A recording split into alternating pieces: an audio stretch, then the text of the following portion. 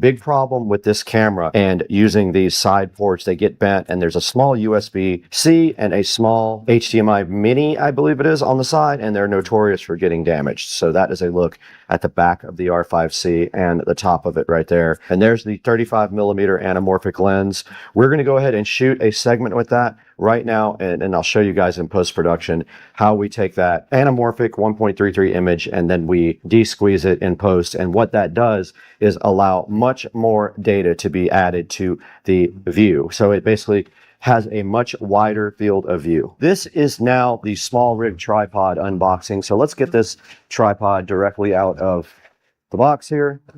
Let's see what's inside the bag, and let's see if it actually does work with the small rig cage. All right, we got the small rig tripod undone. Really cool packaging. It was packaged very nicely. No issues at all with that. It's pretty cool. It has red anodized rings and some red anodized clamps right here. Okay, it was pretty simple. I watched the video here. What you do is unscrew this part on the tripod a lot. This little piece that goes right here comes out, and then that piece screws directly to the bottom of the camera, just like that. Pretty easy. Now the camera should just sit on top of here and be screwed back down to tighten it up.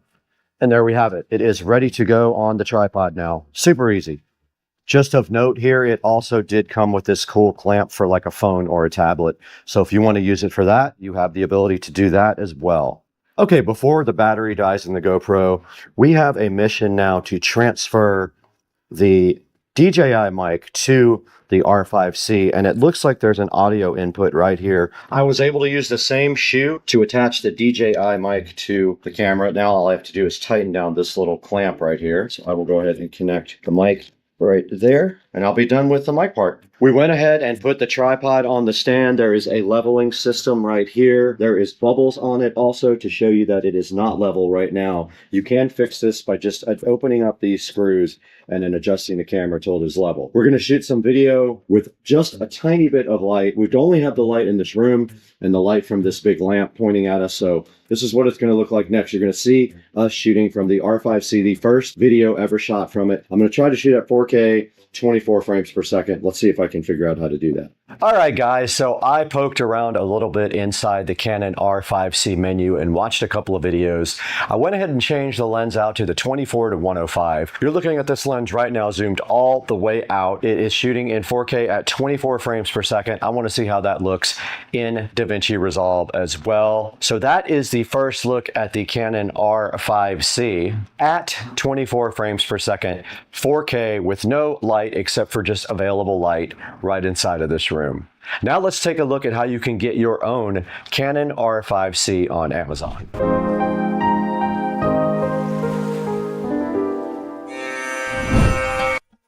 All right, we are right in front of Amazon right now, and we are actually using the Canon R5C as we speak. And here is a good example of a refurbished R5C with lenses and memory and things like that. Beware of some of these though, because they are also sometimes foreign cameras, which may not have a warranty. So sometimes these good deals come with the caveat that you got a foreign camera, so it's not a US based camera.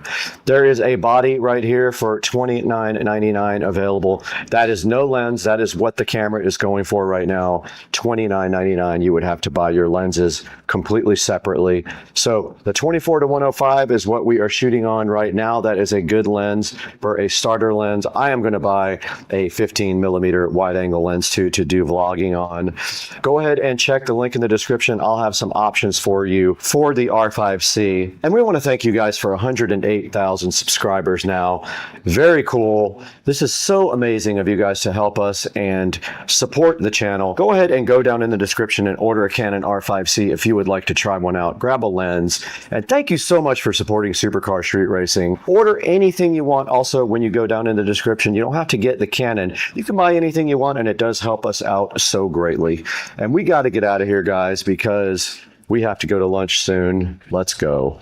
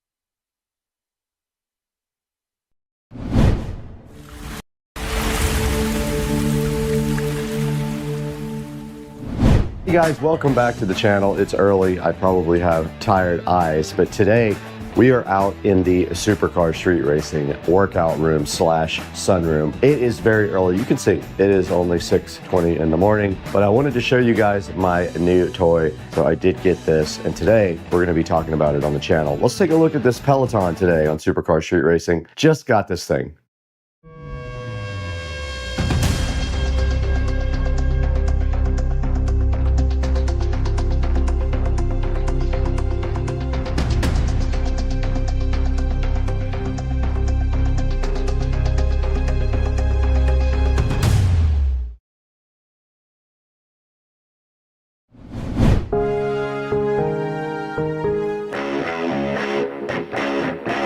We're in the supercar street racing sunroom today. It is early. I am tired, but I am trying to wake up. I have my energy drink over here. But today we're going to be taking a look at this Peloton. I have not used it yet because it came with the pedals that require clip-on shoes. My feet are so bad, my bunions are so bad that I bought the pedals that convert this into a normal Peloton bike. It will have the caged pedals. They are sitting in the other room. Let's go grab them. I think they just clip right onto the existing pedals. So these are the existing Peloton pedals. They are clip-in style. You just clip your shoes right in there. These are actual Peloton shoes. You can see right here, they strap in and there are the clips. I do not care for these at all, and I know they would kill my feet. I need to wear regular shoes when I'm biking. So let's go take a look at the things that I bought for the pedal that should just clip right on.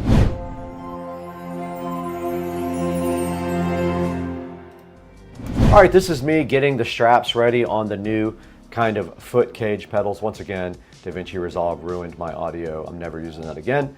But here we are getting these pedals ready to go on the bike.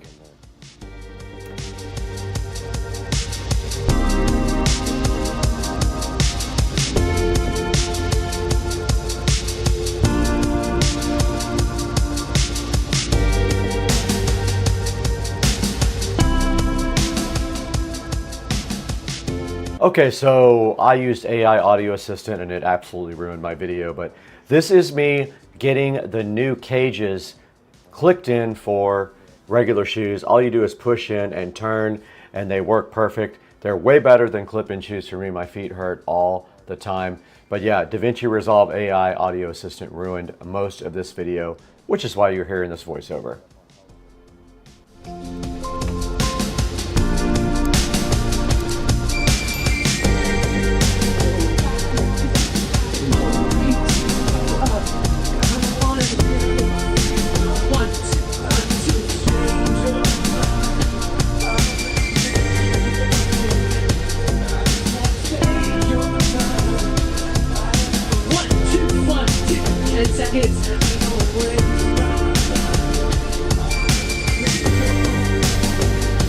This one is 3, 2, saddles, 5 off for over, just like.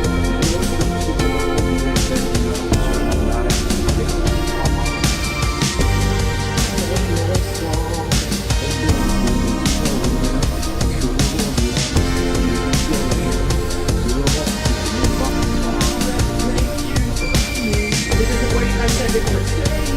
Last time I did a saddle, third final.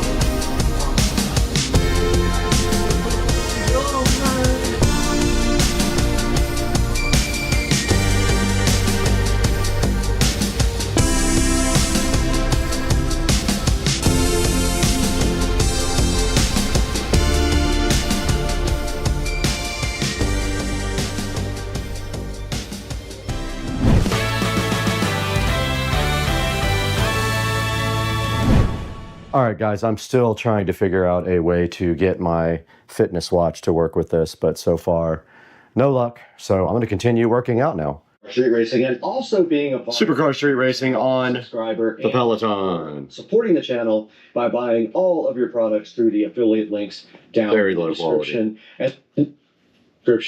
And look at this, guys. We have 61,900 subscribers today. And this is all because of you, and we owe you a huge. Please like and subscribe. It helps me out so much when you do that. We got to get out of here.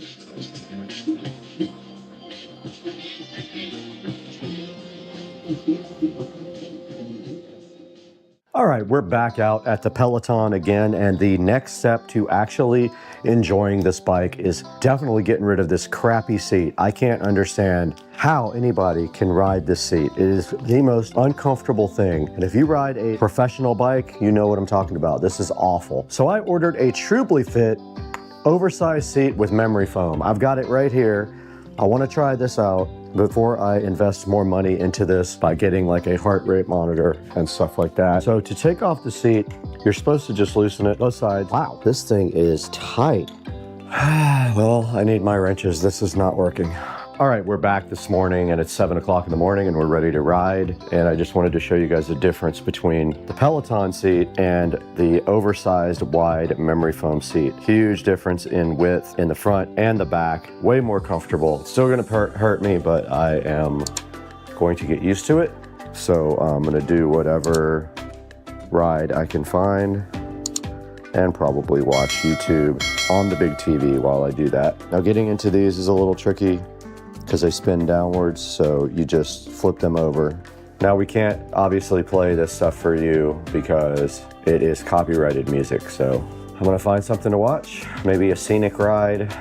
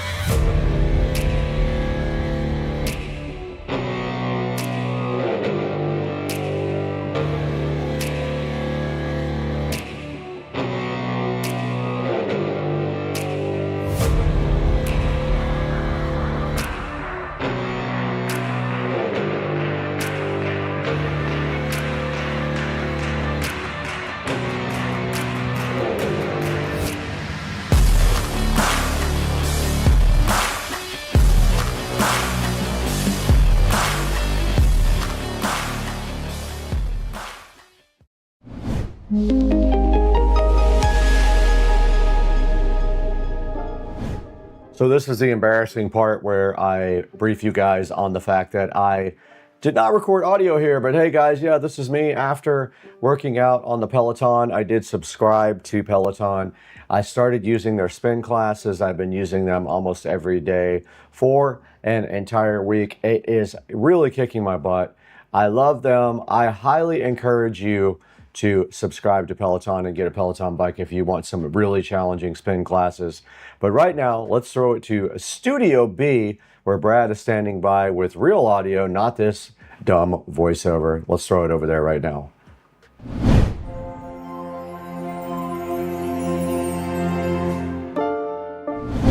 Guys, we're back in Studio B. We are in Studio B at Supercar Street Racing. You guys can see behind me, this is the office and our second studio when we don't want to go out to the big studio. And today, you guys just saw the video that I got a Peloton bike. This was given to me by a friend for 100% free. Now, you can get a Peloton and use it for free, but you cannot use any of the programs unless you subscribe. There's a thing called Just Ride, I think is what it's called, but you have to factory reset the bike. Then you can do Just Ride and it'll just show you your stats. You won't get any kind of video or anything like that. So I decided to go ahead and give Peloton a try. Why not? I mean, I'm trying to get back in shape and I'm doing pretty good so far. So I thought the Peloton might help me in this journey. So we got this Peloton. I did go ahead and replace the pedals. There'll be a link in the description to everything that I did on the Peloton. I replaced the pedals and I replaced the super painful seat. The seat is unusable for most people. But the new seat I got with the nice memory foam did go ahead and allow me to ride the Peloton. I've been doing it for a week. I've been doing spin classes too, and they've been really kicking my butt. I'll be covered with sweat from head to toe, and that's, you know, that's a good thing when you're sweating that much. The Peloton's nice. I think I have the Peloton Plus. I'm gonna put a link in the description to that so you guys can go ahead and buy your own Peloton. When you do, I wanna go ahead and bike with you guys, so please let me know. We'll go ahead and add each other on Peloton. We'll go on bike rides together. It'll be super fun. Get yourself a Peloton because it will really get you in shape. It will definitely motivate you because you have classes to choose from. You can do pre-recorded classes or you can do live classes. And when you do, you're biking with other people, so you're never just sitting there by your absolute self. So go ahead and try it out. I think you're gonna like it. If you can get over the initial cost of the bike, there's a $95 fee if you buy a used one to go ahead and activate it. So keep that in mind if you do buy a used Peloton. Guys, the Supercar Street Racing dashboard is right here in front of you, and you can see I have 160,396, or let's rephrase that, we have 160,396 subscribers. We got a couple of really good videos out right now. Please watch the Crutchfield video. It's super important that you watch that for the channel and click on the affiliate links on all my videos, especially Crutchfield. Leave a comment. Let Crutchfield know how you feel about Supercar Street Racing. Thank you for 160,396 subscribers. We got to go to Joe's house. His laptop is absolutely hosed.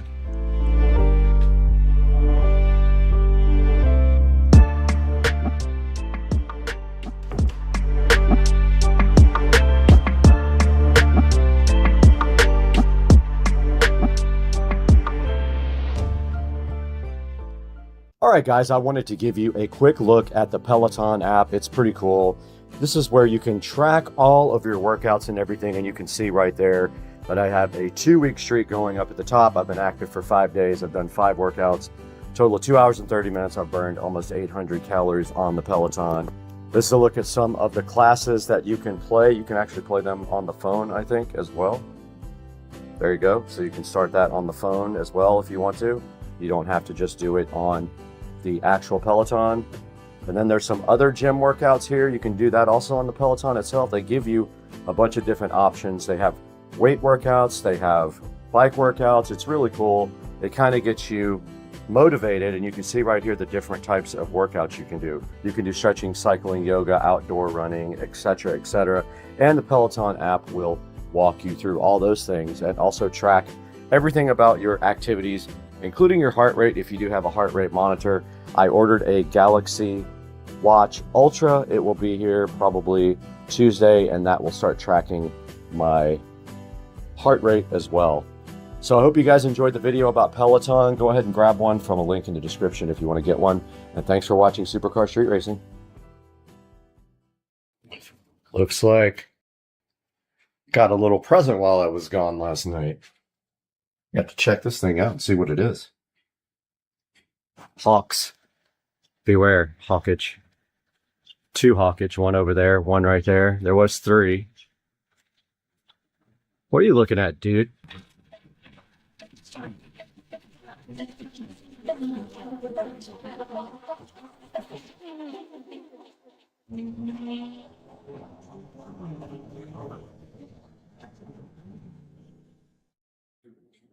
All right, guys, we got the Sofu Core ceiling fan for the patio. And I think it's hilarious because it's an LED ceiling fan, but there's no LED. Ah, it has a remote too? I didn't even know that. I bought a Wi-Fi controller for it, so ooh, I wonder how that's going to work. We may not be able to use the Wi-Fi controller, which is going to be a bummer on this guy because I bought a specific smart Wi-Fi controller. I didn't know it had a remote control. But anyway, here's the 52-inch ceiling fan for the patio. That's, I like to call the head shopper offer because we're going to see how low that thing is. Remember, the patio's got a beam that hangs lower than the roof. So it puts everything down about 4 inches. Like that guy. Yeah, let's take a look at this. Let's open it up. So that is a big concern that this thing has a built-in remote, because there may not be room in the bell for my remote. So we're going to see if this thing can have to be returned or not, but I really couldn't find anything I liked. This guy had a also supposedly solid wood blades, which is definitely a plus. Looks like it actually, yeah, I don't know if those are real wood. Yeah, maybe so. Got a little instruction manual here, use and care, and blades. Yeah, those aren't real blades. Those are plastic, you can tell. Now here's something interesting. Here is the remote kit, which basically is, yeah, this is just a regular aftermarket remote kit. Only difference being it's got a plug, so that might be a problem for my Wi-Fi kit, because I don't know the wire that goes on this thing. I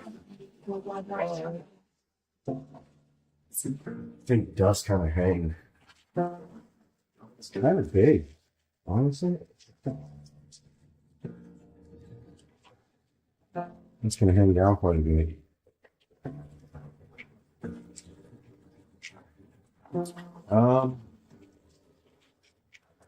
Yeah, I'm going to have to go outside and see how far down that's going to hang. This is the top. Believe, yeah. This is the top. Good. No. That's the bottom.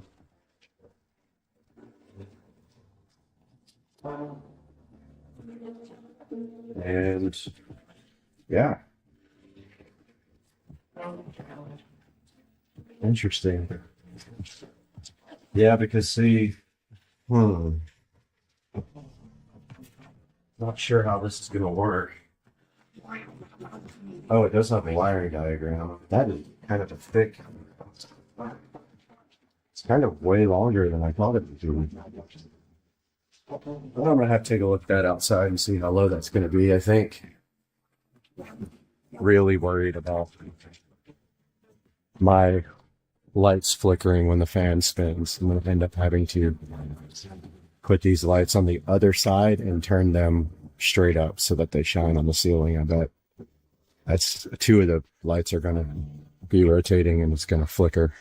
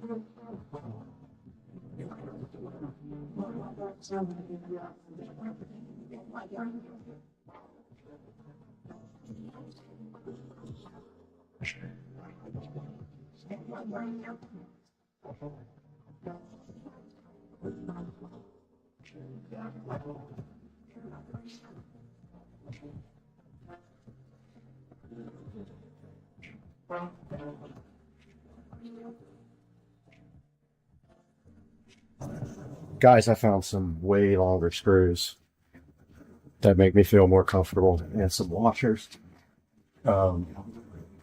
Because honestly,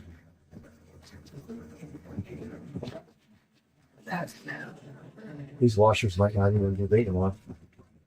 Oh yeah, they are. Okay. Yeah, that's going to work out way better. Yeah, these lights are going to flicker like crazy. I already know it. I really wanted them to be completely away from the fan, but the problem is that the wires aren't long enough, of course. Let's see if I can get these in without stripping them.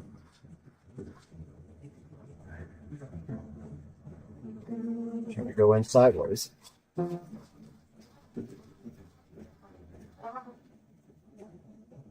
Okay. Got one of those in.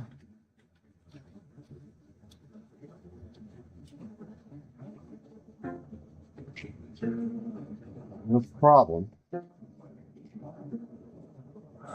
It really wasn't a big deal like I thought it was going to be. And next. Oh,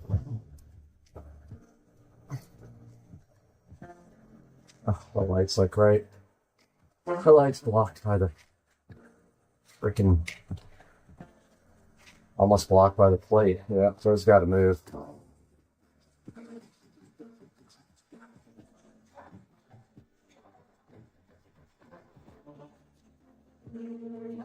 You're kidding me. This thing broke already.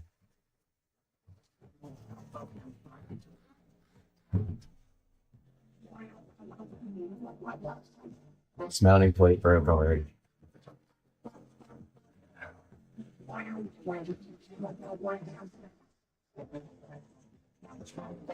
Thing.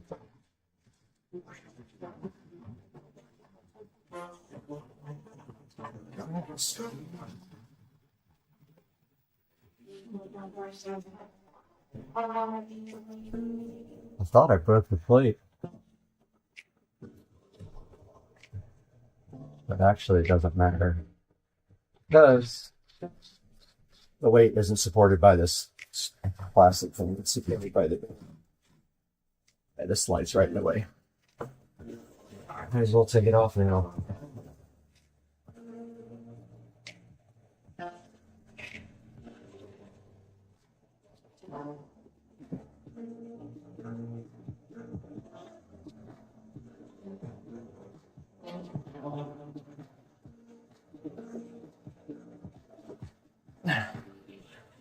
This is not going to work.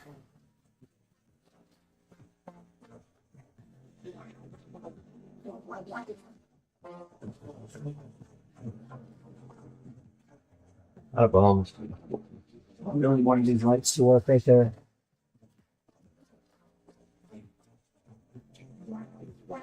We're not going to.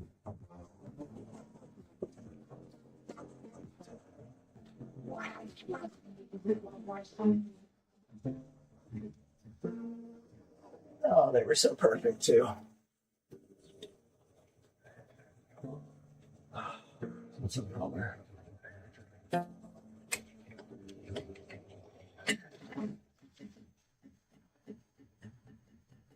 All my work for nothing. I'll tell you one thing though, this plate is not going anywhere for the fan. I've got to strip these lights out. Or lights, I mean the screwdriver. Screws. I'm all over the place, dude.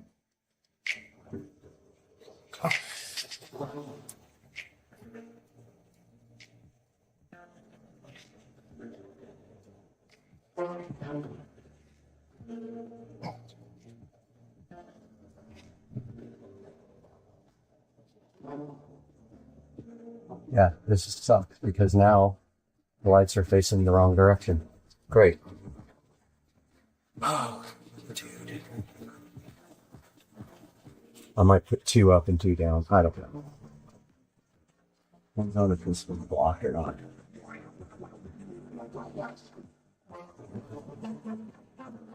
This.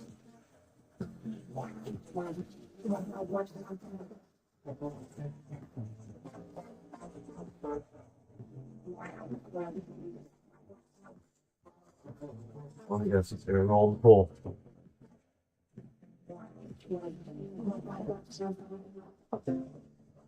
I can't get the light over the. Oh no. Seriously. Seriously.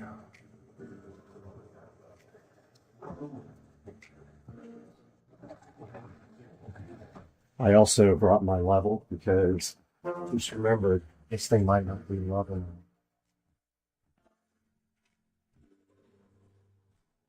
So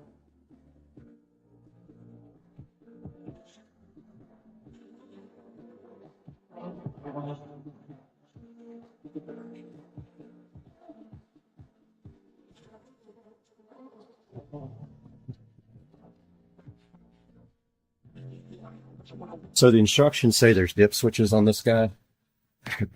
I don't see any dip switches. Got my utility knife, my wire strippers, and it's time to do work.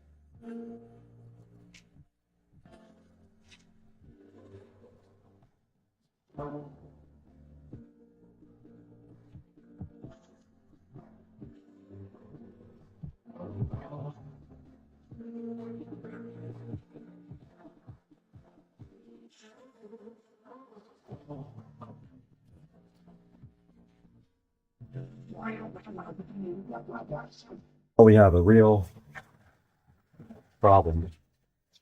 The screw heads broke off. Not broke off. They stripped out.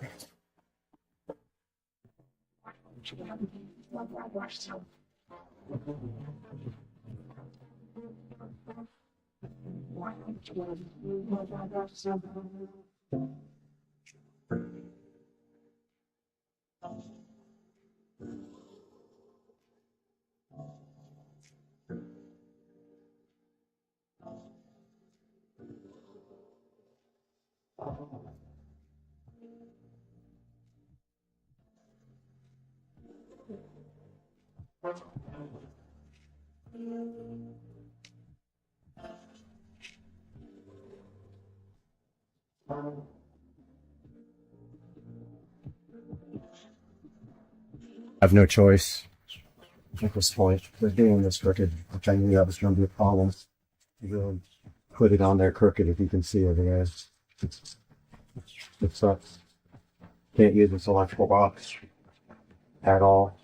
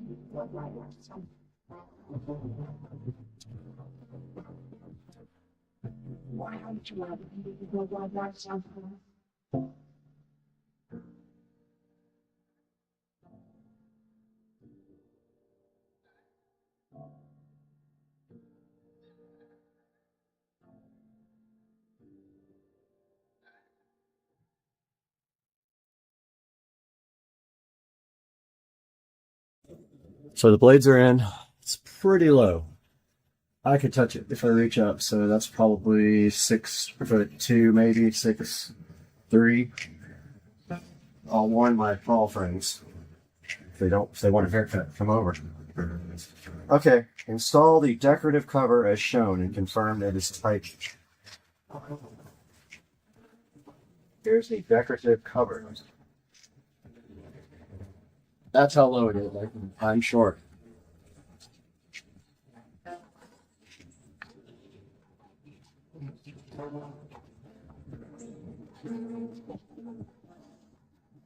Okay, come on.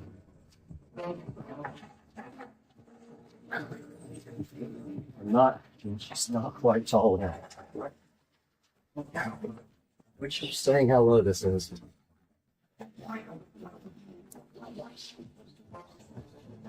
So this just spins on basically. And it looks touch. And that is it. And it's installed. I don't think there's anything else to do, except now I have to work on my lighting.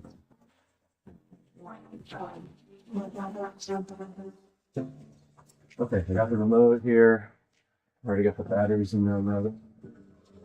Good thing about this, there's no light. I didn't want a light on it because it would obviously be lower. Obviously. Okay. Well, we can't turn it on yet because my wire is in the way. That will cause problems.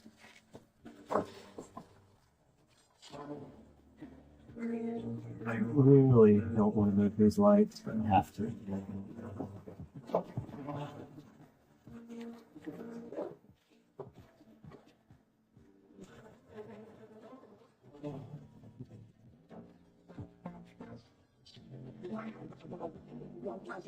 Next thing happens, this thing can come off and fall into the fan.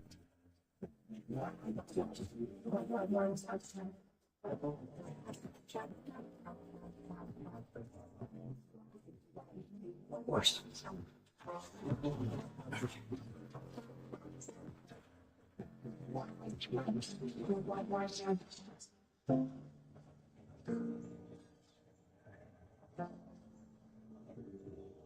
Oh, that's nice.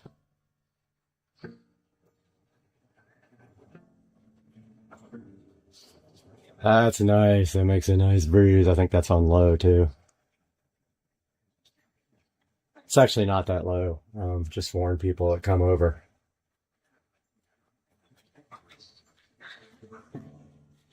I think that's low. Speed.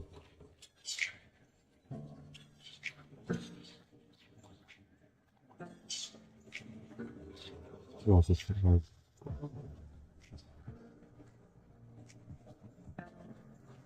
Let's see. That's awesome.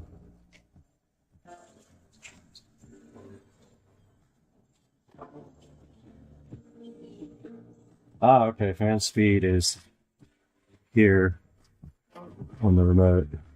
1, 2, 3, 4, 5, 6.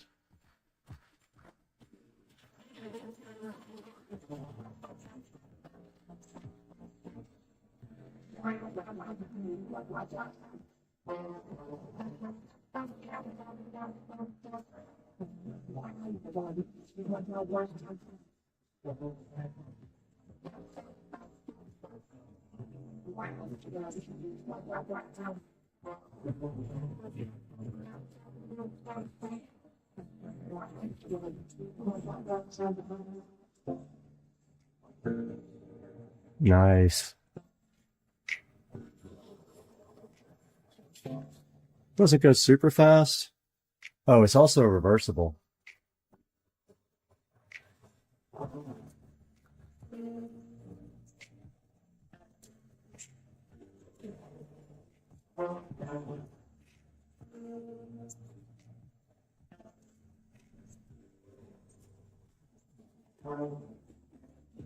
Looks pretty balanced. Let's get rid of that.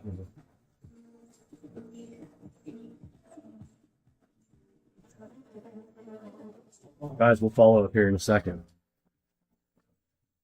All right, ladies and gentlemen. So I ended up pointing these two sconces upwards because they are going to flicker if they shine down through the fan. So there might be still some flicker. If there is, I'm going to have to think about this whole setup here. They don't make extensions for these wires, but I think that I could manage to extend them even though they don't recommend it. I don't believe them. I think these will work fine with short extensions on them. I don't know what kind of wires those are. Honestly, I don't know if I'll be able to buy some or make some. For now, this is going to have to do. I kind of wanted one on each side in the beginning, but I wanted them facing down, but I don't want flicker. And let's check out the fan. And I said, let's check out the fan. I thought you just pushed the power. Oh. So I guess I don't understand how to work the fan, but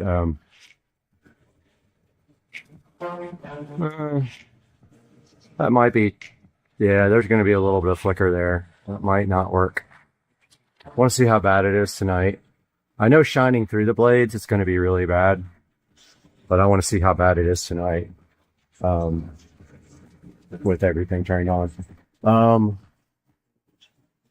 Yeah, worst comes to worst.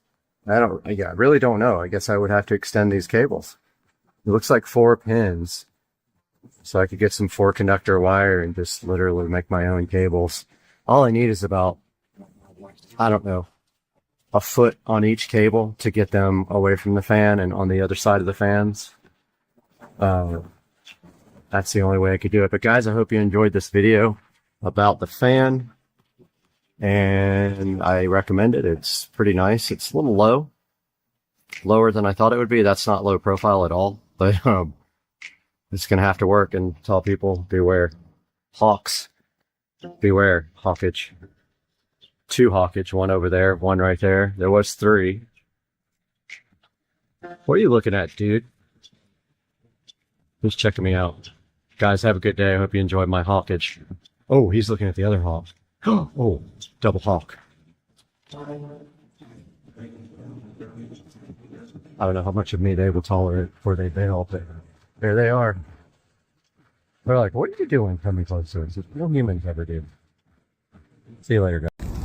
Guys, we are in beautiful Little Falls, New Jersey, and we are heading to the ASUS LZ Invitational this morning shortly. We're going to have some videos from there. I'm super hyped. Headed to ASUS LZ Invitational. We got the drone, we got the alien, we got the drone next to the alien, and we got the peel satisfaction with the alien and the peel and the satisfaction. And it's very hard to peel. And Alright, you ready? Alright, so we've never even felt this before, so let's see what's up. You ready? Yep. Let's do it. Okay, we're gonna hit it from just a roll. Ready? Yep. Here we go. Jesus Christ. Oh my God. Holy fuck. Holy shit. Wow. It's not real. I told you, you feel it in your stomach? Like, oh, wow. It's not real. Is that crazy? Dude, is that the craziest thing you've ever felt in your life? Was I really seeing 119? Yes. Wow. Now you see why this is the fastest production car made? My God. It's like, There's nothing that even comes close it to was this. seriously like taking off in an airplane. More. I think it pulls more. Gee, and that's a roll. I mean, that was a slight little roll, but I've never launched it. Dude, was that cool? That's the first time I ever felt it. So the brakes are a little sketchy in this thing. They're not the best in the world, so you got to be careful about being on 120 and then like trying to brake really Yeah, I noticed fast. that just then. I didn't get on them really hard, but they're not great. Everybody does like carbon ceramic brakes, but yeah, so that's a roll. There's 100 right there. Jesus, that's What do you think, Joe? Damn. ridiculous. You see why this thing's fun, right? So ridiculous. Wow. Don't get in trouble. That's all I can say. Well, the good thing is nobody will hear you. It doesn't even look like you're going fast, right? You're just...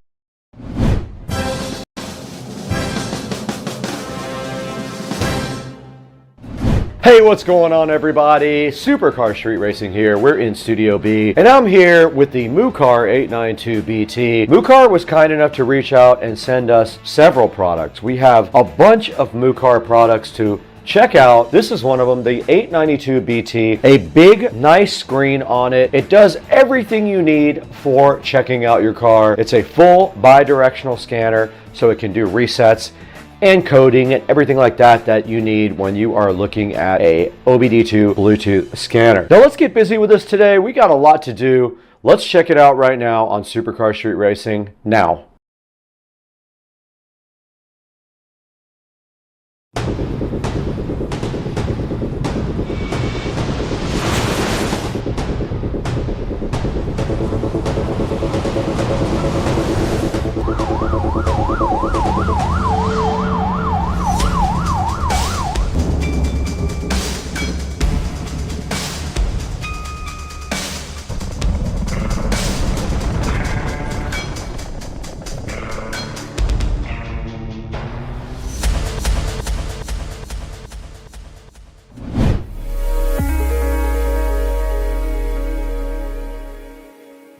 We're in the beautiful Supercar Street Racing Studio B right now. This is the studio that's inside of the house. We have another one out on the outside, that's Studio A. But in here, we can edit and do whatever we want and enjoy the nice sanctity of the Supercar Street Racing compound. And today we have the Mucar 892BT, not related at all to a cow. It's just an OBD2 scanner that does bi-directional full screen scanning, ECU coding, 35 different services, FCA auto off. It does CAN, FD, DOIP, and it has free lifetime upgrades. Now the best thing about this thing is it is a 8-inch screen, ultra large display, runs on Android 10. It has a 4-core processor, 4 gigs of RAM, and 64 gigabytes of storage on the tablet.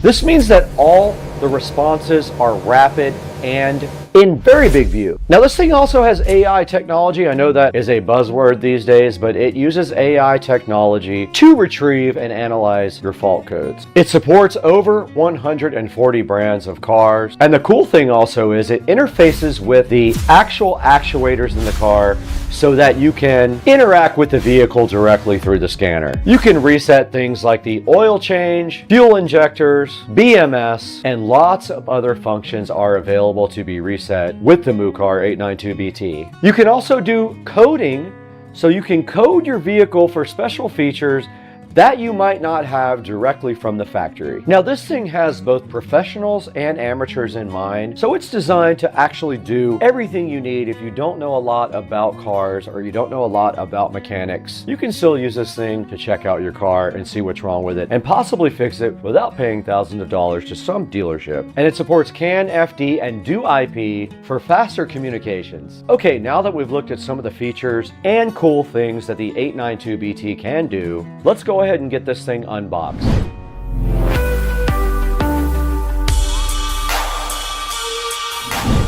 All right, everybody, this is the Mucar 892BT that we're going to go ahead and take a look at and unbox today. You can see right here, very clean on the outside of the box, and there's what the top looks like right there. Let's get it flipped around for you guys. And on the back, it just shows you a lot of the product details. Professional automotive diagnostic tool right there, and that is about it. There's not a whole lot to see on the outside of the box, so let's go ahead and unbox it now.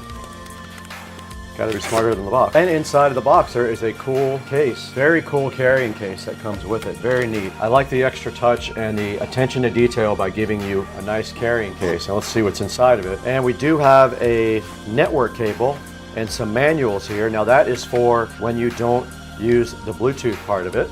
And then here is the actual tablet, so flying fresh right inside of there. Really cool looking black with some blue highlights and a kickstand on the back. And it also does have a magnetic OBD2 Bluetooth reader right here. It sticks right on the back right there for you. And there's what the tablet looks like right there. And if you go ahead and power it on just like this, it should be charged up. Let's see. It is. You can see it starting up right there. There might be a slight glare on there. Now I cheated. I already powered this guy up and I did update it because it takes a few hours to go ahead and update. So I've already done that part, but it is booting up right now, as you can see. And checking on the inside of the box, we do have a wired OBD2 adapter with that network cable that you can use, or an OBD2 cable that you can use. We've got a Ethernet adapter to USB. That is for this side of the tablet. If you were to get on this side, with the network cable, we've got a USB charger, and that is basically it. The rest of everything with the Mucar needs to be done in the actual truck, which we are going to do. We're going to take it across the street and check it out over at Rich's house. Let's get across the street right now and go check this thing out.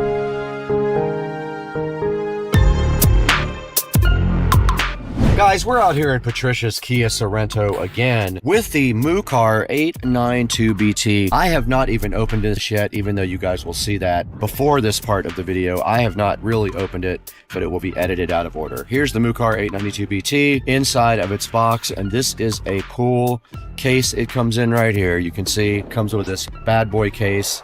Let's get it out of the case and then get the case where we don't need it because we're not going there. Now, opening this, look at this cool presentation. You get this really nice case with the Mucar 892BT. Let's go ahead and open that up and get it out of the box and out of its case. And inside we have an Ethernet cable there. I guess you have the ability to connect Ethernet if you do not connect via Bluetooth. Here is the actual tablet. There is a charger inside here as well. There is a USB-A to USB Type-C cable in here. There is a Ethernet cable, and there's the OBD2 adapter that goes from a male OBD2 to either a female OBD2 or your Ethernet cable right there. I'm assuming you would connect this Ethernet cable from there to the MUCAR to go ahead and use it that way. Now, I don't know if this is charged up. There's the Bluetooth adapter on the back. You can see it looking so fly and so fresh. So that's all we need. And she does have a USB Type-C cable laying here so conveniently for us to plug into the MUCAR in case it is not charged. And on top, you see the USB-A connector and you see the USB-C. The USB-C is going to be for charging. I went ahead and connected it. Let's see what happens on the screen. And then we have a peel set right there, and it did light up. There is a peel set, and the MUCAR is lighting up right now. On the back, all we have to do is take off this OBD2 port thing and throw it into Patricia's OBD2 port down here. Her OBD2 port is right here. All right, it is in, and there is a green light on the bottom. Let us go ahead and power on. It's powering up. You can see that now. I'm gonna go ahead and connect this thing to Wi-Fi. I'm going to connect to my phone hotspot. Okay, we are now connected to my phone hotspot. Now, this thing is going to want to upgrade, but it takes a very long time to do that. So what I'm going to do is going to go ahead and diagnose the vehicle with the tablet. So I'm going to go to auto search. This is going to look for the VIN. It is scanning for the VIN, and it made a cool sound while it was doing it. It did find the Kia Sorento here. Let's let it load and see if we find the same fault that we found on the other OBD2 scanner. I'm going to select the US model and do a health report on this car. And there it goes. It's starting the health report. Going through all of the systems right now, scanning them. Let's see if it gets an AC code. It did get the AC code. Both of them got the AC fault. Now this is cool because it's looking through all of the available systems, and the ones that aren't available, it says not equipped on them. It is 40% done. 60% done now with the system scan. At 70% now, and the car is at 14.6 volts. Alright, so the same fault code came up on this one as the other one. It is B128111. It did not load anything, so I'm going to Google search it. Don't forget, this thing can also do a lot of maintenance items. It can do resets of your various systems in your car as well. Let's say your SRS needs to be reset, or your TPMS sensor, or anything like that.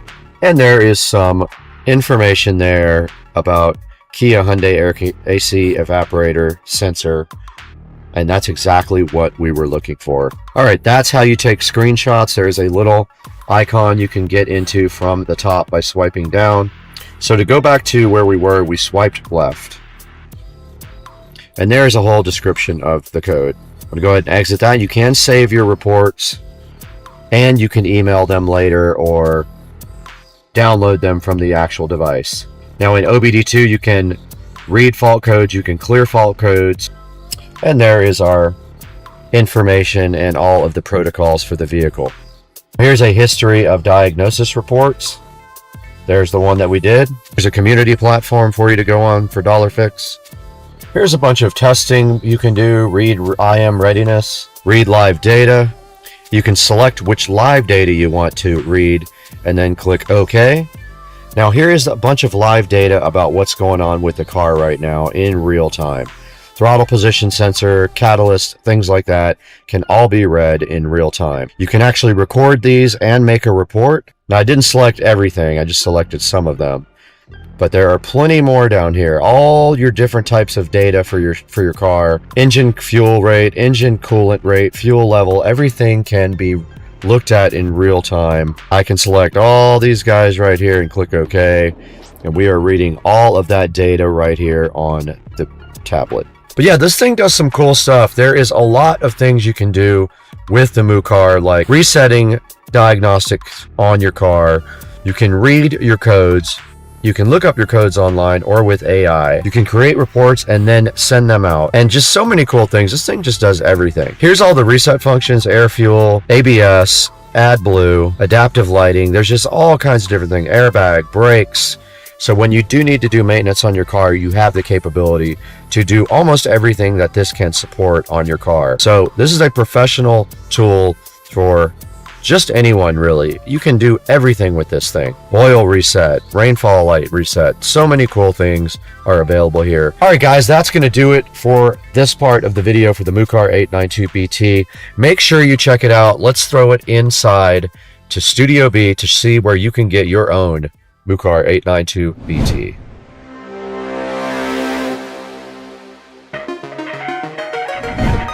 All right, guys, we're back in front of Studio B here to show you guys this 892BT by Mucar AI-assisted bidirectional scan tool. You can see right here, it is $519. It is 20% off right now if you try to go ahead and get one. And this thing does a lot of cool stuff. It has so many cool features. It has an 8-inch display, 4 gigabytes of RAM, and 64 gigabytes of storage. It has AI-assisted diagnostics for you, a full system diagnosis, a bidirectional control active testing, 35 plus services, advanced ECU coding as well, and of course wireless Bluetooth freedom. You don't have to use a cable. And here's a look at some of the different features on this guy. There's all your things that it can do: bidirectional, 35 plus services, do IP, can FD. There it shows you the AI assisted analysis also, and of course advanced ECU coding for enhanced vehicle performance. It makes general vehicles be like deluxe vehicles. You can open up some of the hidden features. There's the bidirectional controls that allow you to change things like your headlights,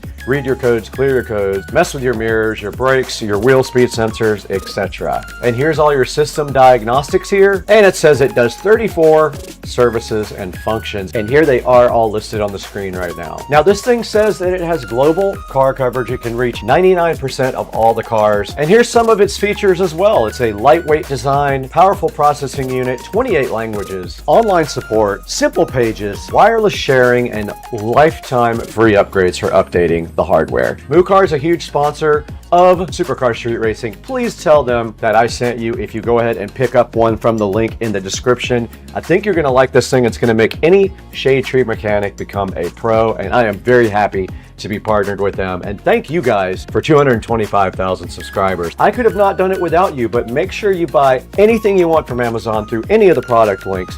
Doesn't have to be that exact product. All you have to do is click through one of my links and it helps me out greatly. We're gonna get out of here right now though. It's getting late in the day and we got a lot of stuff to do.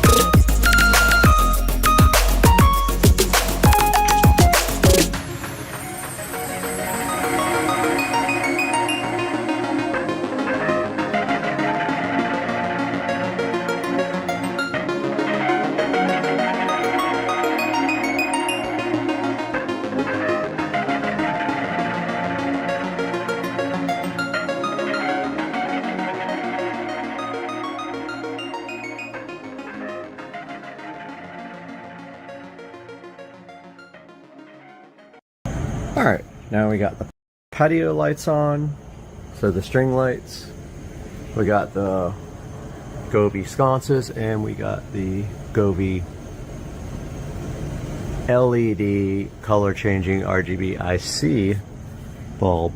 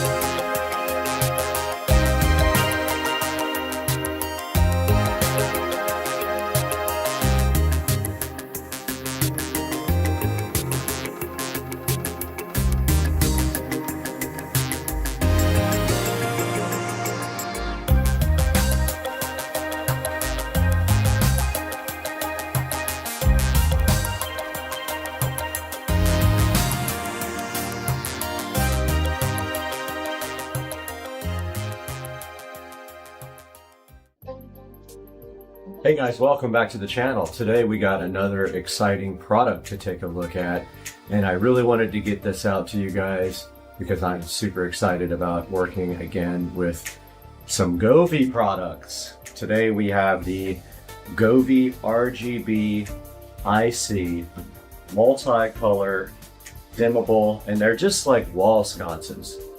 Now, every time I see someone set these up, I always am kind of amazed that they're just kind of strung on a wall with all the light showing.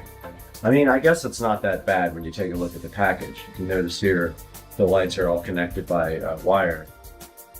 Technically, you could probably put those in the wall, but you would have to drill through, probably, you know, put a hole in your drywall and then drill through the studs that go across the wall. If you have a long, flexible drill bit, you can do that.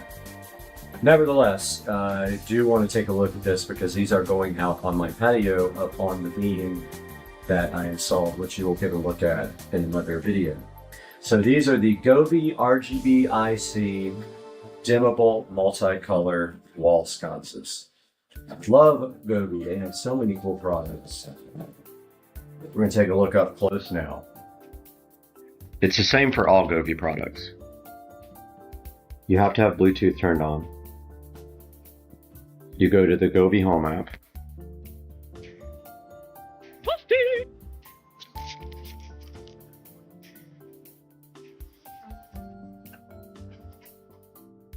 Gotta log in.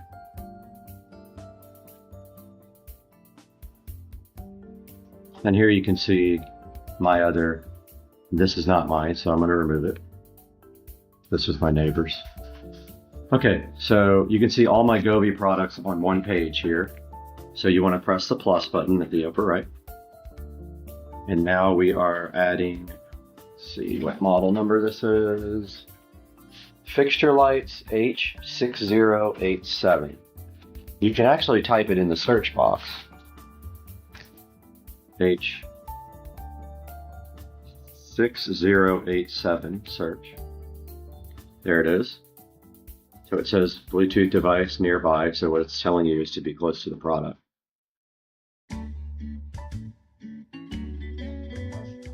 Okay, so it looks like it found it. It's got the serial number. So we click on that. It's connecting. It automatically now it says it's got an upgrade screen. So it asked me if I wanted to upgrade it, but then it actually did not do it. So you have to go into the settings and then the firmware update to accomplish this. So here we go, it's upgrading the firmware. So I haven't quite figured out the layout that I'm gonna put these in. I think I'm going to stagger them back and forth on the beam if they will reach the entire length of the beam, but I don't think they will after looking at the length of the cables that go in between them. And I don't want to try to I want to have to try to extend a cable, and I bet you I can't get longer cables for these, but man, I wish these cables were just a little bit longer. So it's still going through the firmware update here.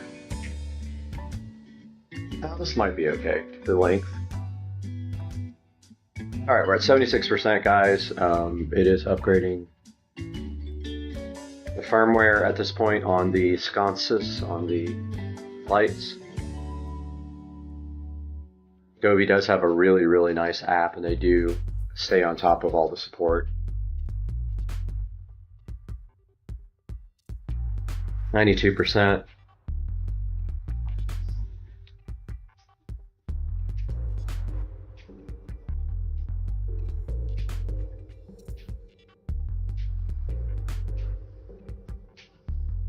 And it looks like it has updated them successfully. So we're going to take a look at how you mount these guys now. Out on the patio now, I'm just taking a look at this light kit and how we are going to lay it out up on the beams up there. We got plenty of room here for the power cable. So I'm going to lay this on the ground the way that it's going to be mounted to see what the spacing is. Don't want to mess these up though. So we'll lay these out very gently. Hopefully not drop any of break any of them.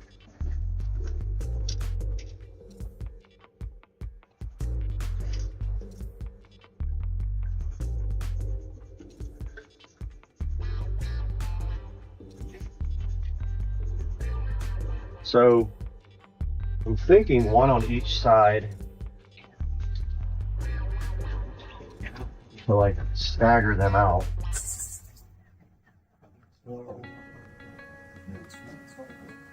So yeah, those aren't very. Oh, of course I dropped one.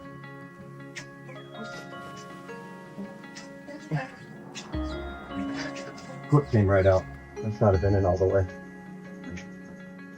Okay.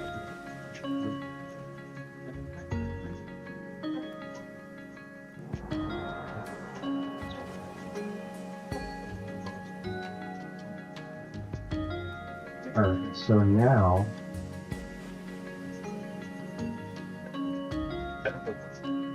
we know how far it's going to work good actually.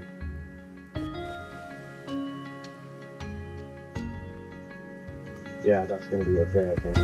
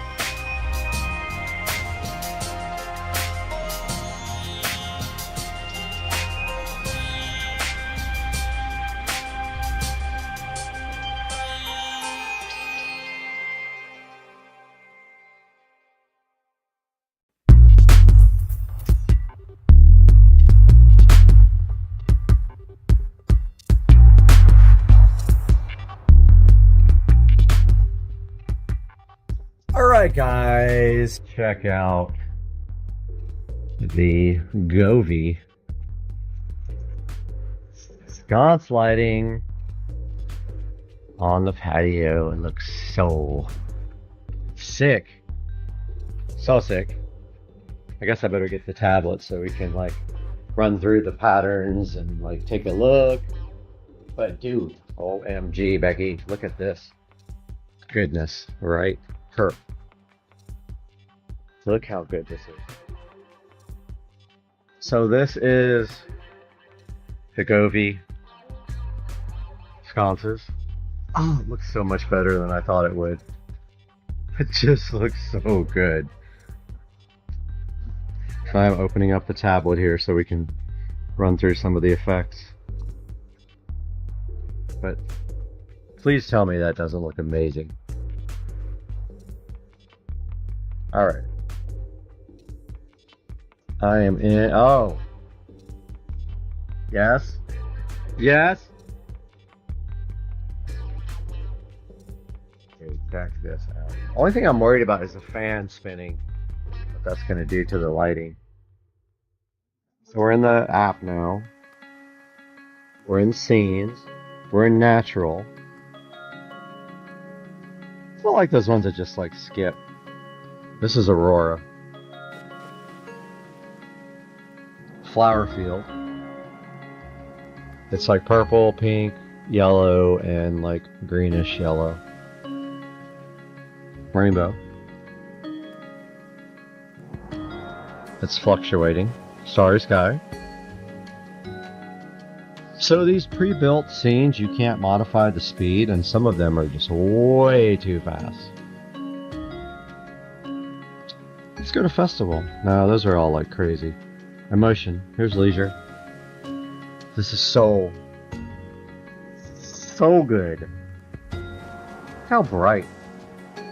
Nightlight. Romantic. Candlelight. Dance party. This is good for, actually really good for a pool party. There's the pool by the way. Oh, we gotta turn the pool light on. Oh. I didn't even think about that.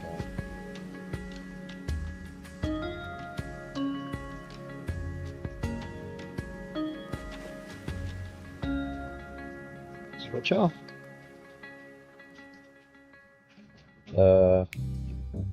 That's not working at all. Let's go see why. Auxiliary 1 must be off on the full box. I can't see auxiliary 1. Alright guys, auxiliary 1 was off on the pool pump controller, the pool automation system. Should come on now. There's the pool light. Of course the light isn't mounted, so it's kind of just laying in the pool on the step over there, but that's what it looks like. Dude, come see the lighting.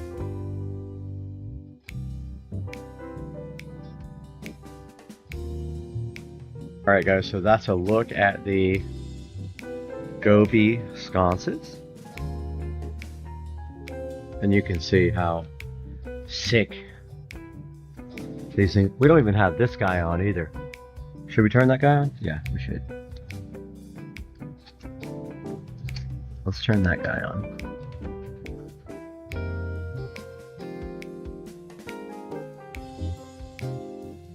Audio LED lamp.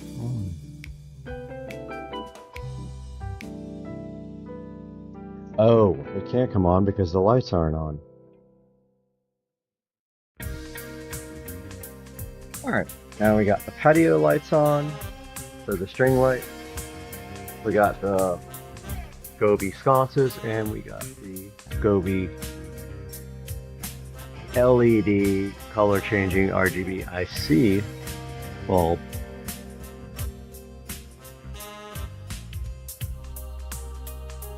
And this dude, I'm putting him on sweet or warm. So good.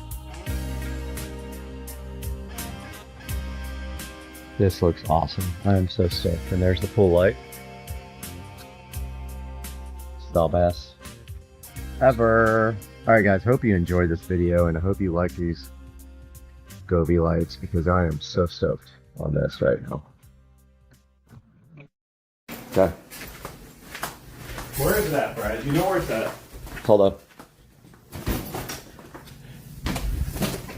Yeet! We don't need that where we're going. Hell no.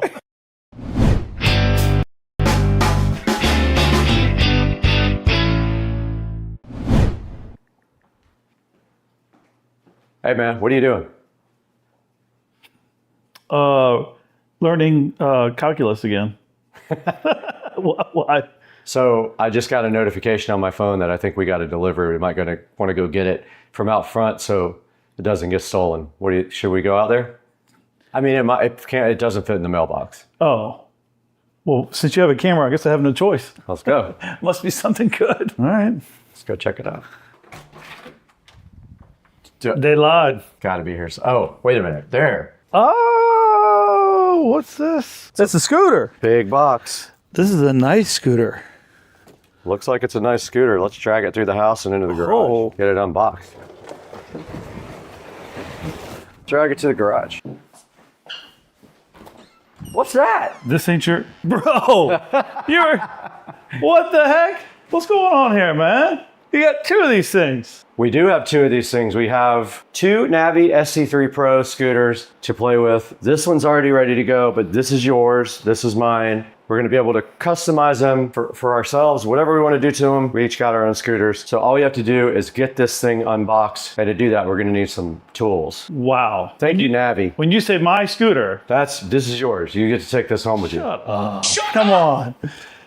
What? That's right, man. This thing's gonna be sick. This thing looks nice. Ready to go. Wow. So I guess today, this is our mission, to get this thing unboxed like this one, and go ahead and see if we can set yours up, get your app set up and all that, and go rip these two things. Wow. Let's do it, man. All right, let's do it.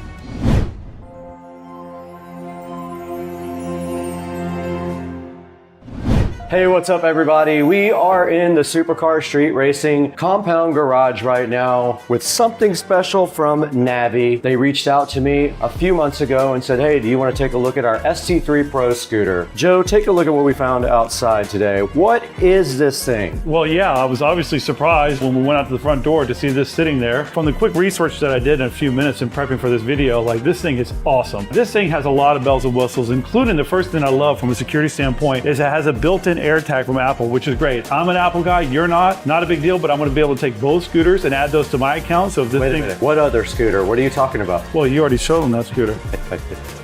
So this thing has a lot of different features to it. One of my favorite is from a security standpoint that it's got an Apple AirTag included in it, which is awesome. This thing has a ton of range, I believe up to like 46 miles on one charge. It'll also go 25 miles an hour, which is scooting pretty fast. This thing is just awesome. There's so many different things that I can talk about, from the suspension to the lighting, everything. This is a super awesome scooter. I'm so excited to have two of these. We have something special planned for these two. We're not going to reveal that. You're going to have to watch to the end of the video to see what happens, but we have something special we're going to do with both of these scooters. One of the scooters is already built and sitting behind the camera. I didn't want to reveal that yet till we had both of them, but we need to get this scooter out of the box. And if we look at the front before we do that, basically this guy has dual suspension. It has a dampening arm for the suspension, and it can climb a 28-degree slope. And if you look over here, maximum power 1,350 watts, which is going to allow you to do some really good climbing and get some good speeds. It'll do 25 miles per hour maximum speed. It has a triple braking system, and this is supposedly one of the best high-quality scooters made. It is not cheap. The box was heavy. It took two of us to get in here. So what do you think? Should we get this thing unboxed? Let's do it. All right, let's do it right now.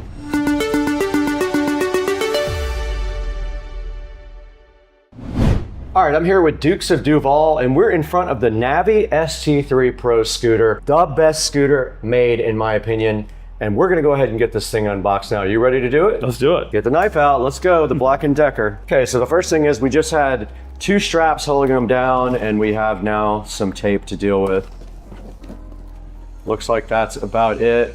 We got some styrofoam, and it looks like in this one, Joe, we have a charger. Yep. So this looks like the charger for it. Just like a regular power brick charger, nothing substantial. And then there's a bag here with a power plug for the charger. That comes also with that. A little bag of screws and a wrench. So we're gonna have to assemble this. It's not much.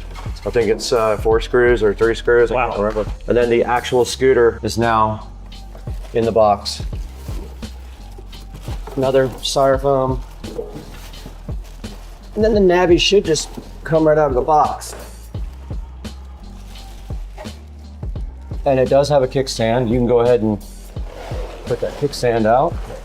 Man, I tell you, this is really nice to come almost fully assembled. Almost like ready this. to go, right? Yeah, So it really is. all we should have to do from memory is lock the front in place with that lever. Locks right in, that's easy. Should be it. And now this stuff here, there's going to be one wire that's going to go down into the front fork right there. So all you do is tuck the wire in like this, the neck in there like that. All right, so now we're just gonna go ahead and install the 4 Allen screws that go in here. They give you one extra one just in case you lose one, but it looks like this is the only screws that you have to use on this entire assembly to get this thing put together, which is awesome.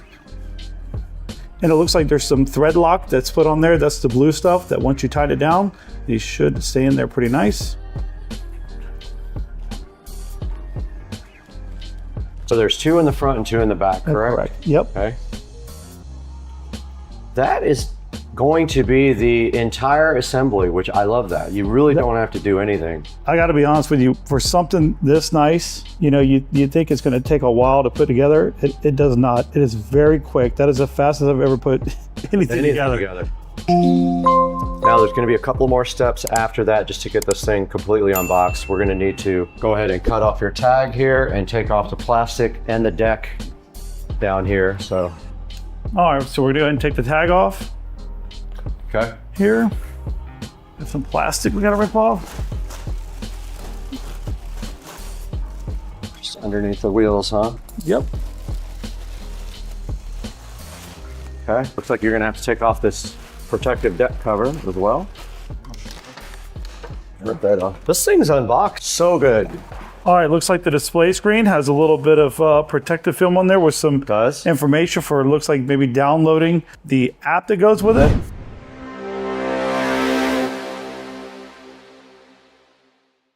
All right, so I just downloaded the app, setting up my username and password, which was very easy to do. Now I'm gonna go ahead and take off this screen protector here, where I was able to find the QR code to download the app, which is very easy to do. Right. All right, now with that being said, I believe we have to power it on, and then we just need to link the devices. All right, power's on. Power came on. All right. Looks like your battery's at 50%. Yep. All right, so you're gonna go ahead and add a device now, huh? Correct. I'm gonna go link the device. Okay, found it already. Look at that. That was fast. Link the device. Cool. Sound like we're connected. Writing. have to So there's register a the writing device. guide that goes along with it.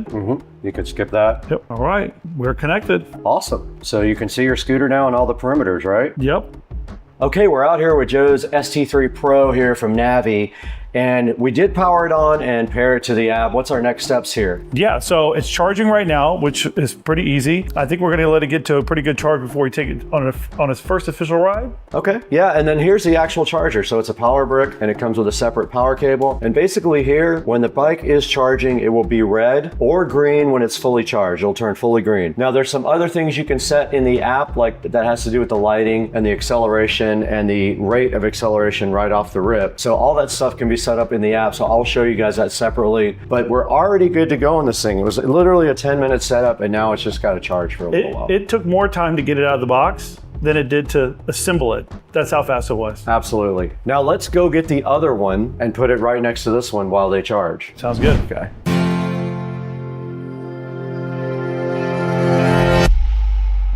Okay, we're back in front of our ST3 Pros. We got both of our ST3 Pros right here on the chargers. I think Joe's is at 58% right now, so we're letting it charge up a little bit. But we wanted to get together with you guys and talk a little bit about the features of these guys. So one of the cool things is there is a variety of ranges available depending how fast you want to go. Yeah, so I think the speed also is indicative to how far you can go. So if you want a top speed, of course, you're going to go less distance. Right. But if you want a longer, then you put it on eco mode. So I think there's 3 particular modes, right? Yeah, Eco? sport and drive. Correct. So in eco mode, you get 47 miles. In sport mode, you get 20. So there's a trade-off there. Yeah, absolutely. But depending on what you're doing and how fast you want to get there, obviously you can change in the settings pretty quickly. Yeah, you just have to plan your trip. Another thing about this thing is that we didn't even know till we started researching is it has a 1,350 watt brushless motor. Yeah, the brushless part is a big thing, right? So a lot of the newer motors are all coming brushless, and what it basically does is it's less wear and tear on the motor, so it lasts for a lot longer. I have a good idea that these things are going to last for a long, long time. Cool, I'm excited about that. It says it might last 10 times longer than a normal motor. I would believe it with brushless. All right, another cool feature of these awesome electric scooters are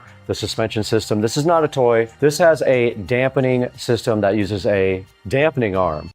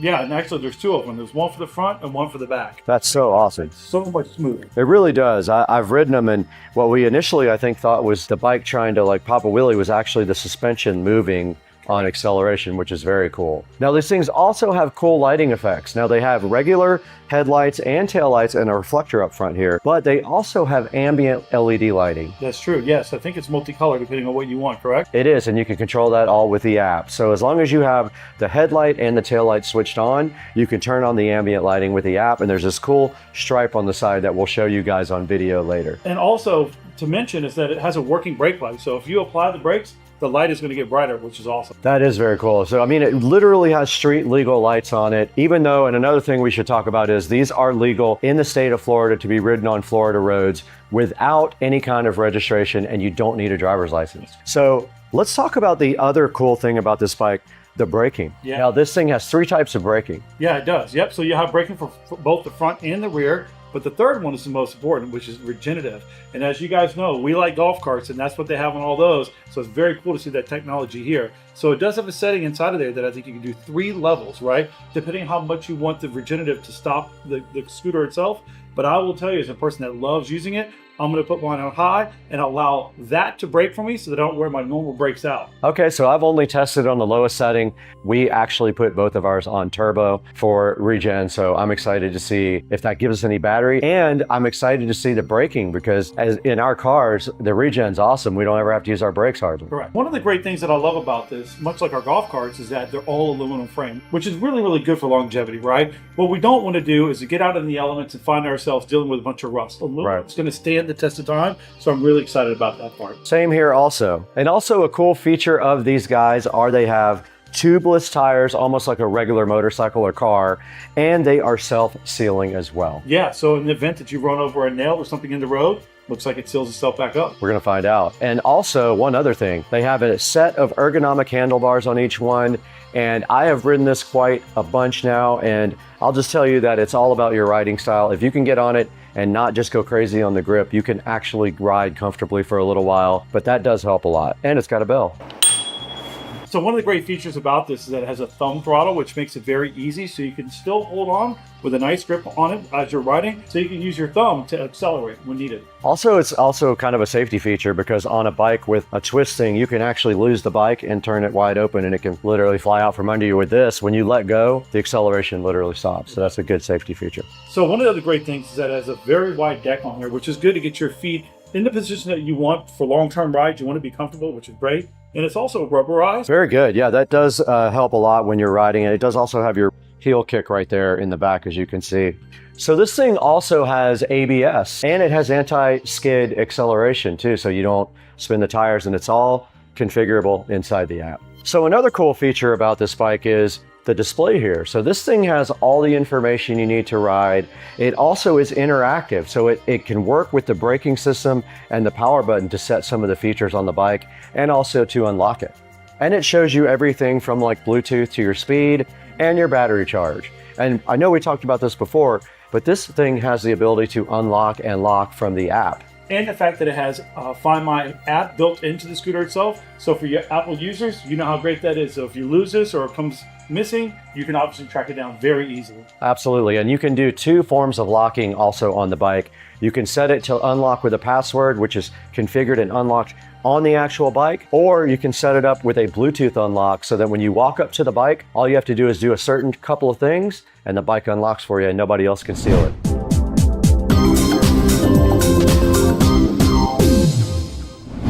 Let's stay close for a little bit.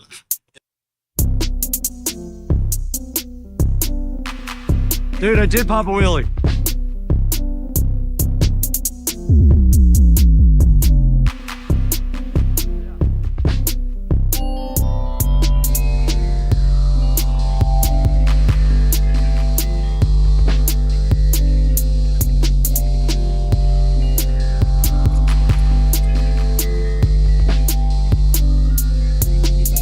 We need something way louder.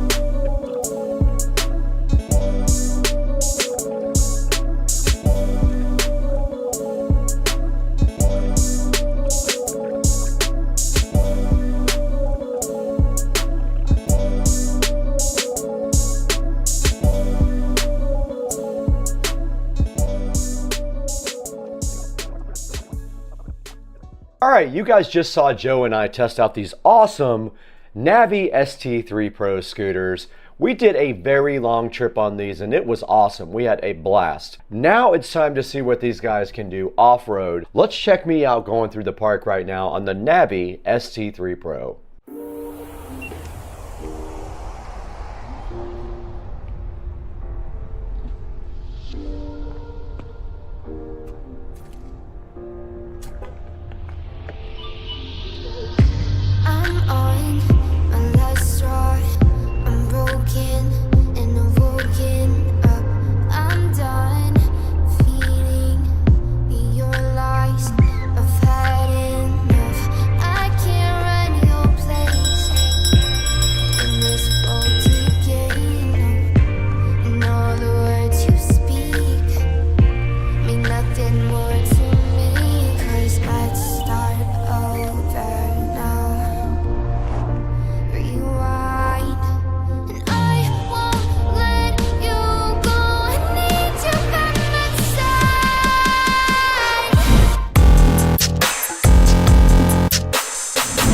All right, what's up everybody? Good morning. It is Sunday morning. It's football day. And I have my USB 5 volt to 12 volt up converter here to try and power the screen for the scooter. So all my plan is right now is to see if this works. If it does work, then I'm going to solder it on, but we need our power bank. Now, we also discovered very quickly that the amount of power going through the bag charger cable was way too high for that cable, and it literally was almost melting. So we're gonna need a different cable for this, but it's really easy to see if this works because I have the wire for the Android Auto screen right here. All you have to do is hook it up and then try it. Let's get this thing connected up and see what happens.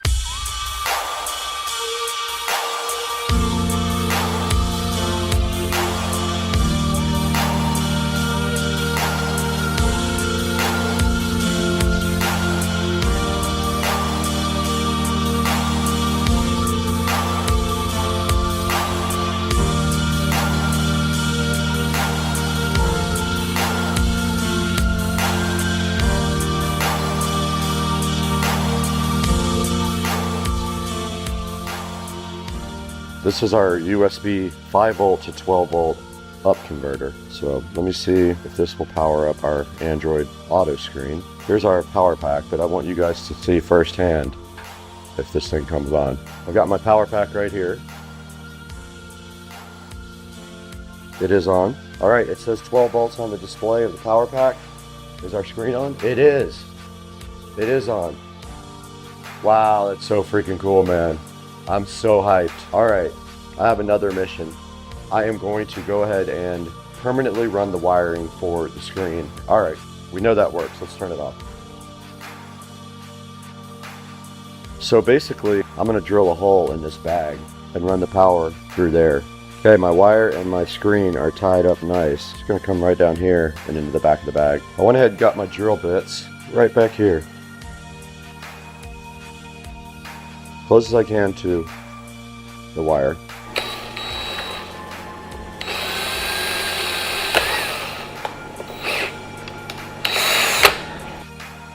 It is very tight, so I like that. I'll just put a little bit of black silicone sealer on the inside around it to keep the water out, just in case I get caught in the rain. But step up converter. Now I'm gonna have to solder this to my other wire.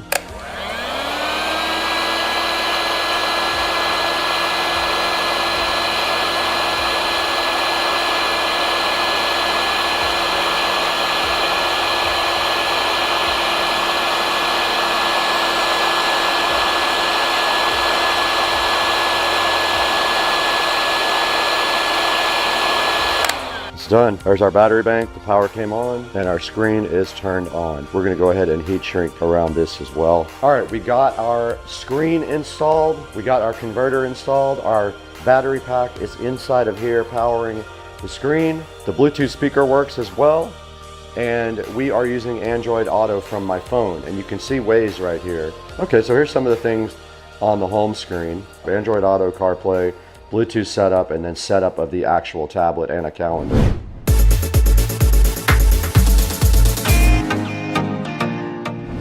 Hey, what's going on, everybody? Welcome back to Supercar Street Racing. We are so happy to have you on the channel once again for something super special.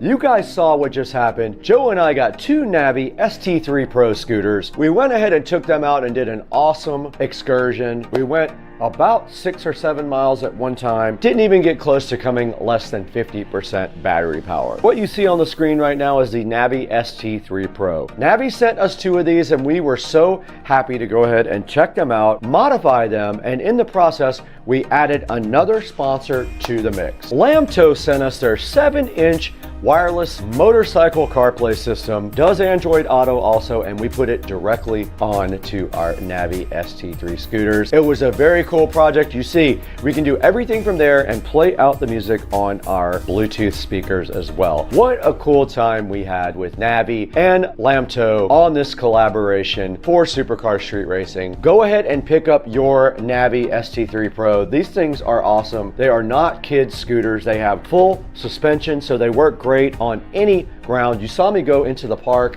as well. They work great on the road, and when you go over bumps, they do an awesome job of keeping you safe. They'll go up to like 47 miles if you keep the power level down.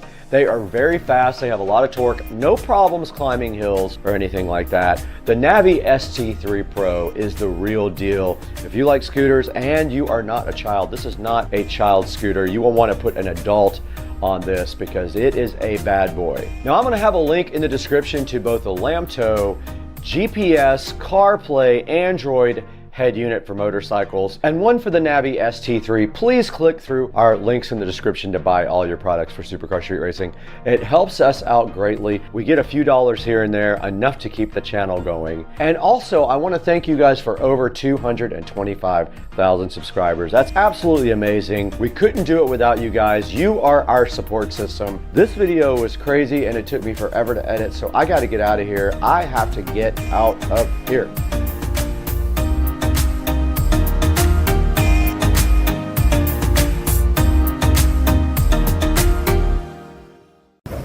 The best sunsets come after the storm. Look at that right there. Look at that beautiful sunset over Florida. Goodbye, Hurricane Debbie.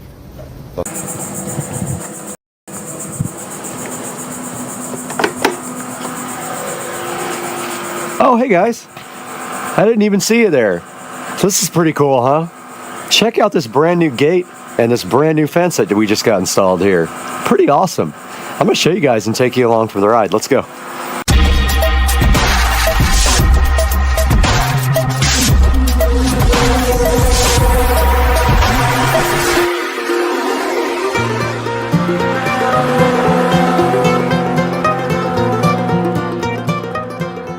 Guys, welcome back to Supercar Street Racing on a beautiful Monday morning, and we were saved from that big hurricane. It is not going to get us.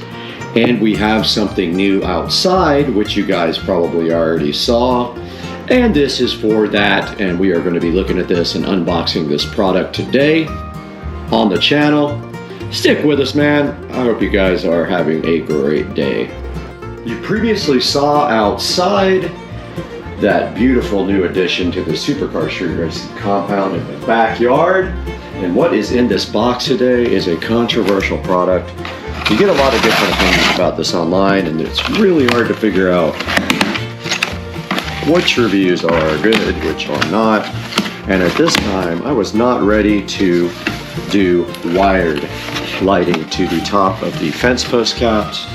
So what I did right here and right now is we bought these Dynaming LED post lights that have decent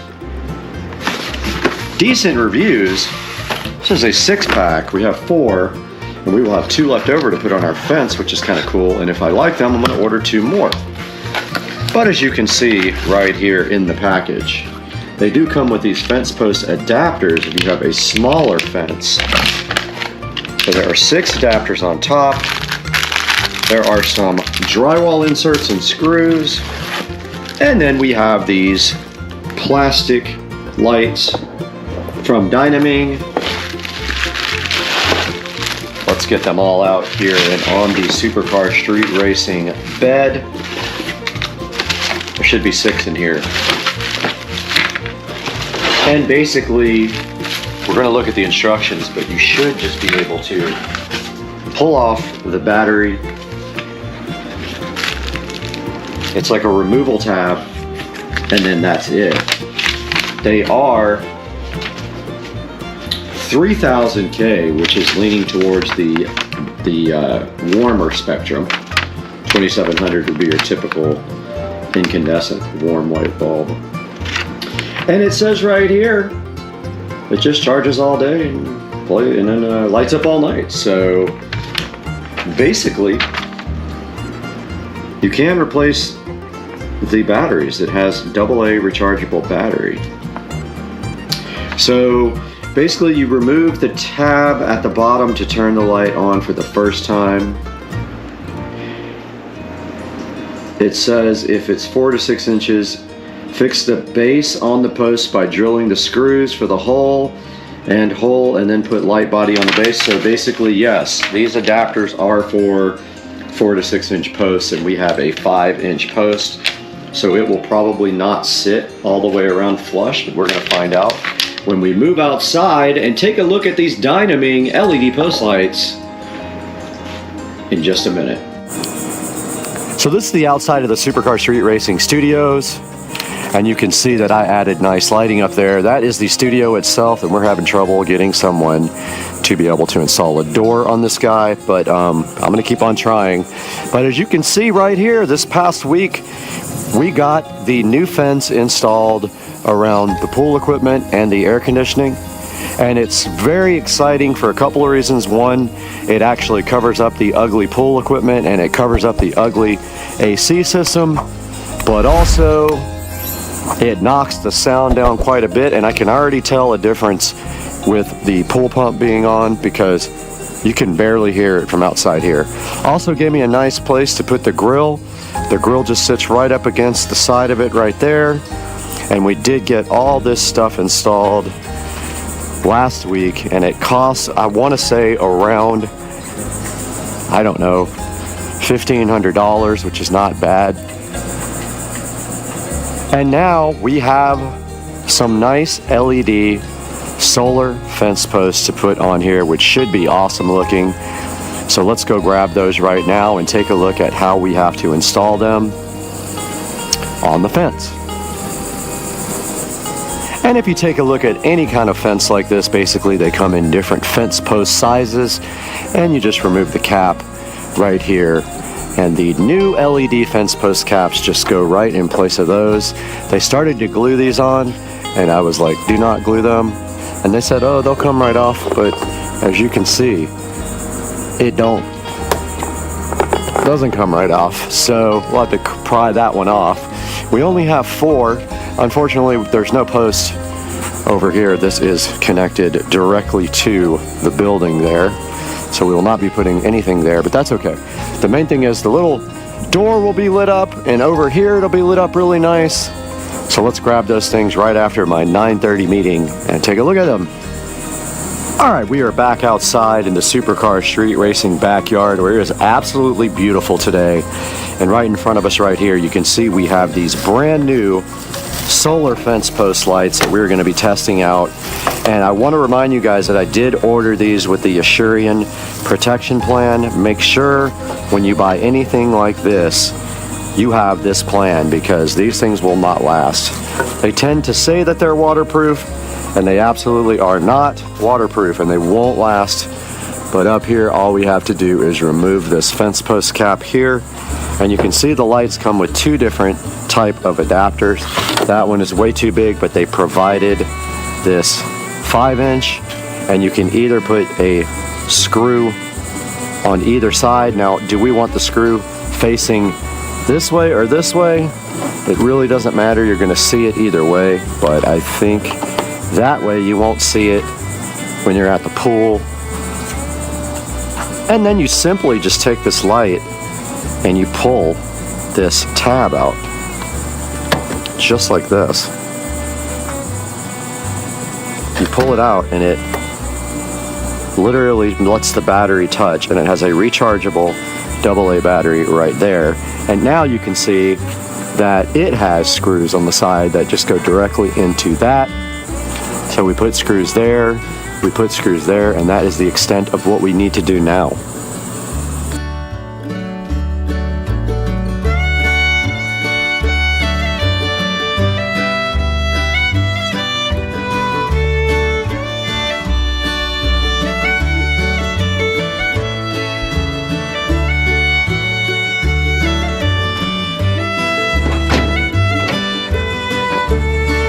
Okay, we are back up on the ladder here at the Supercar Street Racing compound. We have our solar fence post cap light right on top of the post there, where I'm opening these screws, and they gave us black and white screws, and actually silver, not black, not white. But the interesting thing is the silver screws are all really long. I guess it doesn't matter. The black ones, I guess, are designed to go through the sides, but that really is going to show. Let me take a look at the instructions.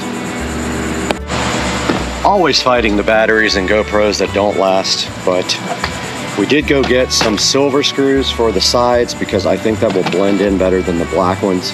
There's nothing black on the entire fence, so I don't really understand the use of black screws instead of silver. And they don't give you any short silver screws.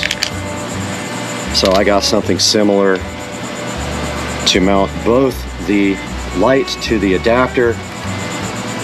So I'm gonna go ahead and put first the screw there.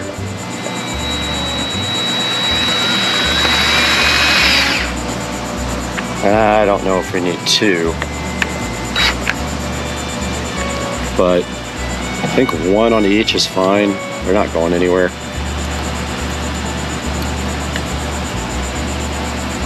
So I'm going to go ahead and put the side one in. This is actually what holds it to the fence post.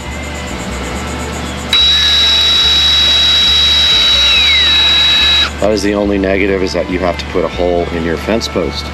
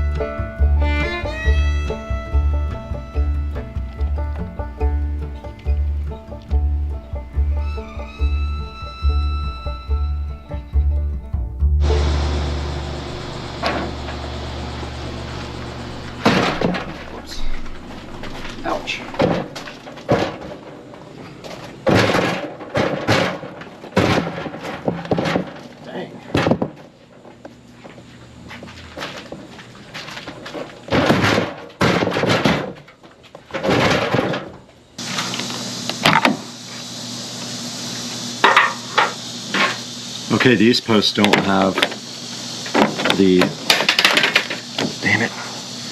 Well, I dropped the light. Maybe it don't work anymore. But this is going to be very difficult to get in. I may not be able to get this.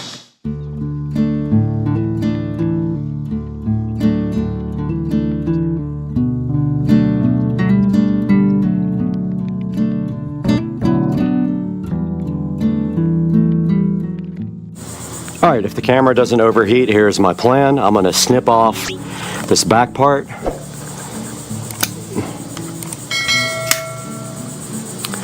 If I can, without breaking everything. Of course, I broke it. I broke that part, so that's gonna have to go to the back now. It keeps cracking. I don't know if this is gonna work.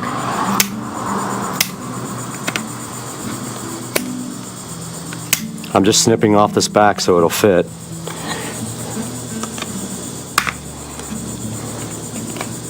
I don't know how long this is going to last. The camera keeps overheating, but I put some white silicone sealer there. And it still doesn't go all the way, and I cracked this side.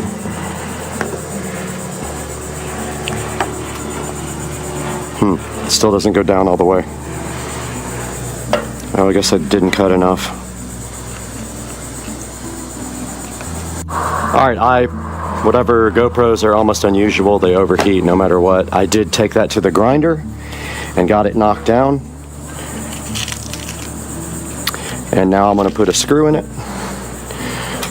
But my camera's going to overheat again, just FYI, so you guys are probably not going to see any of this by the time I get the screw in. That's for the base, and of course. Alright, I got the camera in the shade. I'm just trying to record. I don't know if it's actually going to work or not. But we have our last one here to replace. Let's go ahead and get that done.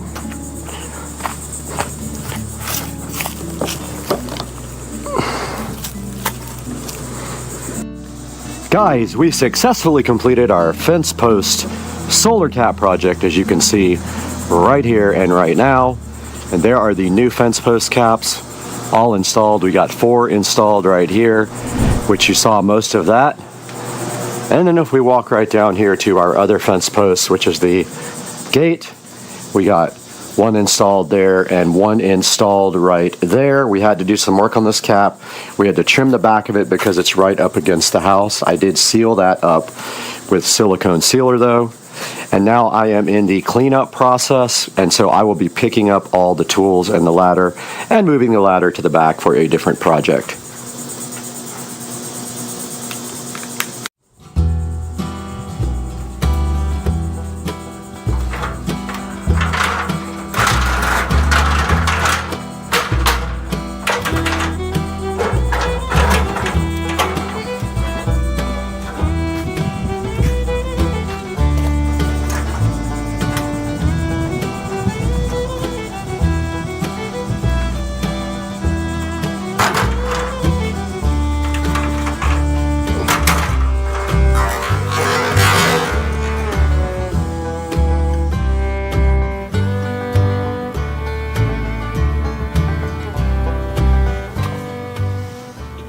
Guys, we're back in the 4K production studio here at Supercar Street Racing, and you guys just saw that we got a fence installed, and it would be right here on my left, and that fence is around my pool equipment and my AC unit right here to the left of the Supercar Street Racing 4K production studio. And now we're taking a look at what we did on top of this fence, and the fence already cost about $1,500. We wanted to top it off with some nice solar LED fence posts. I did look pretty tough and pretty hard for some that had decent reviews, were actually warm white in color, and also that maybe would last. Now, a lot of these don't last at all, so you're pretty much going to need to buy an Asurion protection plan with it when you buy these lights.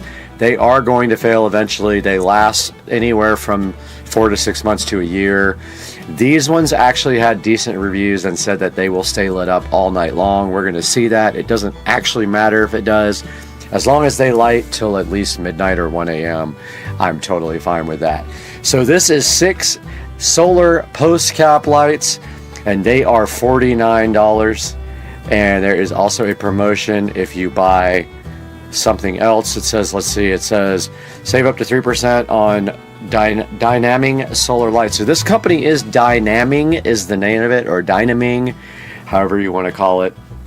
As you can see here, it has a 4.4 star review on Amazon. Not bad. All the solar lights go from anywhere from like 4.4 down to 3 point something.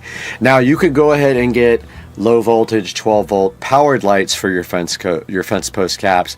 In that case, you probably would have had to run wire underneath, and I did not do that. You might still be able to add it and hide the wire, but at this point I'm going to go ahead and go with the solar because I've got a bunch of wired lights in the backyard already.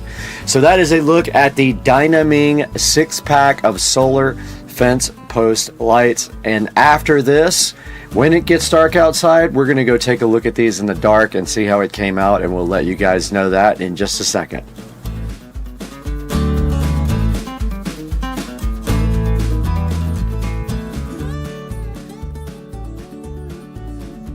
Lightning and thunder.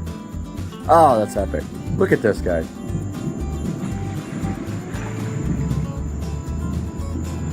And tonight we are checking out the fence post lighting on the supercar street racing fence, and look at this. This is so perfect. I love these. Now I kind of want them on all of my fence posts, if not every other one. These are freaking great. So here you go, guys. This is the conclusion of our fence post project, and they came out so awesome. And we put 2 over here on the other side, right there. Check that out, guys. If nothing else, we're gonna get these on every other fence post in the supercar street racing compound. And we are just having the best night in Florida with the lightning and thunder. And as always, we appreciate you guys hanging out with us on the channel. Check that out. So epic.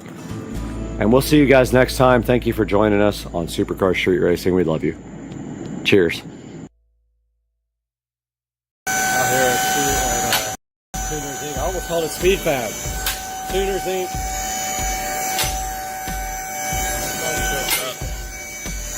What? About to change the oil in this thing. On the lift. What do you think about? About time. What about that? So we didn't even get the AC refrigerant. No, didn't need So- it. There's too much pressure. Yeah, we didn't recharge the AC. We had to drain some of the pressure out to get it working again. It was overpressured and the compressor would cut off. Now we're gonna change the oil. All good. About to get under here. Look at that wastegate. Oh, go figure. Look at that. There's the oil filter. Easy peasy. That's hard to get to. What is it we wanted to look at last time? I forgot. Oh, the rear end's one thing I wanted. Y38, yep. So that's the Subaru rear end right there.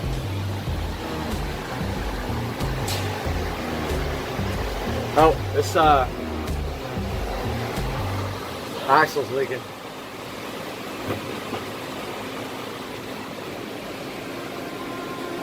Yeah, right at the. Yep. Just that side though.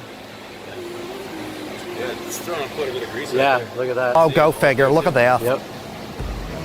Layer. Yeah. It's leaking. Axle's leaking right there. Yeah. Oh, go figure. Look at that.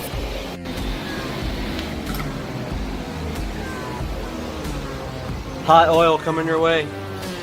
And who knows how much spurt power it has?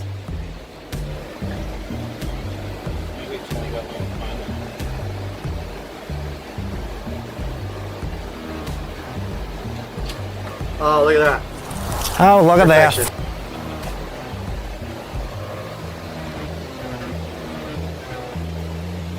Dark. Oops, I put my phone in it. Yeah. Oh, that's the other thing I wanted to look at was the coilovers. Take a look at the yellow speed racing coilovers.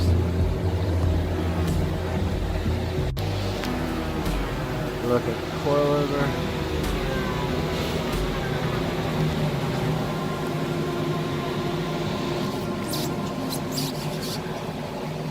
Oh, sick. I can actually see the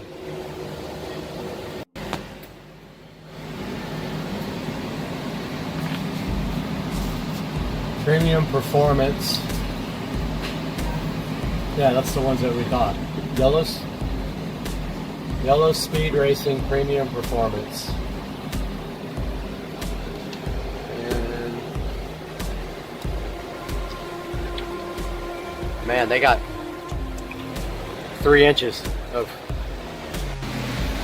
Got the new oil filter in there. Right there. Oil still draining out. World's smallest drain plug.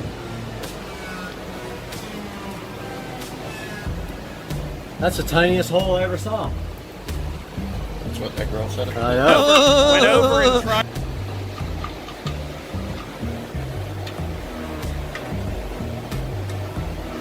But Are that's you more spring. interested in having a big gaping hole?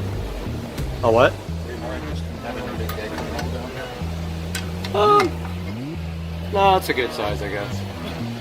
I guess that'll work. Right?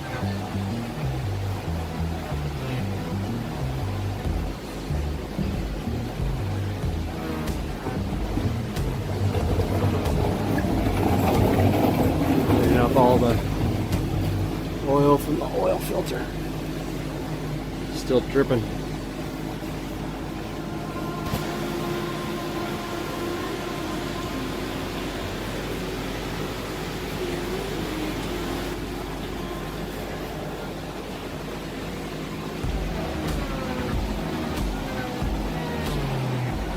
Some oil right there too.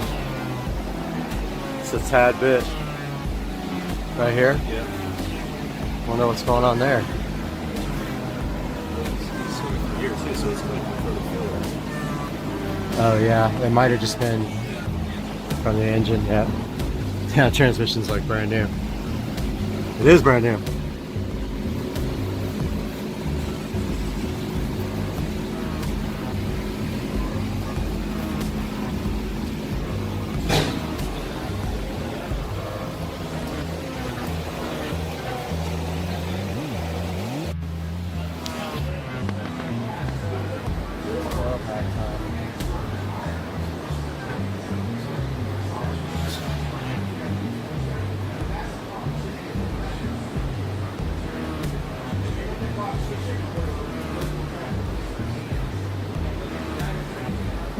Took the coil packs out now. I'm probably running to go get some spark plugs.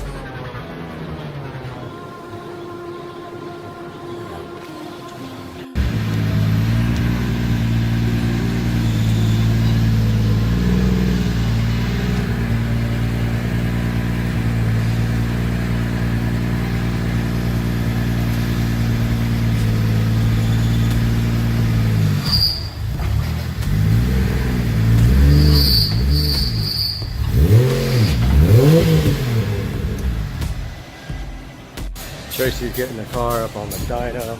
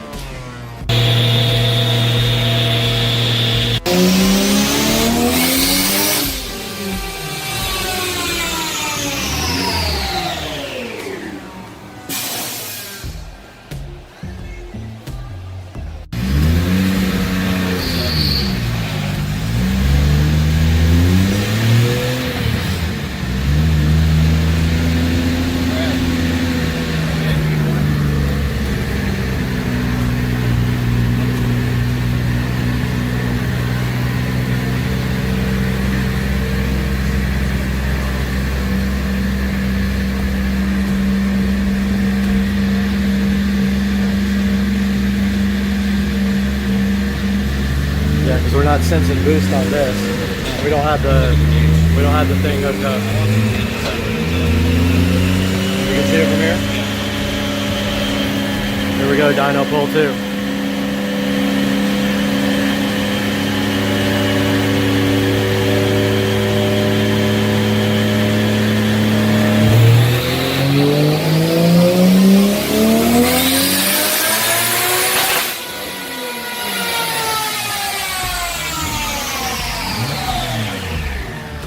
It spiked to 14, but it dropped to about 12. 15. Yeah,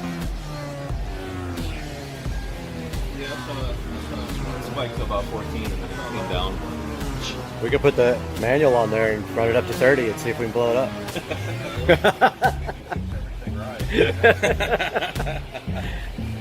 don't think he wants your car to be in here another month.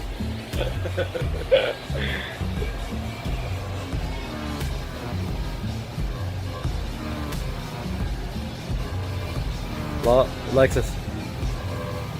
Did it? I think he had it. Yeah, he did.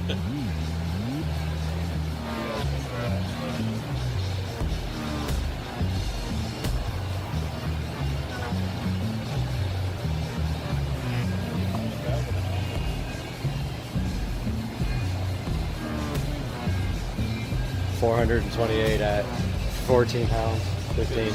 That's like pretty much exactly what I made. On first round. Yeah. Oh yeah, that's his first dyno pull. So right on. That's with no tweaking. He hasn't even touched it yet. Right. Just running on the spring. Hey guys, welcome back to Supercar Street Racing. We have something special for you today. I thought I would come on camera on the intro and talk to you guys a little bit about getting my garage floor shark coated. You can see right here in this first clip, we are trying to get the washer and dryer out.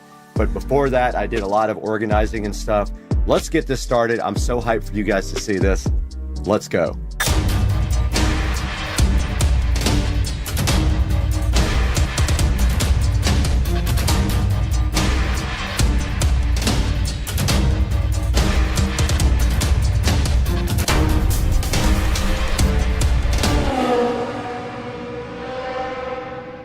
Welcome back to the channel. We are Supercar Street Racing. You can see right behind me here, it says it somewhere.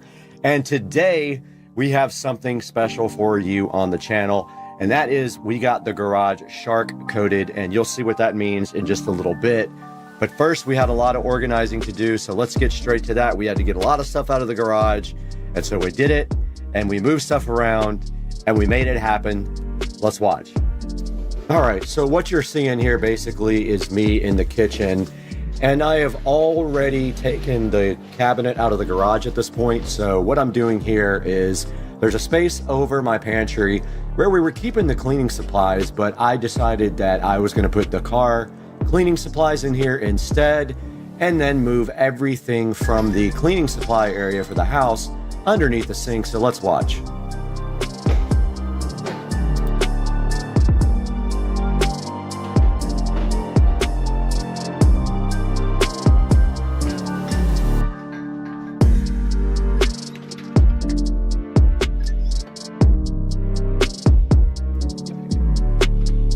So right here, basically what I'm doing is putting everything for the stove cleaning above the microwave, but actually I ran out of space under the sink later, you'll see.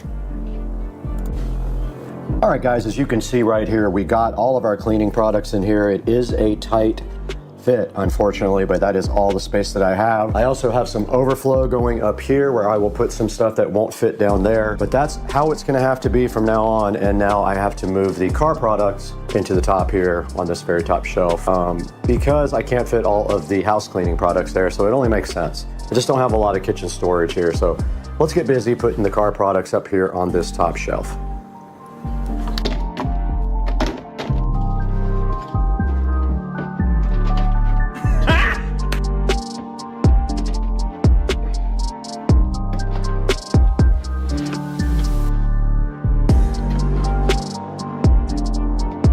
Okay, we have finished mostly cleaning up. No, we haven't. We gotta do the rags. We gotta do rags, and then we'll be done with this automotive area. Now this is just temporary until we get some real nice garage cabinets installed. This is what I have so far. A lot of this stuff is really just in here for the moment. So things like that aren't needed can go up top. Then all my supplies for my car cleaning go right here. Now let's get all the towels folded up and inside of here as well.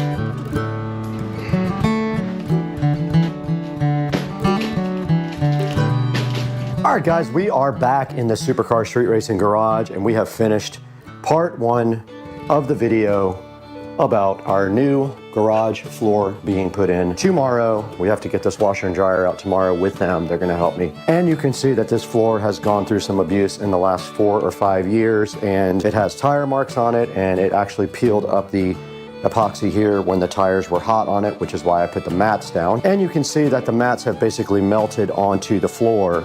But as you can see, I got the cabinet out of here today, completely out. I got cleaned out underneath it. Unfortunately, we can't take out the hot water heater. I was gonna do tankless, but I don't have enough service. I think I only have a 100 amp breaker right here, and you need at least 200 amps.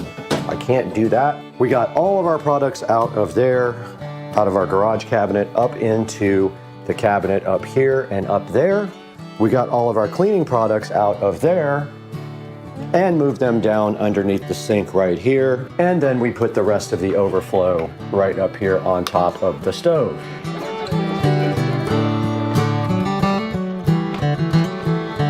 Now in this clip here, you can see the guys from Shark Coatings did get here pretty early in the morning, actually earlier than they were scheduled to, so I was kind of not ready at the time. But right here in this clip, you can see we're trying to figure out getting the washer and dryer out. Now just remember, this washing machine is actually 2 washers. I do have the thing below it that's a small washing machine. This thing is heavy, and my hand truck has flat tires, so we did struggle a little bit getting this washing machine out. The dryer wasn't so bad at all, and we took those and put them on the side of the house because they had to be out for 48 hours, where we covered them up with a tarp. So let's check it out.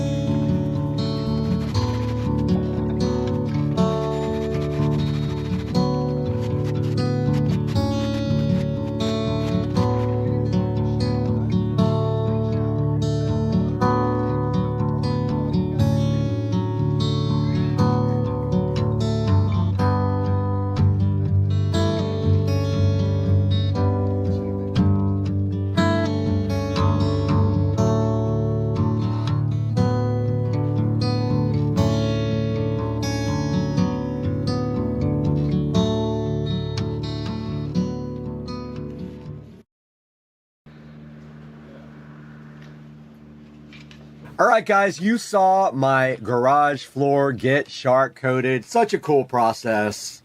They had those huge grinders. They ground everything down, and then they put the surface coat on there. And now what you're seeing on the screen right here is me prepping this back wall. Now, I took the bench out, and the bench had electrical running under it, so that left me with an issue that I needed to put electric down closer to the floor and over by the wall for my sprinkler controller and my landscape lighting timer. So what you're seeing right here is me doing the electrical work in the back of the garage.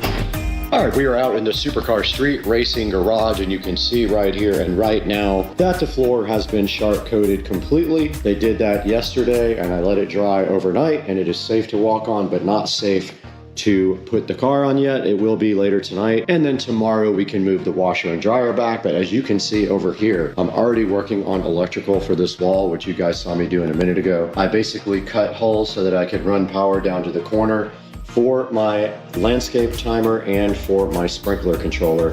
I just had to figure out what I'm going to do about this wall, because basically I'm probably going to have to cut the pegboard and screw it back on, because the wiring is all running really bad through there. So yeah, I'm going to go ahead and keep working on this, but you can see I've got I've got the box in, I've got the power run up to where I'm going to tie into the other power, and now all I have to do simply is tie in right here. But I went and painted the new receptacle and the new cover plate black, and also I put in a Echo Show wall mount hole here, and I have a Echo Show mount that I just painted black, and I ordered a Echo Show in black to go right here. Now let's get back to work.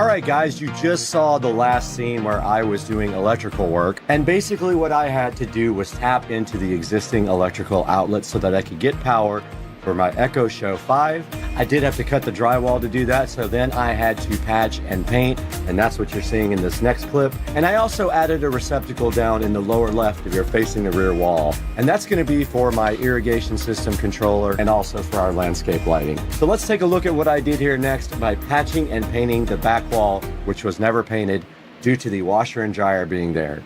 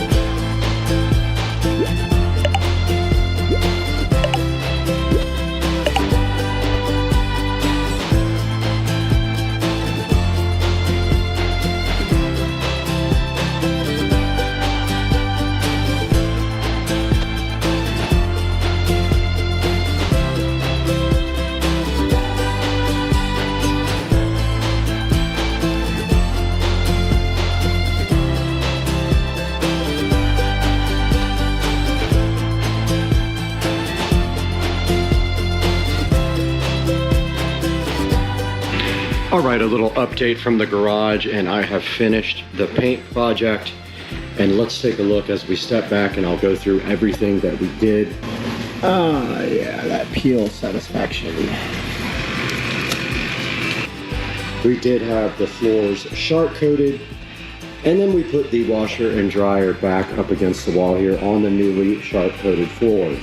We also removed the workbench, added an Echo Show 5 there, and ran power down to this brand new receptacle, which is also a USB-A and USB-C charger. We moved our landscape light controller over here. We had to cut the wall, so I have to repair that somehow. I haven't done that yet. And I did a terrible job patching the wall, probably one of the worst times I've ever done. However, there is a banner going right here that hopefully will cover most of that. So it's 4 feet by 3 feet. It'll cover a lot of it. And so taking a step back, you can see right here and right now how everything looks after the garage project. Now, I am considering getting a cabinet for right here. A really nice cabinet that covers up this ugly breaker box.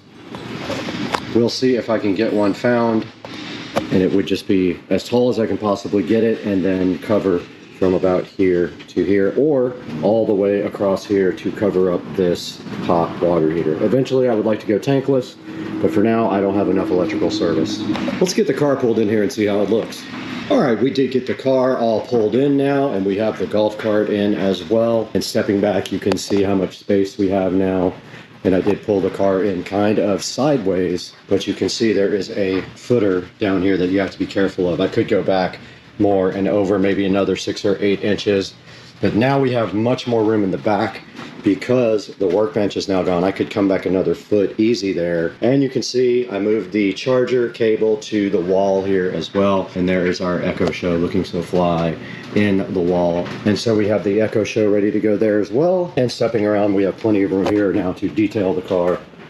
And we have plenty of room for the golf cart as well. And I did keep this thing that was found in my yard randomly to put my car cover in. But yeah, guys, this is going to wrap up this part of the project. The only thing left to do, I have black blinds for that window. That's the last part of this project. And now let's take a look at it with the brand new garage door closed. And there you have it, guys. That is the garage project that I have been working on for months and months and months, coming to a close. And I do say it looks fly. Don't forget we have the hex lights. We have colored lights up here that we can change. And there they go, looking so fresh and fly. And guys, I hope you enjoyed the video, and I hope you enjoy all this hard work I do for you guys. Guys, welcome back to the Supercar Street Racing 4K production studio. I'm Brad, and you just saw my whole garage project come mostly to a close, besides getting the blinds up on the wall. And now I want to take a look at this Shark Coating website with you guys. Go ahead and go online to sharkcoatings.com and check out the website. And you can see they did a great job on my garage floor, and I would trust them with yours as well. Guys, thank you for liking and subscribing, and we will see you on the next video. I'm so happy to have you guys with us. We got to get out of here. We spent way too much time sniffing paint fumes.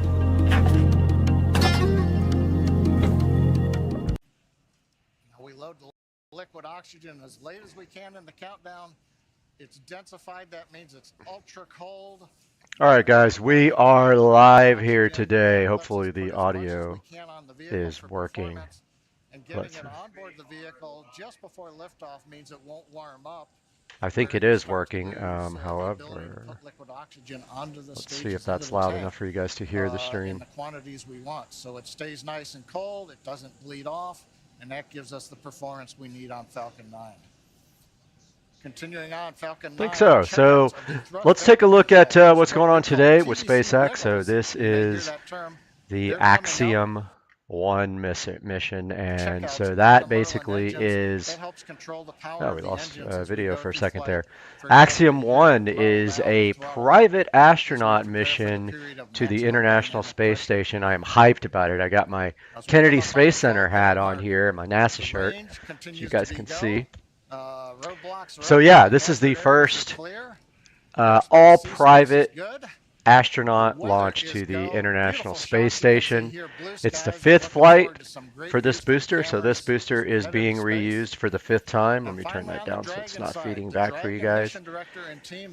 Yeah, it's a 5th reuse of this booster, and this booster actually went up on GPS-3 Space Vehicle 4, GPS-3 Space Vehicle 5, and Inspiration 4, and 1 Starlink mission. And so this thing is going to go up, and then the stage 1 is going to land on a shortfall of Gravitas, the drone ship. Gets a good look at Kennedy Space Center right there. The weather today in Florida is beautiful, and I can vouch for that. It's supposed to get up to about 70 degrees, and so far we are go for launch, and it has been cleared for launch so far to this point. So these guys are going to reach the International Space Station at around, it's 20 hours and 30 minutes to the space station, so tomorrow morning, let's see, about 11 tonight, 7 something tomorrow morning, they should be reaching the space station. And I wish I could hear the audio on my headset, but for whatever reason I can't, so I can't hear the mission audio at all, unfortunately. Big event coming up at T-minus 10 minutes is we're going to do launch commit yeah, so instructions will be going to the crew. So basically we're just but we're about 10 minutes away from launch here. You may hear 1 Alpha, 1 Bravo, 2 Alpha. About 10 minutes away from launch, and is the Falcon 9 flies trying to get my headset working here, but I don't think I'm going to be able to get it for this webcast. I can't hear anything in my headphones, which is unfortunate. Let's see. And bring the crew back safely down under the parachutes in the ocean.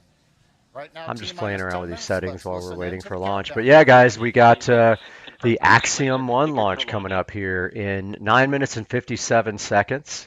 The launch window is open at 11:17 a.m. and there's a backup tomorrow at 10:54. Now, of course, if they are going tomorrow, they're going to have to unload all the propellant and safe the vehicle because it has the flight termination system armed, and so they will have to disarm that and remove all the propellant. There's a good look at the astronauts inside of Axiom 1. AX1 is the mission.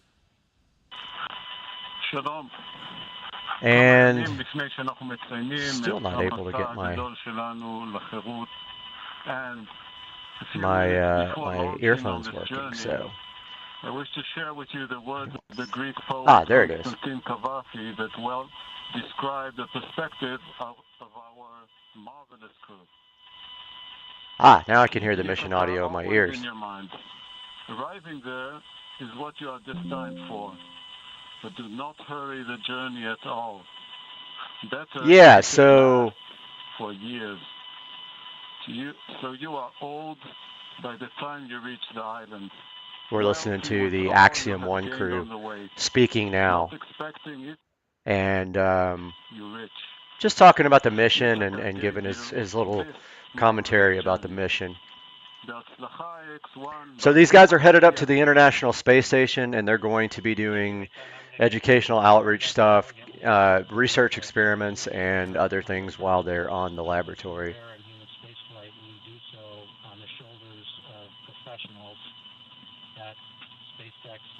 So still waiting for that to happen here. The launch in 8 minutes and 11 seconds. Waiting for the final go from the flight director here.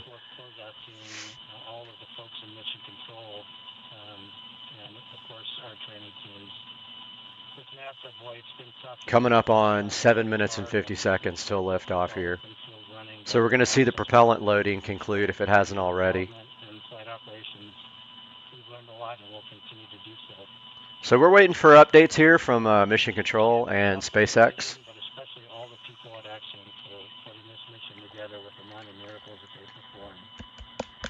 Go NASA, go Axiom 1 crew.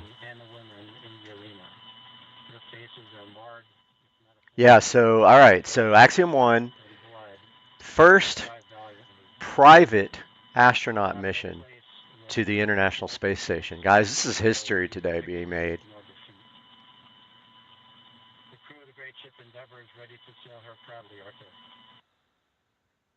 All right, so we just heard from the crew of Axiom 1, who are hyped to get to go to space here in 6 minutes and 50 seconds. Some heartfelt words there. Stage 1 engine chill has started.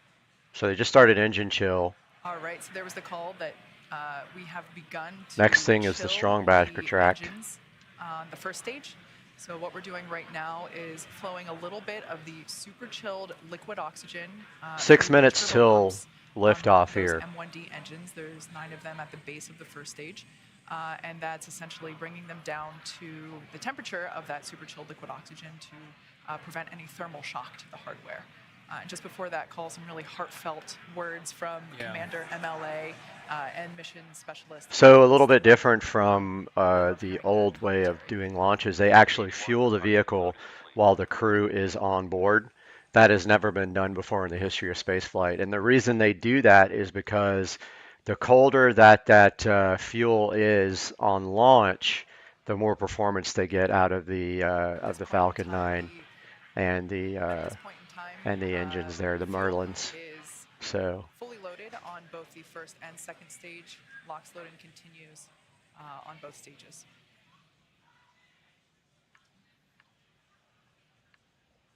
Coming up on 5.5 minutes. Kate's let us know that we've got the fuel load complete. Next is coming up. We're T-minus 5 minutes. Dragon will be transitioning configuration for terminal count and going on its internal battery power. Everything continues to look good as we're counting down.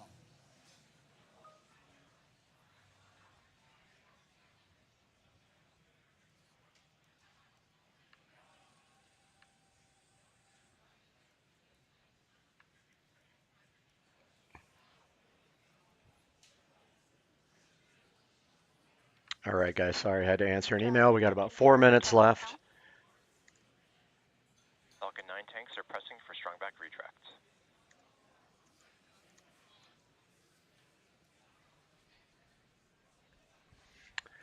All right, so the strong back here on the back of the rocket that supports the rocket before liftoff is going to start retracting before liftoff here. Momentarily, strong back is retracting. Actually, that's the start of about a 1 minute sequence. As you heard John Unsprecher say, it's about a 1 minute.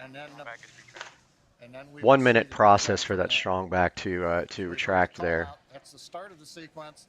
Doesn't mean that the clamp arms are late opening. Will take us a few more seconds. As you can hear, the excitement and the crowd is really growing. Here Everybody's at so SpaceX hyped about the headquarters in launch. It's Hawthorne, California. There you can quite a see big the deal cannon in arms the have space begun to community. open. And next we should see the strong back. Sorry guys, I'm having to begin send work emails retract. here.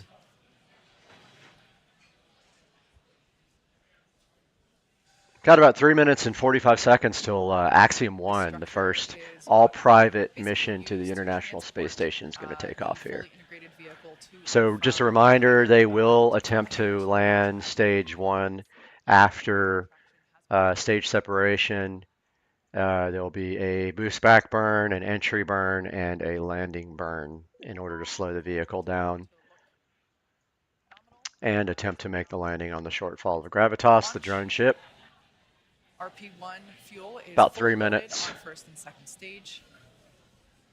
3 minutes. Should be wrapping up LOX load on the first stage momentarily. So they're wrapping up the liquid oxygen loading. Fill on second stage.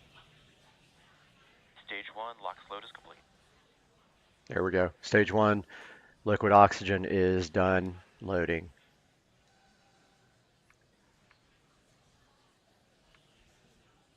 We're under 3 minutes until liftoff of the Axiom 1 mission.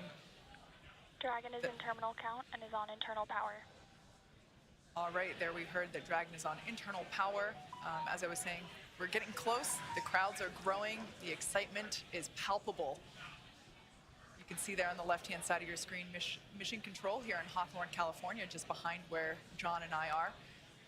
And then on the right-hand side, that looks like Axiom mission control. About 2 minutes till liftoff here of Axiom 1. And we are seeing SpaceX and the Axiom crowd, employees, all super hyped for this historical event of Axiom 1, the first private astronaut crew to the space station. LOX load on second stage continues.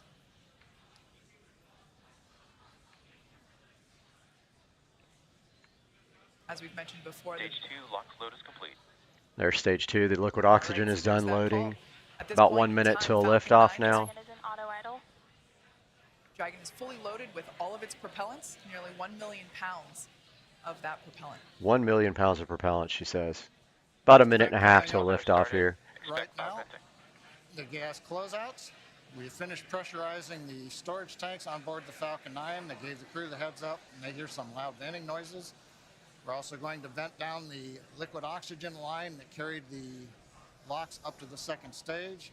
Generates a typical large white cloud of condensation around the strong back. Big event coming up now, T-minus 1 minute, all the flight computers take over. Let's listen. About 1 minute till liftoff here. We're going to take a look at the liftoff now. FTS is armed. Falcon 55 seconds till liftoff. They just armed the flight termination system here. So that is what protects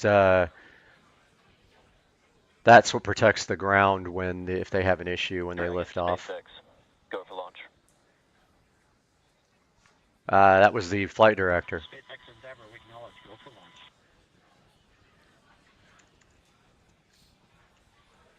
T-minus 30 seconds.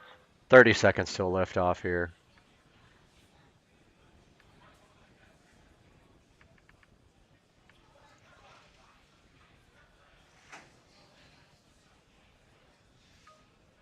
T-minus 15 seconds. 10, 9, 10 seconds till liftoff. 7, 6, 5, 4, 3, 2, 1, 0. Ignition. Stop. Go Falcon. Go Dragon. Godspeed. Axiom 1. Here we go. Liftoff.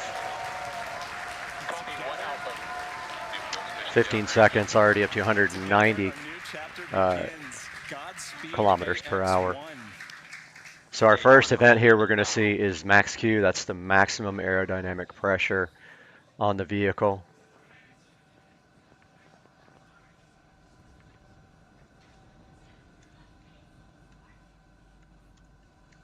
T-plus 38 seconds into this historic mission, flying crew on board Dragon and Falcon 9. Power range telemetry nominal.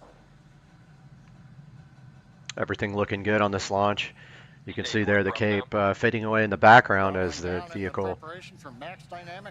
vehicle's headed up to the International Space Station and stage 1 separation.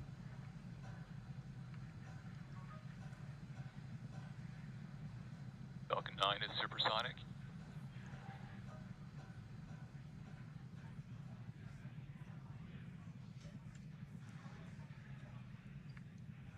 Next Q. Stage 1 throttle up. Merlin 1D engines coming back up to power. 1 Bravo. Copy, 1 Bravo. The crew calling out 1 Bravo should a escape situation arise.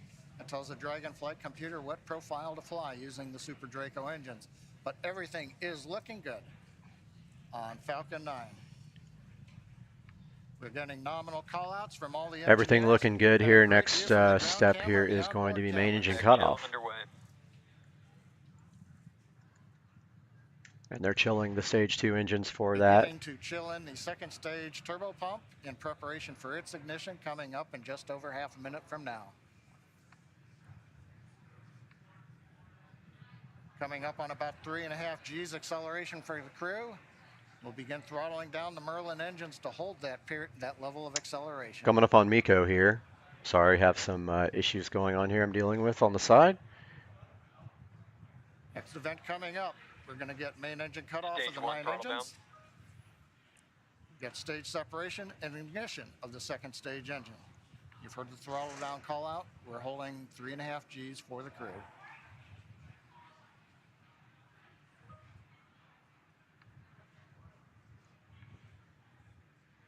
And Miko. And main engine cut off there. You should see the first stage fall away and start heading back to Earth, where it will try to land on a shortfall of gravitas.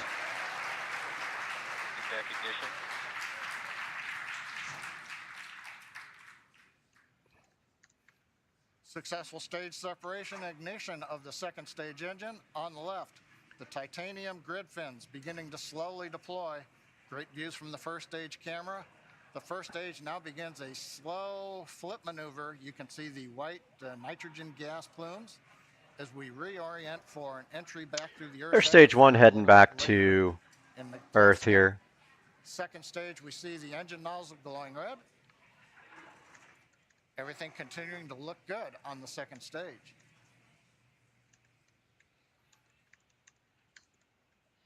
Should be hearing call outs coming up to the crew here shortly on how the trajectory is looking.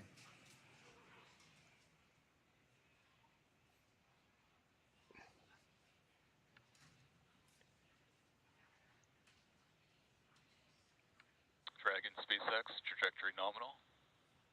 It's what we like to hear. Acquisition of signal, Bermuda. AOS Bermuda, acquisition of signal. The Bermuda tracking station now getting telemetry from the second stage of the Falcon 9 with the Dragon on top. T plus 4 minutes, 10 seconds. Everything continues to be Everything normal. looking good. First Sorry, stage guys. coasting to apogee, and then Here it'll comes come back stage down 1 for back. landing on the drone ship. Second stage, partway through its lengthy burn. You can to see get it the heading crew back into down right orbit. there. You can see the ocean below it. 4.5 minutes in, everything continues to look good. What a absolutely picture perfect liftoff. We've got a live view of the crew inside Dragon Endeavour. Looks like everyone is still pretty comfy. As John had said earlier, we got Dragon to a SpaceX, trajectory nominal. Checking out the landing now of the first stage on a shortfall of gravitas. as John mentioned, we got to about 3.5 Gs there. Acquisition of signal, New Hampshire. On the left-hand side of your screen, we can see the first stage as it is making its way back down to Earth. It's targeting a landing on our drone ship, a shortfall of Gravitas, which is parked a couple hundred miles off the coast of Florida, out in the Atlantic Ocean. Second stage on the right-hand side, everything continues to be nominal there, as the MVAC engine is powering Second stage continuing to go 11,000 kilometers per hour at 197 altitude. First stage coming back home, ready to land.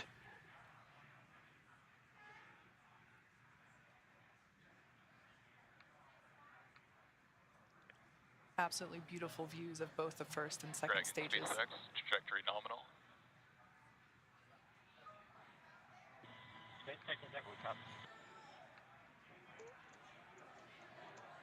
All right, so coming up in about a minute and a half, the first stage will execute the first of 2 burns. So here comes the burns for the first today's stage. attempt.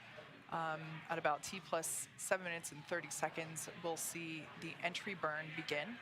That's where the first stage will ignite the center engine first, and then a couple seconds later ignite 2 more engines, so a total of 3 engine burn, which will last about 29 seconds. We are about 6,000 kilometers in altitude here for stage 1. As it re-enters back It's into actually Earth's going up in atmosphere. speed and lower in altitude.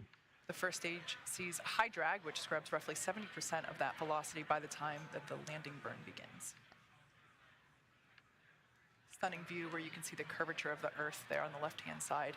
Dragon, SpaceX, trajectory nominal.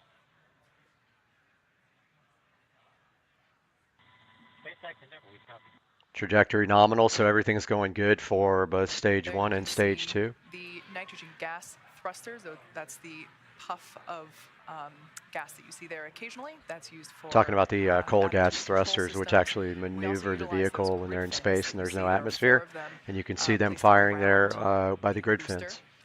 And those grid fins also help steer for a precise landing, either at Stage 1 entry burn startup.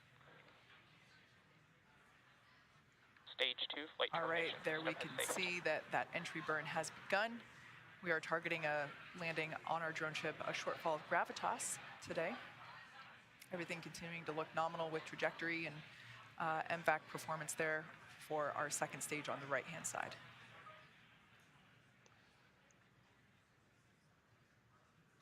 So we are conducting the entry burn. Previously, the booster was... Stage 1 entry burn shutdown. So there's the entry burn is done. We're about 34 kilometers in height now. Sorry, I'm answering messages over here at the same time. The dense part of the Earth's atmosphere.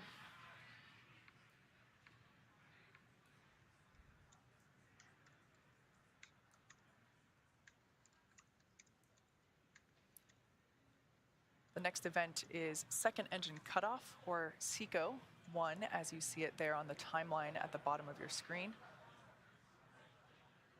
Stage 2 internal guidance. That's where we shut down the MVAC engine, or second engine cutoff. Copy, Shannon. Stage 1 transonic.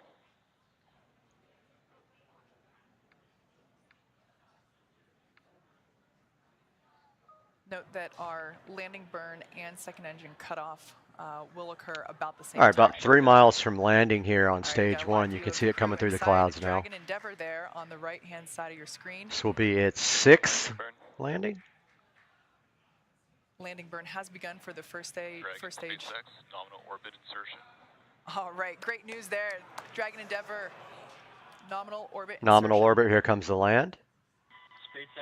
Good picture there, shortfall of gravitas. Looks like it's right on the X. Stage 1 landing leg deploy. SpaceX Dragon launch skip system disarmed. There you go. There's the 6th landing for this booster. Falcon 9 has landed for the 5th time. 5th time, okay. Landed for the 5th time, so it's their 5th reuse.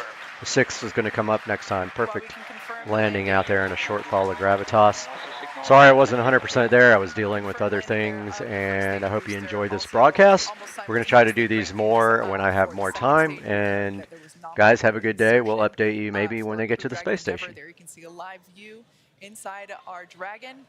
Looks like the crew is beginning. Hey guys, welcome back to the channel. And today we got this gift from Greg and Danielle. And this gift from Greg and Danielle.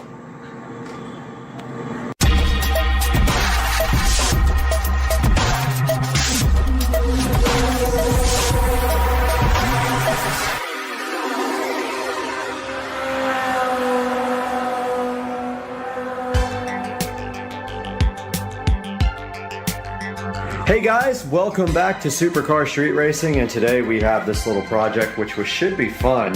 I'm pretty hyped. It's a HP all-in-one PC. And it says some model number back there that I can't, H3, H4, I can't read it. But we're gonna get this thing all cleaned up today, get it torn apart, max out the RAM, max out the CPU, max out the solid state drive by replacing the regular spindle drive. My thoughts are all over the place right now, sorry. Yeah, we'll rip out the regular spindle drive, we'll put in a solid state drive, rebuild this thing, put Windows 11 in there, and see what we can do. But for now, the first step is cleaning this mess up.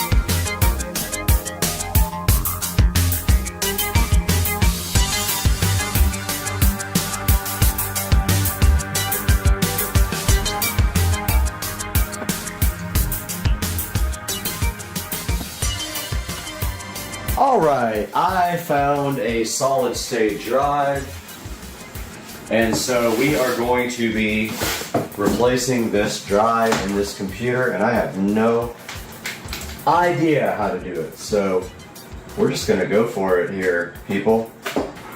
So I have a towel here for protection, always use protection, and let's clear the table off of all this other garbage. So first thing first, we are going to replace this drive.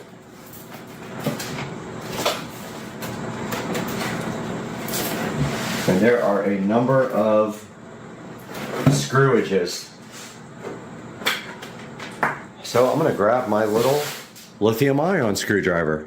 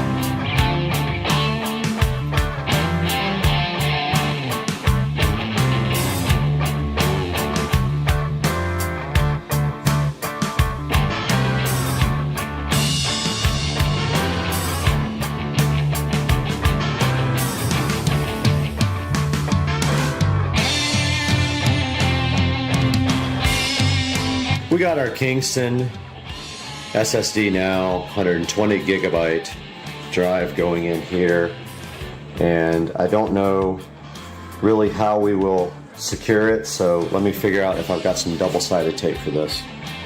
Okay, I decided just to do a little hot glue action here, just letting my glue gun warm up here, and then all we have to do is put some hot glue here, and just hot glue that boy right there, that hot boy.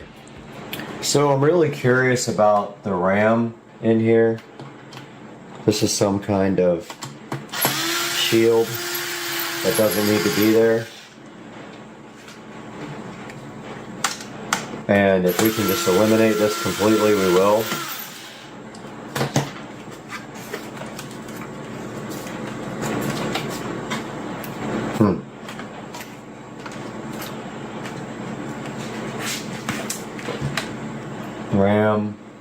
RAM. So there's little symbols here that say RAM. Ah, here's the third one. That was it. Might have some RAM for this. Don't know. Could be maxed out. I didn't even check. I say screw it. Pull it, check later. Alright, it's got a single SODIMM.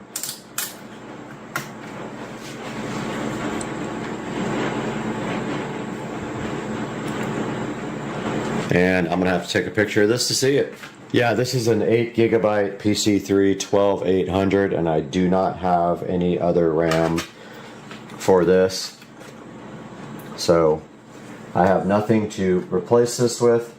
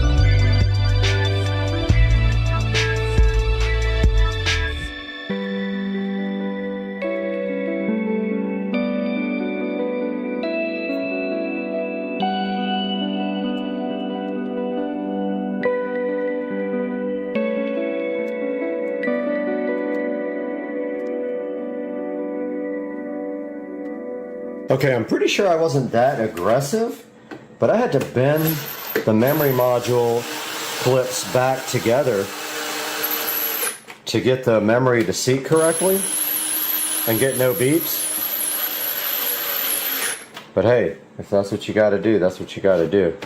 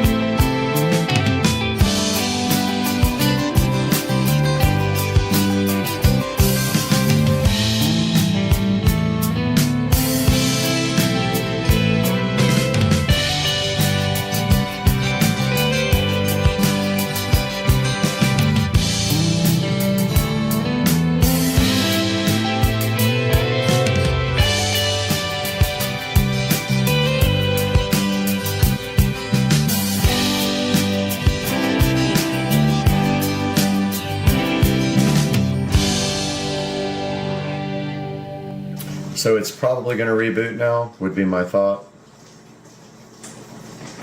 I'm going to go ahead and click restart. I don't know if I need to take the stick out, but I'm going to see if it'll boot off the drive this time.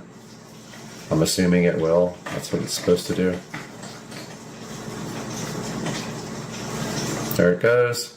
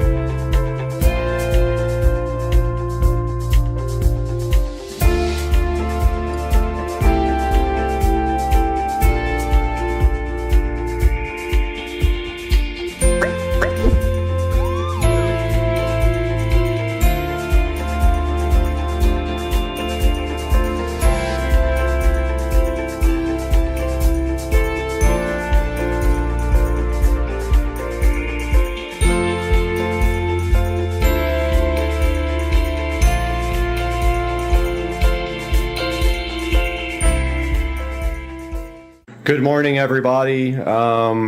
So we are back at it with the HP all-in-one, and we have an issue. That is, every 3 seconds or so, the video freezes up and the mouse freezes up. And did some research online, and apparently it's the graphics driver.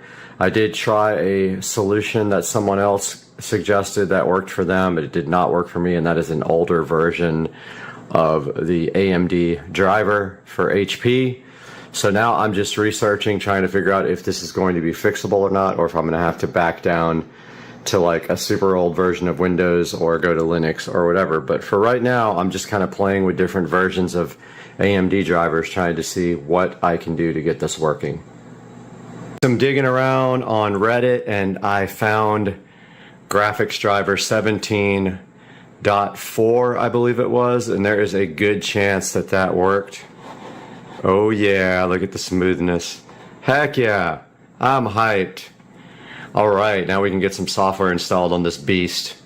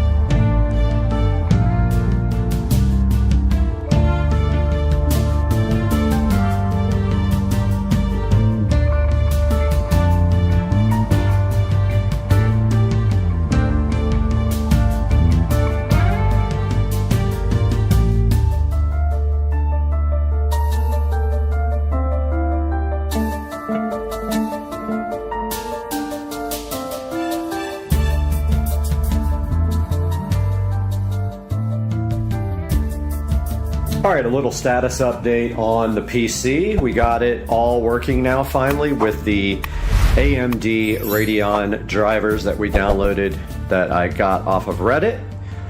And now we are just waiting for the 8GB module to arrive later today, and we will give an update after that.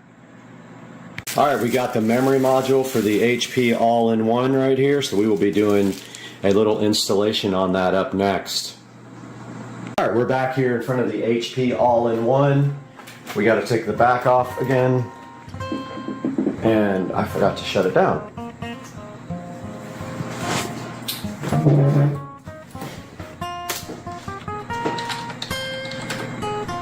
Let's go go ahead and shut this thing down. And before we shut it down, we have 8 gigabytes of RAM.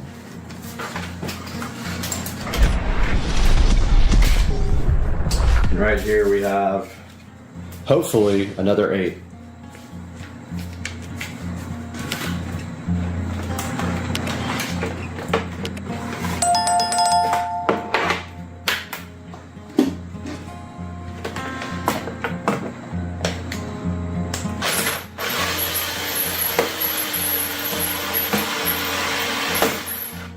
Thing comes apart pretty easy.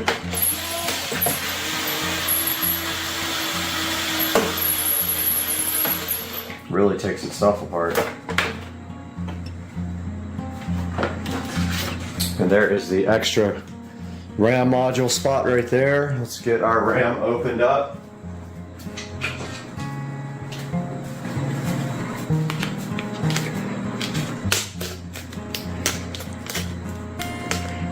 SP power RAM.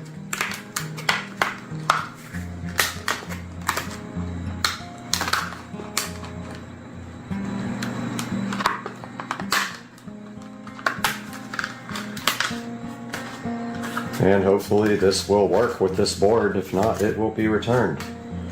So it goes in this top slot. I was having a lot of problems with the other one. Interesting. That should be it.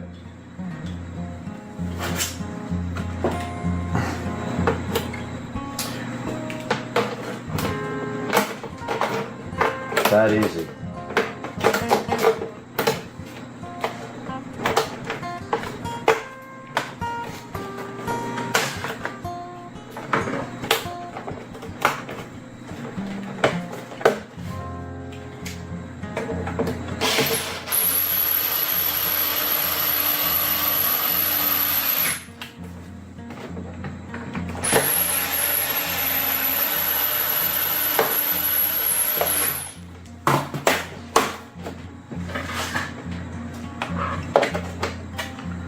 See if she'll boot up or if she gives the dreaded beeps or doesn't see the RAM. Power lights on.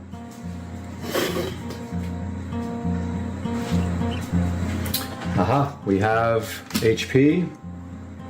I didn't see anything about memory. Maybe it just goes right to Windows. We will see.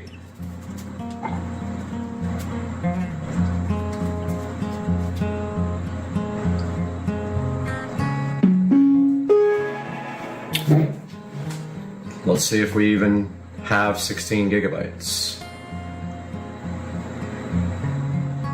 We don't have video. We do now.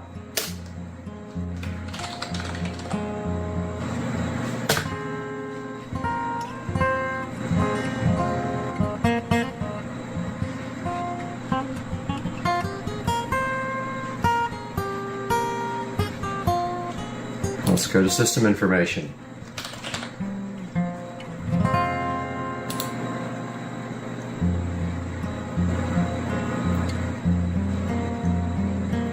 $16 gigs of total RAM. Right here. Awesome. Let's open up Task Manager.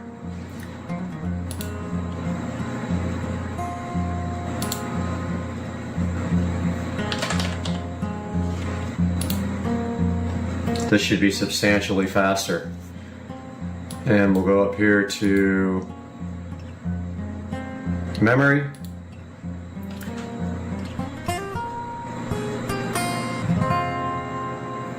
$15.4 gigabytes, 16 gigabytes of DDR3 RAM right here, and 12.7 available, which means more disk cache, more memory for applications, and just all the way around better. Guys, I hope you enjoyed getting this PC back to life. This was fun. I really enjoyed hanging out with you guys once again. Please like and subscribe and buy all your products through my links. It helps me tremendously. We'll see you next time on Supercar Street Racing.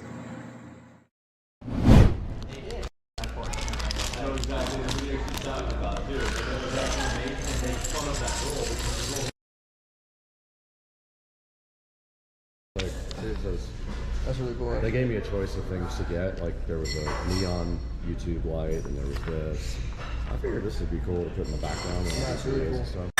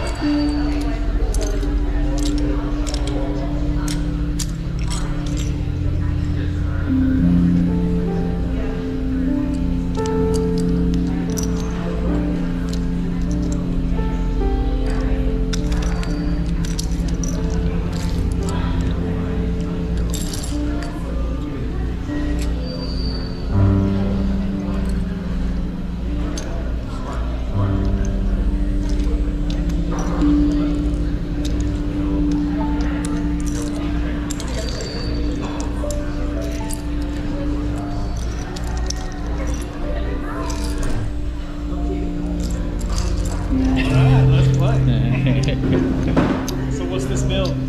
It's he got it from YouTube. Oh, killer. Oh, so YouTube. Play button. Awesome.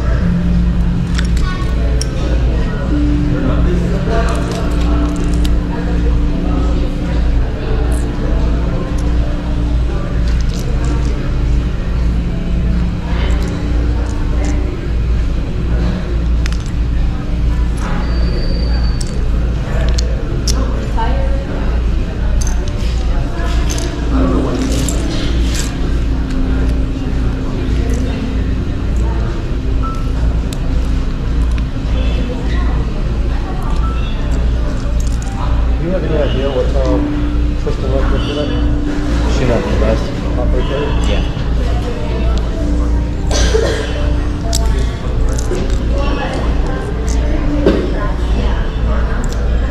Yeah, we family closed it.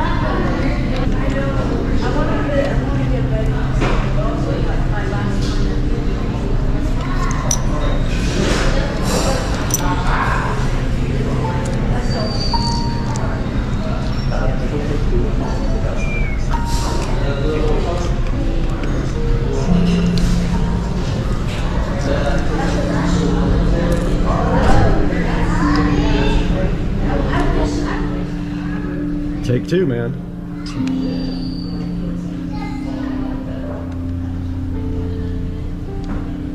That's crazy that it only lasts that long. I love how it's 3D, man. That is sick. That's sick.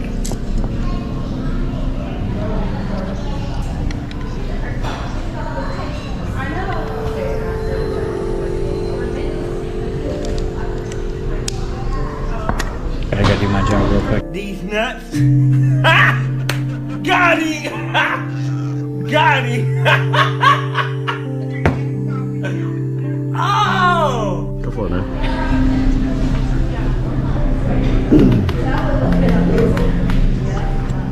It's going in the video. Yeah.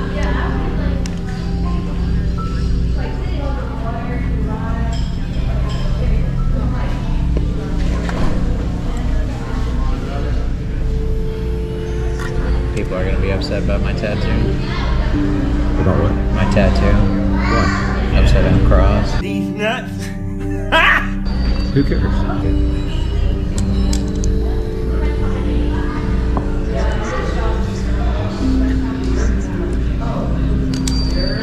Dang.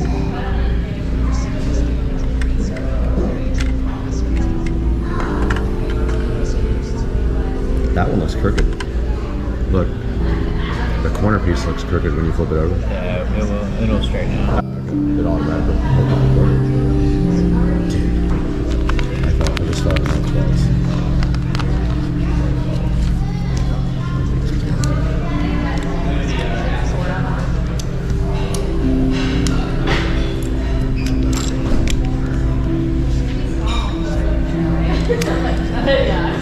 He's killing it. Hi. That's going in the thumbnail. It's like, that's your new leader. 1 billion views. Hi.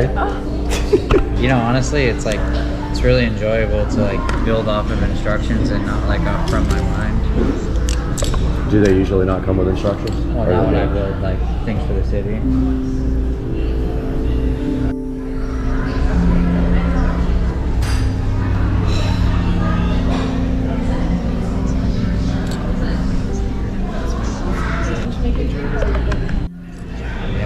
Test it out. Oh yeah, it's exactly. Yeah. A lot of them are without power right now.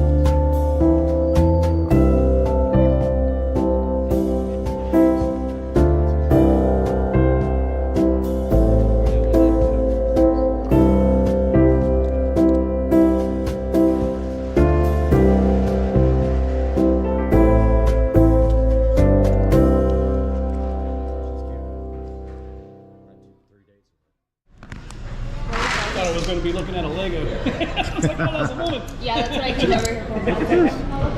Look how good that looks, Oh, I got a man. white background around it. It's a YouTube play button. They sent it to me for reaching like a certain level. Yeah. So he's building it and I'm going to put it on. Huh? Oh yeah. Yeah. He's the man. Prostitute Jared out for you. Yeah. Oh yeah. He gets to build it while I drink. What's your YouTube handle? Legendary hand. This is it. It's Sweet. Y'all living That's it. seriously. Oh, street racing? Yeah. Oh, I thought it had something to do with Legos. Nothing to do with Legos. Yeah. But it does now. Look at that. All right, so Jared just got done building the YouTube play button. He absolutely killed it. And it came out awesome. So that's going to go in the studio. Thanks, Jared. And that is going to do it for this one. But yeah, so this is the manual for it that they sent. And I think it took him about, how long did that take you? Like 15 minutes? 15 minutes to build. Not bad. Right, Katiba? Yeah, totally. He killed it, right? Totally killed it. Killed it. Thumbnail. All right. I thought the rain was over, but wow, it is pouring. Pouring. Lightning, thunder, everything good. Look at the water right here. Oh my.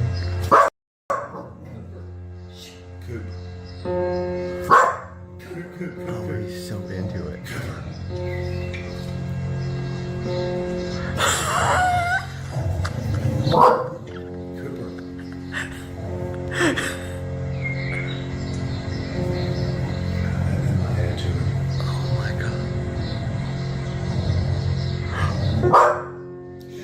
That's enough.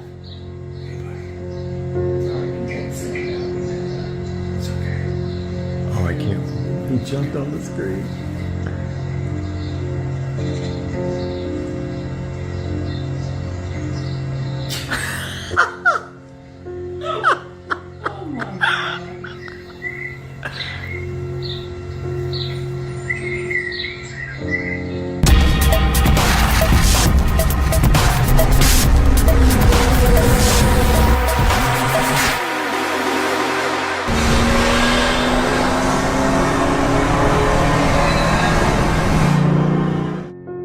Morning, guys. They are out here.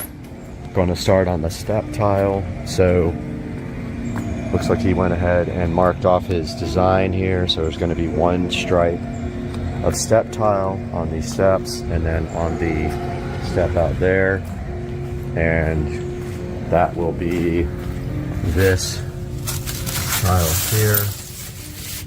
So he will be cutting either one or two stripes. I'm not sure. Probably 2 rows for the steps out here. Then it'll be time to do the plaster in the pool. So we'll check back with you here shortly.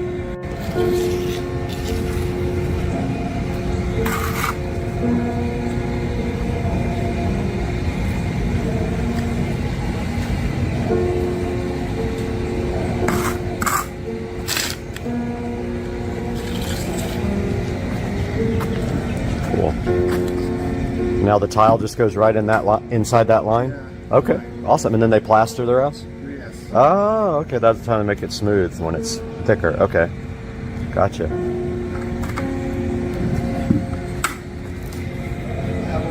That and the plaster. This is half-inch 3/4. Uh-huh. Nice, okay. No more side. All right, awesome. How long does it take for this to dry so they start the plaster? Probably. Plaster. Maybe tomorrow. Maybe if they work on Saturday, yeah. This is waiting for plaster. Maybe tomorrow, maybe Monday. Okay. Tomorrow Sunday. Yeah, yeah. All right. Yes, yeah.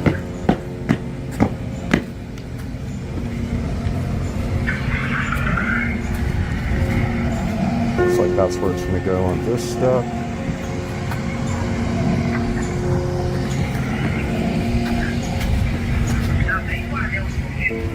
And he's got all the thin set laid out. I guess it's thin set.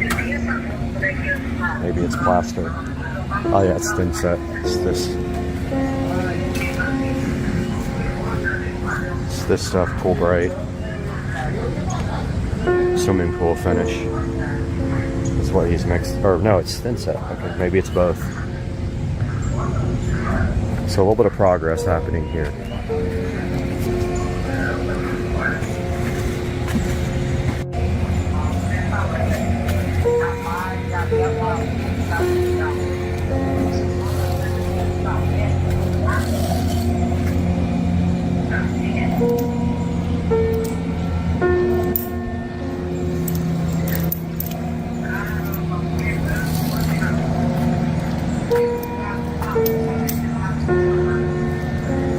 This is cool, man.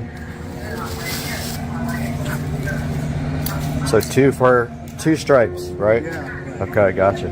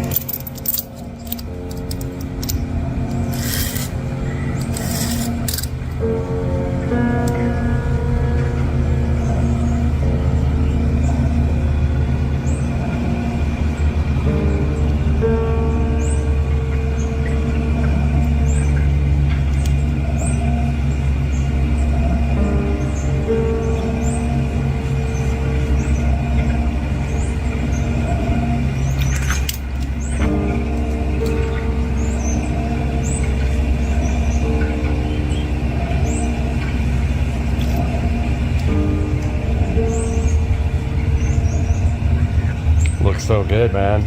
That tile is awesome. Wow, it's beautiful. Sun just reflects off it so perfect. Can't wait to see the water on like on the tile. It's gonna be nice.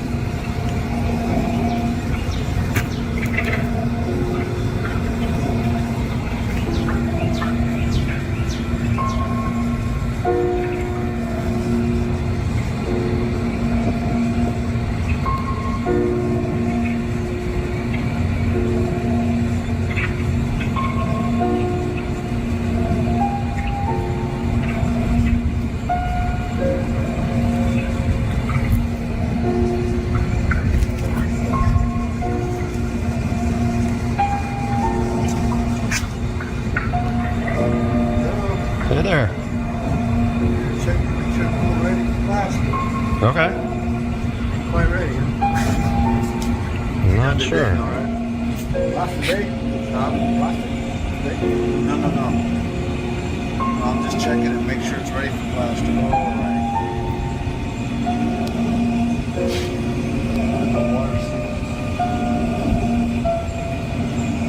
But you'll have the tile done today, right?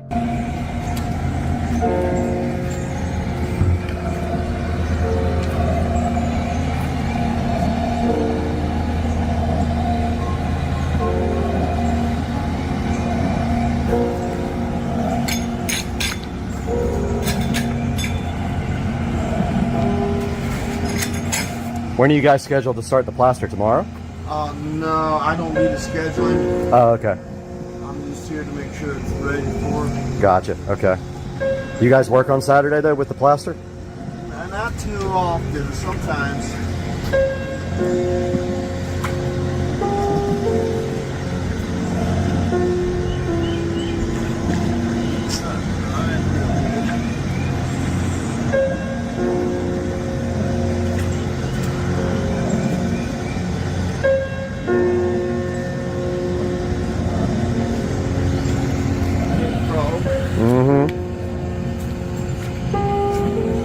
All right, little update over here on the step tile. There is the second, and that's the biggest step done.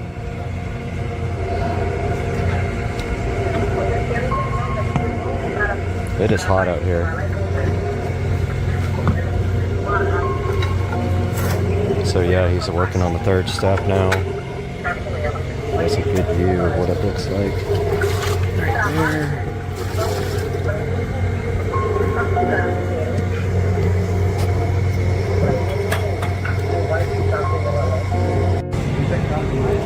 Just cleaned off the tile. That's what it looks like after being cleaned. The sun hitting it. See, from different angles, it's different colors. Okay.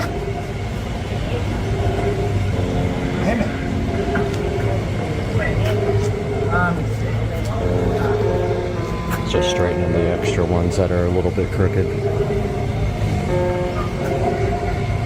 Then down here they're trying to get this part dry because the water tends to creep up through the drains from underneath the pool. I guess there's a big box under there. That is like a drain box.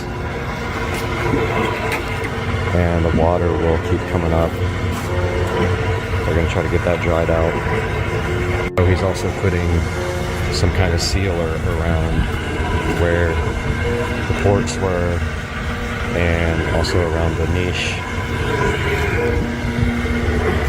There. Probably should have went ahead and gotten all LED lights drilled out, but I didn't. Oh well. Alright, taking a look at the step tile on the other side. He's working on the little step, the little seat. He's almost done.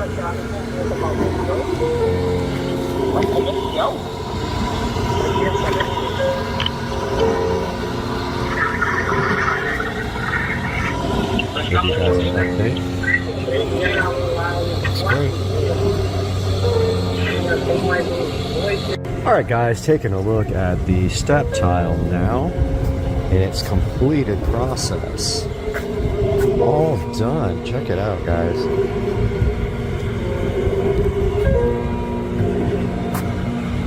Look how that tile looks in the sun. When that water hits it, it's going to be so good.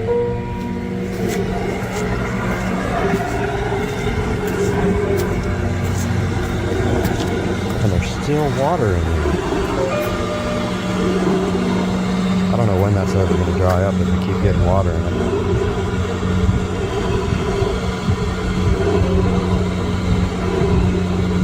Where's that coming from? Oh, it's coming out of the port.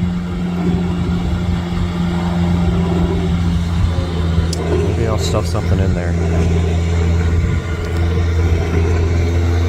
Yep, there's water coming on the board. I gotta take care of that. Anyway, guys, back to what I was saying. I was trying to deal with this water coming out of the port here, so I emailed the pool company about it piling up in the bottom because they're needing that dry before they can do the plaster. And of course, the water's going to come out somewhere. So anyway, step tile is done. That's the end of this update. We'll update you guys again when I have some more information about plaster going in. Until then, I hope you enjoyed the video. I hope you're enjoying the way the pool's coming out. Looks good to me, huh?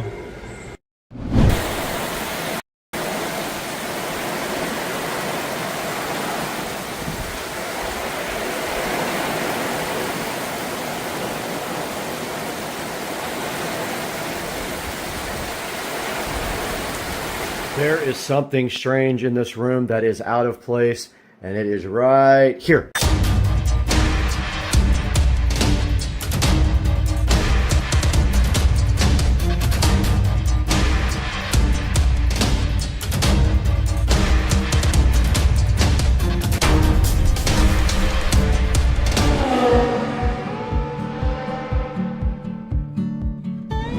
Guys, welcome back to Supercar Street Racing. Brad here, and today we have something special. I did not record most of the installation of this awesome product that we have today, but Supercar Street Racing has obtained a second editing rig down here. I'm going to show that to you guys today, explain all the specs, show you the whole entire setup, and then we're going to take a look at it in depth on the screen, what is happening right now and what this awesome new machine is going to do for the channel. So hang out with us today. We're going to give you a full tour and show you the results right here on the channel, and I'm going to edit this video on this machine while it's also doing other things. So stay with us. Alright guys, we are in the Supercar Street Racing office right now, and you can see right in front of me here as I move this dumb chair out of the way that we have obtained a brand new editing setup for the SCSR company, and it is right down here. We did buy this used, and I did have to drive quite a ways to grab it. I drove about an hour, which is unusual because I think it's the longest and most miles I've ever put on the car, except for the day that I bought it. So we did pick up this rig, and it is perfect for what we are doing, and I went ahead and used some of my older equipment to set up here on this. Actually is a kitchen table that we have reused as a desk. I had it set up before. I changed it up just a little bit this time. The way I had it set up before was a little different. I had the keyboard on this kind of curved like this, and it was permanently mounted like that. I don't really like that. It was kind of hard to get to. So now if I want to extend this, I can just pick it up and I can pull the keyboard back a little bit to have more desk room. But I got plenty of room here. You can see we are using a wireless. I didn't even know I had this, but I bought it at a thrift store. It looks brand new to me. It's a Logitech wireless keyboard and mouse setup. We are also using my Rockville powered studio monitors, which are really, really awesome. I highly recommend these if you are looking for something. They are USB, or they have regular audio inputs and they have RCA inputs, and they're really, really high quality for doing audio production or anything like that. But for this computer, they are just being used for editing and other things right here on the PC. And you can see right here, they do have a headphone jack as well, and they are on green. If you look at the light, the green means USB. So basically all the audio is coming through a USB cable connected to the PC down here. Now for our monitors, we are using these HP monitors, but yes, we are using HP. They are 24-inch. They are only HD. They are not 4K. They do not have 4K support, but they do have Bang & Olufsen speakers. These are E243M HP monitors. Nothing super amazing. They do have built-in audio and also a built-in USB 3 hub. So I have a USB cable running from here down to the actual PC right here, providing USB 3 there, and also one on this monitor running to the PC. They're both USB 3 ports, and now this guy has a hub on the side where the mouse and keyboard were gonna go, but I don't need it anymore because I got the wireless stuff and it is much better and takes up much less room. Right next to that, you do see that we have redeployed our Keener eye care lamp. Very cool lamp. I love this. There's a review of it on my channel. Go check that out if you haven't, but here we have the capability to dim and brighten the lamp and change the color temperature as well by remote if we want to. And now it is wide open right there so you guys can see. So that's the Keener eye care lamp that we do have on the channel for your consideration to go ahead and buy. All right, I just wanted to give you guys a quick look at the back and some of the ports that are available. It does have Wi-Fi. It does have 2.5 gig Ethernet, USB-C, and every other connector I would need on the absolute planet Earth. And there is a look at the video setup for the dual monitors there. They're both using HDMI. And there's the audio outputs on it. It does have optical audio out. It has plenty of USB ports, as you can see right there. So that is the back of the motherboard there, the Aorus. Okay, right in front of me now is the actual tower case. You can see it does have straps in case you wanted to go to a LAN party, but I think I am going to go ahead and take those out because I have really no use for them and they kind of don't look that good here. But checking out the inside, you can see right here that we have 64 gigs of RGB RAM, and they're pretty cool. They look like almost like ice, and they do change colors.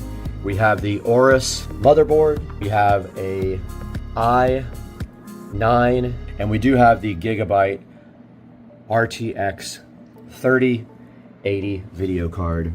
And you can see that the CPU is water cooled there, and there is a rear RGB fan as well. So that is a look at the inside. There's an EVGA power supply as well in there. I know it's hard to see. And of course this side just does come off if you take these screws like this. I'll let you guys get a little bit closer on the inside of this.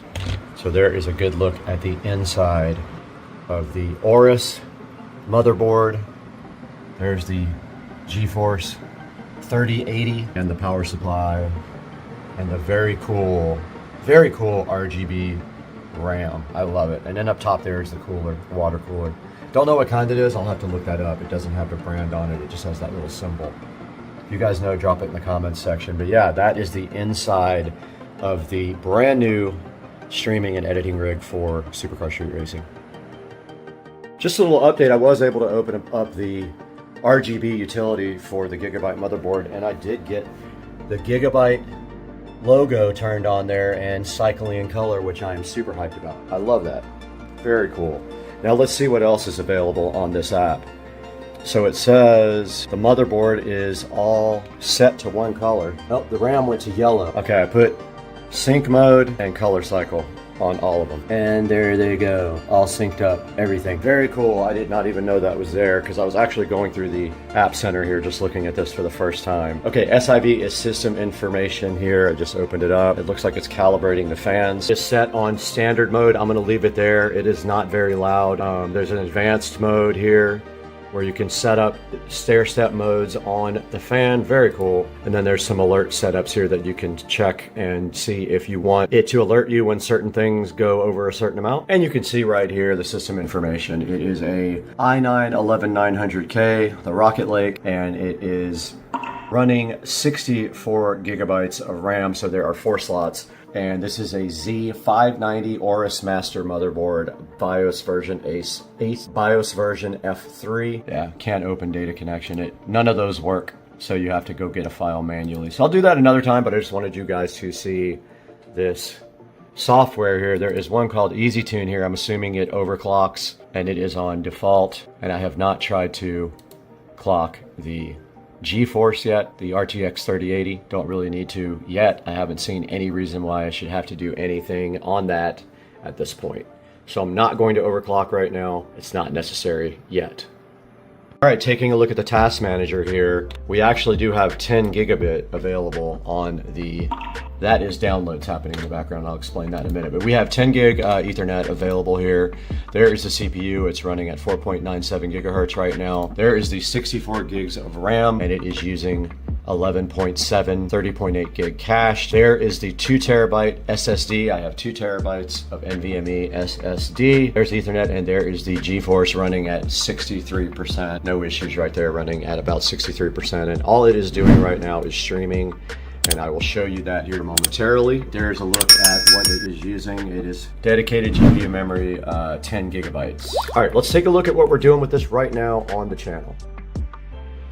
Back in the office again, and I wanted to show you guys exactly what we are doing at this moment. And if we are looking at right now at the Supercar Street Racing channel, you can see that this is live. If we go back, there's the actual video that's playing right now. This is the new Jukebox channel. So it is basically rotating all of the SCSR videos on a rotation, and I will show you that, how that is being done right now. In front of me, you can see OBS Studio running right there, SoFly, and it is actually using a source called VLC right there. You can see it. And that source actually uses the VLC engine without opening VLC. And then I have a playlist selected, and of course it is set on shuffle. So that's how we are using VLC to rotate all the videos from the channel onto the live stream on the Jukebox. We see when we go to properties, there is the playlist that it's playing. This is actually located on my brand new ASUS Store NAS. And so if we go out here to the SCSR living room, the ASUS Store NAS is providing all of the videos to OBS Studio over the network. And it is hardwired to the switch, which we will soon be upgrading 2.5 gig or 10 gig. Now that we know we can do 10 gig, maybe we could just do that. So that's how it works. Okay, so one of the things that has been a hindrance to me since I've actually had the channel is the fact that I don't have backups of all of my videos because I did not have enough space and I didn't think the channel was gonna grow that much. Now that it has, and I have thousands of videos, I am starting to get them back and put them in the archive so that they can be streamed on the Jukebox channel, and also that I have a backup forever of these videos. So I am using a tool to download all my videos, a thing from HiPaw. It will take quite a while, but anything that I don't have original high quality copies of right now, I will in the next day or so when it gets done downloading. I'll put those all in the Jukebox and take out any old downloaded ones from YouTube that are very low quality.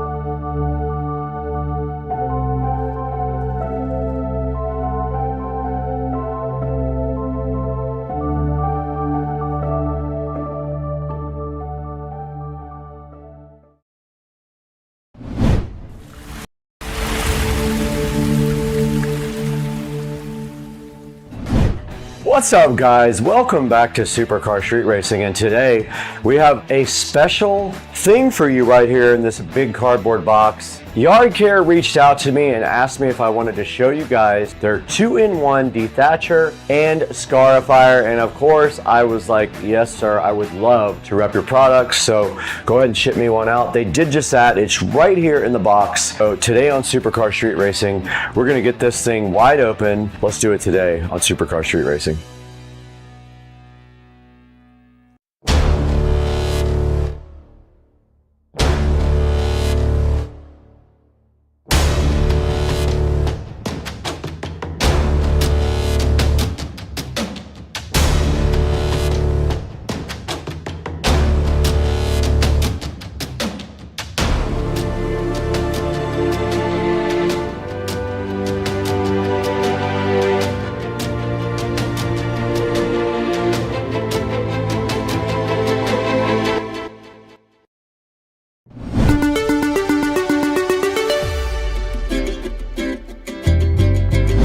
guys, today on Supercar Street Racing, we have something super special for you. Yard Care reached out to me directly and wanted to know if I could show you guys their 2-in-1 dethatcher and descarifier, and of course I said yes because I'm bringing you guys all the best stuff. We're not just gonna open it, we're gonna actually use it on Rich's yard because he needs it over there. I don't on my yard, but let's get this thing open today. I wanna show you guys all the features of this, what it can do, because it has one for dethatching and one for scarifying your yard. So basically the descarifying process slices through the roots and makes the soil looser. Now when you use their scarifier, it cuts through the roots of the grass and allows the roots to get a healthier hold on the soil and grows your grass so much stronger. I'm hyped to try that on my yard because my yard growth is awesome, but I feel like this might help.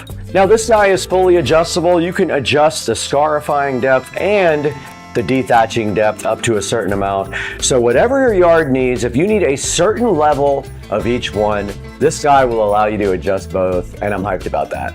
This thing holds 10.5 gallons of dethatching, and it has 2 safety switches to make sure that there's absolutely no way this thing will start while you're actually working on it. It's safety first.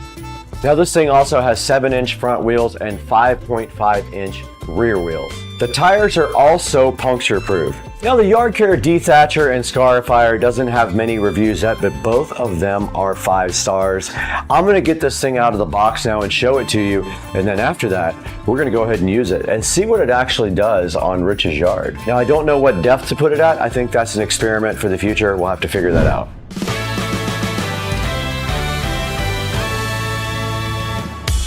All right, you guys just took a look at all the features and the details about this Yard Care dethatcher and yard scarifier. There's only one thing left to do right now. In my right pocket here, I have the SCSR patented Smith & Wesson knife.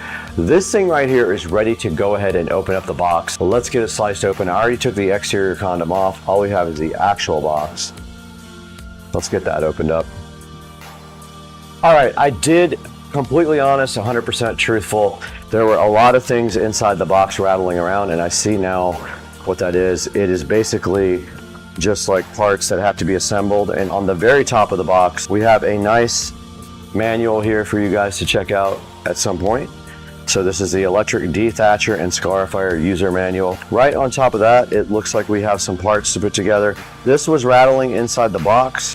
So just completely honest, yeah.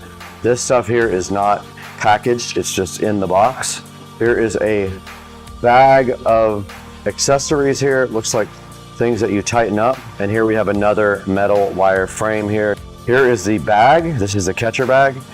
And it does say Yard Care directly on it, but there are definitely loose items inside the box that are not packaged in anything, and they definitely move around. So just be aware of the packaging when you get your Yard Care out. Here is the top part. It is actually connected to the bottom. You cannot remove that.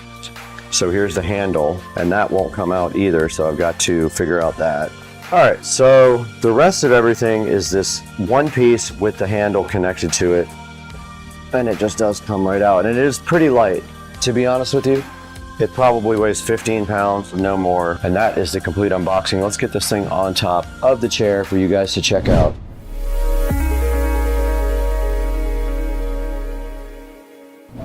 Thanks for taking a break from the video to take a look at today's sponsor. It's Tron. Tron sent us this brand new rotating outlet extender for you guys to check out. I got one in my hand right here. It's pretty cool. Basically, you plug this into any existing outlet, and it allows a little bit of an extension on the outlet and also allows you to have 3 whole entire plugs from one outlet. And if you look right here, it does spin also. That gives you convenience that you can spin the plugs on any direction that you want to. Now it does also spin, so that gives you the advantage of putting the plugs on any side that you actually want to. Since it has side plugs, you will not block your existing plug. This thing is awesome for business trips and travel too. You can throw this in your suitcase and take it along with you when you go on trips. So since this doesn't have any kind of internal protection at all, it's perfect for cruise ships. It is approved for use on cruise lines. It's so cool because it fits into tight spaces like behind furniture or behind appliances in the kitchen. So go ahead and take a look at this Tron multi-outlet splitter extender. I'll give you guys a link down in the description. Please tell them Supercar Street Racing sent you and go ahead and buy from our official sponsors.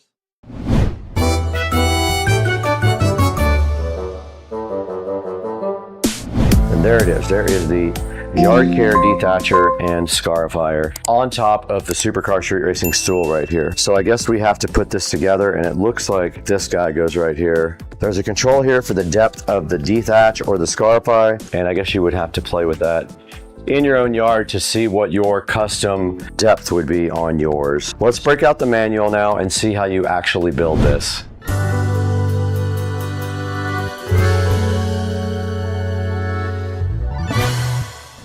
All right, I got my reading glasses on now. You guys have never seen these, but this is the only way I can read this tiny text on the manual. The first step is to put the cable holder on. It says the switch side of the handle, but I'm looking at it and it looks like it's aligned that way, and that just keeps this cable. You can actually pull some slack there like that, and then it'll just kind of sit like that on the side. Lower handle assembly onto the deck. Make sure the metal handle is in the slot of angle adjustment block 11. Handle, it does, oh, I did this wrong.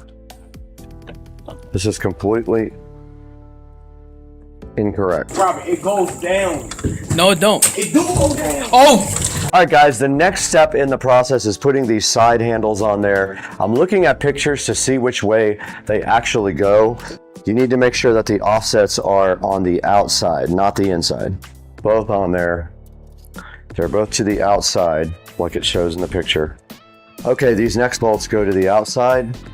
So you just put them from the inside of the handle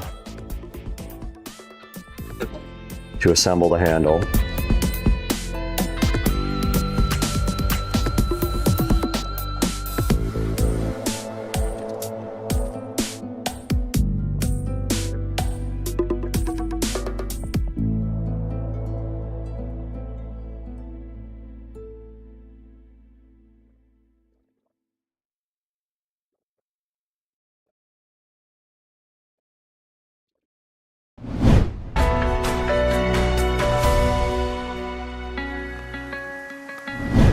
All right, guys, you just saw me build this whole entire dethatcher and scarifier, and it took me about an hour because basically I could not figure out the part with the bagger. Yeah, now after we built this thing, all we have to do, now reminder, this is electric, so it needs an extension cord, so it is not battery powered. But now that it's built, all we have to do is go directly over to Rich's house, go ahead and dethatch his yard and see if we can make his grass grow a lot better. Let's go over to Rich's house now with this yard care dethatcher and scarifier. It's time to take this dethatcher over to neighbor Rich and Trisha's house and go ahead and test it out. In order to do that, we need an extension cord. I did not plant the cord holder. I did not secure it to that, so I don't have that. I think this is the cord holder. I think it's actually supposed to go on here through this metal thing. I'm just gonna leave it off for now. But we need to go out to the shed and get the extension cord first and then go try this thing out over at their house.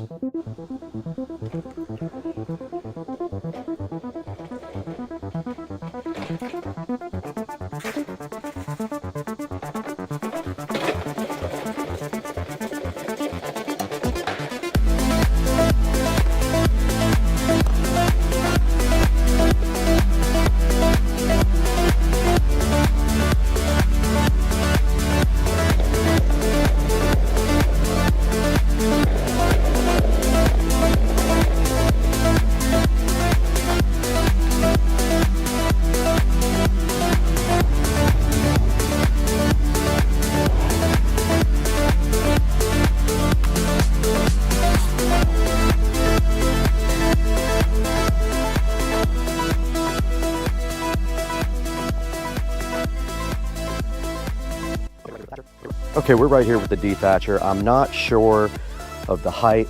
I've got it on -9 millimeters. I'm gonna try a little bit like that and see if it does anything, if it has a good effect. Now to use it, you simply push the button on the handle and you hold back on the lever.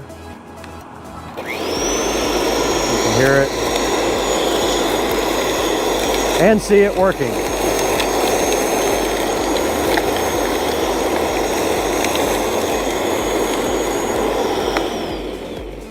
Now you notice this is already almost full with grass, and the strip that we did looks awesome. It didn't cut the grass, it just pulled up all the thatch. Actually does a really good job. Check out the strip that I did with the dethatcher, it looks awesome.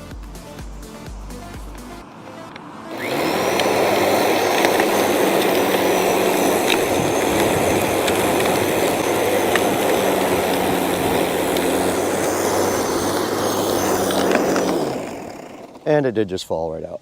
But this is what it took out of Rich's yard, that whole thing. I'm actually gonna raise it a little bit. It filled that bag up quick. Okay, that did some.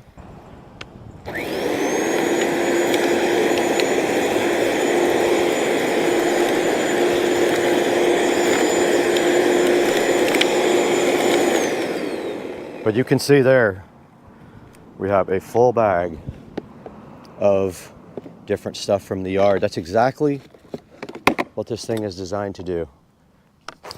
That was like 2 minutes worth of dethatching, and I got a lot of the leaves. Look how much it got.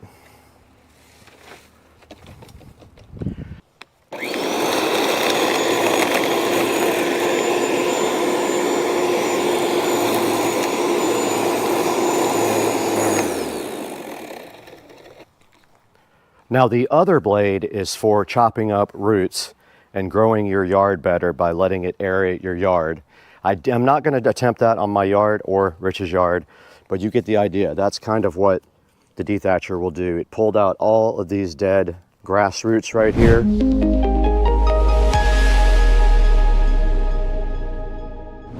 All right, guys, you just saw us over at Rich's house dethatching his yard. He really needed it. He had a lot of dead grass in his yard, so we thought we could help him out by taking the yard care dethatcher over to his house directly.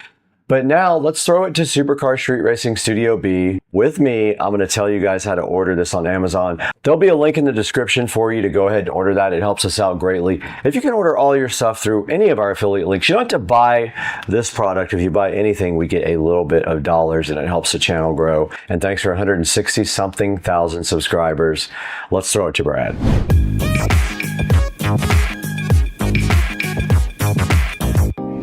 We're back here once again in Studio B after a short vacation up to Canada to check out the Hamilton Tiger Cats with Rich and Trish. But we're back in full effect now in Supercar Street Racing, and we want to show you guys this awesome dethatcher from Yard Care. We got a chance to put this dethatcher together and put it to a test, and it performed very well in Rich's yard. I would definitely use this again if I had a yard with a bunch of leaves in it. It pulls them straight up. The only thing is it fills the bag up very quickly, so I can see you getting a full bag fast and having to empty it multiple times. It also has an adjustable height. It is plugged in power, not rechargeable, so keep that in mind. I'm going to put a link in the description down to this dethatcher and this scarifier. It does both. It has a interchangeable blade that allows you to both dethatch and scar your yard if you want to do that as well. That's supposed to increase the root health and allow you to grow thicker, greener grass. Like I said, it took a little bit to install. The instructions were not great, but there is a video to help you install it, and I will drop that down in the description as well to help you guys. If you have any questions, let us know down in the comments section. Let me know what you thought of the dethatcher and scarifier, and let us know also how you feel about Supercar Street Racing. Thank you so much for all the likes and subscribes. Please buy this from our official product links down in the description. And before we go today, just want to talk about something that happened in my life. My father actually had a stroke about 2 weeks ago. I had to go to Memphis at the last minute and be with him in the hospital. He had a blood clot in his brain that he had removed. My thoughts are with my father right now. Of course, he is recovering at home, but I love you, Dad, if you hear this. I love you, and I'm with you. If you need anything, you know I'm there for you, Daddy. So let me know if you need anything. Guys, pray for my dad. He is recovering from a stroke and needs your help.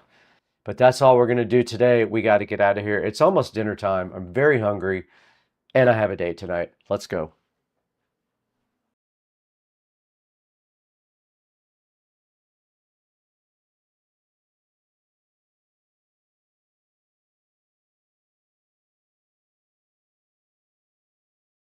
All right, guys, we just got back from Walmart. I had to get a few things. Not this for the car, but I did get some microfiber towels, and I've got some stuff to detail the brand new 2023 Model S Plaid. Let's get to doing that right now on Supercar Street Racing.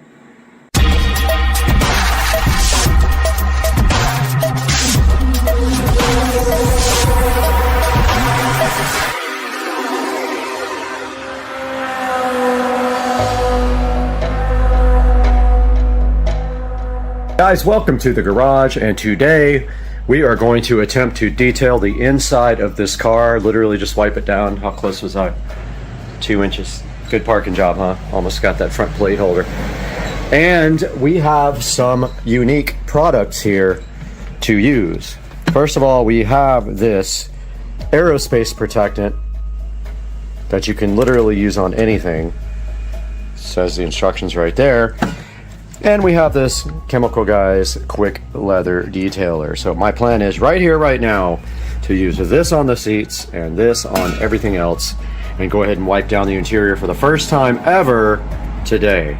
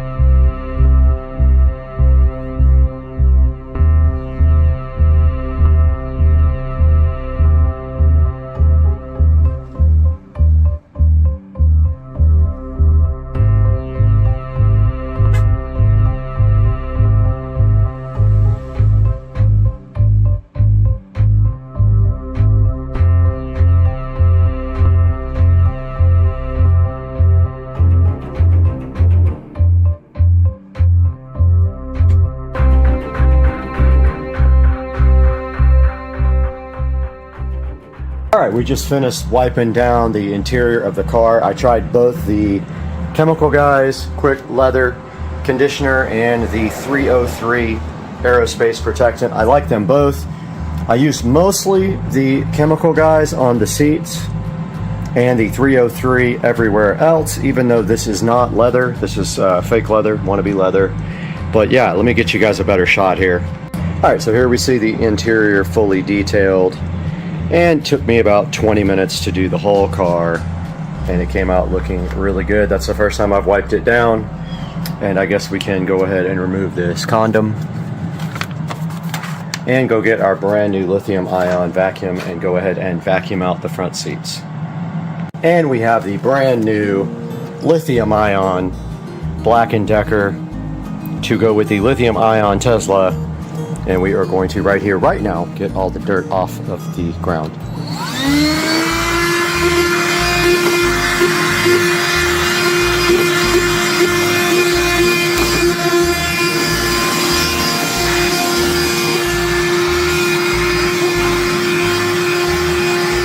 Whatever that is, does not want to come up.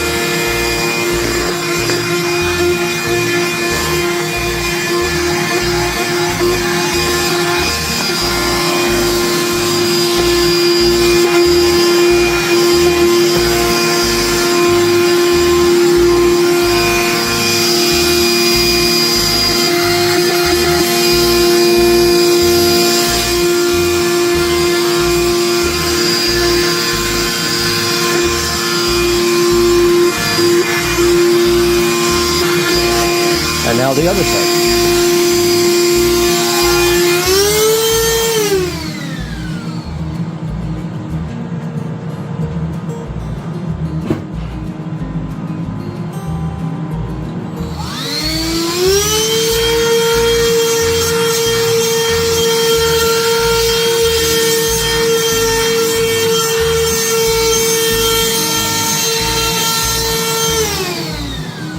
All right, just recording a quick little outro here. We're in the beautiful Supercar Street Racing Studios.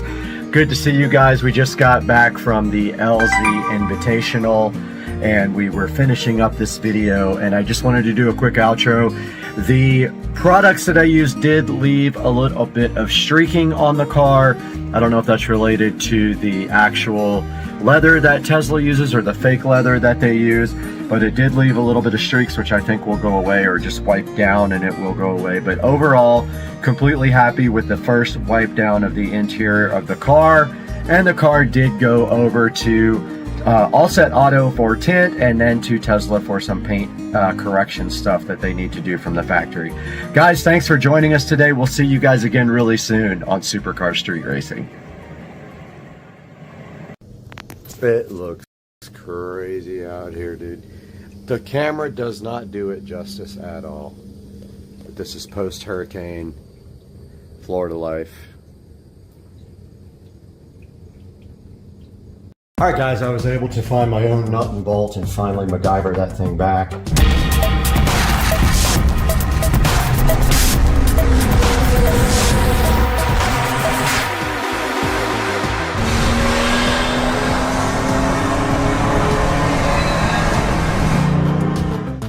Hey guys, welcome back to the channel. Supercar Street Racing here, out in the garage with the Green Machine 200 EFI. Got some modifications we're going to be doing to this today.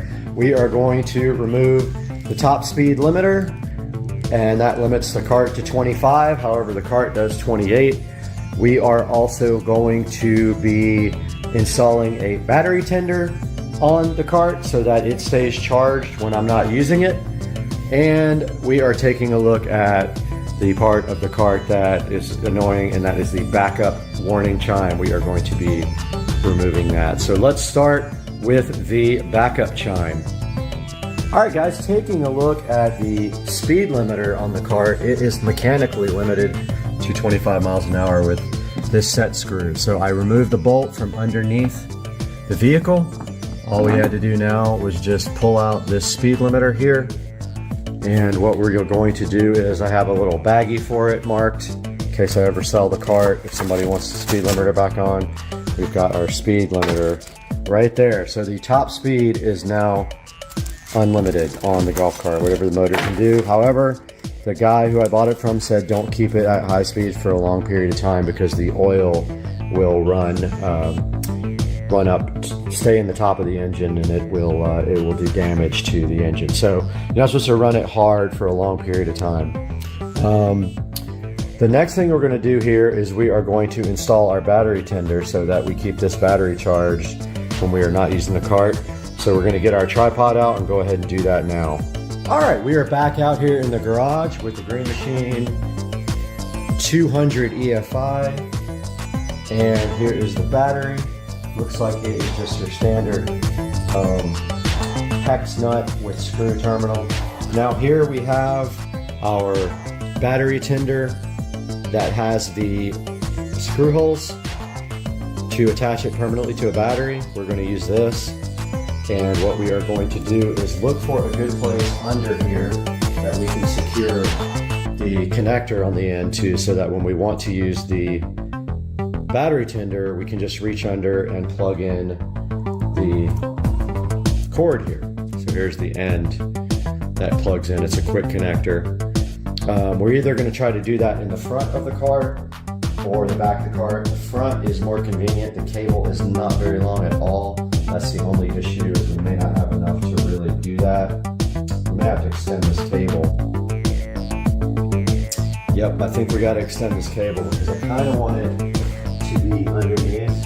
And let's see how long it is. So when it's fully connected here, it's going to be about that long. Let's see if I can actually reach under there and still grab the cord. If I can, then that's fine. We'll just tie it off and use it like that. So let's see, we probably need that much.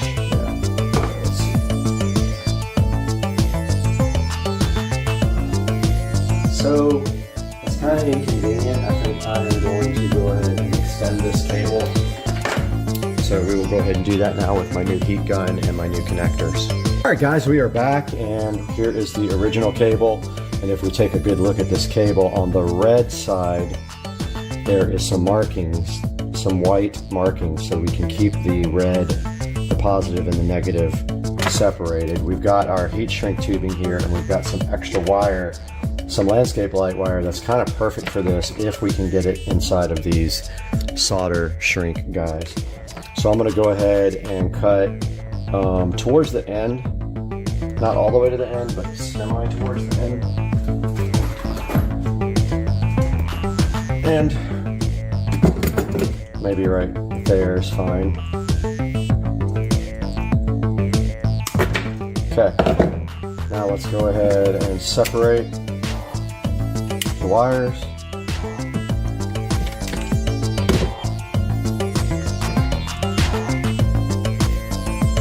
Okay, they're actually red on the inside as well, so that helps us with keeping positive and negative in track. There's a red wire inside there showing you that that's positive.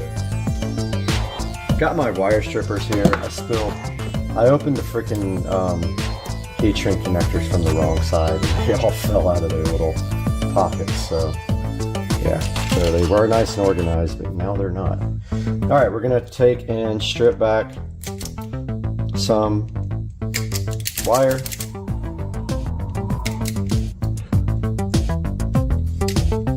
Now this wire has to reach all the way to the center where the solder is on your connector.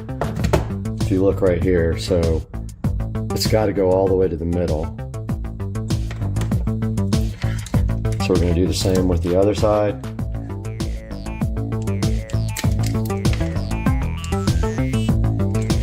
Kind of helps to have something non-fireproof to do this on, because this heat gun gets pretty hot.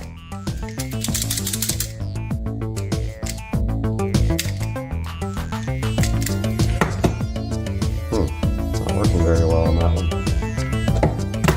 Doesn't want to strip that side off very well, because there's also a wire inside of this. There's insulation, not a wire, there's insulation inside the insulation, so it's not able to strip completely. So there's that one. We'll go ahead and twist these up.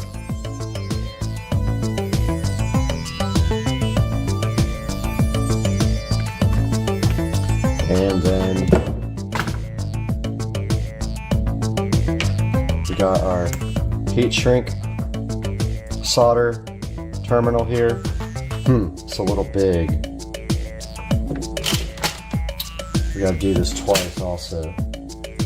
Just remember, we're extending this thing, and we don't need that much, but let's extend it by like that much.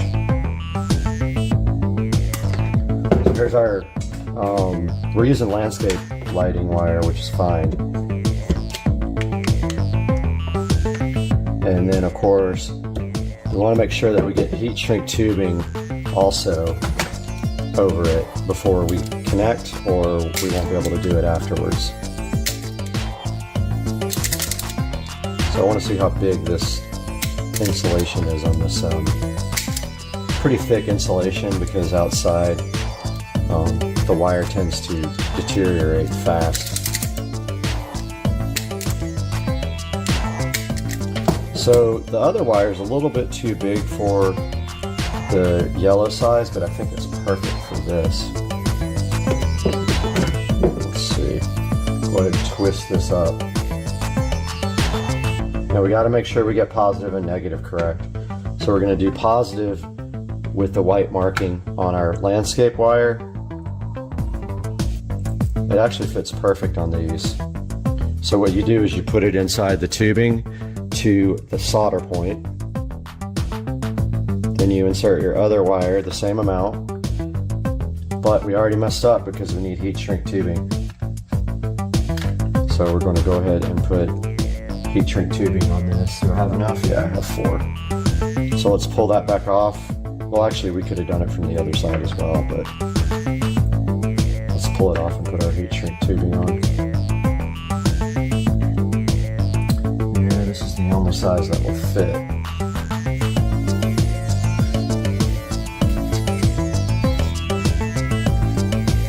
Alright, it's stuck inside.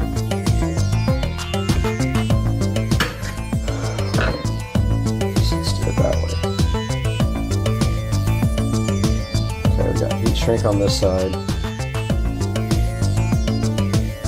We honestly don't need that much. Let's shrink that. Yeah, we do. We do need that much.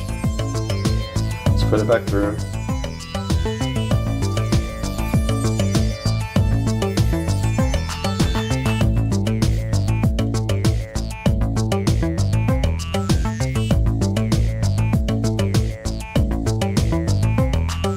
We got our heat shrink tubing in there. This is going to be positive. Make sure I still got that positive. It is. It's the side with the marking on the wire. Get our wires inside there. Make sure inside of your connector that the wires are through the part with the solder, okay? Because otherwise, they are not going to solder down. Now, ideally, I wish we had something better to heat gun on, because this gets pretty hot, and all we have is the table here. So we don't want to shrink our tubing yet. So this is kind of a pain, like when you're doing this. Like when you do the first one, it's kind of a pain, honestly. Okay, so positive. Try this again. I'm trying to figure out where to put it when I actually start. I guess that's fine. Oh, I ripped it right out. Nice job. See what I mean though? It easily comes apart. So that's the only complaint I have. It'd be better if you had some clamps or something. Go ahead. See how the other wire always tends to get in the way and stuff? It's awkward doing the first one.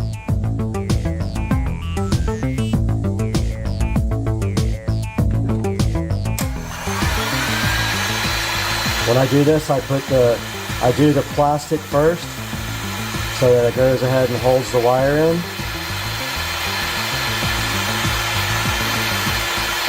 Like that. See how it shrunk around the plastic? And then you can concentrate on the solder part.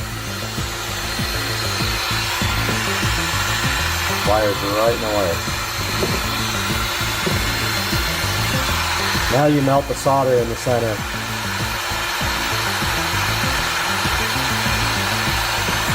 And it says when you do it to hold the gun, to rotate the gun around the solder to make sure it melts all the way around. So I'm trying to do that now.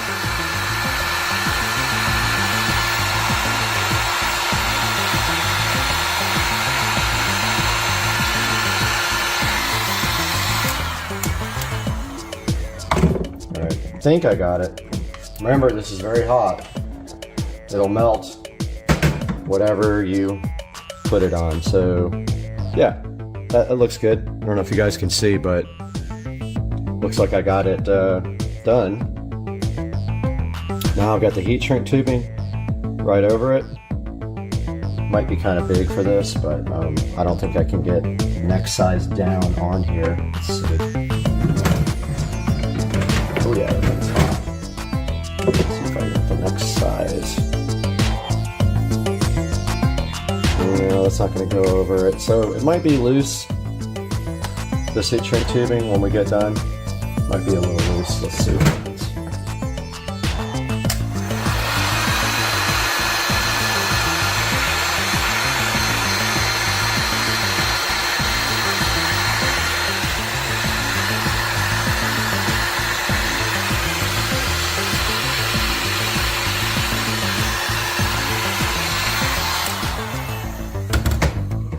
Okay, got our first one on.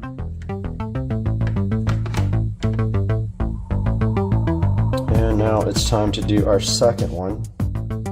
So we put our heat shrink tubing over it.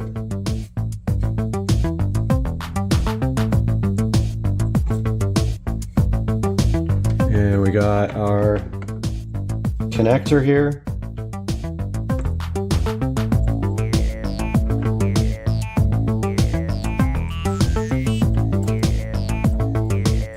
And both the wires are in there and they're ready to go. Let's go ahead and shrink the plastic.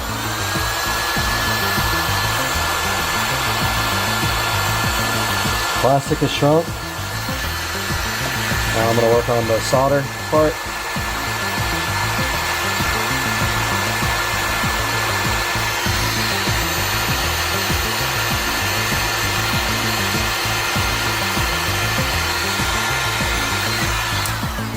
Alright, I saw the solder melt. That one's good. Yep, now let's get our heat shrinker around it. Uh-oh. Is it coming out? Oh, my tubing melted too soon.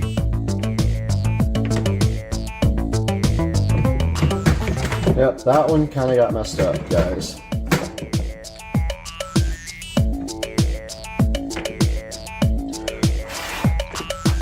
Not sure if it's still connected or not. My tubing melted before I got it on. Oh well, it was looking good until that one. Alright, let's get our second one on. So here's our extension. We need another heat shrink. This time we got to make sure we don't put our heat shrink tubing across it until it's completely dry. It melted right away and messed up our connector. Alright, we need plus, which is right here.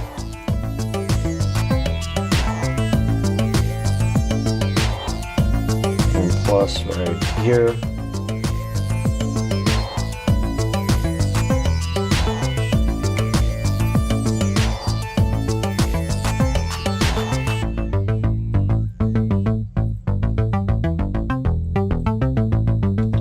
Okay, go ahead and melt our heat shrink. And now our solder.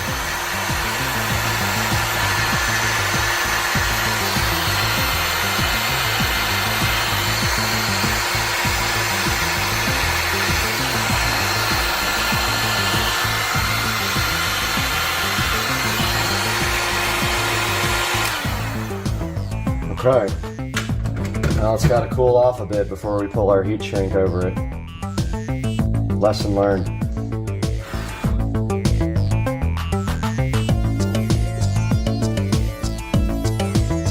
So that's cooling off. It's still quite hot. We need another heat shrink and another connector. Put our heat shrink tubing on. I really messed that one up down there. I'm so bummed because it was perfect before that.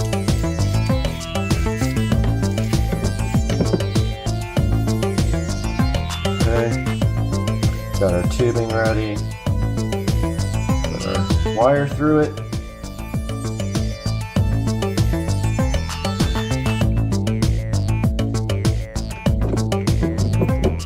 And go ahead and melt .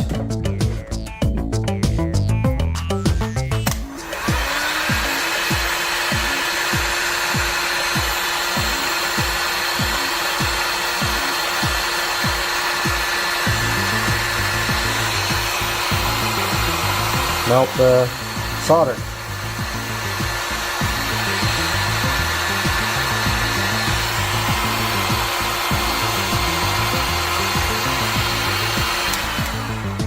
Should be good.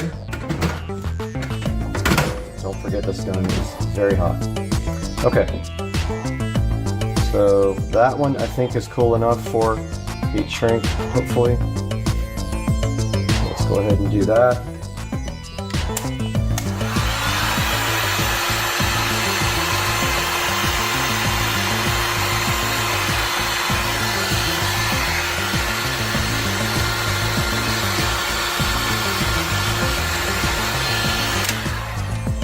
All right, one side done.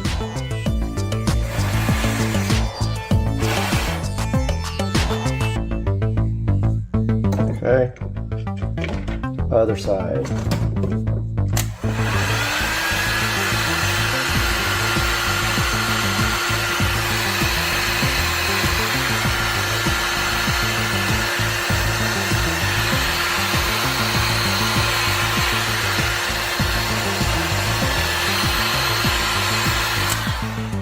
Okay, so we got that one mistake down here.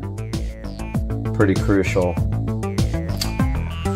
Oh, well, we made a mistake right there. So, I don't have another bigger piece that I can actually get around there. So I'm going to use the tried and true method of electrical tape at this point.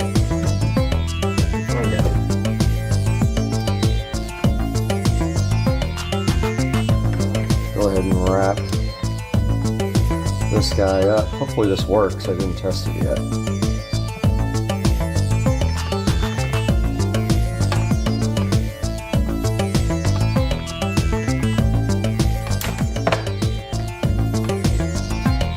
It's a good connection there.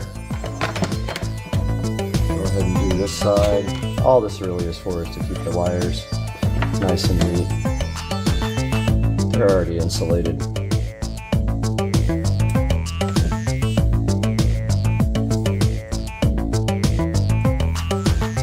Still a hot little potato.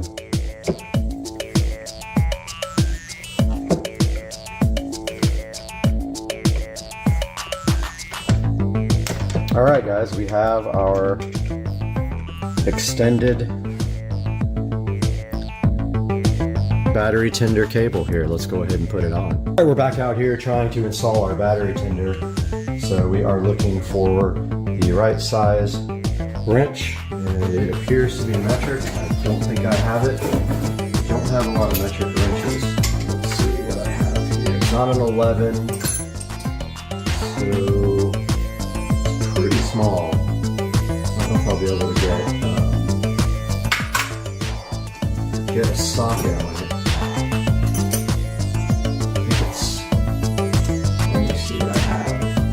A 10. Problem is, I think it's blocked by the. That might be it.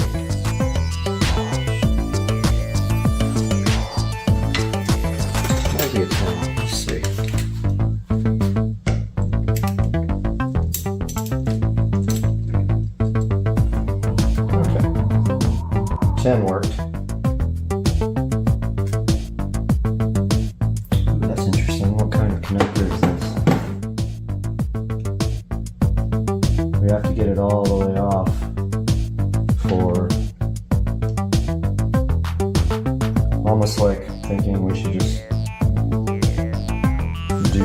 I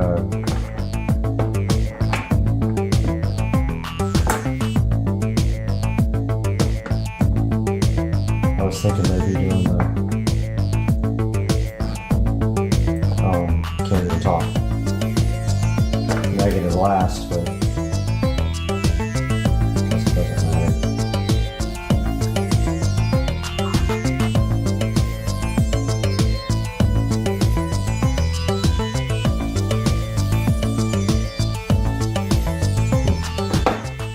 Doesn't want to go on.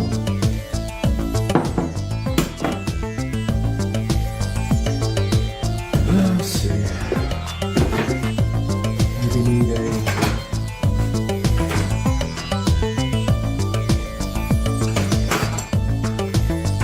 Phillips.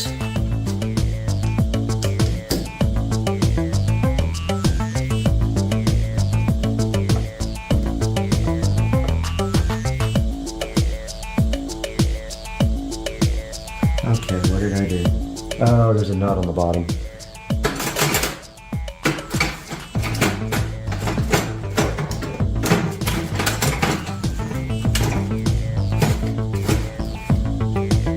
The nut came off on the bottom.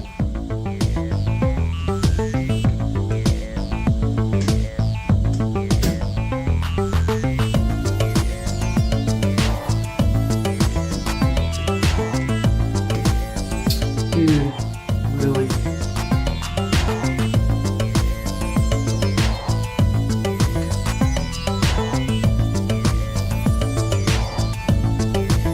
Well, this sucks.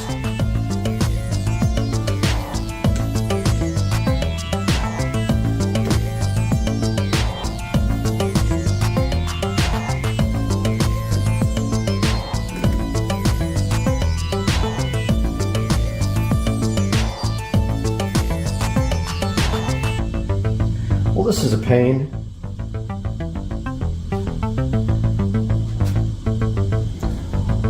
The hell am I gonna get this thing back on?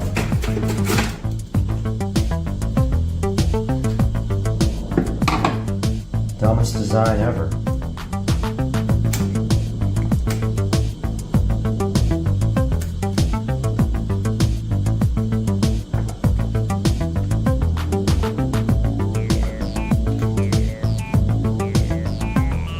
I think I got it, but man, that is a stupid design.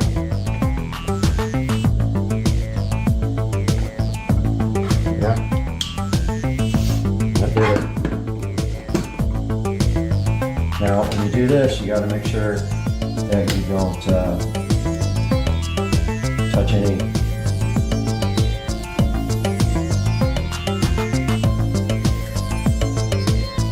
anything negative with the positive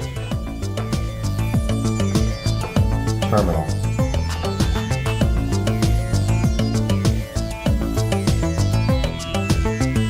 You won't want to see what that does.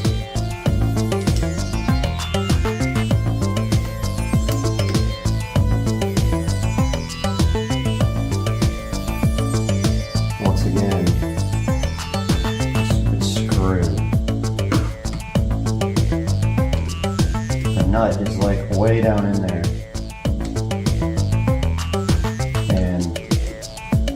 Kind of a pain to get back on.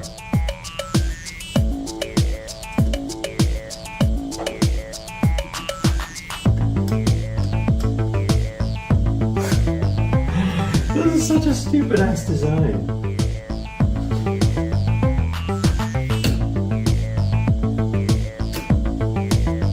I guess that's the way to do it.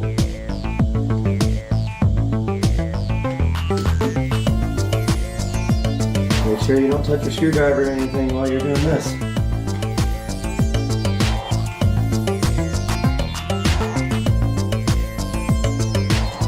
This sucks. Next thing that's going to happen is it's going to fall out. You know it. So what's happening is the nut is in a place where you can't get to it and it falls down.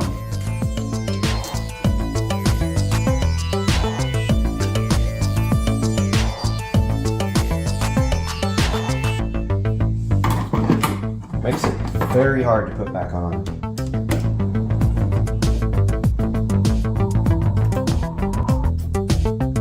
Oh my god. Really? This is the dumbest design I've ever seen. The nuts, the screw is not long enough.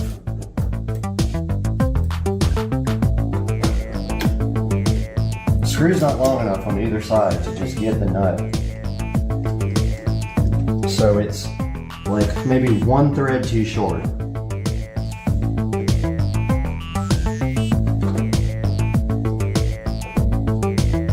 Or the bolt or the post is like,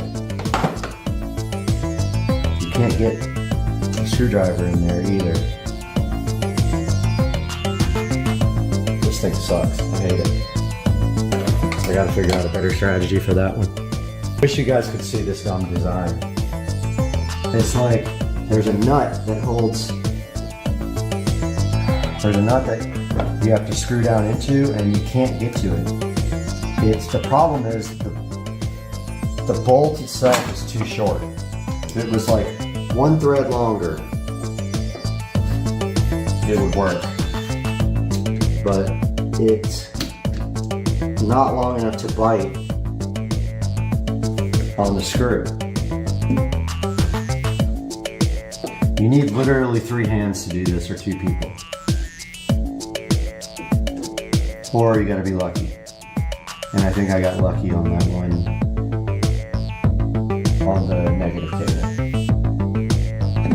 But that's what happens.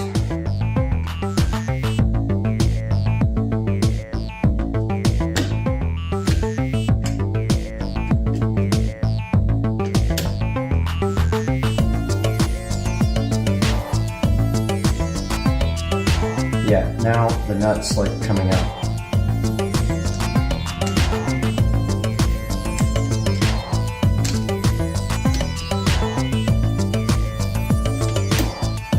This sucks big time.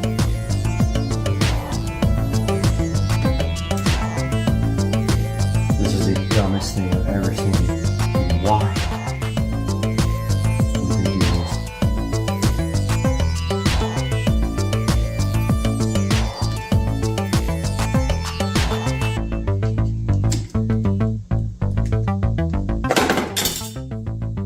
Did I just lose it? Yep.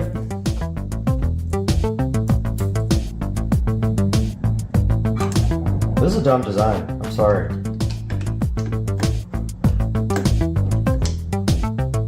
Stupid, stupid, stupid design. And I think they fell. It's a nut, but I can't tell. Where'd it go?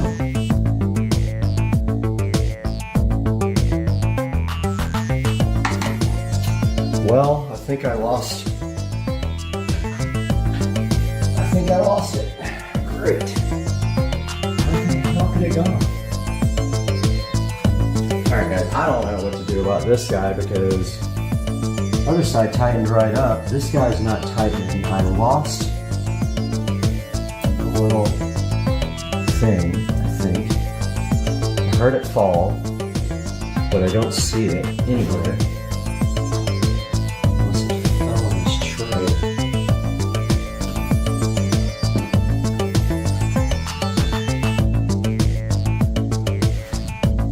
There's a tray under here.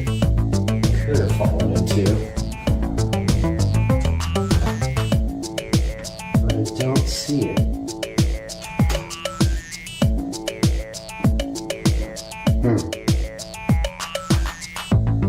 Well, I gotta figure out what to do about this. Alright guys, I was able to find my own nut and bolt and finally MacGyver that thing back. Not ideal. I'll go ahead and look for a replacement bolt for that. I don't know where the bolt or the nut went. Barely got a nut underneath that thing. Now what I want to do is tie this up really nice and run it down the side of the battery so it can go down to the underneath take the card and then will be available up front. So I'm going to get some zip ties here. And I'm going to first tie it off to this battery clamp. Battery clamp's just a bungee cord, by the way.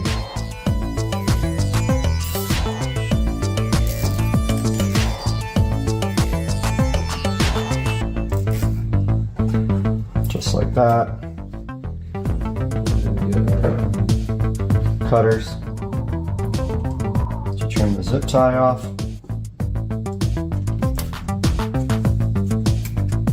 Which isn't working at all because they're too big. And rotate the zip tie to the back so you can't see the ugly clamp part.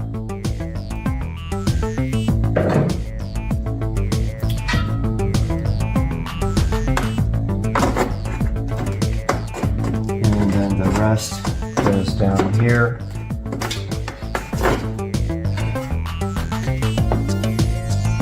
I'm gonna put one maybe around this break. Well, no, probably around this cable. See if I can get you guys a view of this.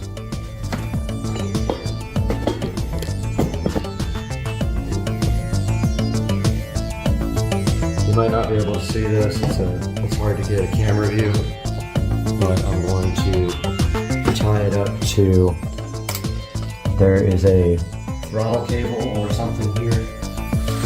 I'm going to go ahead and tie it to that underneath,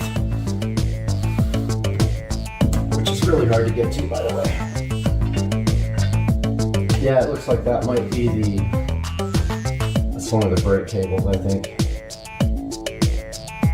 I wish I would have made the wire a little longer now. I don't know why I do that all the time.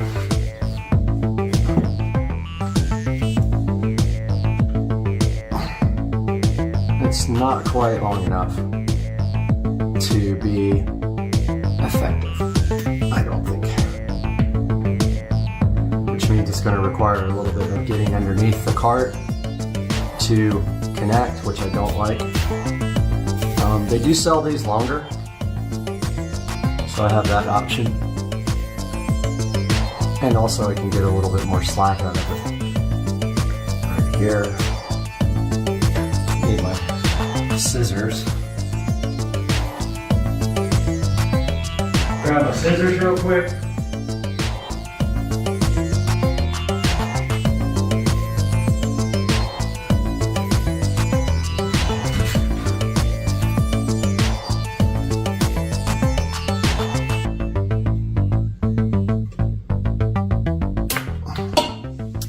Okay, that's good.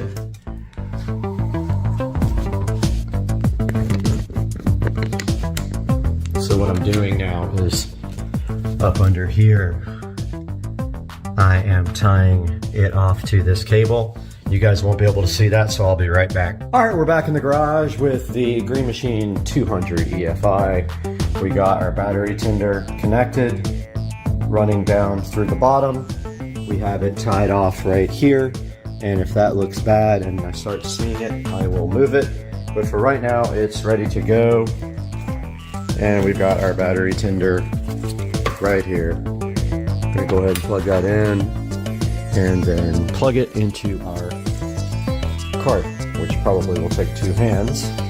But all we have to do in the future is just undo this little cap here and plug it in. I'm gonna do that now. Okay guys, we got our battery tender plugged in. It is showing a red solid light, and that means that the battery is charging. Now don't forget, the battery tender charges very slowly, so it'll take a couple of days to charge this guy up to topped off power. But the good thing is I don't drive the cart every day, so this means that this battery will stay charged.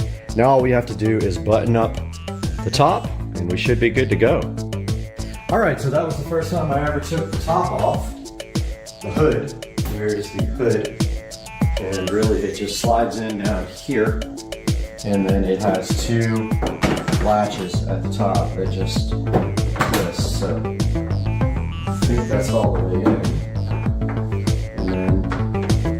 had a difficult time with this last time. I don't know why. Because it's super easy. It's got 2 slots down here.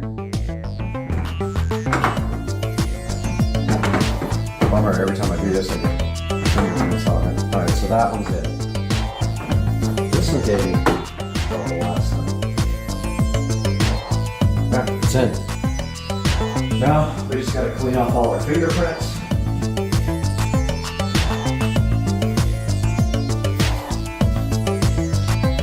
Got the clean and shine out. When you do this, you get fingerprints all over the card.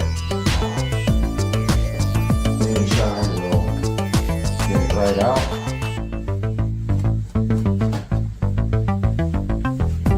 You know, it's like wet wax. Nothing up here.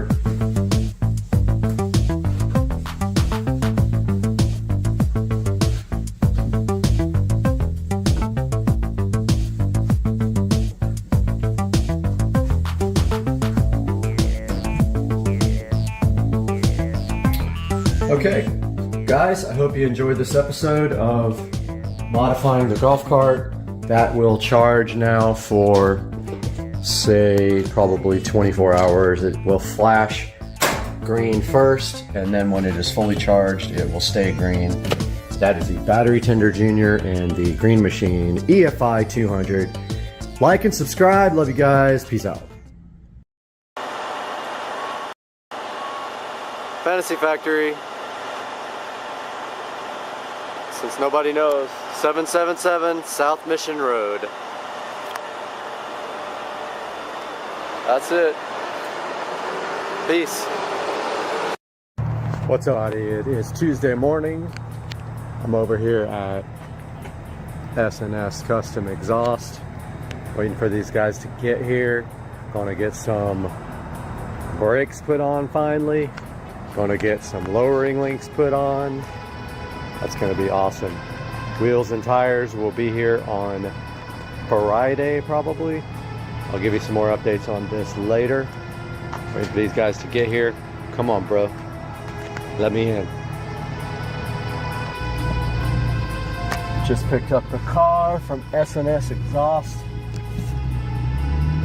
And first impressions are, I actually watched the technician drive the car, and they are extremely noisy at first.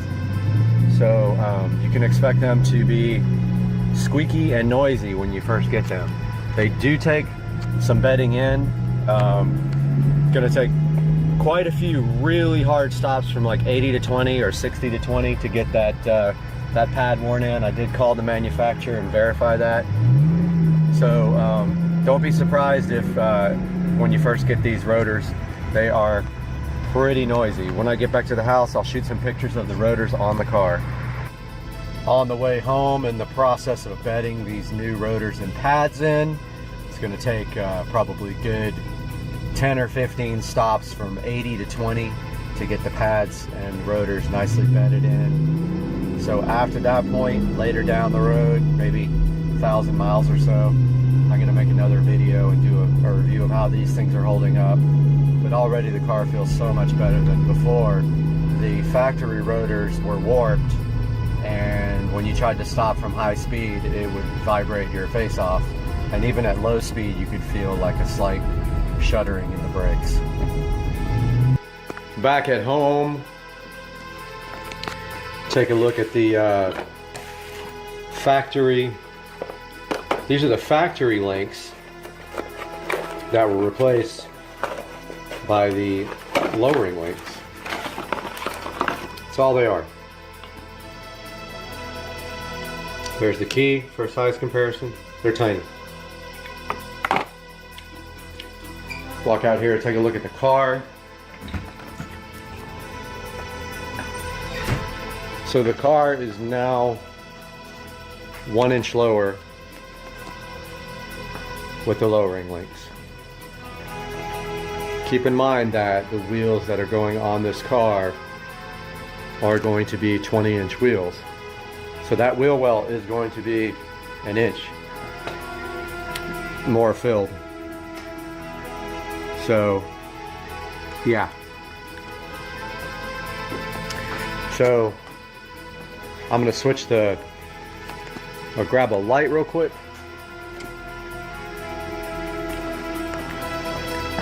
So these are the new racing brakes, rotors, and pads on the factory Mercedes-Benz calipers. There's a little RB logo right there. I was on the phone with these guys today a couple of times, back and forth. They were very cooperative, great customer service. I was asking them about bedding in the rotors and pads, how to do that. And there's that rear pad and rotor.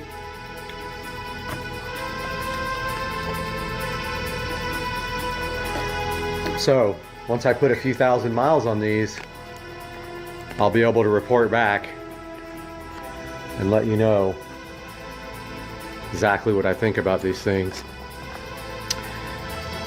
So, like I said, I did order wheels and tires. I'm not going to reveal which wheels I got yet, but I will reveal that they are matte black. So now you see my reason for blacking out the side markers there and the emblems in the side and in the back of the car. Stay tuned, the wheels and tires will be here on Friday.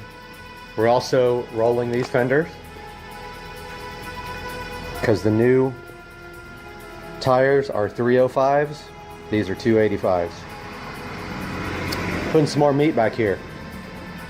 Deal with that 850 plus foot-pounds of torque this car generates. So we will see you on Friday unless something develops between now and then. Have a good one, guys. Hey guys, welcome back to the channel, and we are in the beautiful Supercar Street Racing headquarters, the 4K editing studio, and today we're going to be reacting to a few of my first videos, and this is all part of a series, so we'll do a few at a time. That's today on Supercar Street Racing.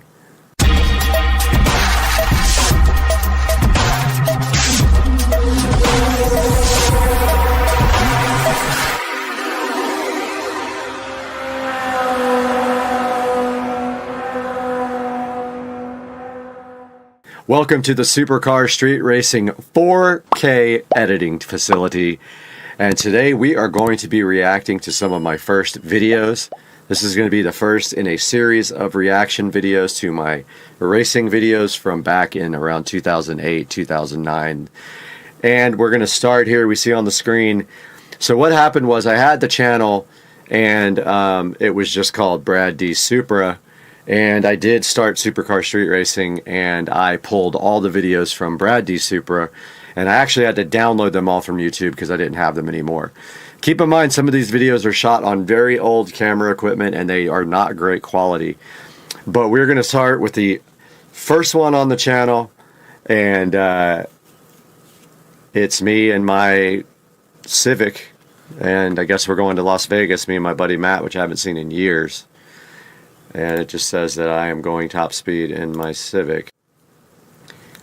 And we are here in the first video, and I did start this little portion over because it does have copyright music on it, and I don't want that issue when we publish this. But here is the main part of the video with me in my 97 Civic LX here.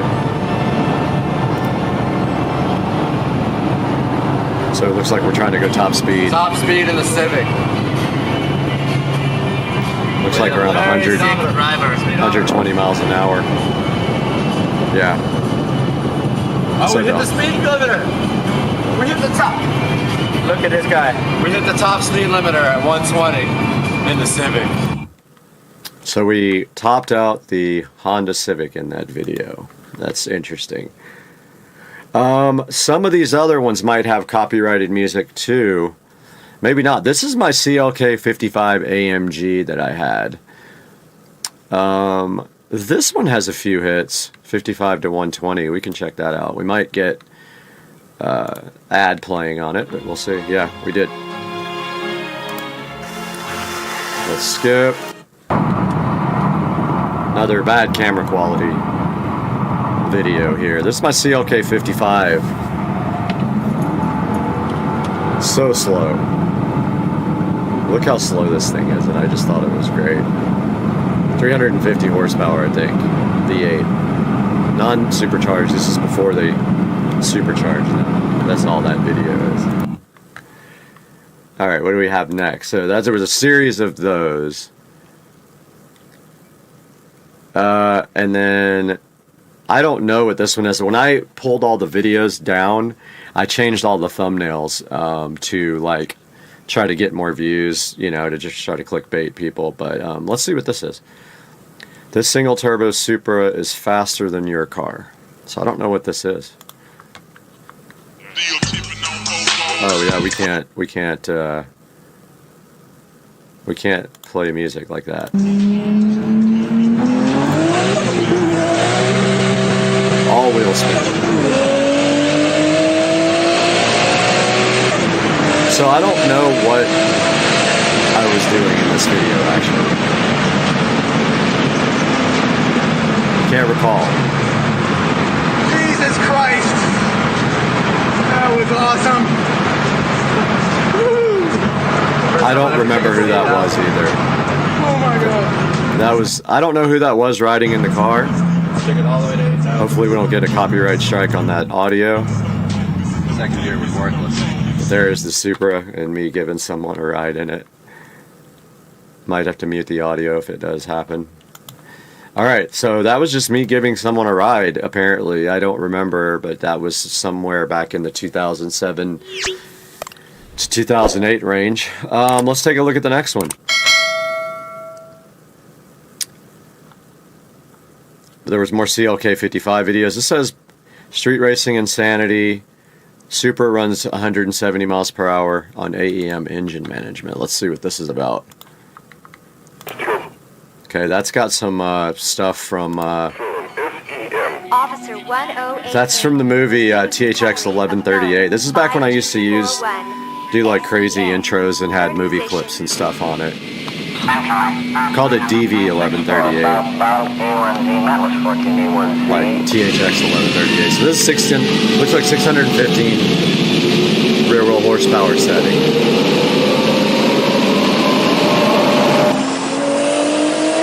So there's the AEM display. I had like a fold up thing. Good runs. We had 2 cameras going. I think we do it again if I recall. This video is old. Let there be air. Get back on. Yeah, I remember I had a boost leak during this whole thing.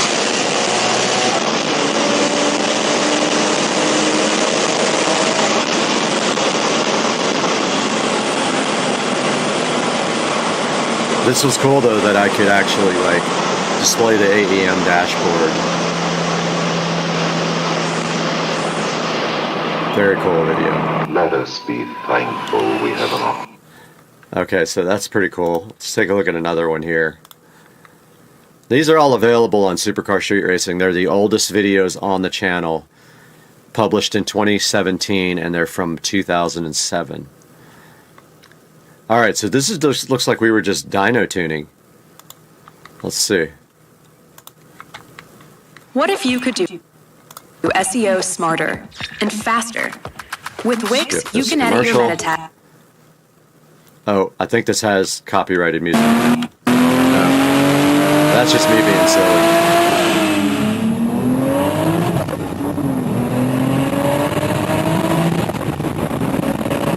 Love the boost gauge there with the blue, blue digital display. There's me going crazy on the freeway. Dyno pull.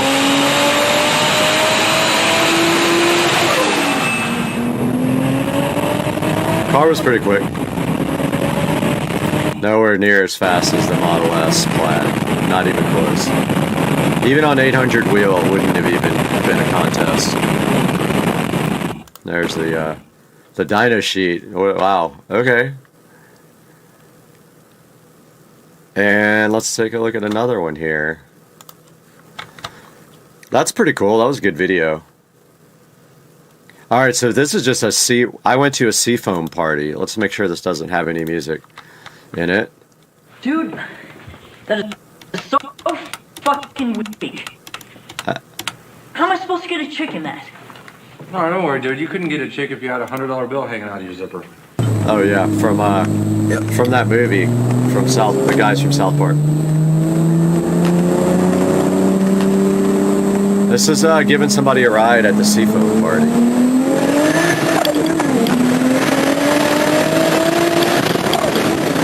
Couldn't keep the cameras straight, apparently.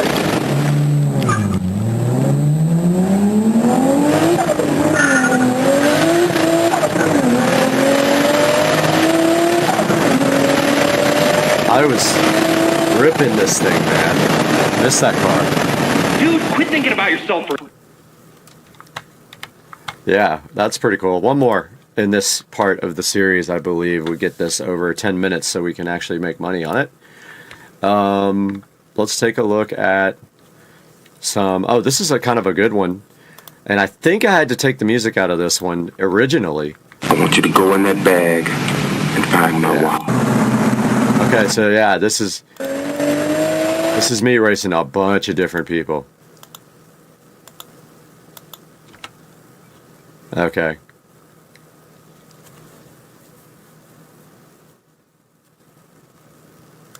Let's see. Yep, Evo. I think my buddy's Evo.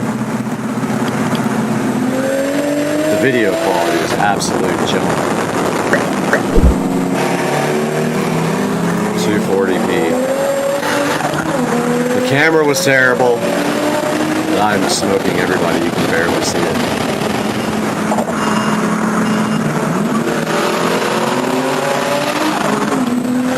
Wow, absolute destruction of that Camaro. Now this is two other people racing while I video, and I have to go very slow in order not to run right up their bumper.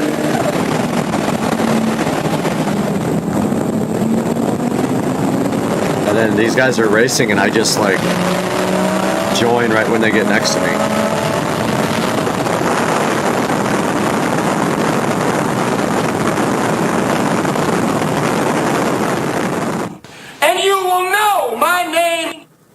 Yep, there's the engine bay. I had the good engine bay. That's an old joke, Christy Brickley. Guys, this is pretty entertaining to go back and check out all these old videos. I'm pretty hyped to look at some more of these on the next one. This is 15-year-old street racing videos from Supercar Street Racing in my single turbo Supra from way back. Looks like they're not in order, so we're getting them as they were uploaded to the channel. So we might see some stuff out of order. But that's part one of our series. I hope you guys enjoyed it, and we'll see you next time on Supercar Street Racing. Hey guys, welcome back to Supercar Street Racing. We have something special for you today. I thought I would come on camera on the intro and talk to you guys a little bit about getting my garage floor shark coated. You can see right here in this first clip, we are trying to get the washer and dryer out. But before that, I did a lot of organizing and stuff. Let's get this started. I'm so hyped for you guys to see this. Let's go.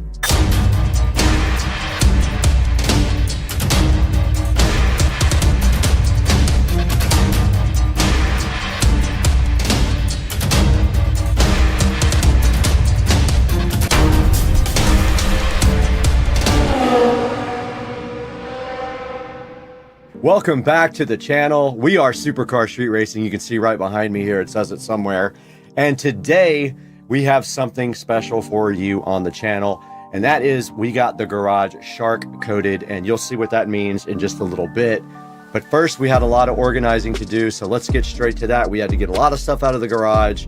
And so we did it, and we moved stuff around, and we made it happen. Let's watch.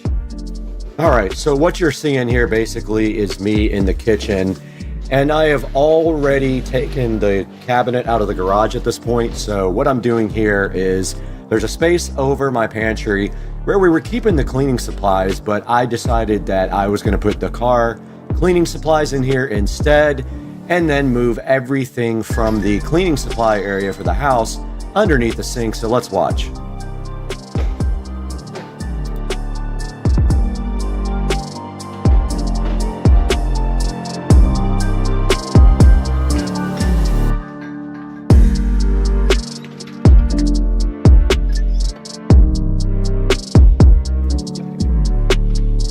So right here, basically what I'm doing is putting everything for the stove cleaning above the microwave, but actually I ran out of space under the sink later, you'll see.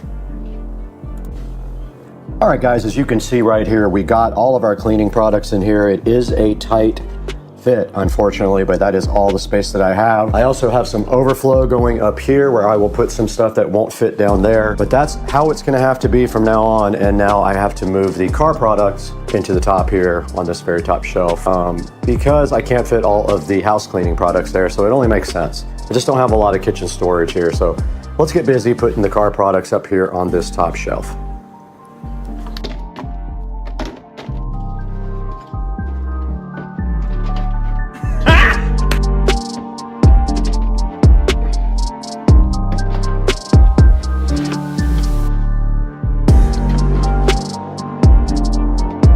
Okay, we have finished mostly cleaning up. No, we haven't. We gotta do the rags. We gotta do rags, and then we'll be done with this automotive area. Now, this is just temporary until we get some real nice garage cabinets installed. This is what I have so far. A lot of this stuff is really just in here for the moment. So things like that aren't needed can go up top. Then all my supplies for my car cleaning go right here. Now let's get all the towels folded up and inside of here as well.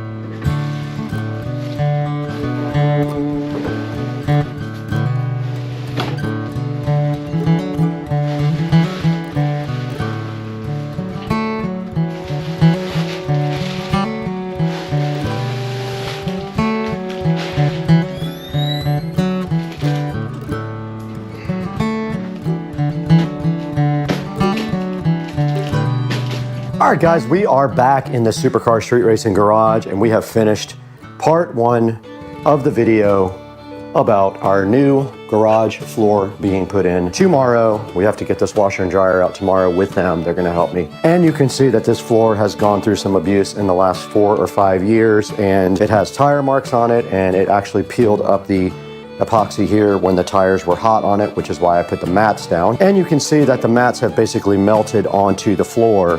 But as you can see, I got the cabinet out of here today, completely out. I got cleaned out underneath it. Unfortunately, we can't take out the hot water heater. I was gonna do tankless, but I don't have enough service. I think I only have a 100 amp breaker right here, and you need at least 200 amps.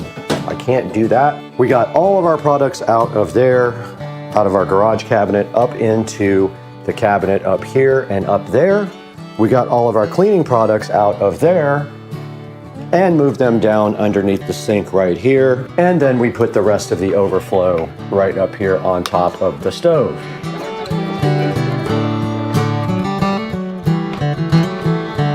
Now in this clip here, you can see the guys from Shark Coatings did get here pretty early in the morning, actually earlier than they were scheduled to, so I was kind of not ready at the time. But right here in this clip, you can see we're trying to figure out getting the washer and dryer out. Now just remember, this washing machine is actually 2 washers. I do have the thing below it that's a small washing machine. This thing is heavy, and my hand truck has flat tires. So we did struggle a little bit getting this washing machine out. The dryer wasn't so bad at all. And we took those and put them on the side of the house because they had to be out for 48 hours, where we covered them up with a tarp. So let's check it out.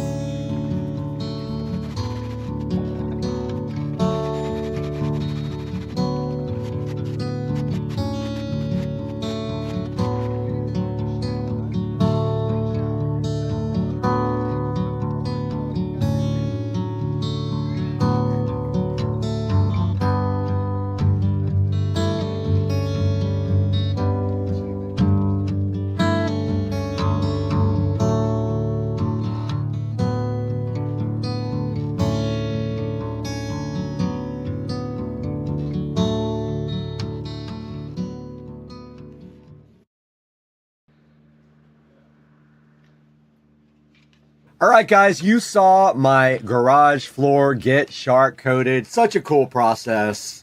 They had those huge grinders. They ground everything down, and then they put the surface coat on there. And now what you're seeing on the screen right here is me prepping this back wall. Now, I took the bench out, and the bench had electrical running under it, so that left me with an issue that I needed to put electric down closer to the floor and over by the wall for my sprinkler controller and my landscape lighting timer. So what you're seeing right here is me doing the electrical work in the back of the garage.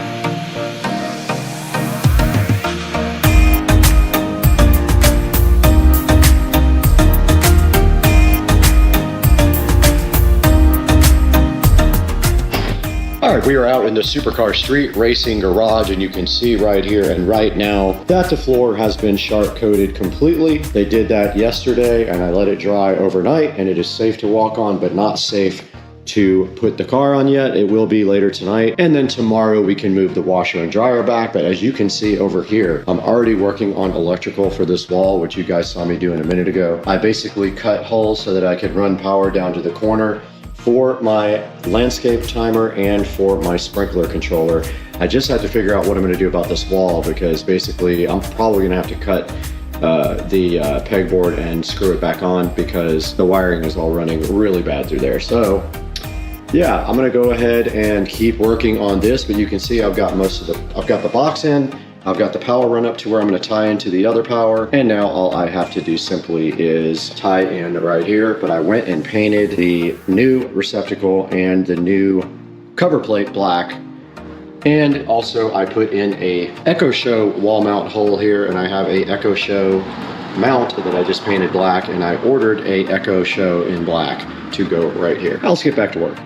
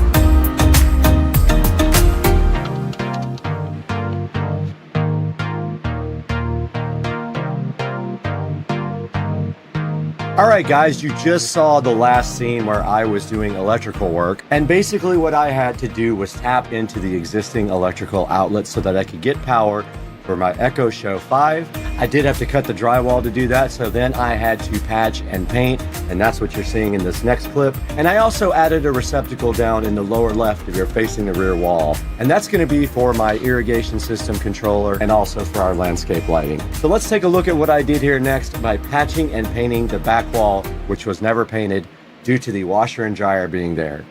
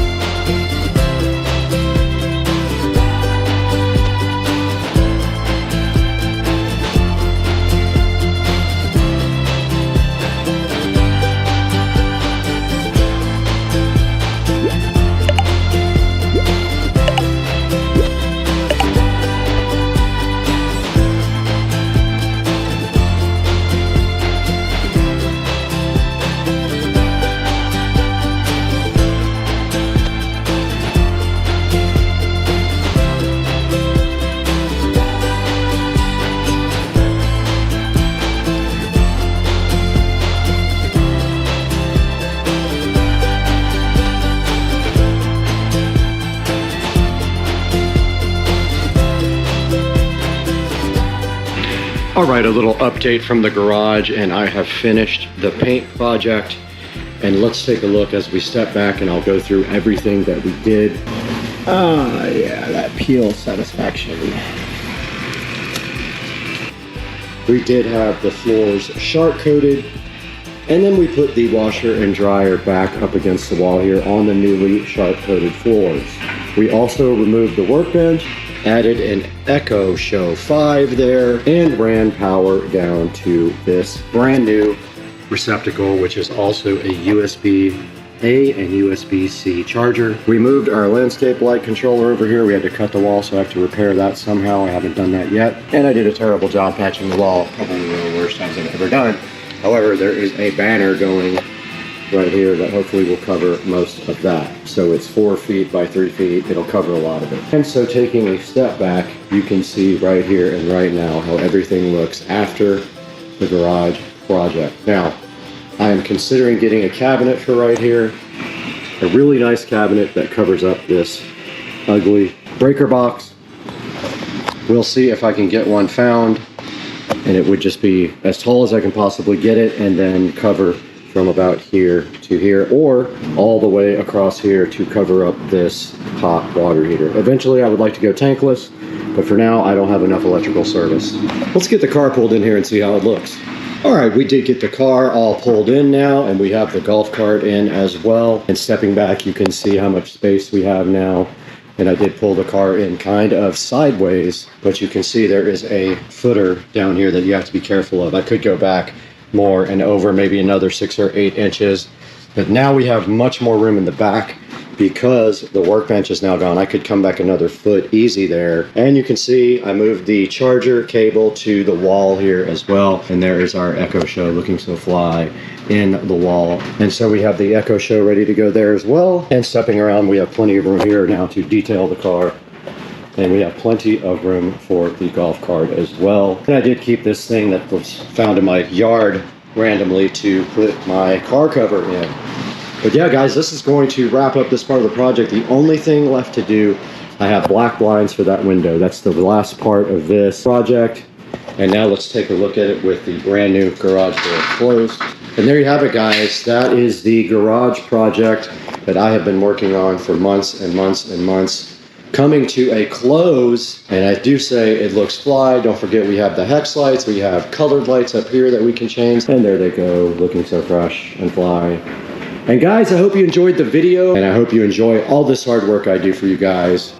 Guys, welcome back to the Supercar Street Racing 4K production studio. I'm Brad, and you just saw my whole garage project come mostly to a close, besides getting the blinds up on the wall. And now I want to take a look at this Shark Coating website with you guys. Go ahead and go online to sharkcoatings.com and check out the website. And you can see they did a great job on my garage floor, and I would trust them with yours as well. Guys, thank you for liking and subscribing, and we will see you on the next video. I'm so happy to have you guys with us. We got to get out of here. We spent way too much time sniffing paint fumes.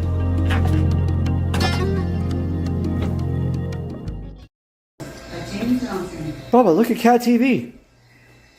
You gotta get it. It's Cat TV. Look it.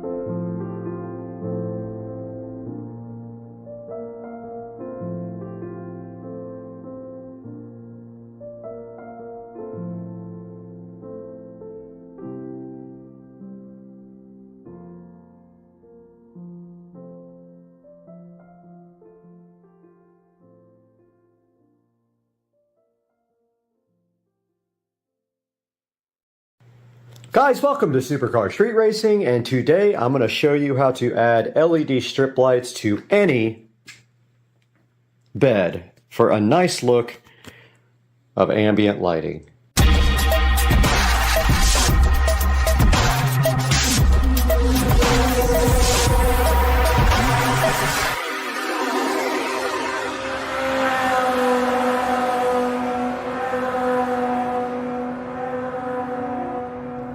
Hey guys, today we got the Govee Wi-Fi LED RGB strip light here.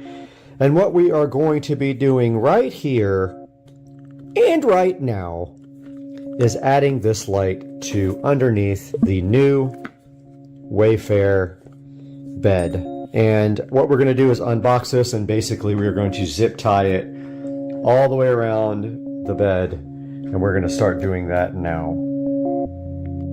Okay, we got the Govee RGB LED strip light right here, and it does come with a bunch of clips, which we're not going to use. It comes with two LED strips, and basically one runs off of one connector here, and the other one runs off the other connector. So we're going to put it down at the end, and then it is going to go around in a circle. One is going to go each way, and that is how we are going to prepare to put this LED strip under the bed. Okay, so we have one side of the Govee strip light here. It's going to go one way on the bed, the other side on the other way, and we are going to go ahead and get underneath the bed and start zip tying up, going that way first towards that side of the bed. I guess maybe we'll just start in the middle. Maybe makes the most sense, so we'll do that. I'll have to climb under the bed, so I won't be able to really get any video while I'm under there. I have no way to video it, so I will update you guys as I go.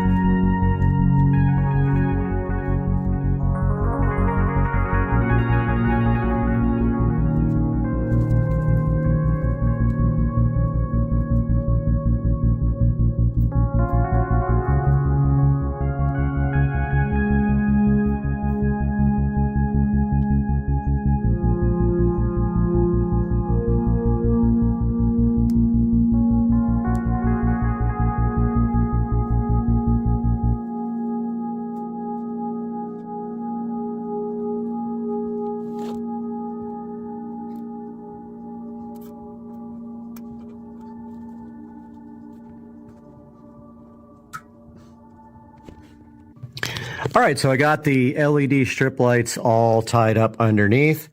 As you can see here, wherever I had to turn a corner, I did a gradual turn and took up extra slack because I had more than enough LED. I had the 32 feet worth.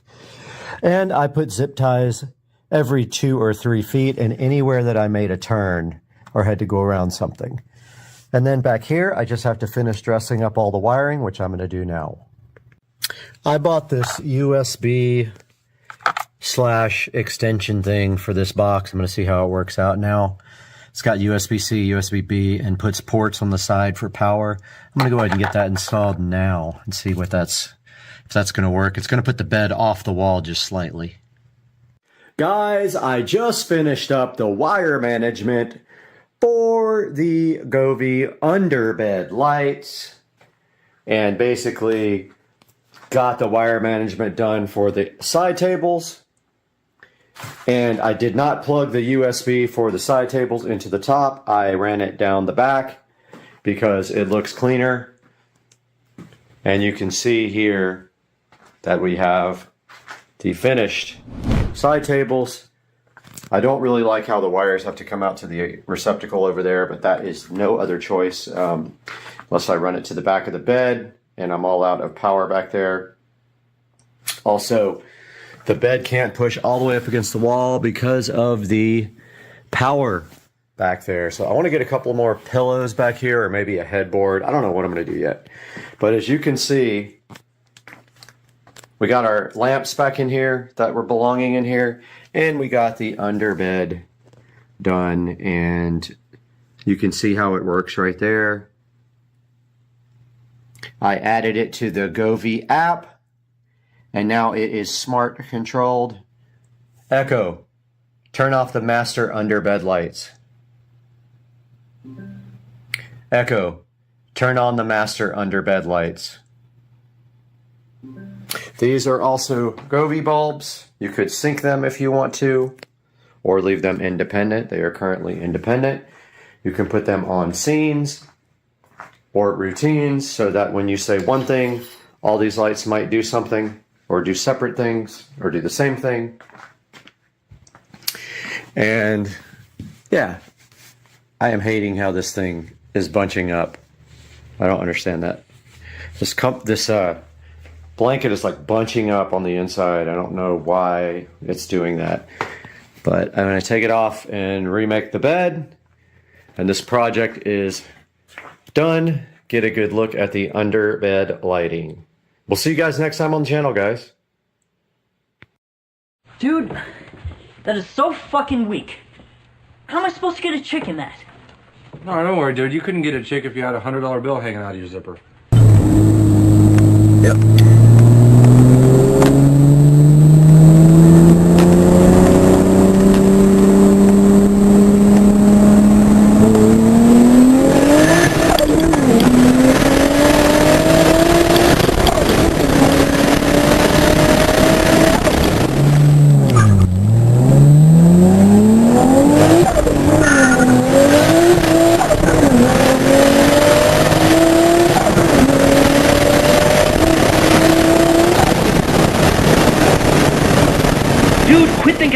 For a change. Dude, I'm not gonna cave in. End of story, dude. Dude. Dude. Dude.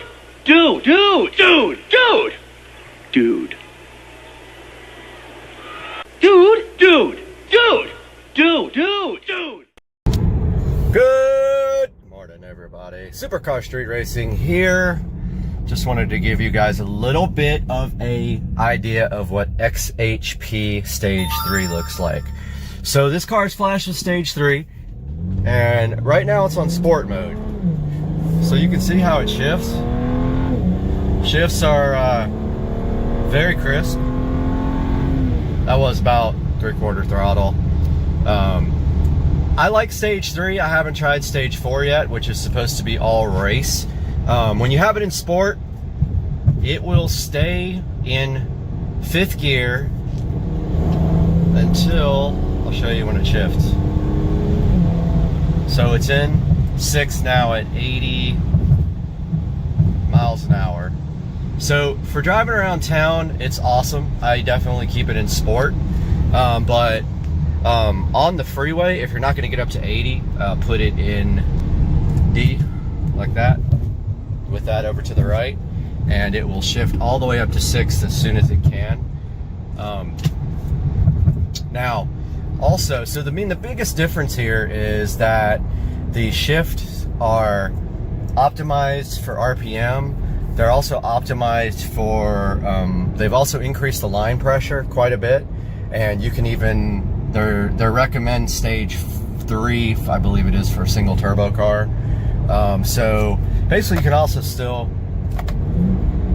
now the cool thing is it also does rev matching and everything like that when you, you know, when you shift. It's very cool. That's manual. So I feel like, and I've driven a DCT before, I feel like this shifts it as fast, if not faster, than the DCT does on the 335IS or the M3 series, or the M series cars, M3, M4, whatever it is. But yeah, so that's manual. Okay, so perfect. We got a light here. So that's manual. And we're in one manual now. Traction control's on. I'll just run through the gears here real quick with you when we get a green light. So we'll start off in first manual. Now we're in sport manual. If you put it in D manual will actually still shift for you while you're in manual when you run through the gears. So you want to have it in sport while you're shifting. If you want to be completely manual, you want to have it over in sport. Do I recommend XHP? Absolutely. I flash it with my Android head unit. Now, as I previously stated that you could flash the MHD with this head unit, you cannot. And I learned the hard way because I tried to flash with it and it reboots the it actually shuts down the navigation system right in the middle of a flash, which is so annoying. And I actually rendered my car inoperable. I had to go home, get my little flash cable for the phone.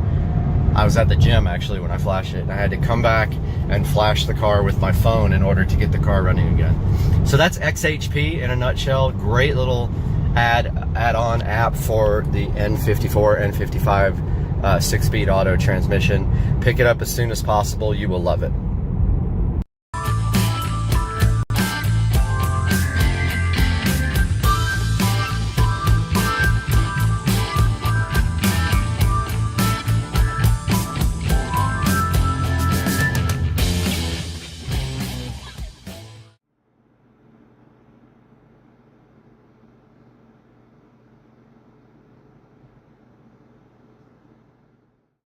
Right here in front of me in the Supercar Street Racing dining room, we have a special product that was provided to us from the company Shine Decor. And today we're going to be taking a look at this and we're going to install this on Supercar Street Racing.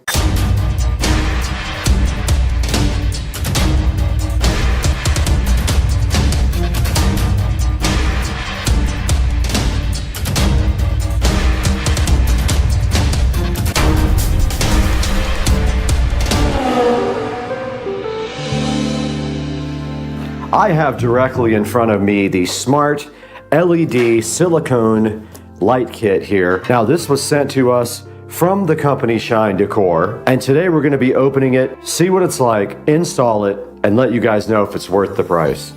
And so fresh and so fly, ever so in front of me is the Shine Decor Smart LED Silicone Neon Light Kit. Now this was provided to us by the manufacturer to check out and install, so we're going to do that right now. And on the outside of the box you can see shine-decor.com is the website to go check out. And then right here we do have the email addresses, info@shine-decor.com. On the back of the box right here, it does say that it is supported by Android, and it also is supported by iOS 10 and 12 millimeters in height, and this is a 16-foot run of LED strips.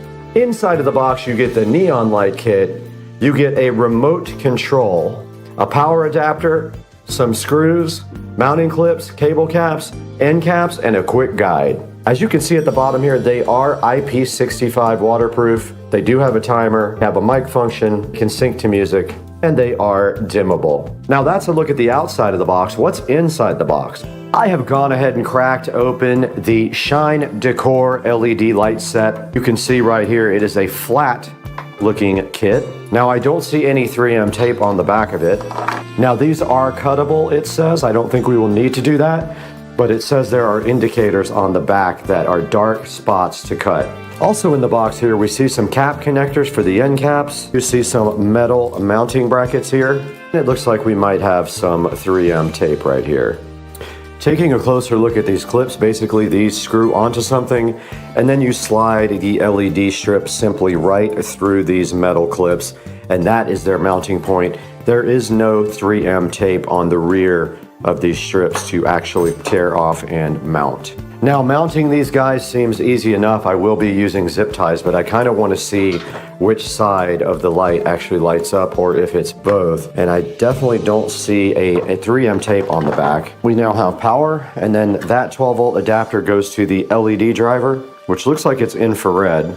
And then the LED driver does just connect directly to this plug here, and it can only go one way, and it is on mic mode, I can tell, and they are very bright. Okay, so I did push the mode button and it is just flashing. And there, I pushed it one more time and it is fading between colors. These are the presets here, 1, 2, and 3 on the remote. I'm gonna go ahead and go through some of the modes. That is changing color, fading. Now it looks like they do not chase. I think I hit the end of the modes. All right, let's go ahead and get the phone out and get the app downloaded. Okay, we are on the phone now, and we're gonna go ahead and scan the barcode that came with this. Let's go ahead and get that done. And then there is the app, and it did take us to Duoco Strip in the Play Store, or Google Play, or whatever you wanna call it. And that is downloading now. Duoco Strip looks familiar to me. I might have used it with another device. And I have gone ahead and opened up a Duoco. Now you can see right here, you can change it to, let's see, it wants to connect to the device. Let's see if it found it. It did find it, so it automatically connected via Bluetooth. And now if we go down to style, there's a crossfade, which you guys can't actually see. Let me turn on the other camera. Okay, the other camera is now rolling on this, and we do have the app open. This is red gradual change. That looks like it crossfades between green gradual change when it actually is, there's green, there's blue, yellow gradual change, purple gradual change. These are called crossfades here, red crossfade, blue crossfade, green crossfade. And it does not do a chase as far as I can tell. And you can see from this main screen here that you can just do static colors, like yellow right there. And that's a basic look at the app and how the Duoco works. Now let's get this thing outside and get it installed. We are out here in the beautiful Supercar Street Racing backyard. And right here in front of me is the TV that supplies video to the outside of the Supercar Street Racing Humble compound here. And the first thing we need to do, I just wanted to show you guys really quick, the janky setup that is on here now is a old neon light kit. What we are going to be doing today is install this brand new light kit in place of this rope light and get rid of all this stuff here. So let's get all this removed first.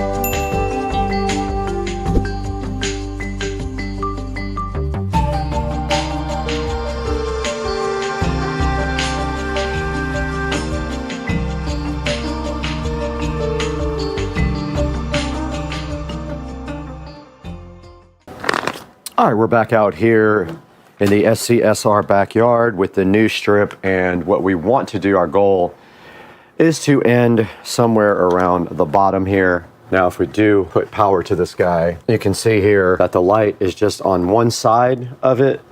It's not on both sides. So what we want to do is aim this side to the back. So we're going to want to wrap this around several times and make our 16-foot and have our power right here. So that's what we're going to do, is zip tie this guy up. So I'll just start like this, aim it at the back. This does have holes in it also.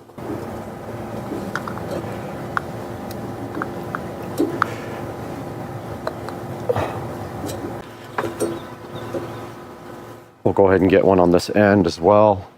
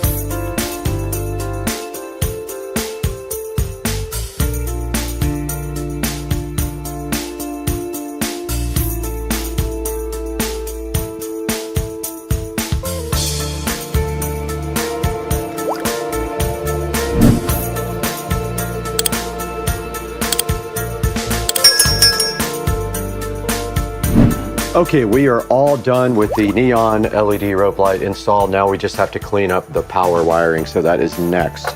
So we have our LED controller. They gave us some double-sided tape for that. All I gotta do is go grab that right now. I need to pull some slack. That's great. Got him! Got him! Well, now's the time to get slack, I guess.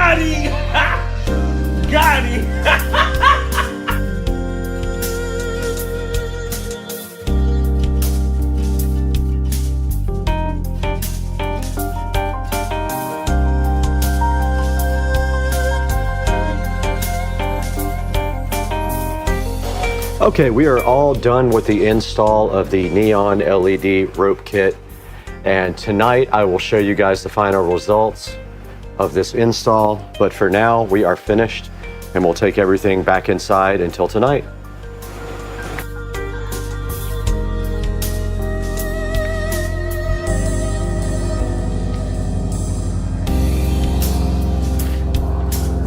What's up, guys? Welcome back to the channel, and today we are finishing up our video about these smart LED neon rope lights that we were so generously given to from the company.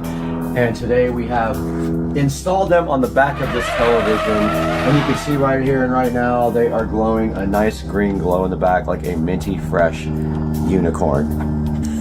I'm trying to get the cameraman to laugh. So, camerawoman. So yeah, we installed these lights today, and if you look back here on the back, you can see how we did this, and We basically took the zip ties and all around the TV mount. Since they were 16 feet, we just had to go all the way around a few times. We zip tied them up, zip tied up the power supply. And then right here, we do have the remote. There's also an app for this as well. And then the TV will just slide back like this. And if I can get it to maybe slide back. Oh.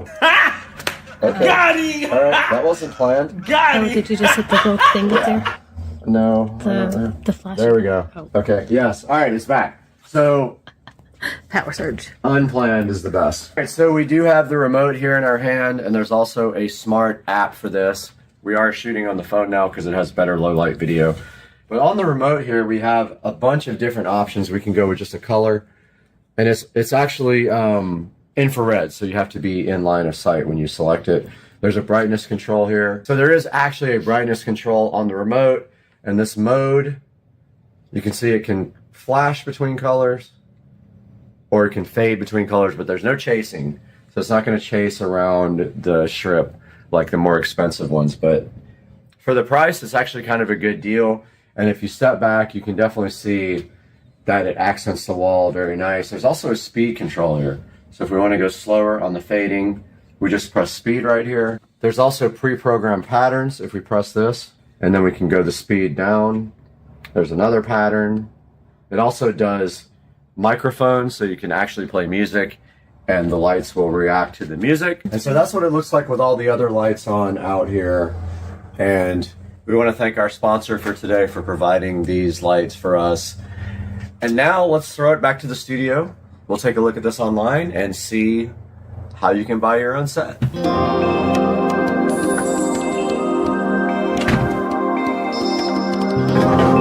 Welcome back to Supercar Street Racing once again, and I am Brad, and this is the Supercar Street Racing 4K production studio, where we come to you and bring you high quality content, such as reviews and projects and things like that. And today we have these Shine Decor smart LED neon strip that was so generously given to us from the manufacturer to check out. And as you can see back on the back patio, we did install the Shine Decor strip on the back of the Supercar Street Racing compound television set out by the back pool. Now you can see right here and right now, this thing does have a 4.1 star review, and I did enjoy this a lot. The only thing I can say about this is that it does not do chase. So it only does color changing and flashing, and that's about it. And it does have a remote control. It is an infrared remote control, meaning that you have to be line of sight to actually point it at the device. You have to be line of sight with the infrared receiver. And right here in front of me, it has a 4.1 star review. And if we take a look at some of the reviews, 5 star, it says something about floating shelves that they made. They used them on their floating shelves. This one says beautiful light, product looks great, and it looks like a true neon light, and it does. If it's in view, it looks better because it has a diffuser on it. And now some of the 1-star reviews, not RGBW. It does not do white. It says difficult to set up. I found it was quite the opposite. It's very easy to set up. This thing says horrible product, disappointed, did not work at all, but I didn't have that experience with mine. Once again, I want to thank the company Shine Decor for so graciously providing us with this smart neon flexible light. I encourage you to click through my product link and go ahead and buy one if you need a neon flexible light with a diffuser. Please like and subscribe to Supercar Street Racing. It helps us out greatly when you do that, and buy all of your products through any of our Amazon links. It doesn't have to be a link for this product. You can buy anything from any of my links. And that does help me out greatly, as it gives the channel a few dollars, and we do lose money on the channel. Thank you for supporting us, and we will see you next time. Right now we have to go. We have 1,000 LED strips to install at the house.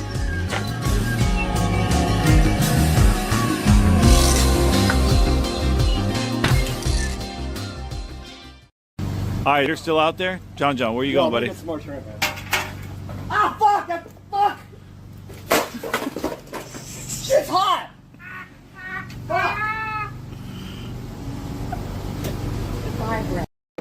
Guys, right here in front of me in the Supercar Street Racing living room, we have the Lumery RGB AI Smart Pathway Light Pro Kit, 36 watts, 2800 lumens, RGB AI to look at today on the channel. So let's get rocking.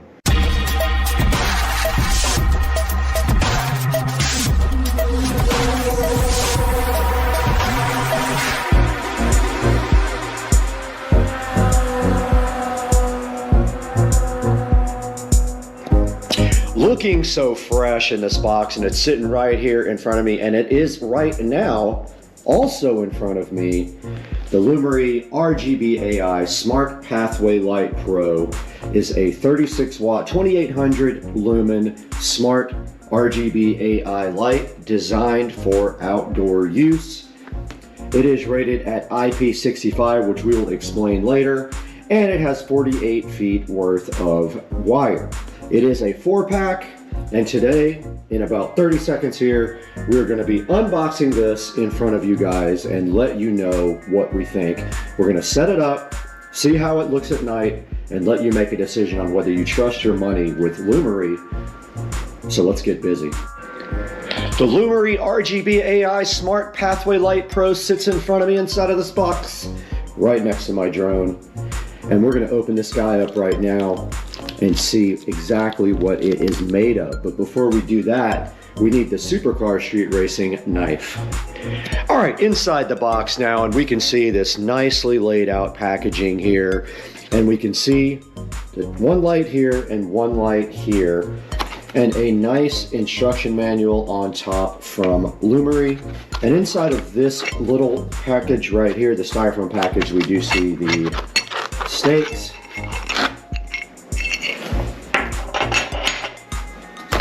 And here is one of the lights, and they are very, very solidly built. Pretty heavy. There is a good look at them. And if you're wondering if these rotate, they do. So the actual light will rotate. And I would say these weigh a good 2 or 3 pounds. And if you expected them to be plastic, they are not. They are solid metal, so very well built. And they do have on the ends here the quick connectors. The only concern being, of course, is that what do you do with the extra wire if you have less than that amount of space between? And right here and right now is number 2 on the set, which I am just placing back on the table. Then we do have the Lumery remote right here. And it looks like right here is the power supply.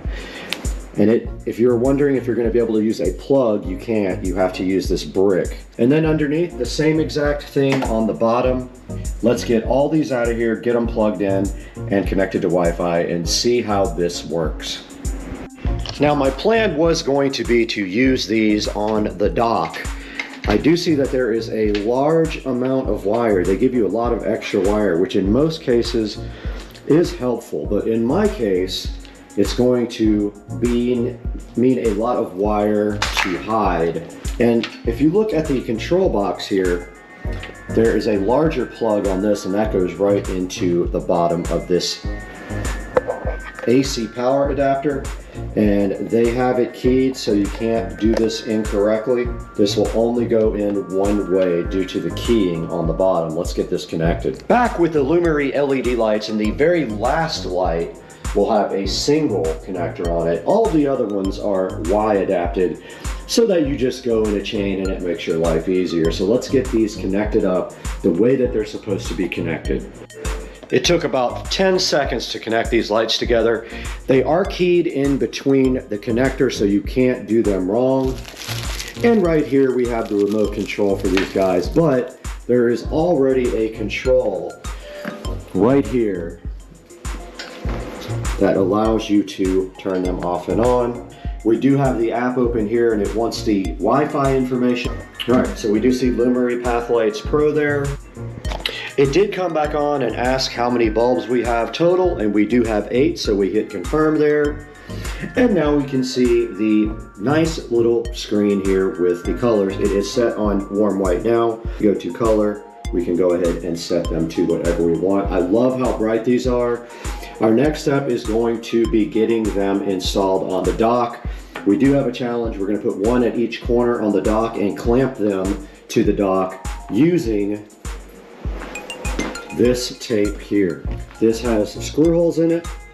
We will get it very tight, and then we will clamp these to the dock, and then we have to figure out wire management. I'm kind of leaning on wire management inside. There's a hole right here, but it doesn't go very deep, so you can't put the wire inside there. We're just gonna have to see when we get out there and get this thing connected to power. All right, we are out here at the dock, and we see here that we have the old rope lights installed. Our first job is, these are completely broken, so we have to cut these off and get them right out of there right now. Now we have to be careful while we do this because there are alligators literally everywhere out here. So there might be one up in the yard. Nope, I don't see any there, but we need to be careful. No alligators there. Maybe they are out somewhere resting, but while we're working on this, we got to be really careful, like not to fall in like I almost just did.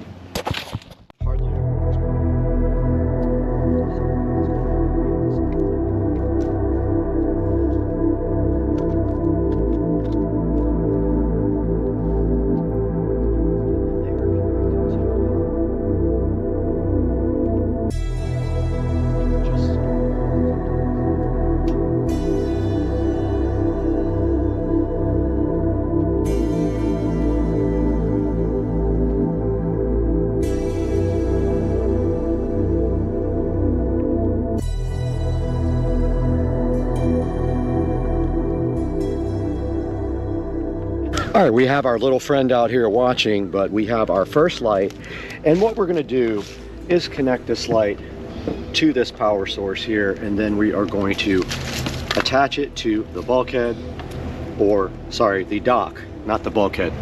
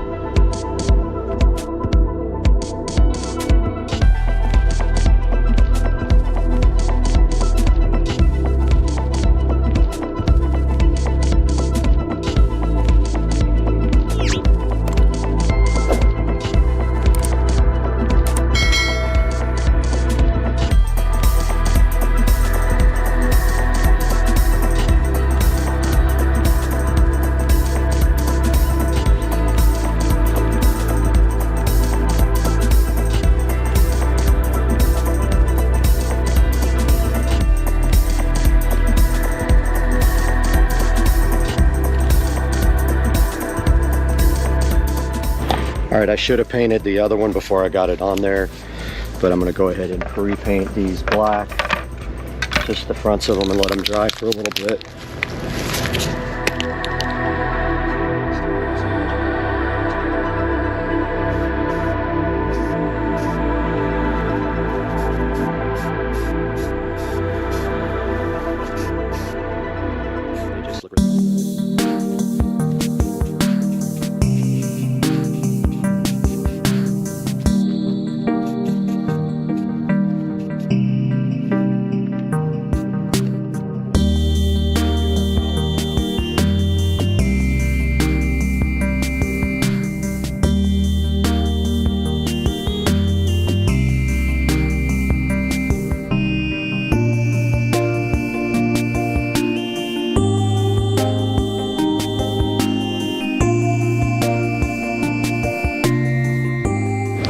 Alright, I went ahead and taped up and painted the existing strap so it would not stand out so much.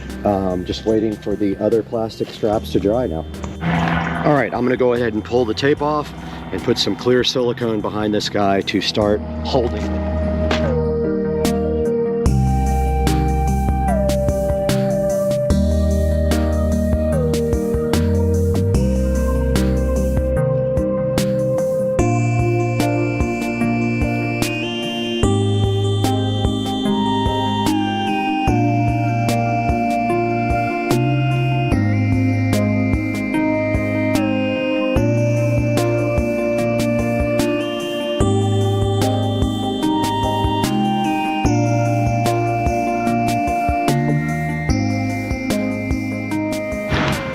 our next light is going to go right in the corner here, and we need to make sure that we have it the same distance above the dock. So we're going to grab our measuring tape and just see how many inches we have it below the edge here and match that up completely and try to get it just as tight this time, and then go ahead and silicone seal it together.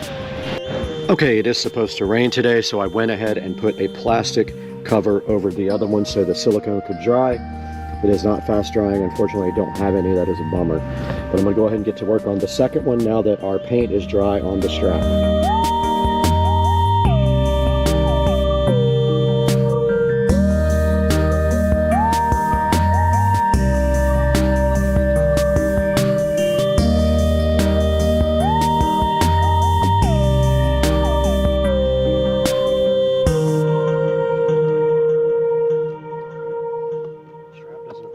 Okay, I did get the third light installed. It is a little loose, so I brought some long screws out, and there is an alligator nearby, so I just have to be careful if he starts coming towards me. But I'm going to throw another screw in this one.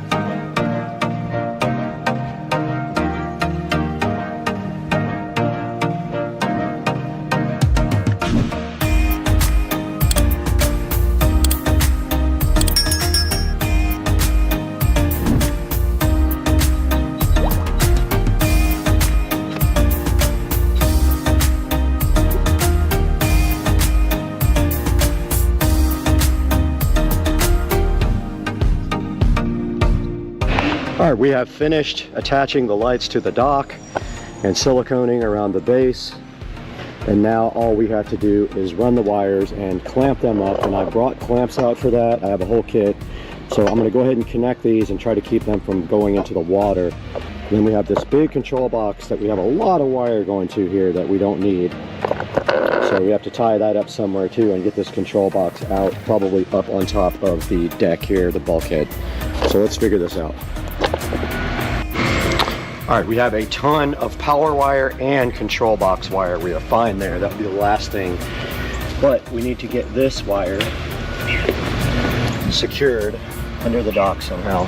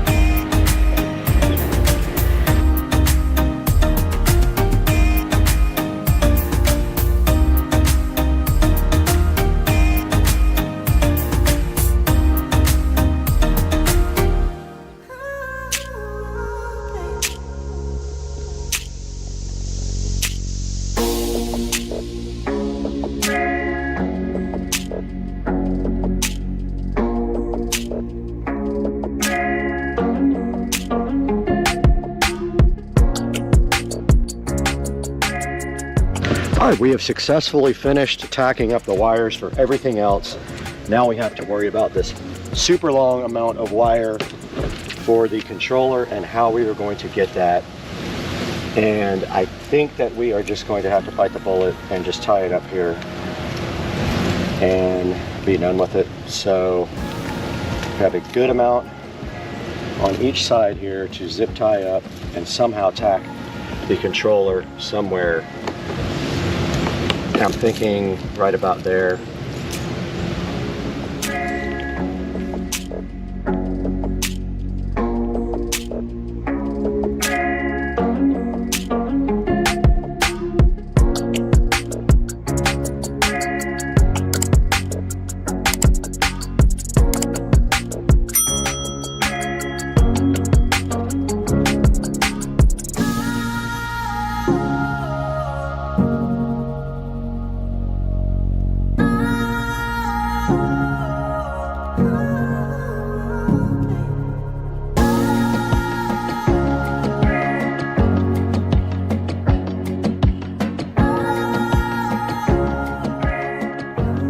We are all done out here with the install of the Lumery RGB lights, and you can see right here they are on and they are powered by this smart switch. They are also smart themselves, but we are using the smart switch here.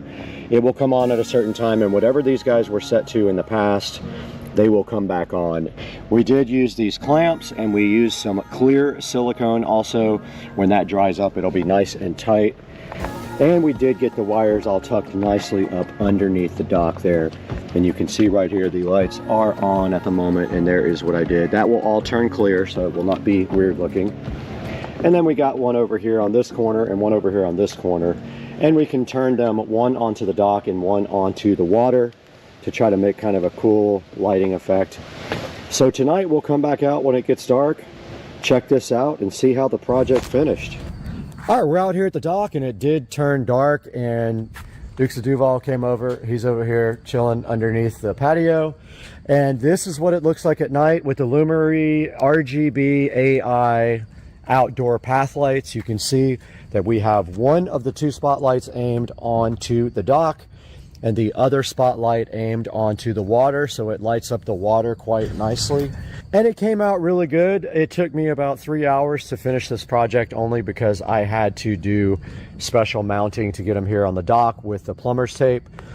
But you can see if we step out here just a little bit and take a good look at the dock, that really makes a big difference. And we got rid of the rope light that was around the dock. It was burned out anyway, so this has been a really successful project, and it looks super cool if you're off to the side because the water is all lit up as well. So guys, there'll be a link in the description to this. Lumery, please show your support. They supported the channel, so show your support for them by buying their products through my links, and we will see you guys next time on the channel. Later, Gator.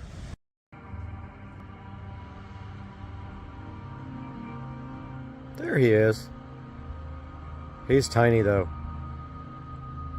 I think he's a baby.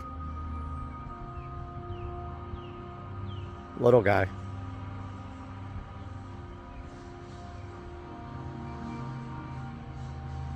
Harmless.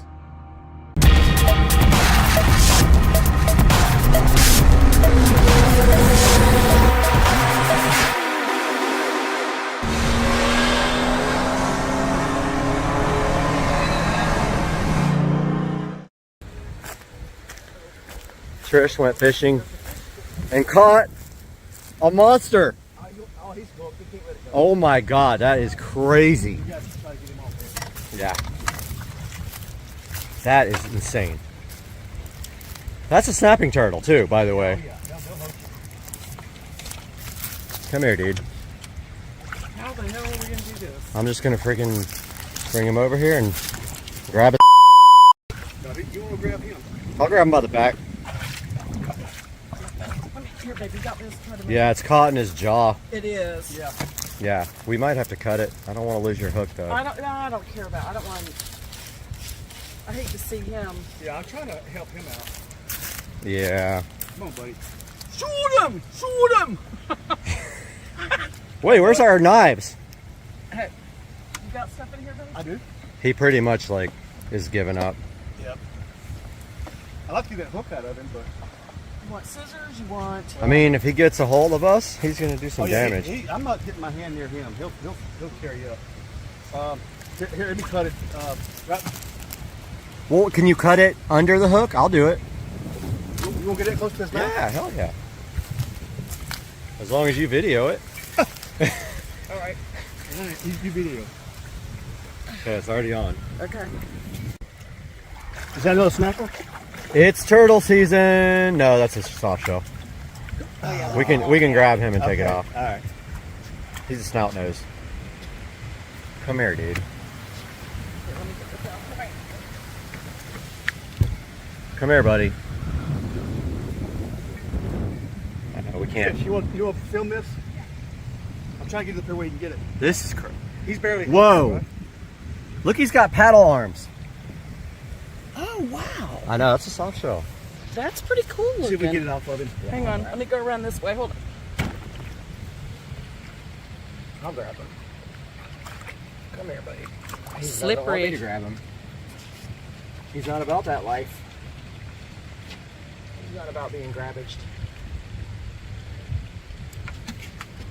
Dude, stop it. I'm trying to help you, bro. This guy I'm not scared of. I say that and he bites my hand off. I'll try to get in here and a little more leverage for you. Yeah. All right, come here, brother. We're trying to help you. Come here, buddy. Come here, dude. We're going to help you, buddy.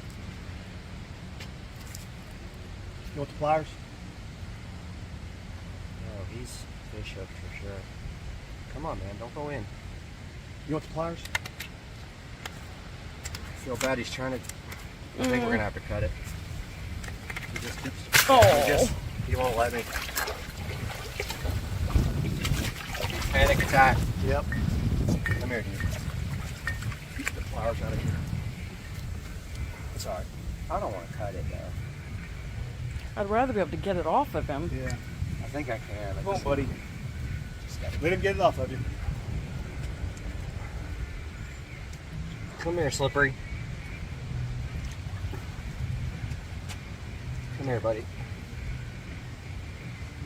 I don't want to hurt him. All right, man. Wow, he's such a cool dude. You got him up here a little ways, that way he won't jump right in there. Yeah. All right, buddy. He's so cool, though. Look at him. He's not happy. Flowers. Yeah, it's a two-person. Oh, he needs. Hang on, buddy. He needs leaf removal. Try those. Here, you do it. I'll hold him. Yeah, that's what. I mean, he ain't gonna bite you because he got no teeth. Come here, buddy. Let's get this out of you, bro. He ain't got no teeth. Let's get it out of you, bro. There you go, man. You got him. In my glasses. I can't see a bit. It's definitely underneath, so if you can go under. Hang on, buddy. It's under and to, yep. Oh, it's way back there. Yeah, it's like, see how it's like, check it out. Damn, dude. Yeah, you got him. It's coming out right here. Okay. There you go. Now you got it. Yep, that's it. Come on, man. We got you. Dude, I know it hurts. There you go. Oh, good. All right, you ready to go home? Come on, buddy. Go free. He's like, thank you. 7 billion views. That's it. All right, guys. Welcome back to the channel. Supercar Street Racing here.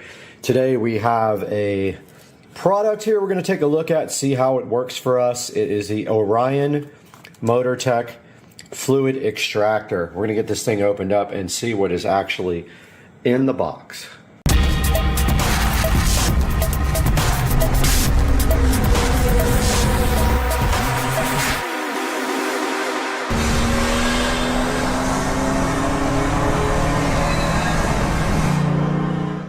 Taking a look inside the box for the MotorTech extractor here. This is a 200 milliliter fluid extractor. And taking a look at the actual extractor here, we can see that it says you can do brake work with one man.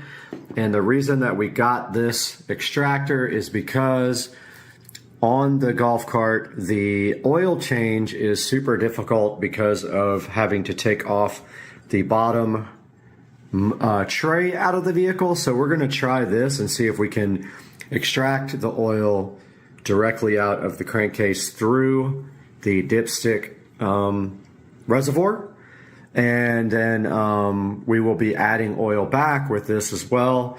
The golf cart, I believe, takes just a little over a quart of oil, and it is the break-in period, so we are needing to change the oil and put new oil in it for post break-in after it had 250 miles put on it.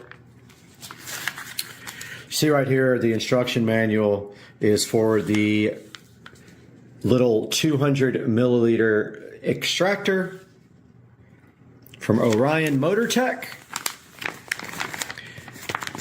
And inside here, it gives you some warnings. It shows you a parts list. It looks like it comes with 2 hoses here and also a little extra little nozzle for the end of the hose. It's got one small hose and one large hose here. So it says that one of the hoses right here is 0.95 centimeters and the other one is 0.6 centimeters. Taking a look right here. The adapter is on the end here. And the barrel here. There's the adapter. The actual syringe here. And then it tells you how to operate the extractor.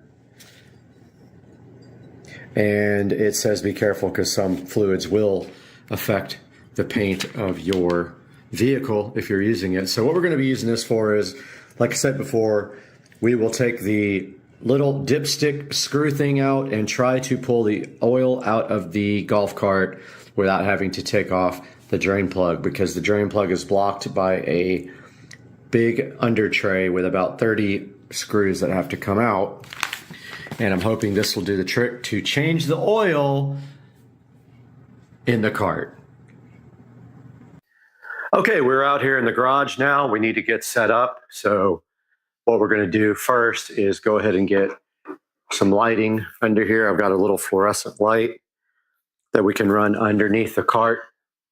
We'll go ahead and get set up.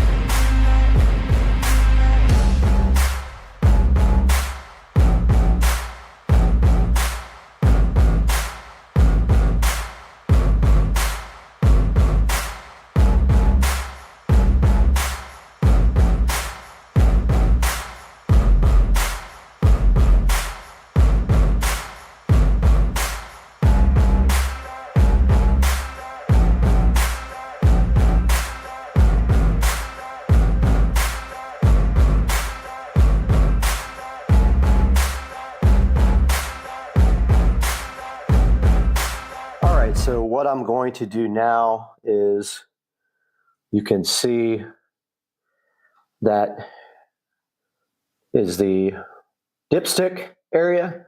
I'm going to get our extractor here and try to extract from that dipstick and put it into this 2-liter bottle that I got right there. Now notice that I did put the cart up on the ramp on this side so that all the oil would flow to the dipstick side of the engine. So I'm going to go ahead and give that a try now with this extractor. And all you have to do to get this extractor going is put the tube directly into the end of this hole, and we will start off with the bigger one. So what you do is, all you do is push it into the hole it's in. To get it out, you pull down on the blue washer and it comes right out. So this thing is ready to go now. Literally just put this into the dipstick and try to suck out the oil, which I've never tried before. So let's do that now. All right, I'm getting my gloves on here to get ready to try this. I'm hoping I don't have to go ahead and put this thing up on ramps and take the bottom tray off, because really you need all 4 wheels off the ground to do that. But let's give this thing a shot.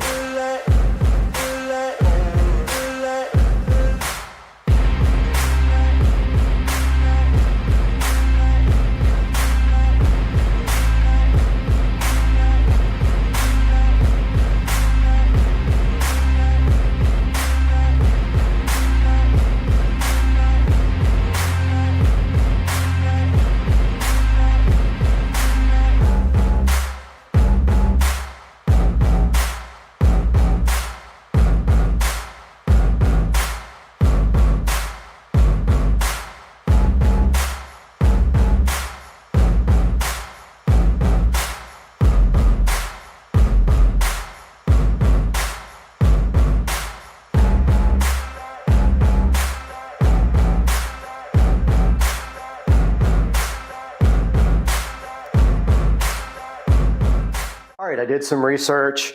One place says 14 or 1.4 liters. The other one says 1.1 liters. So I don't know what the correct is. Literally says two different things. Engine oil capacity, which is 1,100 milliliters or 1,400 milliliters. At the same time, it says to fill the oil up until The oil is on the 4th mark here, which would be 4 from the bottom, I'm guessing, because they don't say, which is basically halfway. So I'm going to start with 1,100 milliliters, then check the oil and see if I can even see it, because I couldn't see it last time. So I guess we'll need to get our squeeze bottle out to put the oil back in and start doing some oil, or we can use our new extractor to do the same thing. This is hilarious, Haggard stuff. My funnel is way too big to pour into this bottle, so I'm using this oil filter removal tool because it has a little hole at the bottom. So we're going to see how big of a mess we make with this. We got to make sure we don't overfill. And we are using fully synthetic SuperTech oil from Walmart, which is just as good as any of the other brands that we've done some research on, and we know this stuff is good oil, if not better than a lot of the synthetics that you buy off the shelf. So far, so good. We only need a little bit more. Oh, we got close. We got close. We got real close.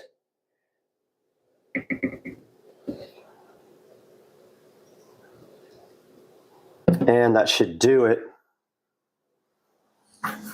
Now all we gotta do is clean up our big ass mess.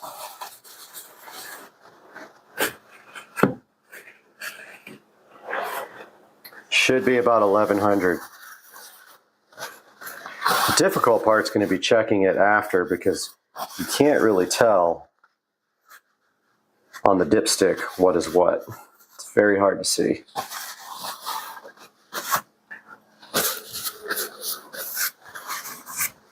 We got our bottle ready to go and cleaned. I like to keep it pretty clean, like in the work area.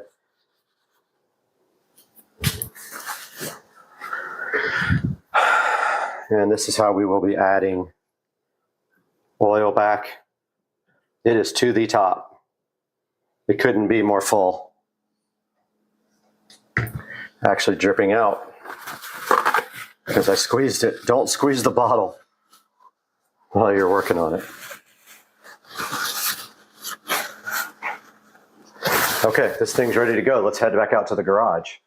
One thing I didn't even think about is whether this bottle is going to be able to actually get in there and inject this oil.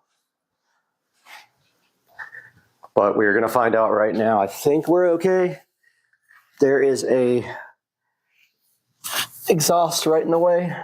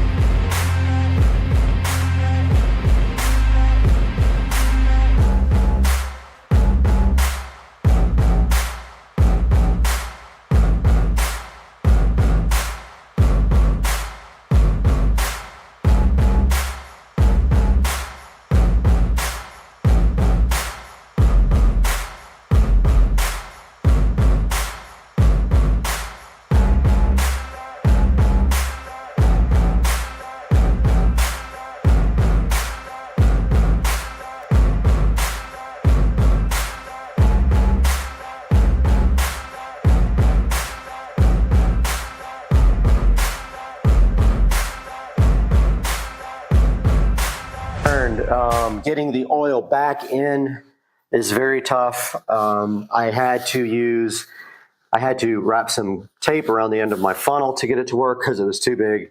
I did eventually get most of the oil in there with the funnel. However, I couldn't tip the bottle up enough to get the last little bit in, so I used the extractor and pushed the oil back in.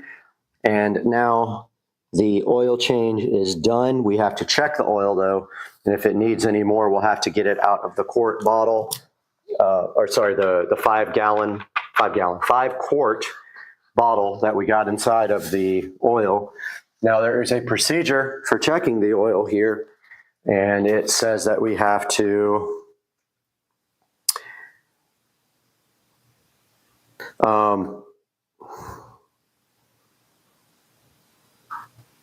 Let's see, it just says, it doesn't say. I'm gonna look and see how you check the actual oil here. All right, we're supposed to start the engine and let it warm up for a few minutes, turn it off, wait a few minutes and inspect the level. And it should, this one says, yeah, about halfway up the stick there. Let's go ahead and start the vehicle. Neutral. And that's on.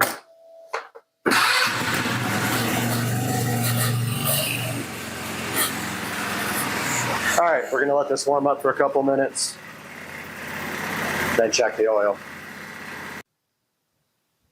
Okay, it's been sitting for a few minutes now. I'm gonna go ahead and see if I can check the oil level, which I tried once before, and it's kind of difficult to see on the dipstick. It's really a dumb kind of system. But I'm gonna go ahead and take that out. Oh, yeah, that's hot. That's me getting burned by the exhaust, which is right next to the oil drain plug.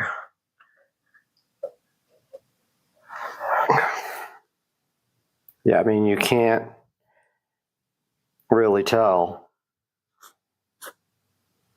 It doesn't say also whether you screw it in all the way or just check it when it's out. So I'm going to see, screwed it in all the way and see if I can see any oil on it now.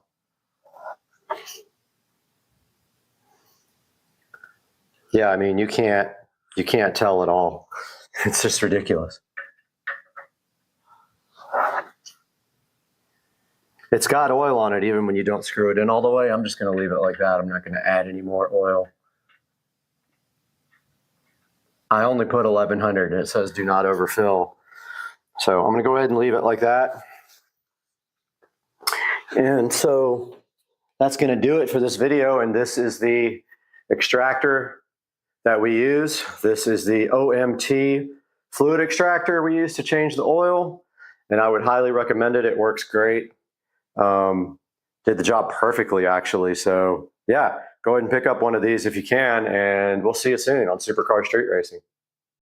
Guys, we are back in the Supercar Street Racing 4K production studio where my computer has died because it apparently the CPU cooler pump went out because it is overheating. So I ordered a new CPU cooler. It's a water-cooled cooler. But anyway, we are down to the backup editing break here, and today we have this generic Bluetooth smartwatch we're going to be looking at on Supercar Street Racing.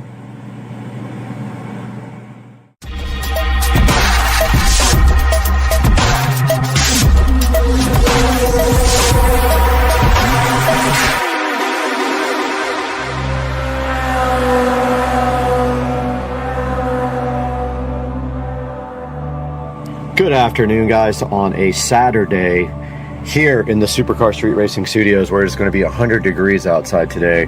We have this generic smartwatch that was provided to me by the manufacturer to test out for you guys, and it does have an app that goes with it called Glory Fit. And if you look right here and right now, you can see some of the features on the watch. Like on the front, you can see the messaging, the phone, and then some other apps. And it can do calls, and it can take track of your daily exercise, keep track of that. It does show your heart rate, help you with training. And then you can see right here, right now, it does blood oxygen levels, and you can listen to music. And it does all kinds of other cool things. For example, when it is on your body, it does show your heart rate. That's pretty cool. And then there's breath training, an alarm clock, a weather. If we just tap the weather here, we can see if it understands where we are. It may not. It's a little bit touchy on the touch screen part, but I'm not even over the thing for you guys, but yeah, it can be a little bit touchy, as you can see. Let's put it on my wrist real quick. I wanted to show you guys some of the settings on this watch because you can change like the theme and everything. So if we go to settings, we go to theme, dial, that's where you change like the wallpaper and the look of the watch. You can see here we can choose from a few of these, and it really wants to be bright on the screen. Let me lower that. Oh, I just changed it to a pink. I just changed it to a pink rose. Let's try that again.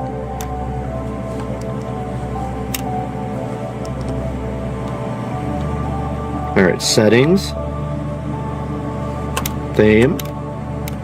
It can be a little finicky on the touch screen. Dial. And then here we go through the different ones. Pretty cool. Let's try that one. Shows your heart rate and everything on the front. So yeah, you can change the themes of it. I'm actually trying to figure out how to change the weather, because I'm not sure where that is set up. I'm going to look for that. But like when you go to weather, it's hilarious because the weather is like translated wrong. Check it out. Very stronger. And it's also in Celsius, and I don't know how to change that. There's the future weather, current weather, right there on the face of the watch. And I was actually looking for that in settings. It may be on the app. I don't know. Not a whole lot is set from the app. But like info just shows you like the version. System doesn't have anything in it about the, well, maybe it does. System. Okay, no, there's nothing in it about the Celsius or Fahrenheit.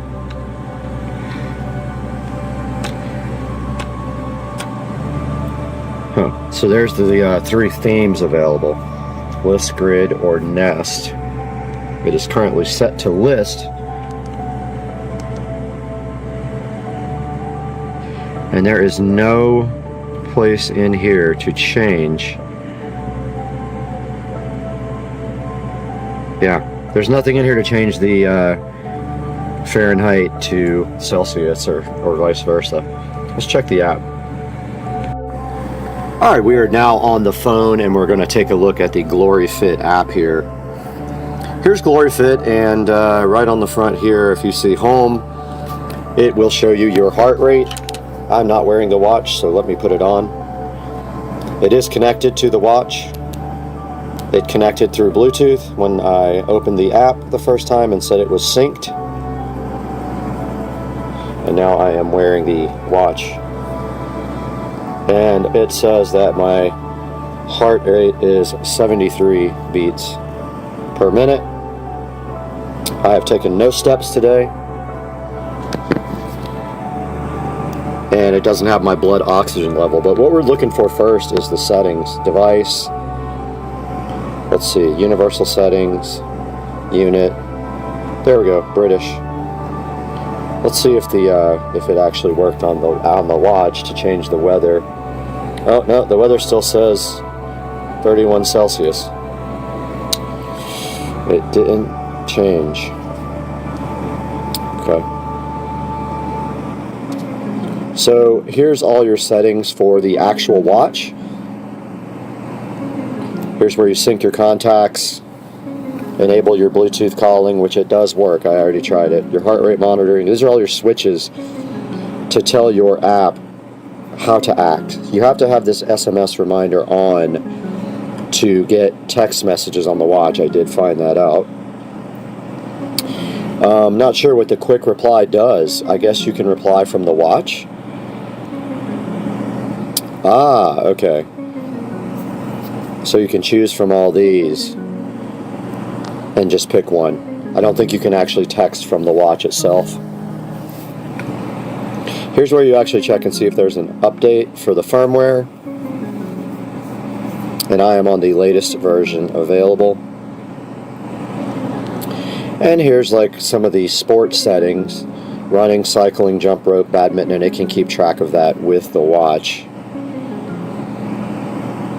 And if we go back here to me, There is my email, my training plans. You can set goals for yourself. And you can do all the permissions. This thing needs a lot of permissions. It has to be available in the background all the time to receive alerts. Right here, I don't understand how you, let's see, permissions.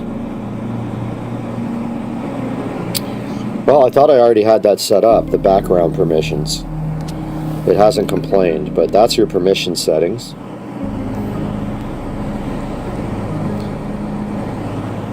And of course, you can make a phone call, like cancel. You can add a SOS emergency call that you can make from the phone, from the watch. And yeah, basically this app is where you do everything with the watch, keep track of your sports, check out your blood oxygen. It says no data at this time. Let's see, it's testing me right now. So just FYI, your blood oxygen should never be below about 92 to 93%. When you're really sick with COVID, that's when your blood oxygen level gets in the low 90s and you need help. So the watch does say I am at 98% right now on my blood oxygen, but it has not transferred that over to the phone. So I don't know why that hasn't updated. But it did work when I said testing. It did show up on the watch as 99% right now. So I don't know if it actually goes for a while before it can show your blood oxygen level on the phone part. The watch now says 99. And it just vibrated. So I don't know. Oh, there we go. It already transferred over to the phone. Very cool. Alright, awesome. And here's the heart rate. And you can see here that I am tranquil. But I still don't know how to make the phone, the actual watch, go to Fahrenheit. It's still set on Celsius, which I can't change. I'm not sure why. There's actually no place to do that. I guess the app setting is just for the app. I don't know. It says universal. Device language follows system. Time system. Let's change that to 12 hours. Unit. It's on British. I don't know. Maybe it hasn't synced the settings yet. Let me try turning off Bluetooth and turning it back on. Okay. Bluetooth is disconnected. Please connect. Alright, so it reconnected. Let's see if it changed my settings. No, it didn't. I still have Celsius on the watch. So, not sure what that's about. But that's a pretty good look at the app itself. It is called GloryFit. You will have to download that in order to use this watch. We are back up on the wrist again, and this thing is still so bright, and I have locked that down like 50 times. There we go. It is the exposure level on the camera that is killing this. So yeah, that's a look at what it looks like, and you just shake your wrist for it to wake up, and that is the theme that I picked, and there is my heart rate showing, and it should wake up when you shake like that. The channel is operating at less than capacity right now, and we have this smartwatch that we kind of want to give a conclusion on. And honestly, overall, I don't have a lot of bad things to say about this thing. For a generic smartwatch, it is actually pretty good. It does deliver the text messages as it is supposed to. It's inexpensive. I want to say it's around 35 or 40 bucks. I will put a link to it in the description, and we will be offering you guys this amazing smartwatch at the full price because I don't have a discount code or anything. But always, I love it when you guys support the channel, and like, I encourage you to get this, especially if you're doing a lot of fitness stuff. And if you need a inexpensive watch, this will not set you back like a Apple Watch would. And it does all these cool features. I haven't even tried the game. Okay, this looks like Flappy Bird. I haven't even tried this. This is pretty cool. Let's see. Bird game. Oh yeah. Oh, I'm bad at this. How do you even? Oh, you just like tap. Okay. Oh, I got smoked. I mean, it's not exactly fast, but you tap at the top. Oh my goodness. Oh, okay, that's Flappy Bird. Anyway. Let's see what else is on here. Numbers and birds. That's it. I guess you get Flappy Bird or you get whatever the heck that is. What's the toolbox? Okay, stopwatch, timer, find phone, remote camera. So I guess you can take pictures from here. You can trigger your camera on your watch. That's about it, guys. I think we've gone through most of the features of this generic rose gold with the pink band, which I wear because I have no problems with my being comfortable with my sexuality as a straight male. And you can see right here, right now, it is 11:59 on a Saturday, and my housekeeper is probably going to be gone soon. She's over. Guys, thank you so much for supporting the channel, and my apologies for the video today. As you can see, the editing PC is in pieces. Hopefully it will be fixed tomorrow, where we will start bringing you back the quality level that you're used to. We'll see you guys again very, very soon. Later. The best sunsets come after the storm. Look at that right there. Look at that beautiful sunset over Florida. Goodbye, Hurricane Debbie.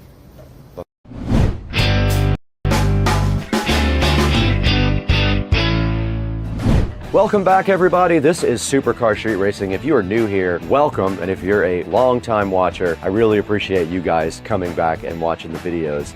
And today, Loxo wanted to know if we wanted to take a look at this smart video door lock. Now, I have used quite a few of these in the past. Now, I'm excited to see if we can get this thing installed over at Rich's house. I tried to put a lock on his door one other time, and I don't know if it was the lock or his door, but there was a discrepancy in the size of his actual door lock. So I'm looking forward to this one right here. We're gonna get this thing unboxed today, take a look at it and test it. Let's get going.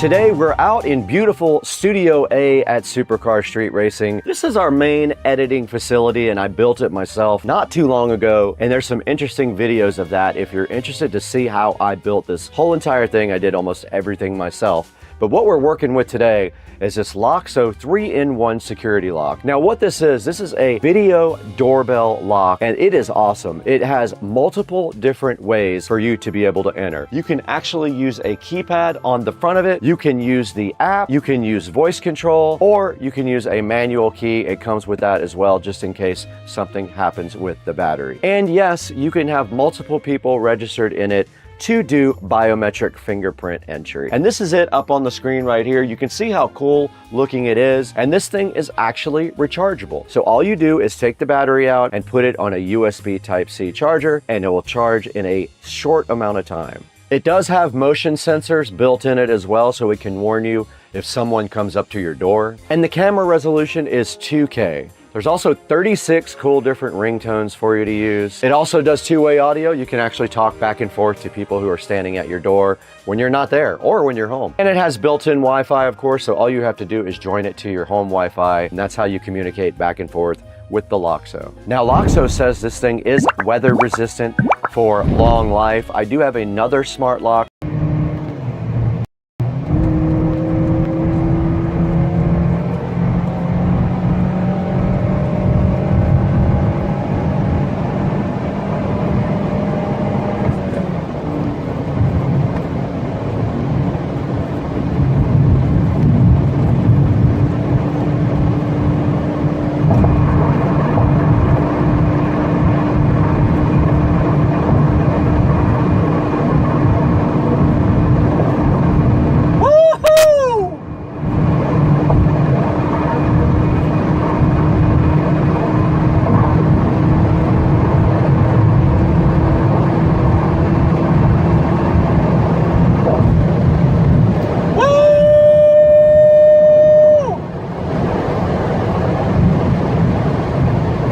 What's up?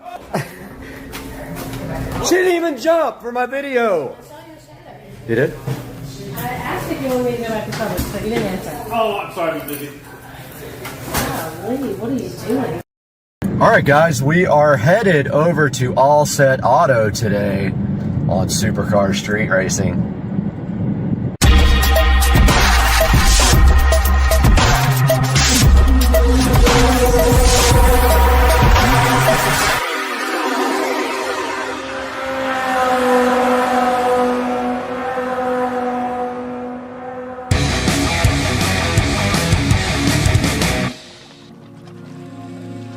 Guys, today we are taking the car to All Set Auto to start the wrapping process. Those guys are going to do a bunch of video while the car is there. So once that's all done, we'll have this all posted up for you on Supercar Street Racing. Turn right onto Fulton Road. So that's where we're headed right now. Let's get there. All right, guys, we are here at All Set Auto, as you can see, and we are waiting for them to actually get here right now. I'm a little early. So we're gonna sit here, wait for them. We have some carbon fiber goodies in the back seat here, and we're gonna show them how we want them to record the videos. We have the GoPro here as well. So as soon as they get here, we'll update you guys. All right, we are here at All Set Auto, and it looks like they might be open. So let's go on in and see what's happening in here. Hey, good morning. How's it going? Very well. Good to see you again. Yes, sir. So we're kind of ready to start the process on the car. What do you think? I'm excited. It's going to be an awesome project. It's going to come out looking great. I'm kind of looking back there, checking it out, just getting an idea of what it's going to look like. So with those wheels on there. Yeah, those new wheels, man. The BC Forge, the pretty expensive, but I think worth it. And so Tesla did some paint work on the car, and they messed up one little part of it, refused to fix it, and we're going to make sure that gets on video. Yep. So what exactly are we going to be doing to the car? How long is it going to take? And what are the advantages of what you're going to be doing?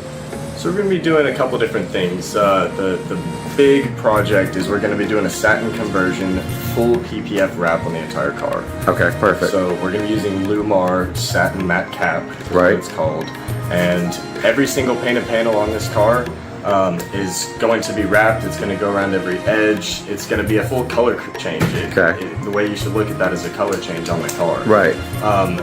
That's 8mm thick material. It's going to protect your car. You're going to be rock chip proof from here on out. Okay, and so after you do the PPF on the full car, then what's the next step of that protection level? The next step is we do a ceramic coating. Okay. So we're going to go over every bit of PPF. We're going to go over your windshield. We're going to go over the leather on the interior. We're going to ceramic coat those forged wheels you just got on there. Everything on this car is now going to have a hydrophobic coating. It's kind of like a candy shell, if you could think of it that way. Right, okay. And so nothing's going to want to cling to the car. You're not going to need to clean it nearly as often, and when you do, it's going to be a breeze. All right, so a lot of people just don't understand ceramic coat, and the market's kind of flooded with cheap ceramic coating. Internet's a big place. Right, and on Amazon you can buy your own ceramic coating. Why is that not the way to do it?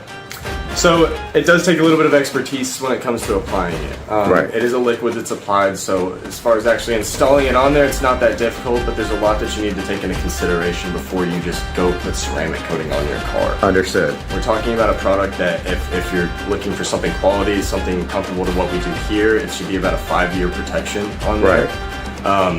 It's not something you want to just smear on there and then hope it's going to be okay, because what you might end up with is potentially a high spot.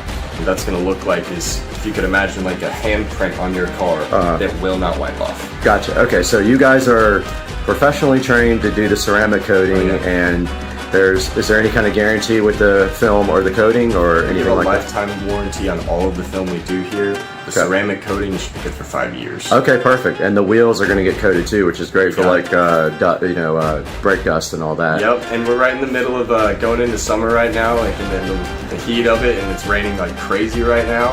Ceramic coating on the windshield is going to be awesome. Just forget about using windshield wipers. And you guys did the tint as well, and it came out amazing. The car looks so good with the tint. I'm glad you like it. And now we also have these carbon fiber mirror caps that are going on, so they will not wrap the mirrors, they will cover the mirrors with these, and they fit perfectly from what I understand.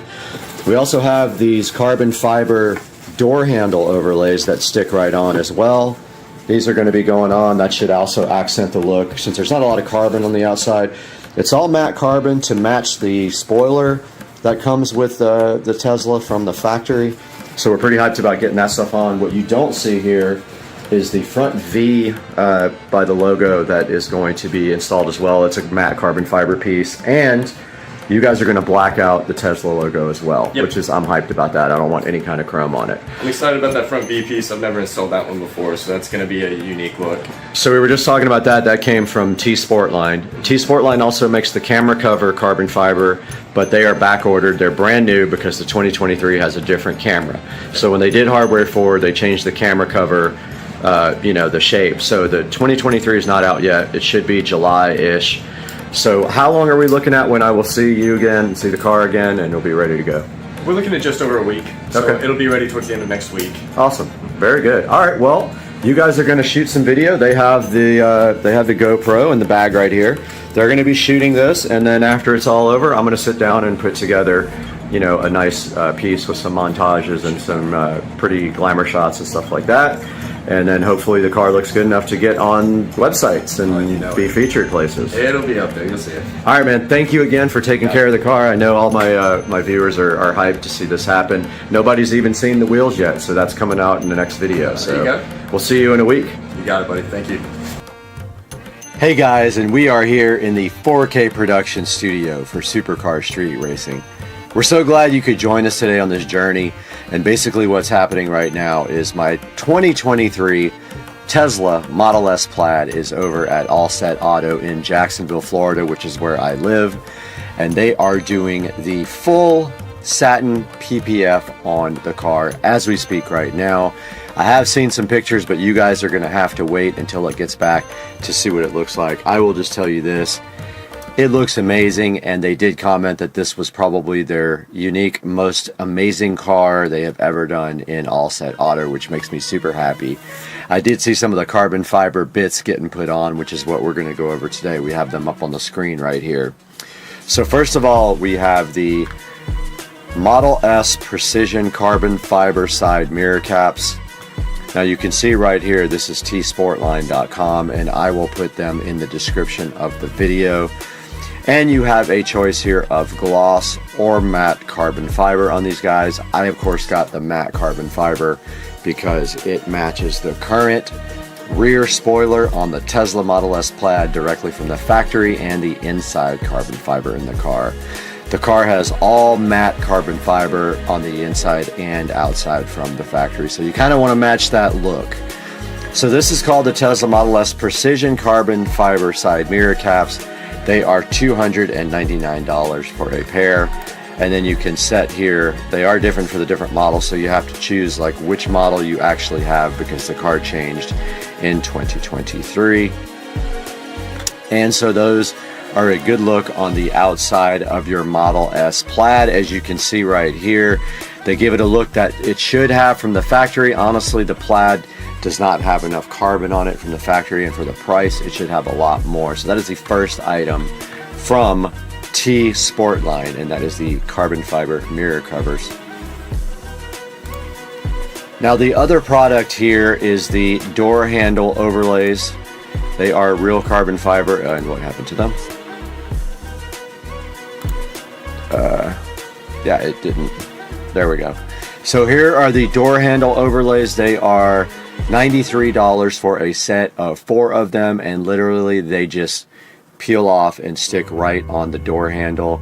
That way you don't have to like remove any door handle to install or anything like that. So $93 there from RPM Tesla. And back to T Sportline we go for the third but not final carbon fiber accessory for the Model S Plaid. And this is the carbon fiber front V-trim piece. Pretty expensive.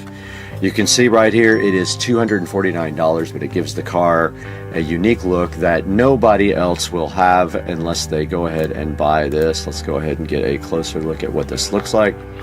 So check out the V-trim here on the Model S Plaid. Looks so awesome. I don't have any close-up pictures of it on the car, so I am super hyped to see what that looks like in person. And you can see here it'll look great with the blacked out Tesla logo, which I also did. And then if we go back to the main page here, we can take a look at their other, they're called the fender camera covers right here. This is also ordered in matte carbon, and you can see right here, since I have a 2023 and all the hardware changed, I had to order the ones for Autopilot 4.0, which has different cameras, and so those are actually on back order, so I am waiting for them to come in, but I will put a link in the description. Let's take a closer look at these guys. So these guys look super awesome, and I am super hyped to get this on the car. You can see right here. Let's go right through these pictures and take a look at how these look. How cool is that, guys? I am hyped for this. I hope you guys are too. So there it is on black. It looks super awesome, and you can tell it's gonna just look sick with the matte PPF, the satin PPF on the entire car. And this gives you like a little standout look from the other Model S or Model S Plaid on the market. And the other thing I wanted to take a look at directly with you guys is something for the front. I have not researched like a front splitter or front apron. Let's see what they have here. So they have a carbon fiber aero package for $4,000.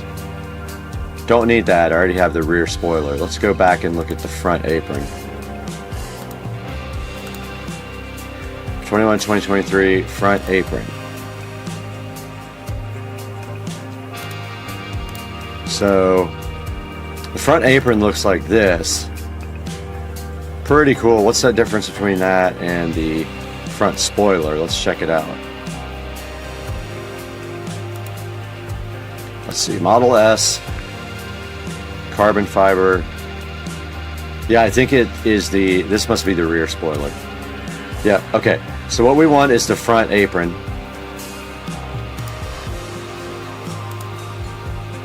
And it is $1,495. Let's take a look at that up close here on Supercar Street Racing. There we have it. Not sure if that fits on my car or not, but if it does, it'll give it a little more of a sporty look. Let's see what they say. Matte carbon fiber, long range and plaid. Okay. So they do have it at T Sportline. Let's see if RPM Tesla has it. Let's go Model S. Hoods, diffusers, and side skirts. Exterior.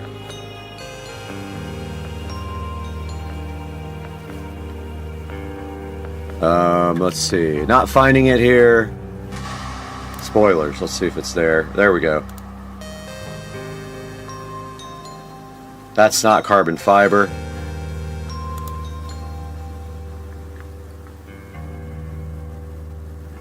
Not seeing it here.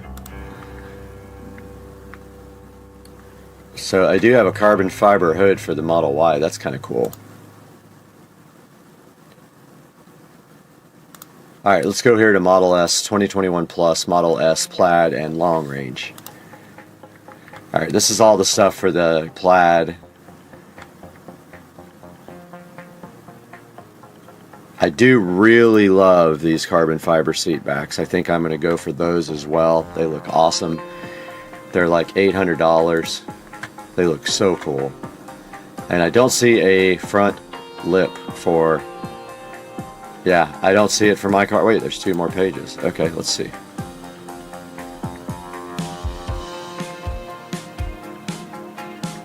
I don't see the carbon fiber apron here, so they may not make one for the car. We'll keep looking though. Yeah, I don't see it. So the only other thing that I see an immediate purchase coming for are their amazing carbon fiber back seat covers, which look so crazy. So guys, that's going to wrap it up for this video, and in the next video you guys are going to see the reveal. Please like and subscribe and buy anything through our Amazon links, not just what we post in the description. Click on any of our links in the description and make a purchase through Amazon, and we get a small commission to help keeping the channel going. We love you guys. We'll see you on the next one. Supercar Street Racing.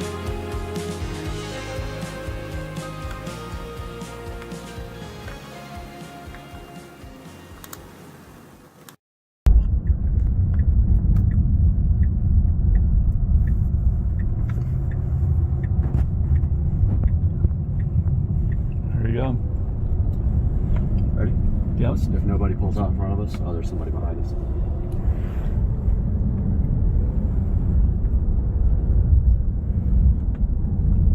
There's another one coming, turning right from right behind him, so hold on. Okay. Alright, so I have to hold the brake and the accelerator? Oh fuck, there's more people coming. Somebody probably gonna want to turn on you. Yep. Motherfucker in the middle. But now you can get over. I can? Yeah, just do it. Gotta stop. Is it ready? Yeah. Stay in the left lane. Stay in the left lane. Stay in the left lane. Just do it. Alright, ready? Yep.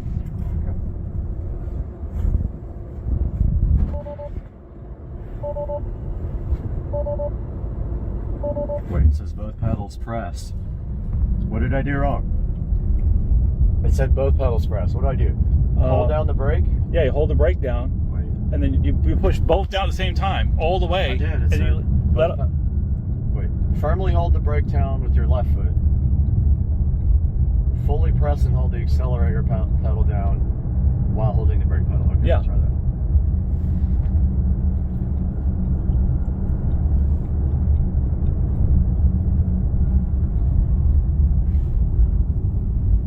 All right. Still? Yep. Okay. You're good. Got a car coming, but... Car coming? Yep.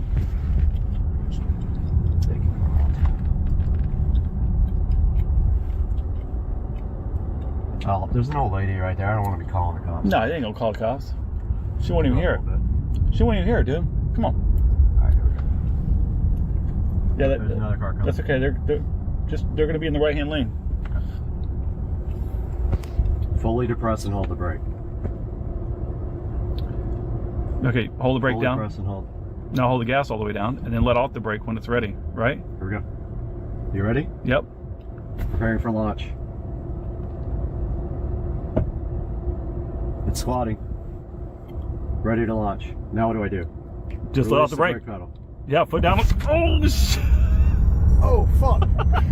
Jesus Make sure Christ. it's right up in front of you, dude. Holy shit.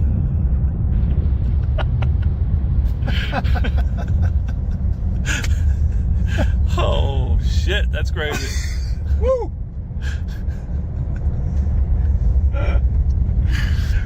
Oh my God. Lieutenant Mitchell, Maverick. Zero noise, and it was just, dude. On it. That was insane.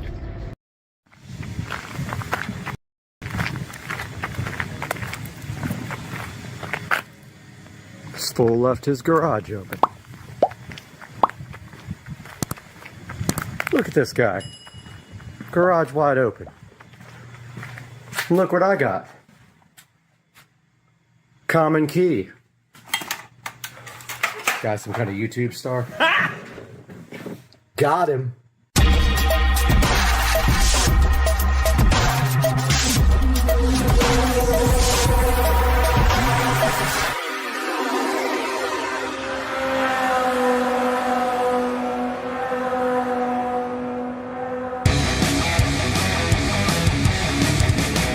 These nuts. Hey guys, welcome back to Supercar Street Racing, and today we have a shipment for the golf cart, and this is a uncommon key for the golf cart. There are many reasons why you should get an uncommon key, especially if you don't want your golf cart stolen. You bring your golf cart anywhere into the public area, and literally anyone with a club car key can walk up to your cart and steal it. So today we got an uncommon key on Supercar Street Racing. Hey guys, welcome back to the channel, and today we are going to figure out one of the biggest issues with the club car precedent, and that is all club cars come with a common key, and right here we have an uncommon key. And if we take a look at that, it comes with a new ignition switch and a new set of keys right here. So what we are going to be doing today, right here, right now, is installing this key on the club car. So we need to take out the existing ignition key that I put into the carbon fiber dash and install this key. We're going to do that right now, guys. All right, guys, so here we have the carbon fiber dash. Now I am still waiting for a new keycap for this. I might actually just refurbish this one and then cancel that order. But yeah, we need to pop this little thing out and then pop the ignition switch out. I do have some trim tools, but also a little screwdriver might be better for this. There's not much room to work here. But as you can see here, this little plastic cap, it was kind of hard to get on. And of course I just scratched it again. It's going to be harder to get off, but I'm going to wait till I get the ignition out because I don't want to mess it up any more than it already is. But yeah, this ignition is just kind of wedged, the dash I mean, is just kind of wedged in here for now.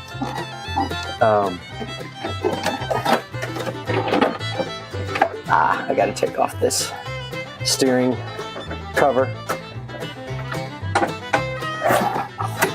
No big deal, it just pops right off.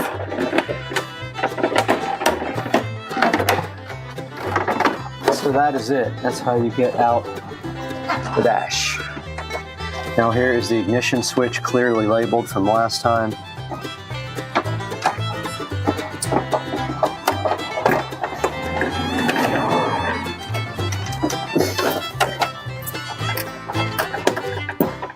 The dash isn't very strong, so don't rip on the dash, it will break. There's a metal ring behind this.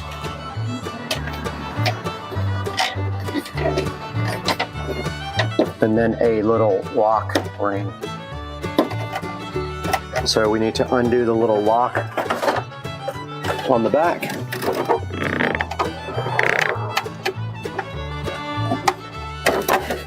Ah, the lock's on the front, I forgot.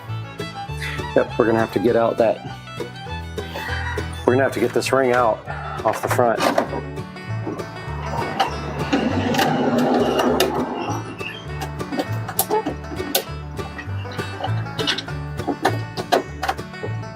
Yeah, I don't want to scratch it up anymore. It already scratched. I'm going to end up painting it, I think. So I'm getting my trim tools out. One of them fell back in the battery compartment. It was kind of difficult to put this ring back on. I may end up breaking it.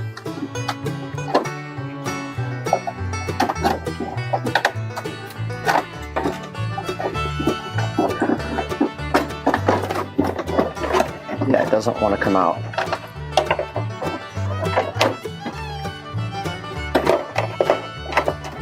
I had a feeling this was going to be kind of hard. Ah, okay. I just turned the actual key switch and that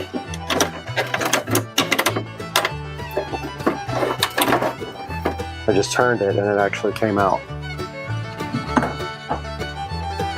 So now what's left is the rings. Okay, the ring is out. And you can see it's kind of scratched up. I'm gonna go ahead and hit it with some sandpaper and then paint it matte black.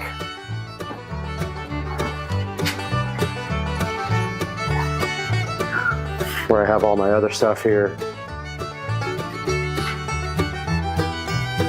I'm just gonna scuff it up pretty good, degloss it. And of course my lights went out. And my big lights aren't even on. All right, I have a little sand block here. I'm gonna go ahead and hit this with the sanding block.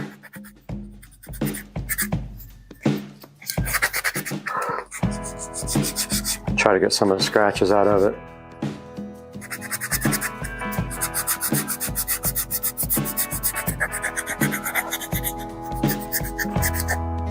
Got a big scratch right there.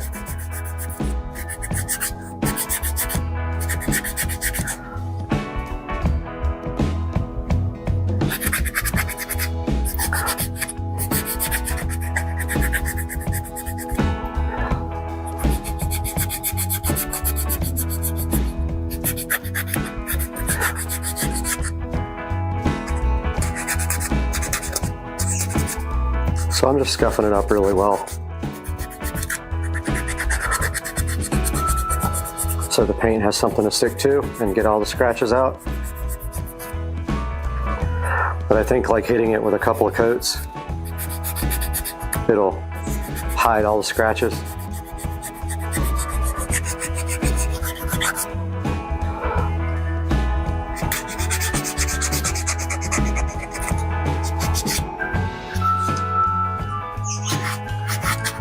Ice cream man's coming.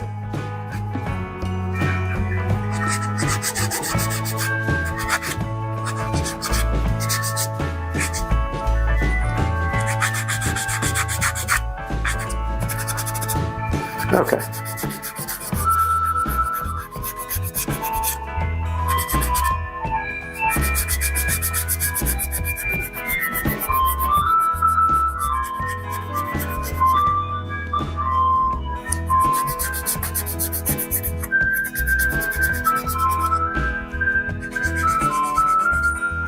All right.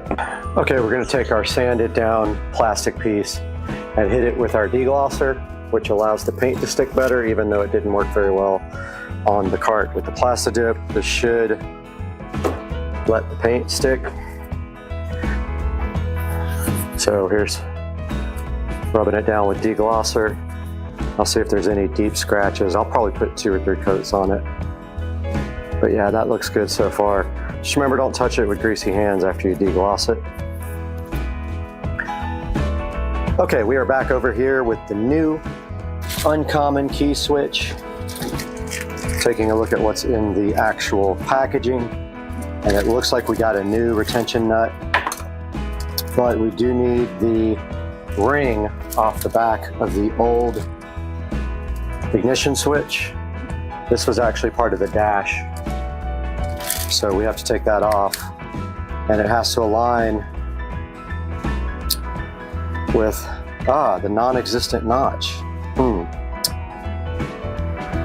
The new one doesn't have a notch, so not sure how to line up this ring, but I'm going to try it. Try it facing up.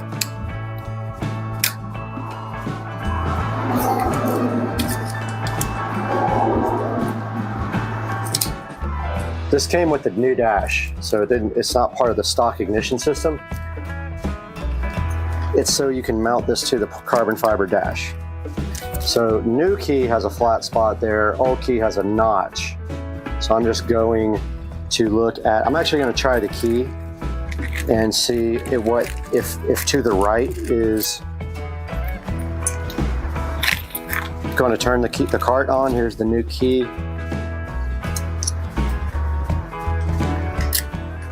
Okay, yeah, so I'm going to line it up just like that with the flat spot up. I'm going to put the notch there. It doesn't stay on. There's nothing really to keep it on this guy. I don't know why the new one doesn't have this notch, but it doesn't. So now the question is, which wire goes to which? Don't know what wire goes to which one. Guess we have to try it.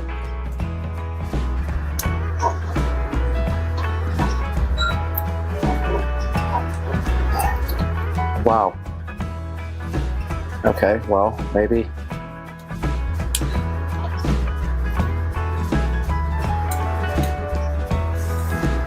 Now, how do we know if the cart's on? Let's try it. Yeah, I just kind of messed up. There's nothing to keep this ring on.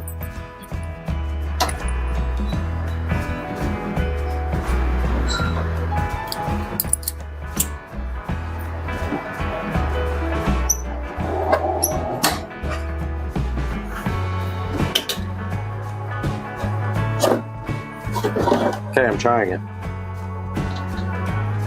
Nothing.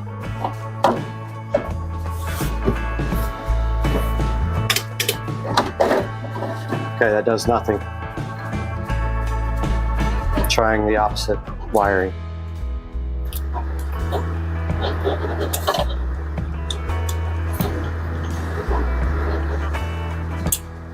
Okay, I heard something.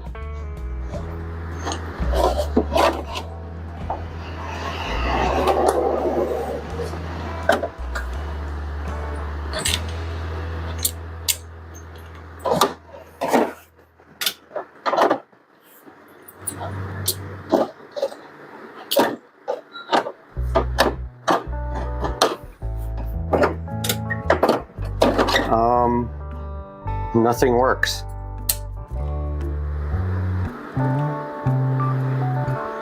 Neither way works.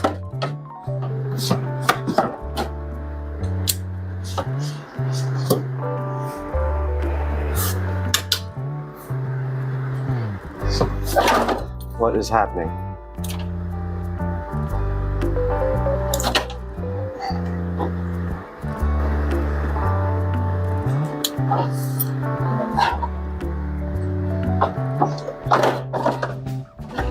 This doesn't do anything.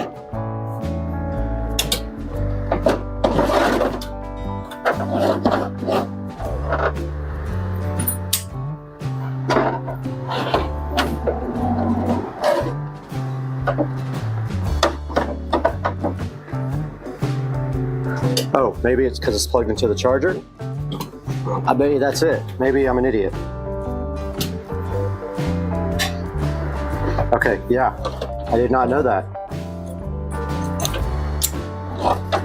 Okay, so that works. You can't have the cart plugged into the charger and go anywhere. It has a smarter than me system. So I really would love to try to figure out how to secure this.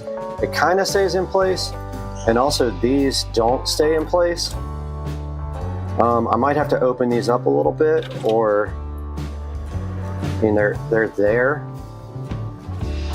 I don't know, they're not very tight.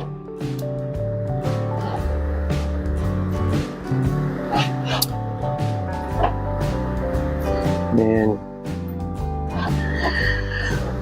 they come off pretty easy, look. Because the bottom of this is small and the top is big. I don't know what they intended for that, but it's not a good secure connection. So I'm not sure if I should redo that or what. Or maybe try to open up the, or either heat shrink them I mean, it's not going anywhere, honestly. So I guess I'll just leave it. All right, so we have a new nut.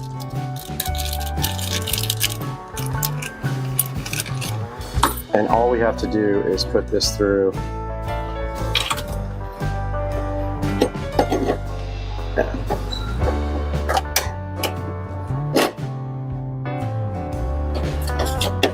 Make sure it's straight, and then tighten the nut.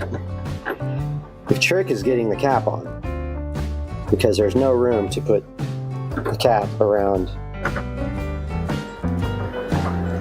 There's no room for the cap legs to go through the holes. The nut's in the way. It's a dumb design. So I'm just trying to put this.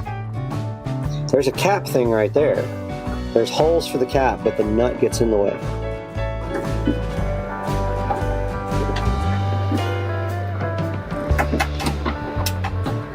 Okay, why doesn't that screw on?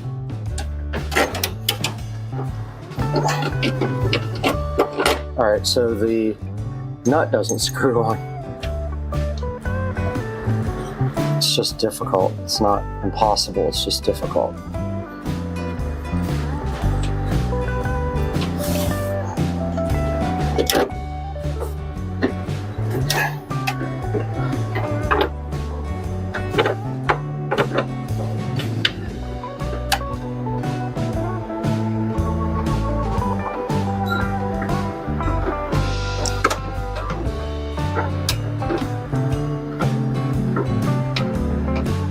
Okay, that was better.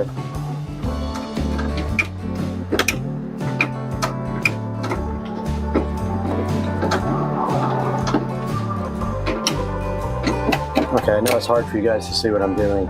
I'm screwing on the nut.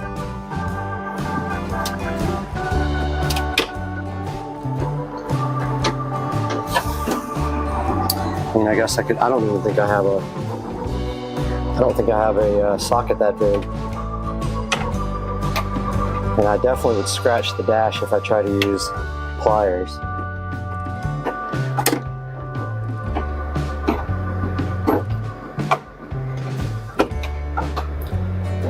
Man, this sucks. Okay, that works pretty good.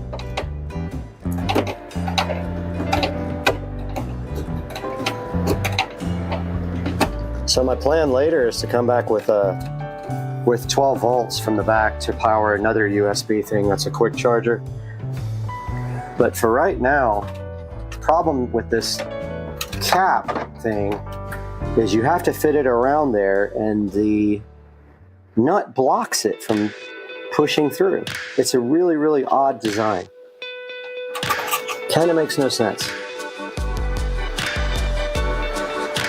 All right, I hit this with the first coat of Plastidip, and it does not appear that it is running, but I'm gonna give that about 15 minutes to dry and then throw another coat on. All right, guys, we got the uncommon key installed, and now we have our cap nice and Plastidipped, and we are going to see if we can install it. Last time I tried, I pushed on it and there was fingerprints all over it.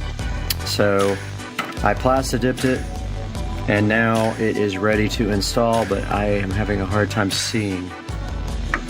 So I'm gonna turn the light on the camera and get right back to you. I want you guys to understand why this is frustrating.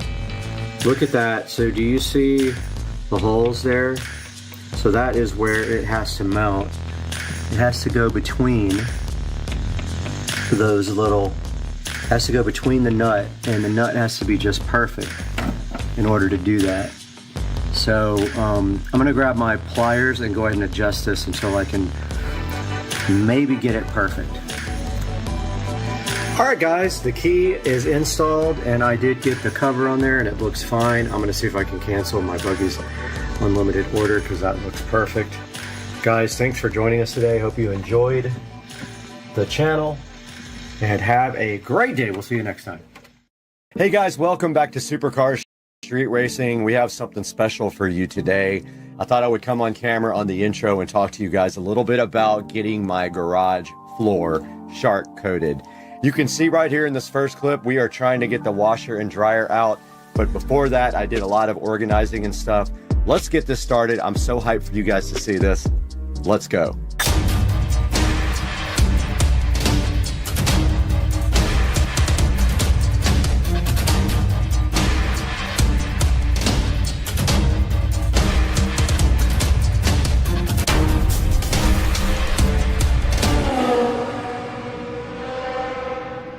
Welcome back to the channel. We are Supercar Street Racing. You can see right behind me here, it says it somewhere. And today we have something special for you on the channel. And that is we got the garage shark coated, and you'll see what that means in just a little bit. But first we had a lot of organizing to do. So let's get straight to that. We had to get a lot of stuff out of the garage. And so we did it, and we moved stuff around, and we made it happen. Let's watch. All right, so what you're seeing here basically is me in the kitchen, and I have already taken the cabinet out of the garage at this point. So what I'm doing here is there's a space over my pantry where we were keeping the cleaning supplies, but I decided that I was gonna put the car cleaning supplies in here instead, and then move everything from the cleaning supply area for the house underneath the sink. So let's watch.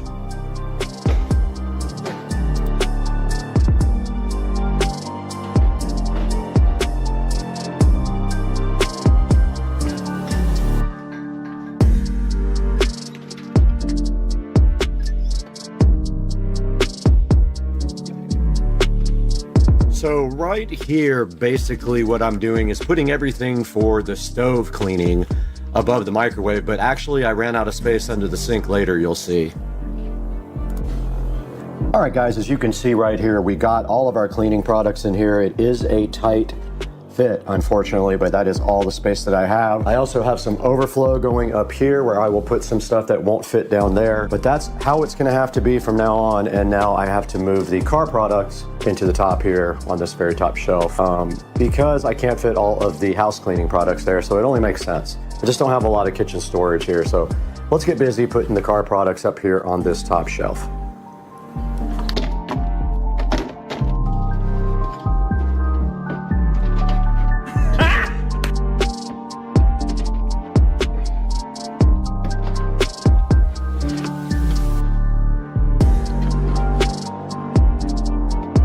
Okay, we have finished mostly cleaning up. No, we haven't. We gotta do the rags. We gotta do rags, and then we'll be done with this automotive area. Now, this is just temporary until we get some real nice garage cabinets installed. This is what I have so far. A lot of this stuff is really just in here for the moment. So things like that aren't needed can go up top. Then all my supplies for my car cleaning go right here. Now let's get all the towels folded up and inside of here as well.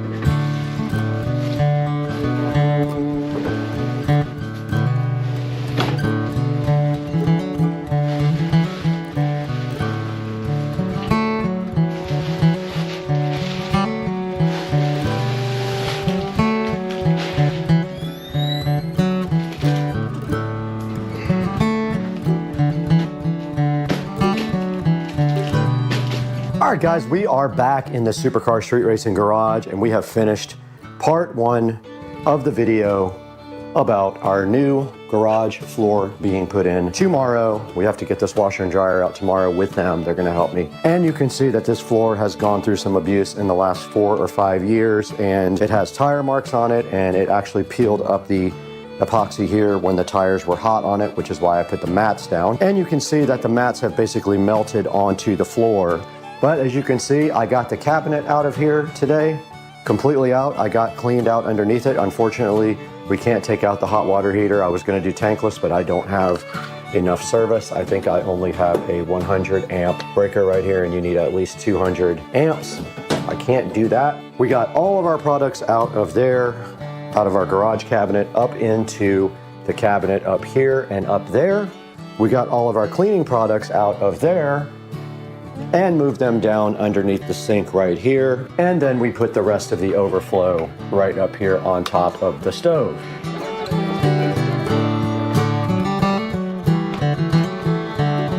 On this clip here, you can see the guys from Shark Coatings did get here pretty early in the morning, actually earlier than they were scheduled to, so I was kind of not ready at the time. But right here in this clip, you can see we're trying to figure out getting the washer and dryer out.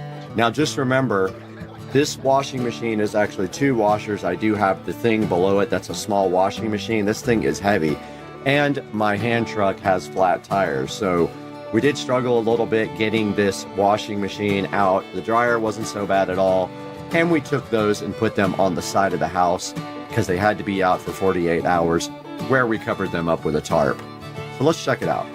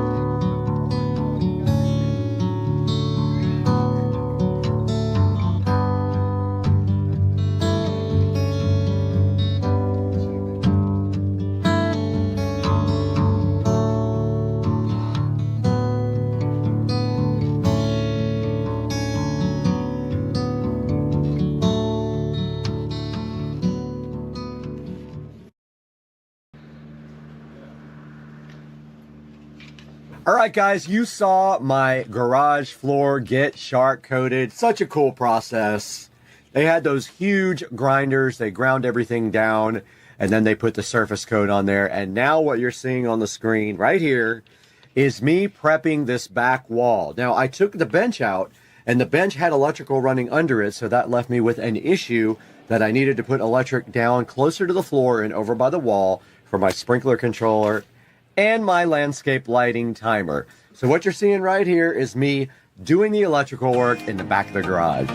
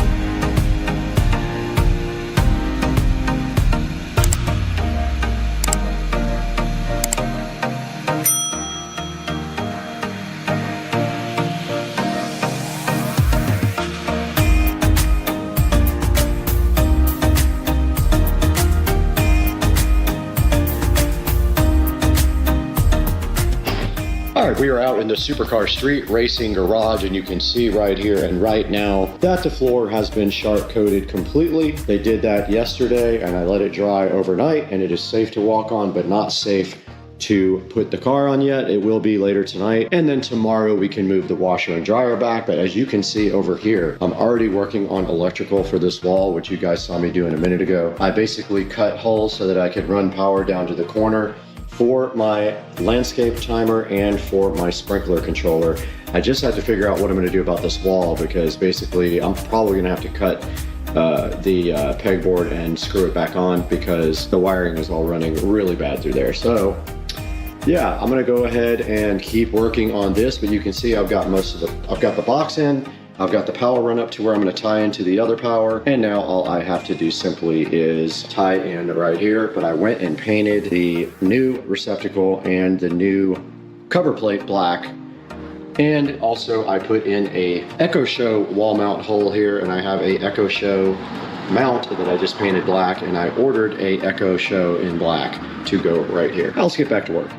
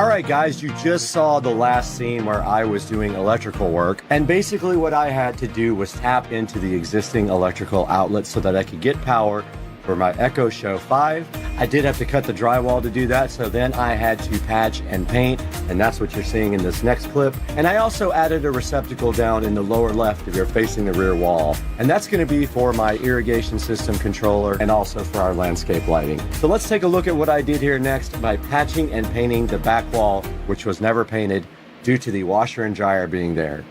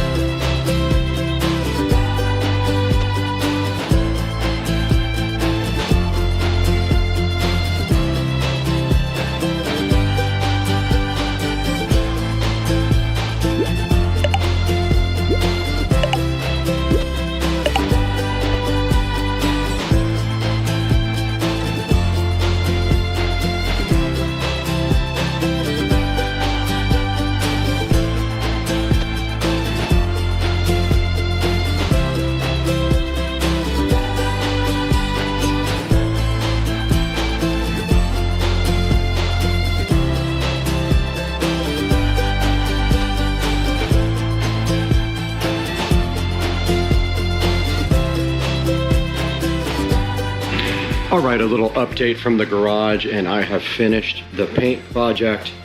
And let's take a look as we step back, and I'll go through everything that we did. Ah, yeah, that peel satisfaction. We did have the floors sharp coated, and then we put the washer and dryer back up against the wall here on the newly sharp coated floors.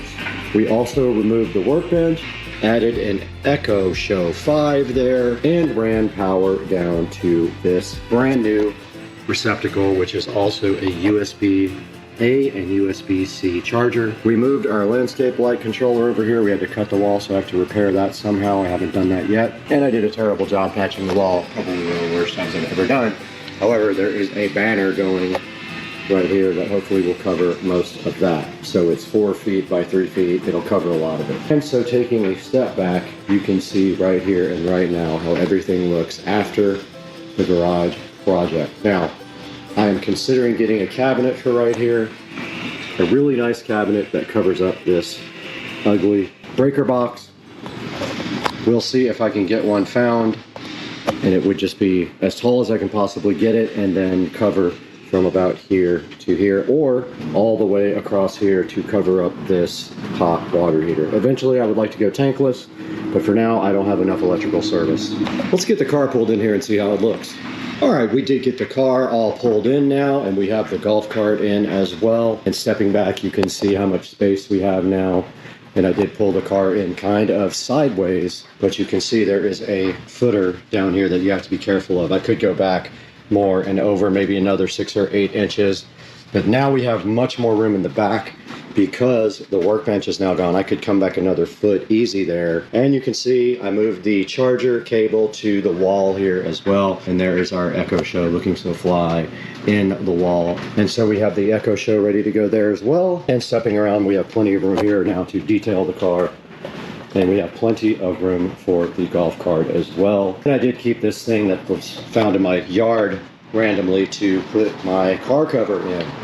But yeah, guys, this is going to wrap up this part of the project. The only thing left to do, I have black blinds for that window. That's the last part of this project. And now let's take a look at it with the brand new garage door closed. And there you have it, guys. That is the garage project that I have been working on for months and months and months, coming to a close. And I do say it looks fly. Don't forget we have the hex lights. We have colored lights up here that we can change. And there they go, looking so fresh and fly. And guys, I hope you enjoyed the video, and I hope you enjoy all this hard work I do for you guys. Guys, welcome back to the Supercar Street Racing 4K production studio.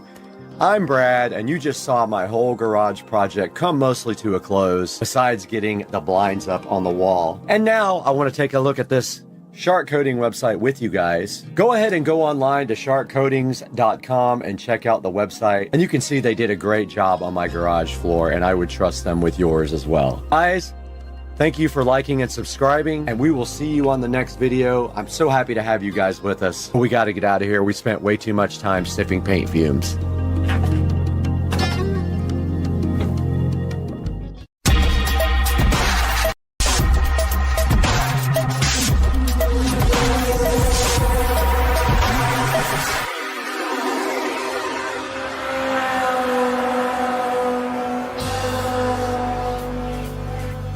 Alright, a little update. I got the first wall partially up, and I just put a coat of black paint on it just in case you can see between the foam tiles. And this is just going to dry real quick, and then I am going to start laying the foam work at the top and see what happens, and hopefully I don't mess it up. I'm just trying to decide whether I should go all the way up or leave a gap for the board at the top. If I go all the way up, the board at the top is going to squish right up against this foam, but I think that's okay as well. I think it will just kind of push it in, but then it'll look like the top layer's gone. So I don't know what I should do, but anyway, got all the electrical finished on this wall. At least for this board. I've got the TV mount. Boy, this was a nightmare with this foam insulation. Didn't think it was going to be this bad, but yeah, it was really tough to put these boxes in because of the foam. But yeah, what I'm going to do next is try out some of these acoustic tiles.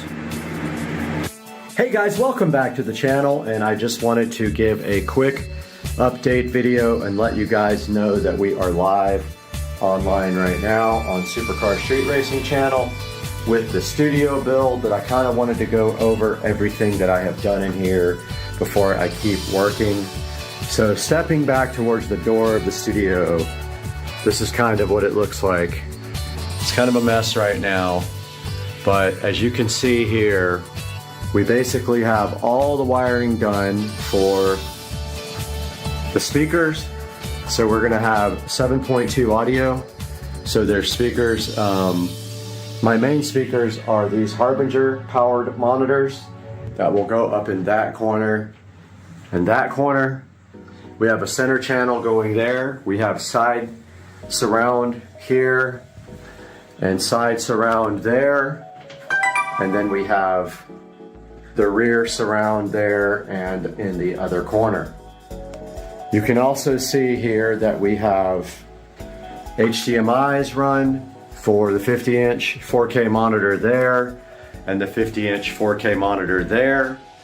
We also have all of our Cat 6 cabling run. So we have all the Cat 6 going up here to the corner where there will be a switch. We have a Netgear, I think 25 port switch that goes up in that corner, and Ethernet runs here for a television there, and I don't know what I'm putting there yet, probably one I already have. It runs back here for 2 workstations, one there, and it runs to the TV up here. Now I had some issues here with the wall box because I had never done it in foam, and now I understand how to do it a lot better. So I've messed that one up completely, but it'll be covered. You won't see it at all. It'll be covered with the wall plate. All right, so yeah, so long story short, 43-inch television here. This power here is for a wall light. So just like a regular, regular old wall light goes there. That's a little bit poking out, but that's okay. It'll be covered too with foam. And this will be a wall light. I still have to do the power for that. I haven't done that yet. That will be power for the Echo Show 15. And I still have to make a mount that comes across here for it. It's going to go right there, Echo Show 15. Down here is the other workstation, and we're going to have HDMI available here. That goes up to this 43-inch TV in case someone wants to have a second monitor, or I want to do a second monitor up here from a workstation. I can do it right there. There's power right there. There's going to be Cat 6 there. Again here, there will be power Cat 6 for that TV. I think I already said that. And up here, this is actually moving. We're going to have a webcam either in that corner or in that corner looking down at the studio all the time so we can go live.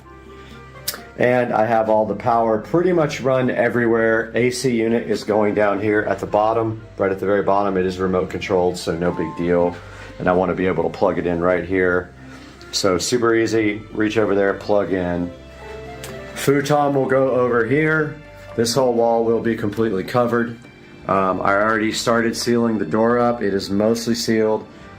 I foam sealed all the bottoms of the joists down here, all the way across there, and all the way across there, and then out here in the rafters. I ran out of clear silicone caulk, but I started sealing all of these joints up here. You can see it's still kind of wet right there, and it did shrink, so I got to fix that. Yeah, all that was caulked in yesterday. I'll probably come back and do a second coat there. And that is it. There will be power down there, but you can see here all my wiring runs down here where the editing PC will be. The editing PC will sit right here in the center with two 4K monitors and then the two 50-inch monitors there and there. And we'll have 7.2 surround with a 7.2 home theater receiver. So that is what we have going on now. And by the way, the Harbingers are powered. So I ran RCA cables up from the preamp. It's going to hit the preamp output on the receiver to run the front speakers that are powered. And they will actually be hanging from these corners up here with chains and bicycle hooks. This power is for the Harbinger to be powered, and that power up there is for the Harbinger to be powered. Now all I have to do is finish a lot of power work, a lot of no fun cutting of drywall because it's very hard to cut. I don't have the right tools or a nice big long straight edge. I really need to go buy like a drywall T-square super long one, because that was this cut right here. I got lucky because it's on the ground and it'll be covered up. Oh, I forgot to show you guys. So the plan is for the walls is going to be foam sound insulating tile. Now yes, I know that this stuff is cheap and it doesn't really insulate sound, but I like the look. And so as soon as the roof gets on, we will start right here on the side and start laying foam tile all the way up against the ceiling, all the way across in one pattern. You know, like we'll start with this pattern and then we'll, on the next row, we'll go up and down like that. And notice it's going to cover the whole wall. It'll be glued on. And then when we get up to these switches, we just literally cut around them or either cut holes in the actual foam, but it looks like we'll be able to just cut around the switches. It'll be pretty easy. These cut with scissors. So that'll be the whole entire studio will be covered with these foam sound tiles, including the ceiling. And that is it. I have ordered a bunch of these already and I wanted to see if they were going to work out, and we're going to add them to the wall with this Super 3M multi-purpose adhesive once all the foam board gets up. So we're attaching the foam board directly to the studs and the ceiling joists, and that is how we are doing the wall covering. And I have been working through electrical because of course now we have wall boxes that are some of them are inset because I did the power ahead of time. So when you put the wall board in, your electrical outlets are too far back. So I have an electrical outlet extension kit that has little extension screws and everything you need to pull the wall outlet out just like that. That one is actually on extensions.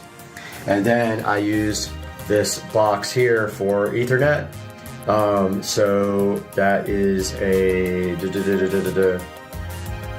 I think that's called an old work. I can never remember the difference, but this is the one that kind of bolts and clamps to. This clamping to the foam just fine, but that one I really messed up because I didn't cut the hole big enough and I didn't have a template. I have a nice template for these guys. So that is going to do it. We are live streaming on supercarstreetracing.com, so make sure, not .com, Supercar Street Racing YouTube channel. Make sure you're watching the build live here with us on the channel. There's some nice music playing in the background. And I'm going to go ahead and get this uploaded, and we will see you guys soon with another update, and we will be moving into the studio within a couple of weeks. Hey guys, welcome back to the channel.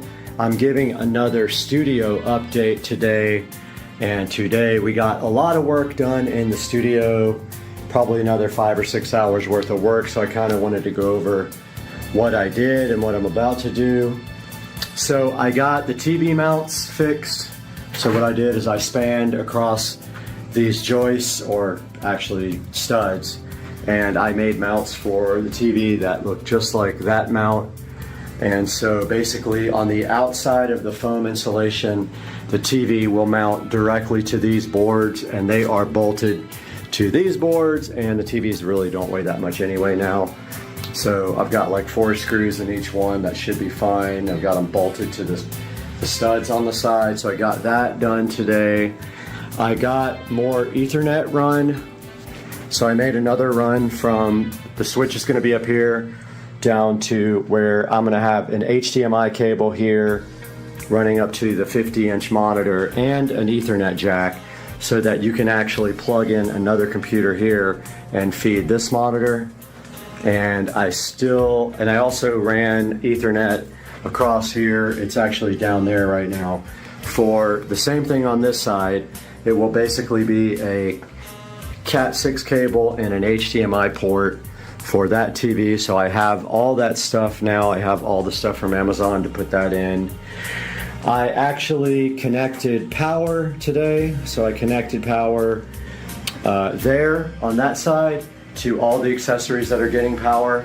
I connected power over here as well, and also put the female plugs on for the speakers, the powered speakers. The Harbingers are going up here in the corner. You can see the power and the RCA cable for that. This has power in it. The ceiling has power now for the extra lights. And next I am going to be running this USB extension from down here up to that corner for our webcam that's going to be live in the studio. And that is a lot of work today. Got this HDMI also ran for the HDMI and Cat5 jack down here that you'll be able to tie into this television if you want to. So yeah, got that all done today. It was quite a bit of work. You can see all my Cat6 cables here for the switch. They're all labeled with numbers and then numbered on this end, and then I will label the actual boxes as I put them in. There's another HDMI and Cat6 for that monitor to be tied into if somebody wants to park right here. And then there's lights up on the wall to feed sconces or LED type lights there. So I also just got the new Echo Show 15 in. I was waiting for the bracket so that I could make the wall mount for it. So here we have the bracket, and that is going to be how it mounts, just like that. So it will mount just like this, and the power will run right into the wall there, and then the foam will actually, this thing will be kind of flush mounted because the foam is 1 inch thick. So think about with the bracket on top of the foam, the bracket will be on top of the foam, and then I was thinking maybe doing it either way. I don't know if I should put the bracket in now and then cut the foam around the bracket. If I do this on top of the foam, then the actual acoustic foam tile will run up against the side of the show and kind of make it look flush mount. So I think I'm going to do that, but that is the way that is going to be mounted, and there is power for that. So yeah, just a little update. Wanted to keep you guys posted, and I'm still making progress and busting my butt in here trying to get ready to put up. I guess I'm going to do either this foam insulation next or start on the ceiling. I kind of need 2 people to do the ceiling, so I'm holding off on that. But guys, I appreciate you keeping tuned into the video and checking out all the progress on the studio. It'll just take me probably another couple of weeks to get it done, and I'll keep you guys posted. And we're constantly streaming live on the channel as I work, so please tune in and like and subscribe. We'll see you guys again tomorrow. Okay, welcome back to Supercar Street Racing, guys. Second update for the day. I've been working really hard today, and we are about ready to test the front channel audio system for the studio. A little background, I got these Harbinger speakers about 3 years ago, and I have used them a total of 1 or 2 times. They are powered speakers. They both have individual inputs, and they are awesome, and they will be fed by a 7.2 receiver that has preamp outputs for the front, and that will be fed by the computer up front, by one of the video outputs on the video card. So we're ready to test the sound. Everything is connected. We're going to listen to some royalty-free music so I don't get copyrighted. And we are going to shut this door with no AC yet, and it's going to be really hot. One sec, guys. All right, sorry about that. It takes 2 hands to close the door. All right, let's test it. We're ready. So this is Purple Planet royalty-free audio.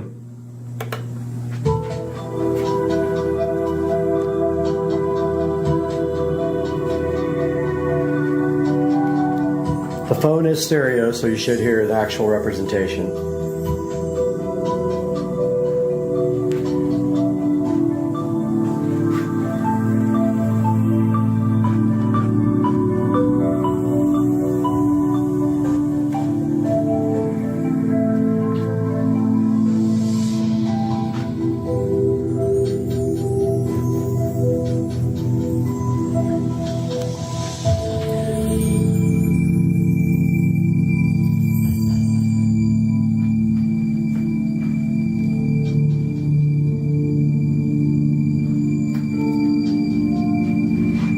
First overall impressions of the room. It'll be much better when the sound is knocked down with foam. So we still have some reverb going on in here because of the lack of sound insulation. But all that will change, don't worry.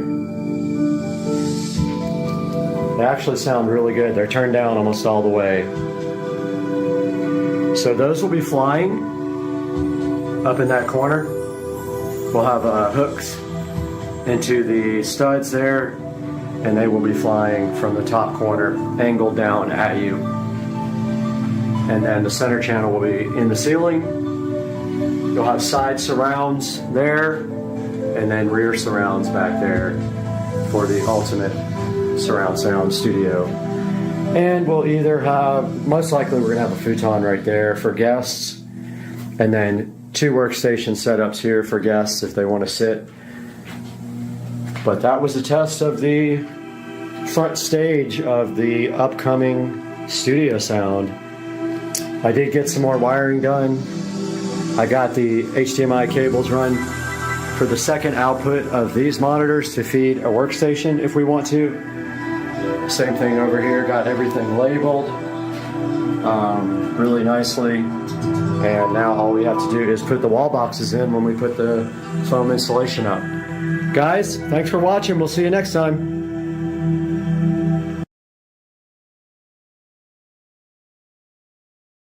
Guys, right here in front of me, and right now in front of me also, we have this smart Scarecrow solar ultrasonic repeller, but it also works on all kinds of different animals. So let's take a look at this today on Supercar Street Racing.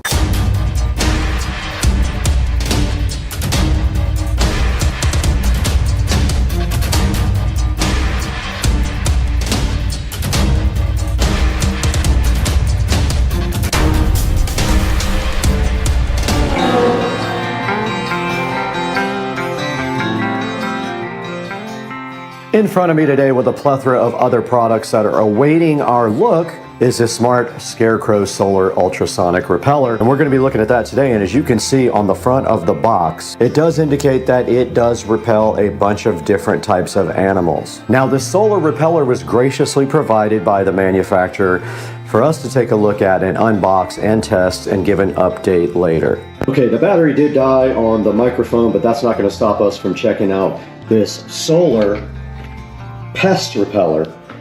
And you can see right here, solar powered. It is IP44 rated. It says it has a 110 degree effective range, and it operates on various frequencies. Supposedly that does repel different types of animals. Now on the back, it does say solar or USB. What is not clear by the manufacturer is if it has a battery in it, or if it just operates when only the sun is out. So I'm not sure about that. It does have a 5.5 volt solar panel. It has 110 foot detection range, so I guess it detects the animals, then it turns on. And it does say it has a lithium battery. I missed that on the first try. And looking inside the box is our next step. And inside the box, waiting right on top, is a USB power cable. You will need a 5 volt USB block to power this. And the other end is one of these tube type connectors. Closer inside the box for the pest repeller, we do see this ugly green device here, sitting so fly, looking great, but not really. Kind of a ugly scarecrow looking box, but it is green, so it will mesh well with your outdoor environment. Now on the front, we do see a speaker here, and then some sort of LEDs right below that. This must be the top because the solar panel is up there. And on the back, we see the 5 volt adapter port, and we see the power and sound switch right there. And we have our manual here for the Smart Scarecrow Solar Ultrasonic Repeller. I notice it does not mention the other animals there, but it does on the box. So it says here that the ultrasonic repeller repeatedly stimulates the animal's auditory nerve. It has a flashing light to simulate the animal's visual nerve, and then a PIR to detect whether there is an animal near. Once close to the area, the PIR triggers the product, and the intelligent working mode will repeatedly stimulate the animal, repeatedly. And the intelligent working mode will repeatedly stimulate the animal. Makes animals restless and want to escape from an environment that is not suitable for them. And if we're looking here at the manual, and it does have a diagram, there is a charging indicator that should go red when it starts charging and green when it is finished charging. There is an indicator on the front here when it starts making sound. The sensor is right here, and the battery is inside of the back, which is not available to be gotten to. This part of the device right here is actually the ultrasonic speaker. Further in the box, it does come with some stakes and a warranty card.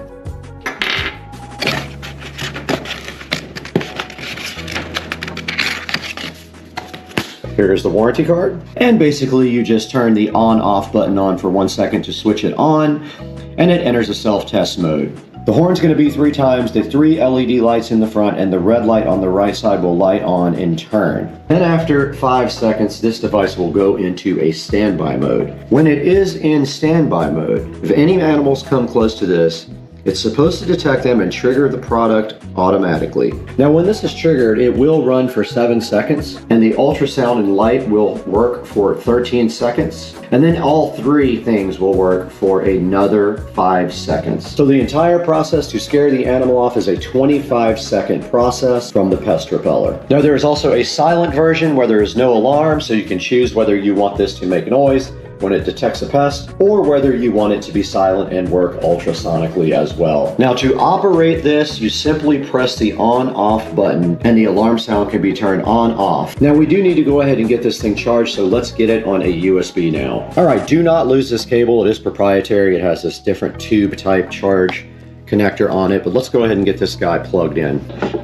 So to plug it in, you simply move the rubber boot aside and go ahead and plug it into USB. We actually have one on our nightstand right here. And now we should see a charging indicator, and we do. So this device is charging. We'll get back to you guys once it is fully charged. Okay, I was really bad and did not record the time when the charger was done, but you can see here that our device is fully charged, and I think it took a couple hours, but I'm not 100% sure, but this guy is ready to go. Now all we have to do is take it outside and put it somewhere to see if it actually works. So let's do that.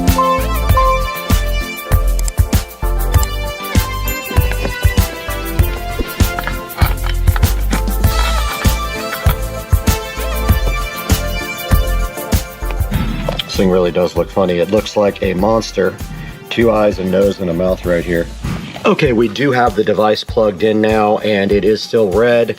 It was charged completely, but I just plugged it into the USB here, and I'm gonna go ahead and fire it up. And it says if you press it short, it will beep. Okay. That is expected behavior. It is lit up and it beeped 3 times, meaning it is ready to rock. We're gonna do... Oh, I actually heard that. That was interesting. I heard the actual high-pitched tone. It must have detected me. There's the light. So this is what it looks like when it is active, and I don't know if you guys will even be able to hear that, but it is putting off a high-pitched tone when it detects me. So it does see me. Let's see what happens when I walk with. Yep, there it goes. What a crazy device. I love this thing. Oh, there's the blue lights. So is this thing gonna go off every time a person comes by it? There's the high-pitched tone. Does work, I hear it. Wow, interesting device. All right, we do have the ultrasonic repeller going crazy back here.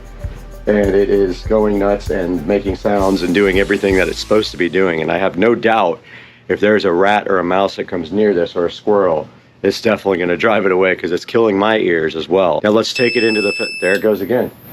Let's take it into the 4K production studio with Brad and take a look at this online.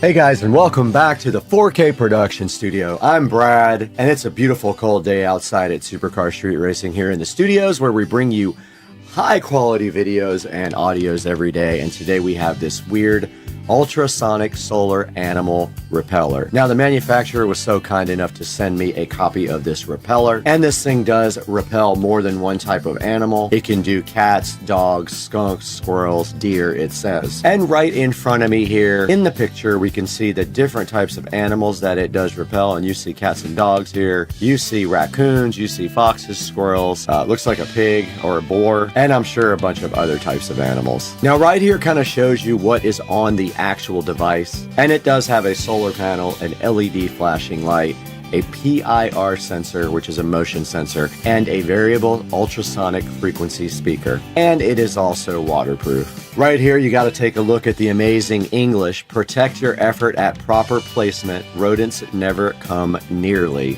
So funny. You see a squirrel there eating corn because they don't have an ultrasonic pest repeller on the property. Now here is a close-up look at the front with a diagram of everything. It does have a red LED when it's charging, and it turns blue when it is fully charged. It's got a low power indicator flashing light. It's got the PIR sensor.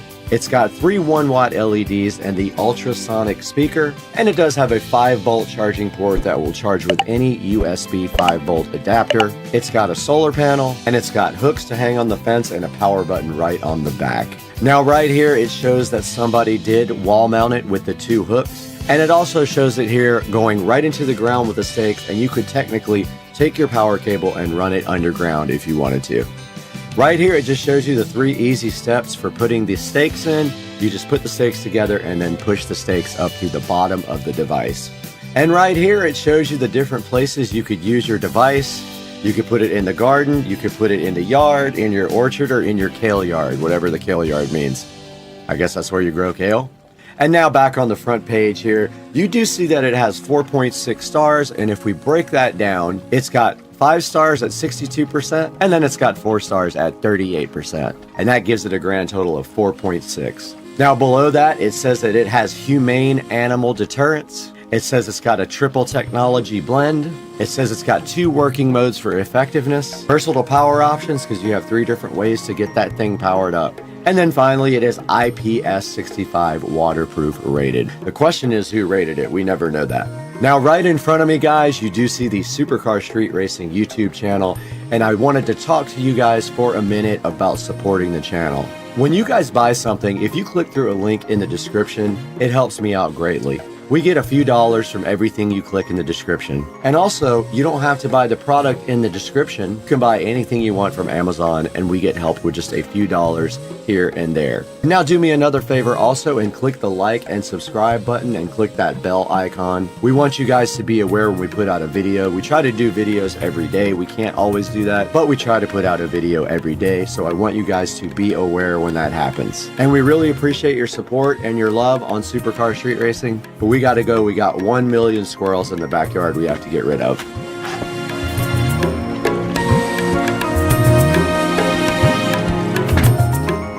Hey, what's going on, everybody? It is Friday, and we got a little project going on. We are back at the SCSR compound after a short vacation and being sick for a whole week. But today we're going to transform this piece of furniture, which is now a retired mini bike, into something special.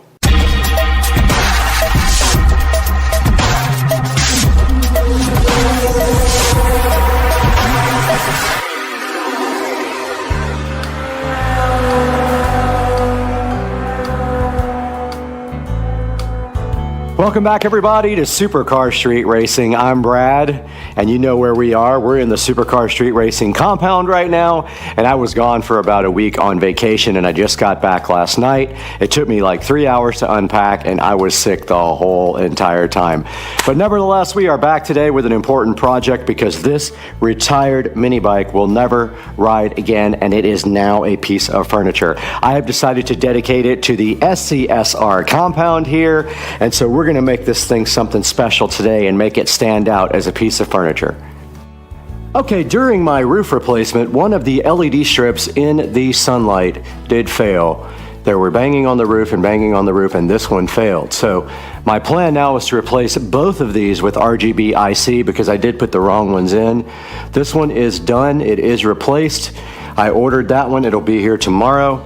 And so that freed up a RGB LED strip for us to use for the mini bike. It is not IC, meaning it is not individually controlled. It is just a standard Govee strip, and that'll be perfect for the mini bike. It won't do, you know, they can't address each LED, so it doesn't work like that. But we're going to be using that to light the mini bike, and then we're going to be using this cool plug-in USB LED for lighting the headlight up. We're going to come up underneath the headlight just like that with my light, and just kind of aim it like that, and it will light up the mini bike headlight and make it look like it is glowing. So that is our mission right here and right now, is to get some LED strips run. And I also ordered a runner for underneath this that is red, and so that will hide all the wires and everything, and then we will get power from back behind there.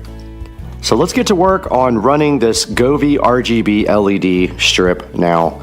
And my plan is to go start underneath the fender, go up this little cross member under there, under the seat, down under the fender, and then come down under the bike. So it's going to light up the fenders, and it's going to light underneath the bike and underneath the gas tank. So let's get to work. All right, we do have our LED strip, and unfortunately it has been stuck already, so obviously it may have some issues sticking, but nevertheless we are going to go for it and try to get some work done here. So I'm going to start under here. I want this whole thing lit up here. Now we may have to glue some of this on because it is kind of, oh, and it's dirty under there. I'm going to have to clean before I stick this, or it's not going to work. I do have some spray glue just in case, but I need to clean underneath this. Got our Windex here and our rags. Hoping this lets it stick enough, but if not, I'm going to use spray glue. Not very dirty, honestly. Only thing I haven't figured out is how I'm going to get from the fender to the up bar. That's going to be kind of crappy. Yeah. I guess I'll have to come out. You'll see it there. I guess I need a new plan because my original plan was to come out of the fender at the bottom here and somehow get up to this bar. Now I'm thinking there's no way across here. I think maybe I'm gonna have to go halfway, then up the side, then under. Yeah, I think that's what I have to do. It's just unfortunate that this has been stuck already because it's gonna be really hard to put on. But I'm gonna go ahead and start at the front. Again, I don't know where I'm gonna start plugging in either. I guess I'm gonna have to hide everything under here.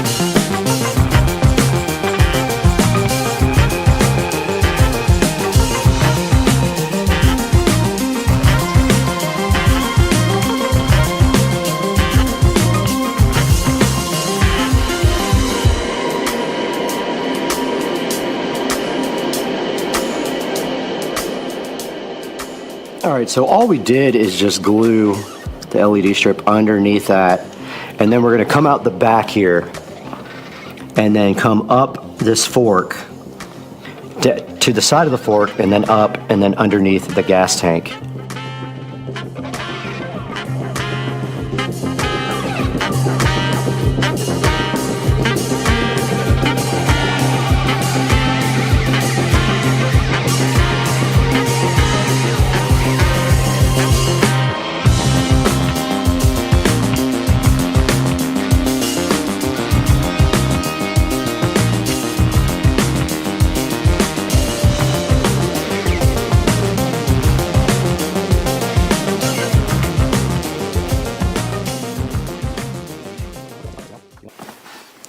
Okay, so now we need to come up underneath the tank. There's already a black zip tie there and there's some cables in the way. I'm gonna have to cut that zip tie. It's too bad I don't have any black zip ties. I gotta get some pretty quickly. There's a black zip tie already here for the cables. And that has been cut. And we're going to try to stay on the back side so you can't see the LED making the run.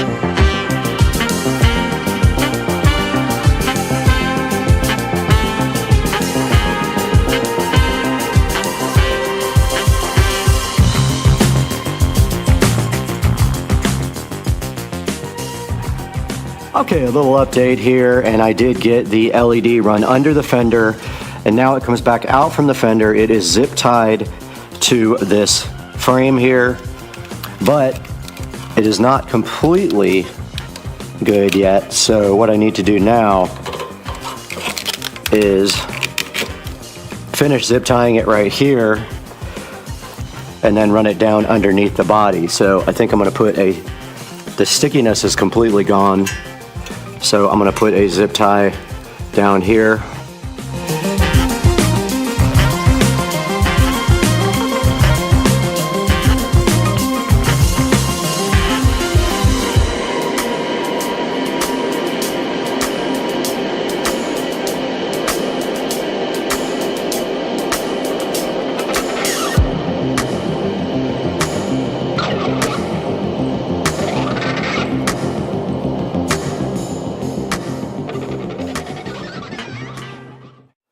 Okay, we can go ahead and test this guy out. We just need to connect the LED strip to the controller over here. Let me go ahead and do that when I get my hands free. All right, stepping back from the beautiful mini bike now, you can see what we did, and it looks pretty dang cool. Now all we have to do really is back here in the back, tape up where these LEDs are showing and reflecting off the fireplace with some black electrical tape. You won't be able to see them at all.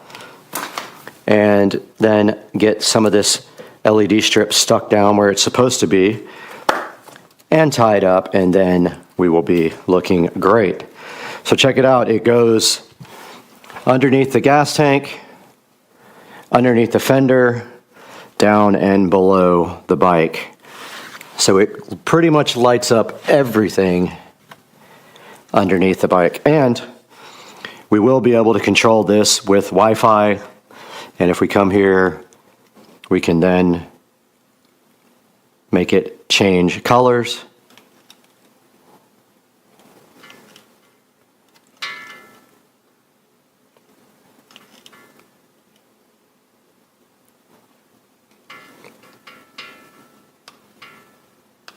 And that is sound activated.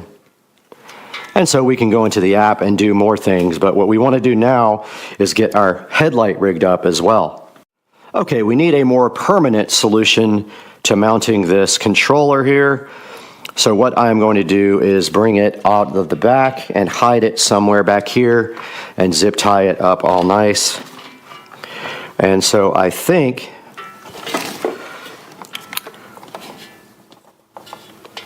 I'm going to just do it like that. Zip tie it right there. You won't be able to see it. And then I'm going to zip tie it to the back of the fork right here. So let's do that now.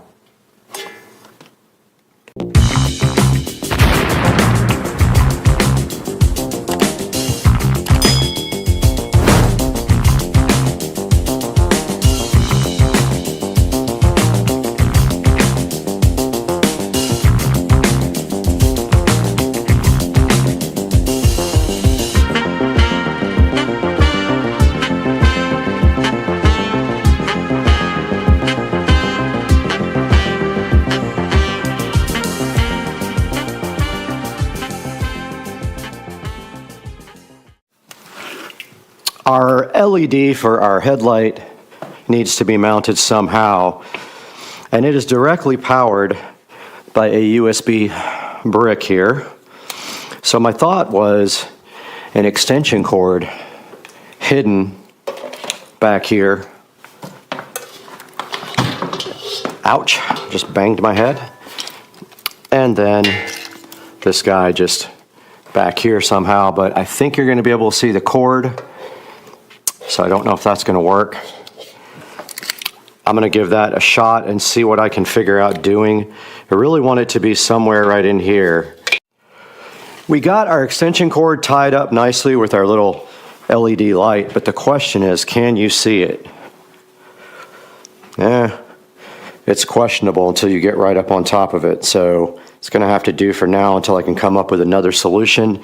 Then the extension cord is going to run down the back and to the bottom, and then down there we will have a power strip kind of hidden, and it will get power underneath there behind this entertainment center, which we will grab from our huge power strip right here. Guys, we have finished our project 99%. All we need to do is get some black zip ties, our runner to get under there, and then we will update you guys when that is done. But we have finished all the wiring. We have our LED here for the headlight, which lights it up any color we want. It has a switch on the back.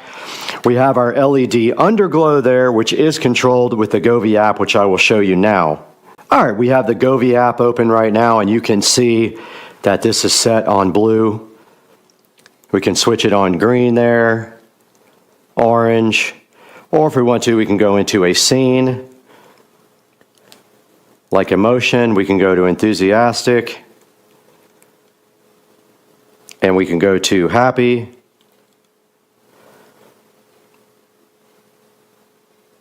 And we can go to breathe, which is one that I like, and relax.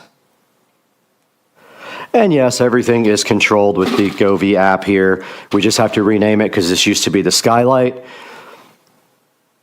And yeah, we're pretty much done with this project. It came out awesome. I'm hyped. And we just took this everyday ordinary mini bike and made it into something special with a little bit of ingenuity and a couple of little pieces of electronics.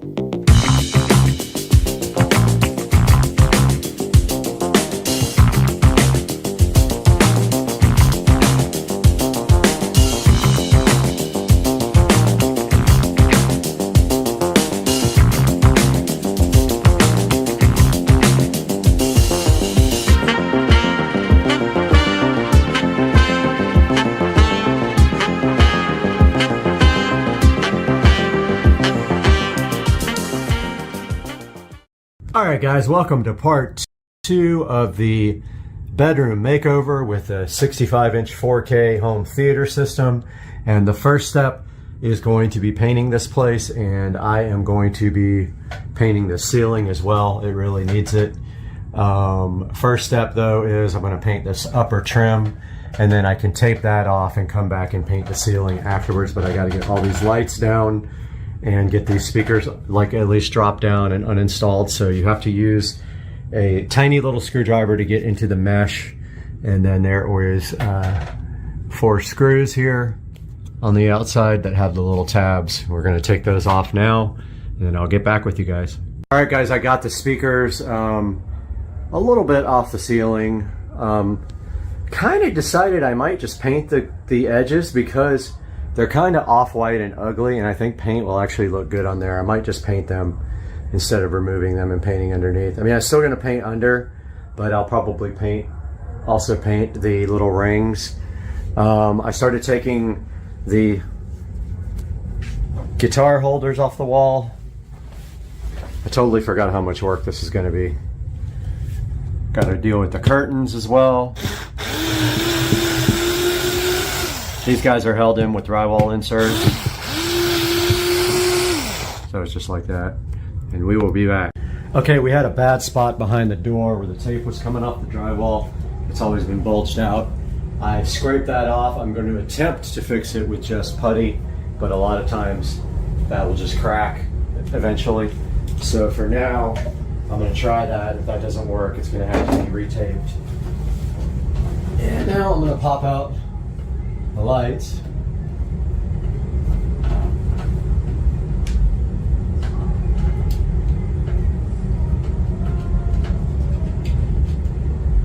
And that's enough, just down enough to paint around so they can be popped right back in. Boy, it's blinding staring into those things. So I've always had an issue with these lights since I got them. They flicker pretty bad when you turn down the brightness. So I'll get a small brush and work inside of these so I don't have to pop them all the way off. They're out enough now where I can get to them. Other thing about this ceiling is this was from when they scraped the popcorn ceiling, and this ceiling scratches very easily. Just a fingerprint on it will scratch it. And I don't have the paint, so I've been using a much better paint. It is a Valspar Ultra White flat paint. And I didn't use the ceiling paint on purpose because one day I'll discontinue that and I won't be able to get it. So I'm using just regular paint for the ceiling. So I got all the wall plates out except for behind the bed. That's a whole separate painting project. I still got to take off the curtains, but I'm not ready to paint the walls yet. Walls will be after I get the TV mount done because I've got to put a hole right there. Now, technically I could cut my speaker holes now because I have a template for it that I created and saved. Actually don't know what I did with that when I came out of the attic. Hopefully it's around, but I do have a template that I made out of cardboard, but that's the issue where the drywall was coming up, and it's slightly coming up there, but I don't know if I'm going to scrape that and try to mud it because it always cracks afterwards. But I'm going to repair that spot, and let's see if we can locate. I'm going to turn off this so we don't get copyright strike. Okay, so I think I decided that I am going to just paint the trim without taping off the wall, and just then when the trim is completely dry, because it's the hard paint that won't peel off, I hope, I will tape the trim and then paint the wall. Alright guys, so I couldn't find my small putty knife, which is a bummer. It would get in that little crack there, so I'm just going to have to try to use the large knife and come in from a different angle and fill this hole right up. I hate using this big knife for this. I just don't have any.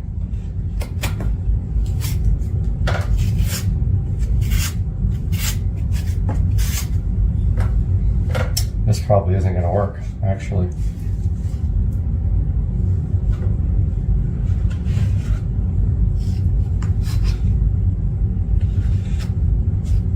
Maybe.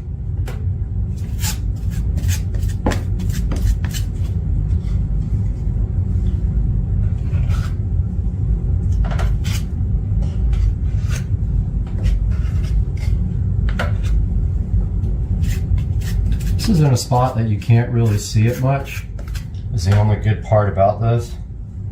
And I left it like this for years. I mean, ever since I've owned the house, honestly. And so really any putty on this back part of the door doesn't matter because you can't see it.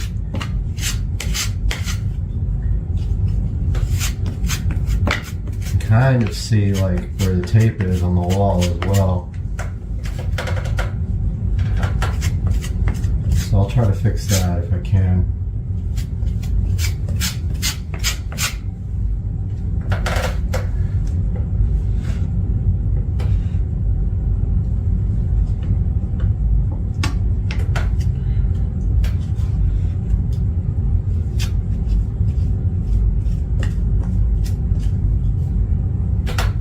I am not good at this, by the way. I always do a bad job doing putty. It never looks right. So, doing the best I can with my limited skills here. I'm making a complete mess in the process. Already, this does not look good.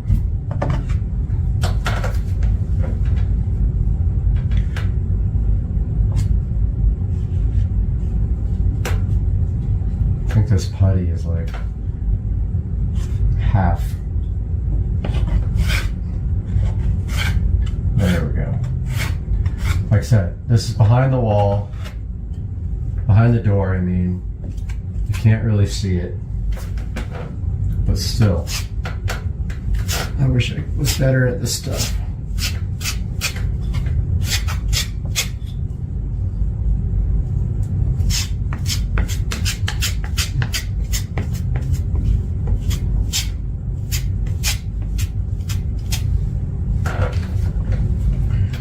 Still an area back there that doesn't look good.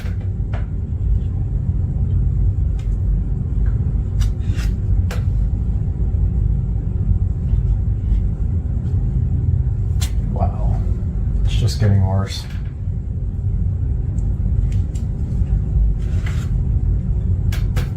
Can't even tell which side is the knife is for smoothing.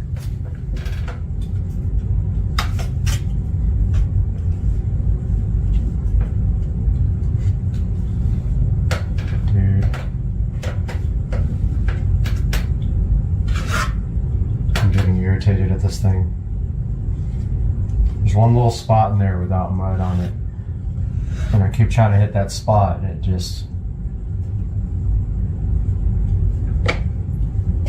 that's gonna make a mess when I sand it.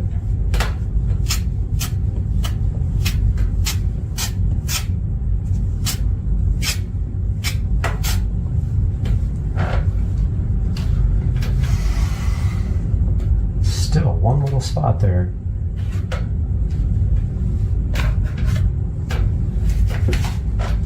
Maybe I can use my trim tool. It's thin.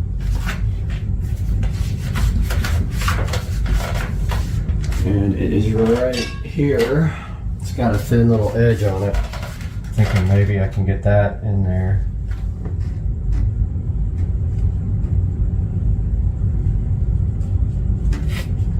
Worked pretty good.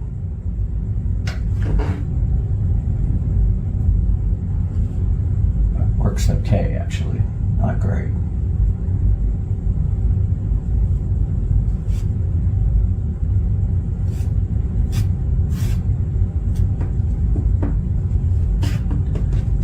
It's good for getting in that little area, but there's still this part at the bottom that just does not want to fill up very well.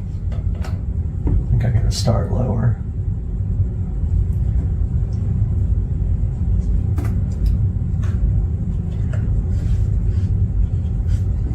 Man.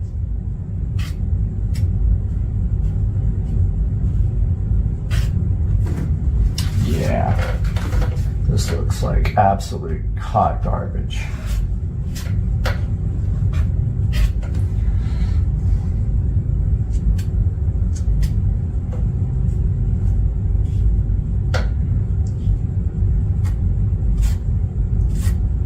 There's so much mud on this wall.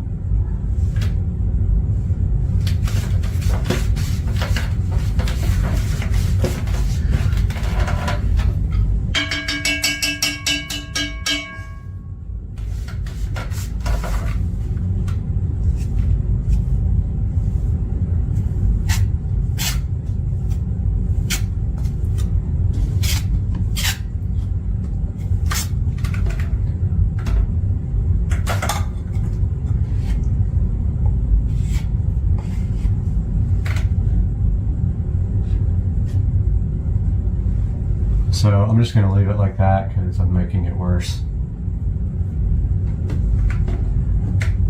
And then I'll just try to sand it down, and maybe it needs another coat. Maybe not. Not sure. Looks like crap though. I'm not proud of myself. Okay guys. Thought I was ready, but I can't find my saw. But I'm going to go ahead and mark. I did some measurements over there, and I'm trying to match this side with that side. Hopefully this template works, or I am in big trouble.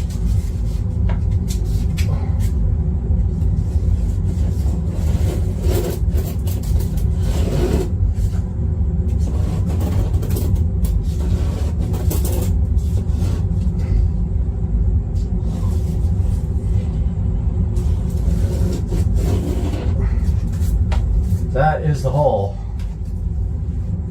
Thus it's very close to the trim. It actually might be too close to the trim. Didn't even think about the lip. Not sure how big the lip is. I kind of want it right up against there. Yep, I might have to move that over just a touch and recut it. Let's see how big. I don't have any speakers to measure the lip with. But if the lip is too big, it'll hit the trim piece. We'll have a problem.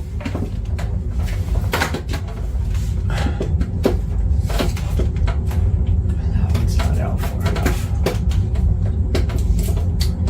Well, I was going to measure on this guy, but it's not down enough. Oh, that's going to be close.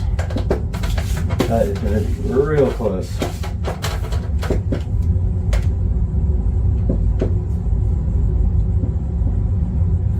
Yeah, I probably shouldn't do any more of this until the speakers get here, because I just don't know. I want to make sure I got the right template, and also that the lip is going to not hit my trim up there. I don't want to have to like route out the trim or anything crazy like that just to get it to fit. I mean, I will if I have to. I'll Dremel the trim out, but I don't want to. I kind of want it tucked right on the trim. So I'm going to wait till the speakers get here. Unfortunately, that's going to be next week. So no painting either, because I want to paint after I cut the holes. We got another issue with tape right here. I was just thinking about maybe I can get the exact dimensions offline, but that still won't tell me how wide the lip is. But we do have an issue right here with tape.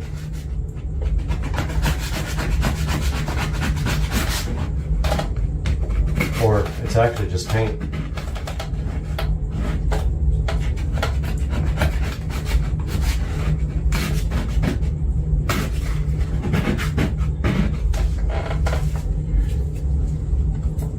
Yeah, it's just paint peeling up.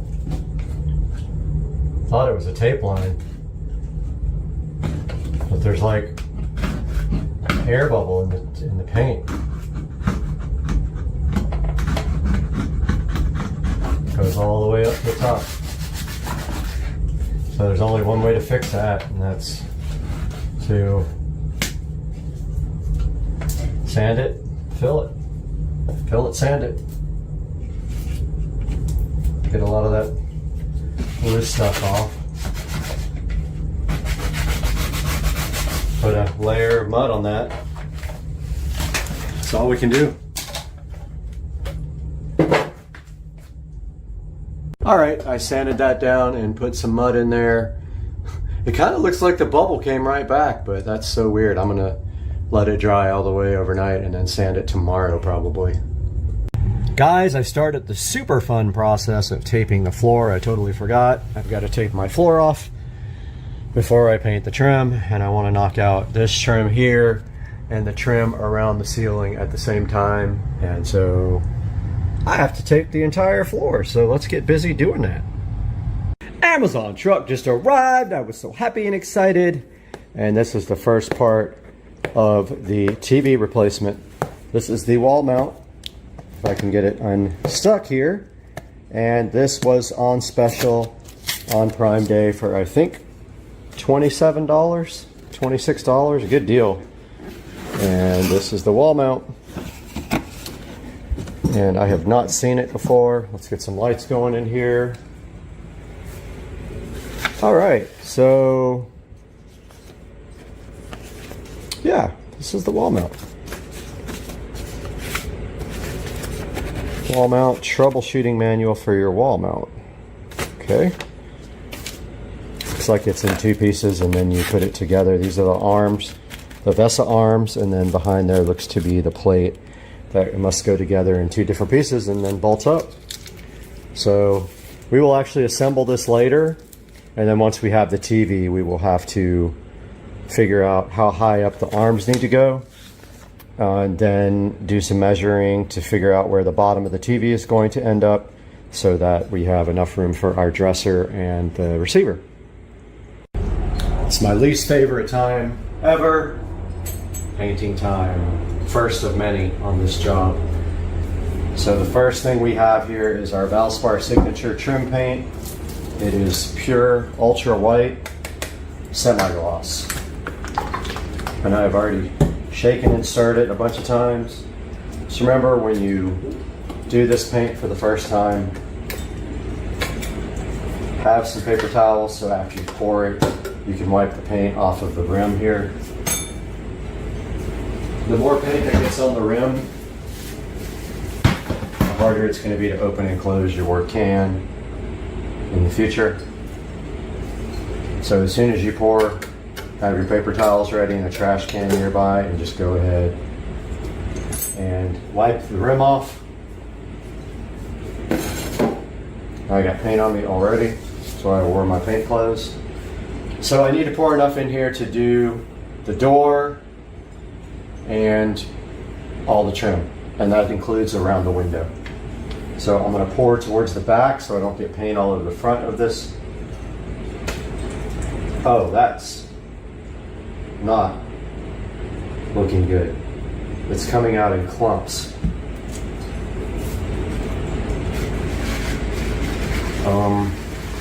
I have never seen paint come out like that. It is like almost dry, I think. I have never seen paint look like that coming out of the thing. I'm going to use it and then return it, obviously. But I have not seen paint look weird like this before. It's like it's either not stirred up or it's dry. There's clumps in it. It's weird.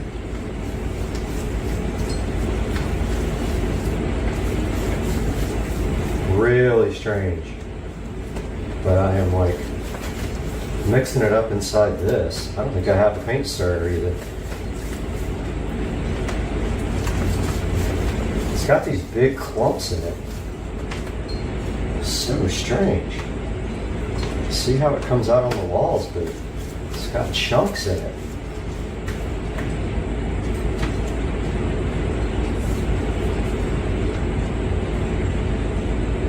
I don't know what that is.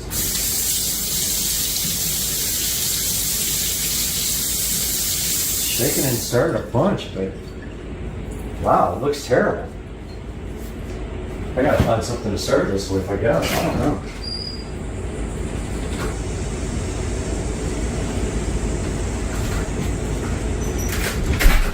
The only thing I could find was a PVC pipe, but this looks absolutely terrible.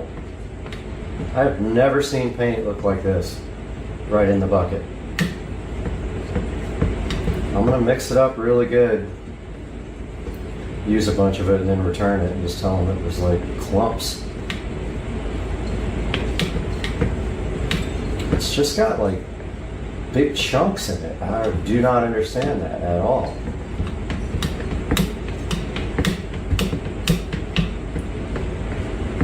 Not really mixing out of it.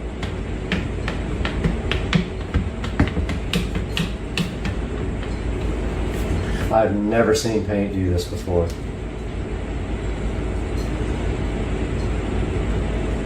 I mean, maybe it'll just paint right out of it. I'm not sure. But there's either bubbles or clumps in the paint. Look at it on the edge of the end of the stick. It's like it's dry. This sucks. Alright guys, a little update. I got the first coat of paint on the trim, all around the trim there, the trim on the floor, around the windows, and the back of this door. And so now I'm just about to put another coat on this top trim because it looks like it's going to need a second coat, unfortunately. So I'm going to work my way around and do that now, guys. Looking good. Alright guys, got the vent removed from the ceiling. And I'm cleaning it now so that we can paint it white. Got a nice coat of paint on this guy. It's gonna look good once it gets back on the ceiling. One coat saw that guy moves. But yeah, that's all done. Alright guys, another room update for you here. Today, I actually painted this shiplap wall, which I created myself years ago. I repainted that today. And I decided that I was going to move to gloss instead, semi-gloss instead of matte, because it gets marked up because the bed goes right up against the wall with no headboard. So it kind of makes sense for that guy to be gloss instead of satin or matte, and it actually looks pretty good in gloss, matches the trim now. And also I put a third coat around the trim up top because you could still kind of see through it, which is amazing. That's 3 coats of gloss white. That's on there now, so almost 4 actually in some places. But yeah, so that's a little update here. Holding off on the ceiling because I am going to wait until I cut the holes for the speakers up front and in the rear. And I don't want to cut those until I have the speaker so I can measure the lip, because my hole here is pretty dang close to the trim there. So I just want to make double sure I don't have to move over just a tiny bit. I don't want to get caught with having to extend the hole and have some drywall showing. So that's an update here. I also laid out the TV. Now I have to let this paint over here dry completely all day, push the bed up against the wall and see if I can actually see over the dresser and the amplifier when the dresser is all the way up against the wall and the bed is all the way up against that wall. If I can't, then the TV's got to go up more. So that's a good clue that we're going to have to raise it up. And I'm still worried about this whole hanging the TV situation, but we'll get through it, man. We'll get through it. All right, guys, welcome back. Guess what just happened? I was on Facebook Marketplace for the last couple of days, and I scored the subwoofer for the bedroom right here. Hopefully it fits. I didn't even check, but this is my third PSW10 Hulk Audio sub. Now I have 3 of them. And it blew my mind. I went to this dude's house and he had like stacks and stacks of equipment. He probably had 20 subwoofers. He had literally shelves full of equipment. I could have gotten any subwoofer I wanted. I love the PSW10. It's like my favorite subwoofer. It hits low, hits hard for the price. I paid $60 for this. Look how good that thing is, man. It's in good condition. So this is actually the best condition one that I have. The other ones are kind of iffy here and there, like the grill rattles and things like that. So PSW10 scored for the bedroom surround sound system. We got something in the mail today. Whoop, whoop, whoop, whoop. Air horns. Whoa, whoa, whoa, whoa. Okay, I don't know what this is, so let's just try to open it with one hand. I got so super excited I stopped the video, but let's see what's in here. Oh yeah! Oh, I'm so stoked! So stoked! So hyped. Wah, wah, wah. Look at this goodness. Ah, this is the best ever. Look at this goodness. This is so cool. This bad boy is a triple gang home theater plate. Guys, look at it. So sick. So I'm supposed to get the actual other, supposed to get the triple gang low voltage. Let me see if that got delivered. Guys, I went to the mailbox. Look at all this goodness. 3 packages. So exciting. Okay, let's see what's in here. Where is my, I already lost, my scissors are gone.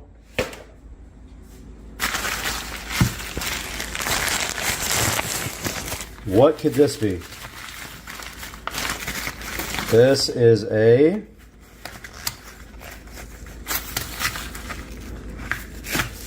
this is a replacement battery for my Eufy door lock.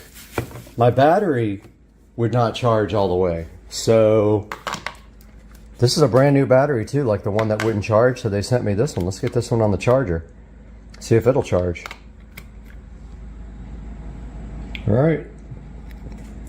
It's red, so it's charging. The other one would go green and then it just wouldn't be charged. All right, we got 2 more to open, guys. Let me put you down for a second. Okay, what's in this box? What's in this package? Aha! Dude! Everything's got a freaking... okay, there's my knife. Everything's got so much packaging. I've got one hand to do this with. Just don't want to go get my tripod. Aha! Triple gang, low voltage, wall plate for this guy. That's exactly what it's going to do. This goes into the wall. These 3 guys go into this, and then this plate goes on top. It's going to be so sick. Look at that, guys. Triple gang home theater. What's in here, though? Yes. Wiring nuts. I've been needing these wiring nuts. Got all kinds of wiring nuts. Yeah, so we got all the goodness today. We got 2 more hoses, 1 for each side of the house. And we have 2 hose reels coming that go mount to the house. And I'll show you guys those when they get here. But yeah, I already have 2 of these and I really like them, so I bought 2 more. And man, what a day. We got so much stuff. Feels like Christmas in here. Okay, so I didn't record the work because it's boring. But all I did was put that plate up against the wall, make sure it was level, and then I traced it and cut it with my drywall saw. It's pretty flexible, so you can bend it a little bit to get it in. Now that it's in, these tabs just catch the drywall from the back, and that's it. The thing is mounted. So not going to do anything with it yet until the wires are pulled down through the wall, but that is a go now, so that I can go ahead, and I don't want to wire my receptacle up yet because I got to drop the wire from the TV, and if I put the box in, I won't be able to grab that wire right here. So HDMI and power got to go from this box up to the TV, and I don't know where the TV is going to mount yet. So this part is pretty good. It looks pretty level. This might be, you know, a little bit lower, but it doesn't really matter. It's behind a dresser, and it's pretty close. And once the plates get over the top, you never even know. But man, this came out so good. All right, so there is a stud right there, and we need to get a subwoofer cable through there. So I got my amazing bit right here, went in this hole, and hopefully it didn't go through the drywall on the other side. I guess I better go check that. But that's where we're feeding the subwoofer cable through, and we might have to fish it, but we're going just about, I don't know, just right on the other side of that before the next stud. So before 24 inches, we'll pull the subwoofer cable through and put a wall plate there for that. Let's go see if we destroyed the drywall. We may have went through the other side. That'd be a bummer. Kind of felt it when it... Aha! No holes. We did good, guys. We are ready to feed our subwoofer cable through there and then cut our box. So I have this subwoofer cable laying around from a car audio project. It's plenty long enough. Actually, it's way too long. Let me see if I can find another one. All right, I found this stereo pair here, and I pulled it apart, and that is going to be what's going through the wall for the sub cable. So now I am going to get my template for my box, but first I got to find where the stud is. We don't want to go 24 inches past that, or we'll hit a stud again. So we're going to go right on this side of the stud. So let me grab my stud finder and we'll go from there. All right, so I measured halfway up of that box, got my halfway point here, got my template. I traced out my, it's actually old work. It says new work. It's an old work box. I traced out and leveled out my template so that square is level. Now I'm going to cut my box and actually have a spare old work box here. So I'm going to use that instead of a low voltage one. It's fine. I'll put the subwoofer cable through that. I'm going to go ahead and cut this and I'll get back to you guys. Got my box cut. Now we just got to see how good it fits. My template's pretty dang good.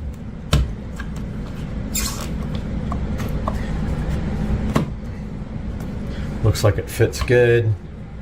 And if it's a little off, you can just widen the box. But that is going to be level. So I'm going to go ahead and pull that out and feed my subwoofer cable through. I want to show you guys how close we were to that stud. We were literally maybe 1/4 of an inch. And my subwoofer cable should be in here. I can't put you in there, but let's see if it's in there. There's the subwoofer cable. So that's kind of tricky sometimes with a stud there, but if you drill on an angle from the next hole, you can get through the stud without going through the other side of the drywall. And we got our sub cable here, so now all we got to do is put our sub cable through. We got to like push one of these tabs in on this box. So we'll find the top. Doesn't matter which way is the top. Actually, we can come through the bottom. It really doesn't matter. And you just kind of like, hard to do with one hand. It's impossible to do with one hand. Just end up stabbing myself. Yeah, let me get this punched out. There we have it. We have our subwoofer cable ran. The other side of it goes to my wall plate, and then from the wall plate up to the receiver up here. So I haven't decided yet if the receiver is going to be able to be on the dresser. If it's not, of course, this is a waste of time because the receiver might be right over here with the subwoofer. So we have it anyway, just in case. And I don't have a subwoofer plate to put on this. I got to order one right now. I had ordered one, but I canceled it because I didn't think I was going to use it. But now you have to actually tighten these screws down, and this box will pull up against the drywall once it's level, though. So you get your level out and then your screwdriver, and that's what you do. Hey, and welcome back to Supercar Street Racing for another episode. And today we are taking a look at my finished 72 volt lithium ion AC golf cart conversion. Everything is completely finished, so today we're going to show you this on Supercar Street Racing.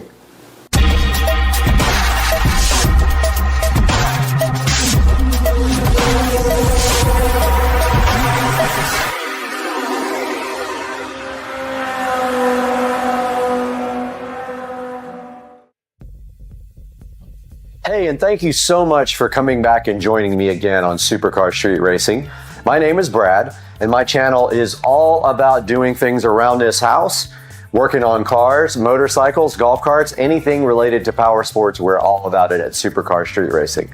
And today, we're taking a look at the lithium-ion club car precedent 72 volt and AC motor conversion. What we're going to do next is we're going to go take a look right out in the garage, have a look directly at the golf cart, and see everything that was done to the cart.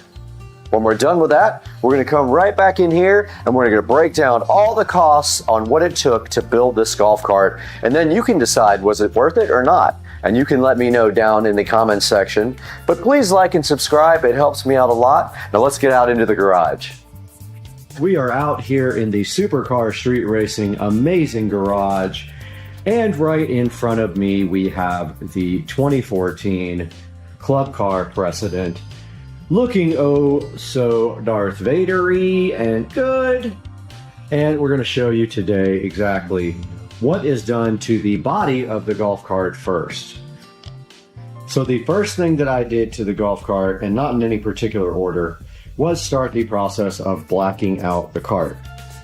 Now I have had mixed results with that, and we'll discuss that in everything that I like and hate about my golf cart conversion project. But for now, the things that you need to know are that this cart was white, and we have since made this thing a matte black using a combination of Plastidip and flat black paint. Now, there are some slight issues with it. For instance, by the seat, this gets rubbed off and there's no way to keep it good. I'm looking for a way to do that without repainting the whole cart or constantly touching up that part, because when you raise the seat up, it wants to go and scrape off the Plastidip. So that is not ideal. The rest of the body's not too hard to touch up, but that part is difficult to keep looking good. We also see here on the body that we have blacked out taillights using Plastidip. So a light dusting of Plastidip over the taillights will then look very good. And that's what we did here to the rear of the golf cart. You can see, might be a bit dark in here. This one's probably better, but there is the blacked out taillights. We also took the time to Plastidip all the plastics on the golf cart to black. And you can see that these plastics here are all covered with Plastidip. However, I have issues where the back is peeling a little bit, and I have touched it up several times, but it's not ideal right there. The cart does have kind of a industrial rat rod type look to it, which I do enjoy that part. We did not have to do anything else to the body except to the roof. The cart came with a white roof. We did source a brand new black roof and remove the white roof in place of this black roof. Moving forward, there are a couple of other things actually related to the appearance of the cart. We also did the carbon fiber seat rails, which that one over there is wanting to come off, so I have to figure out a way to secure it a little bit better. But those are the carbon fiber seat rails for the cart. They're pressed right on over the old seat rails. And the next item is the carbon fiber look-alike steering wheel. It, of course, is not real carbon fiber. I could not find one that was real. But that is the carbon fiber look-alike steering wheel for the Club Car Precedent. And moving forward to the next mod for the exterior. There are more than I originally thought. We have the carbon fiber dashboard looking all so amazing. This was probably one of the more expensive parts. The dashboard is one part, and the ring that goes on the top of the dashboard there is a completely different part. So there is the dashboard, and the dashboard has cup holders up there. It has a pocket down here, which we have now put our Eco battery charging monitor on there, and it has places for 6.5-inch speakers. And the trim ring on top is separate, and it rounds out the look of the carbon fiber dash for the Club Car Precedent. Moving downwards, we have the Extreme Mat in black with a silver stripe. These guys are laser cut, and this one fit perfectly. Very easy to install. You literally just take your old mat out. It fits right around your pedals right here, and you can see it fits perfectly up against the factory plastics there. So that is the Extreme Mat. And that is going to wrap up mostly everything else is related to stereo equipment as far as external modifications go, because the seat was already on the cart, this nice looking seat. And it says that it is a Challenger HD seat. So that will wrap up the external modifications to, wait, I did forget something. The wheels and tires. Yes, we have these beautiful SS wheels and these 205 3014 tires wrapping these beautiful kind of a matte black, satin black wheel. And I do love them because they don't have the two-piece bolts. Took me a while to find these, but this is exactly the look I was going for, and the car will have something similar on it as well. I did notice a few little scrapes where I definitely didn't hit any curbs. So yeah, so the wheels and tires, that was about a $350 addition, and there they are looking so beautiful. And that will actually round out everything that I have done to the external of the cart. Guys, let's take a look at the audio system installed in the cart, because by far this was the biggest mod done to the cart. And we will start up front where we have these JBL speakers looking so fresh right there. These are the two-way 6.5 speakers, and I do have the boxes somewhere. I will put down in the description exactly what these were, but we have one 6.5 there and one 6.5 chilling right there. And then if we move to the back of the cart, we have a 6.5 there and a 6.5 there. The reason they are so close together is because the original holes were already there, and we did not want to get new plastics for the back. So the JBL GTOs are sitting so nicely right there, and somewhere we have the boxes for them. This is them right here. The Stadium GTO 620 by JBL is what is currently installed in the golf cart. And moving to the center of the dash, we see this lovely Samsung tablet. Now this tablet is a, I think it's an A7 Lite is what it's called. We are using that for Bluetooth, and if you see right here, right now, we are able to use the Navitas dashboard, although it wants to be in a different orientation when it comes up usually. But this allows us to connect directly to the controller right there. And it is loading ever so graciously there. And there is the connected Navitas AC controller. This also allows us to do a speedometer with GPS, and I use Ulysses Speedometer Pro for this. And as you can see here, right here, and right now, this has the GPS in it, and it thinks that we're doing 0.3, but it is confused. And so this is what we can do with the tablet. And also, if we go out to the top here, go back into Chrome, we see that this allows us to play music. Let's see if we can get some to play.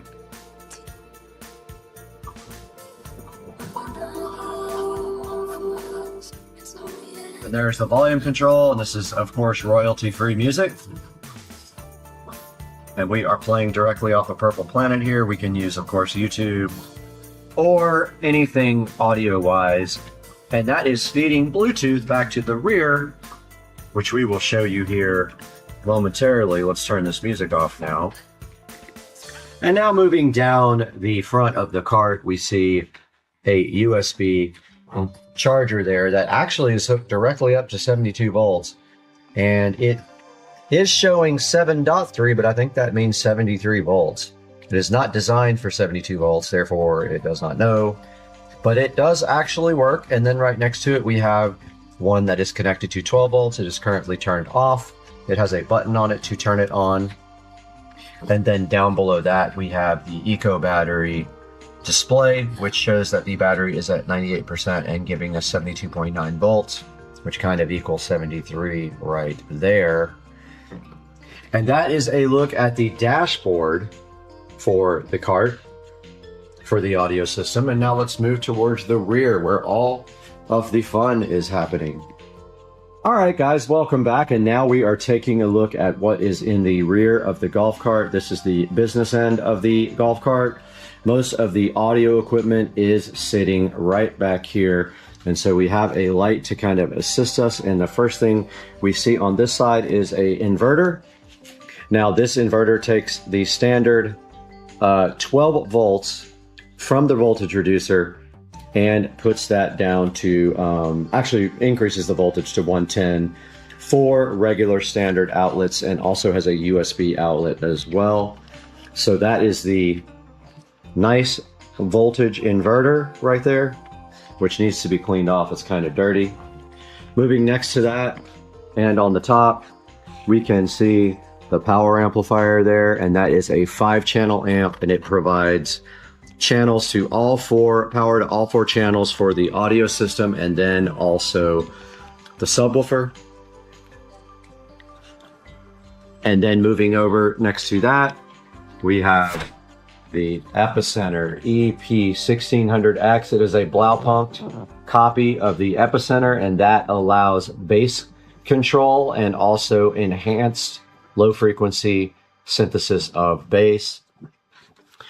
The control for that is actually right there, and I had a custom plate made that says minimum maximum Epicenter level, and I moved the control and the LED up to the top right there that you can see.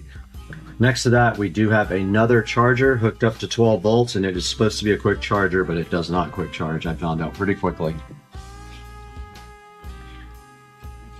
Now moving over to the rest of the audio system on the back seat, we do have our Bluetooth adapter, and it is a, okay, you can see it right there, Elecan. It's on the side right there. And that is what actually provides audio from the tablet or a phone if you have a phone. And then it is split out of there and fed to the amplifiers in the Epicenter. Just a standard Bluetooth adapter receiver. And moving towards this side, we have an inline fuse for the 12 volt system.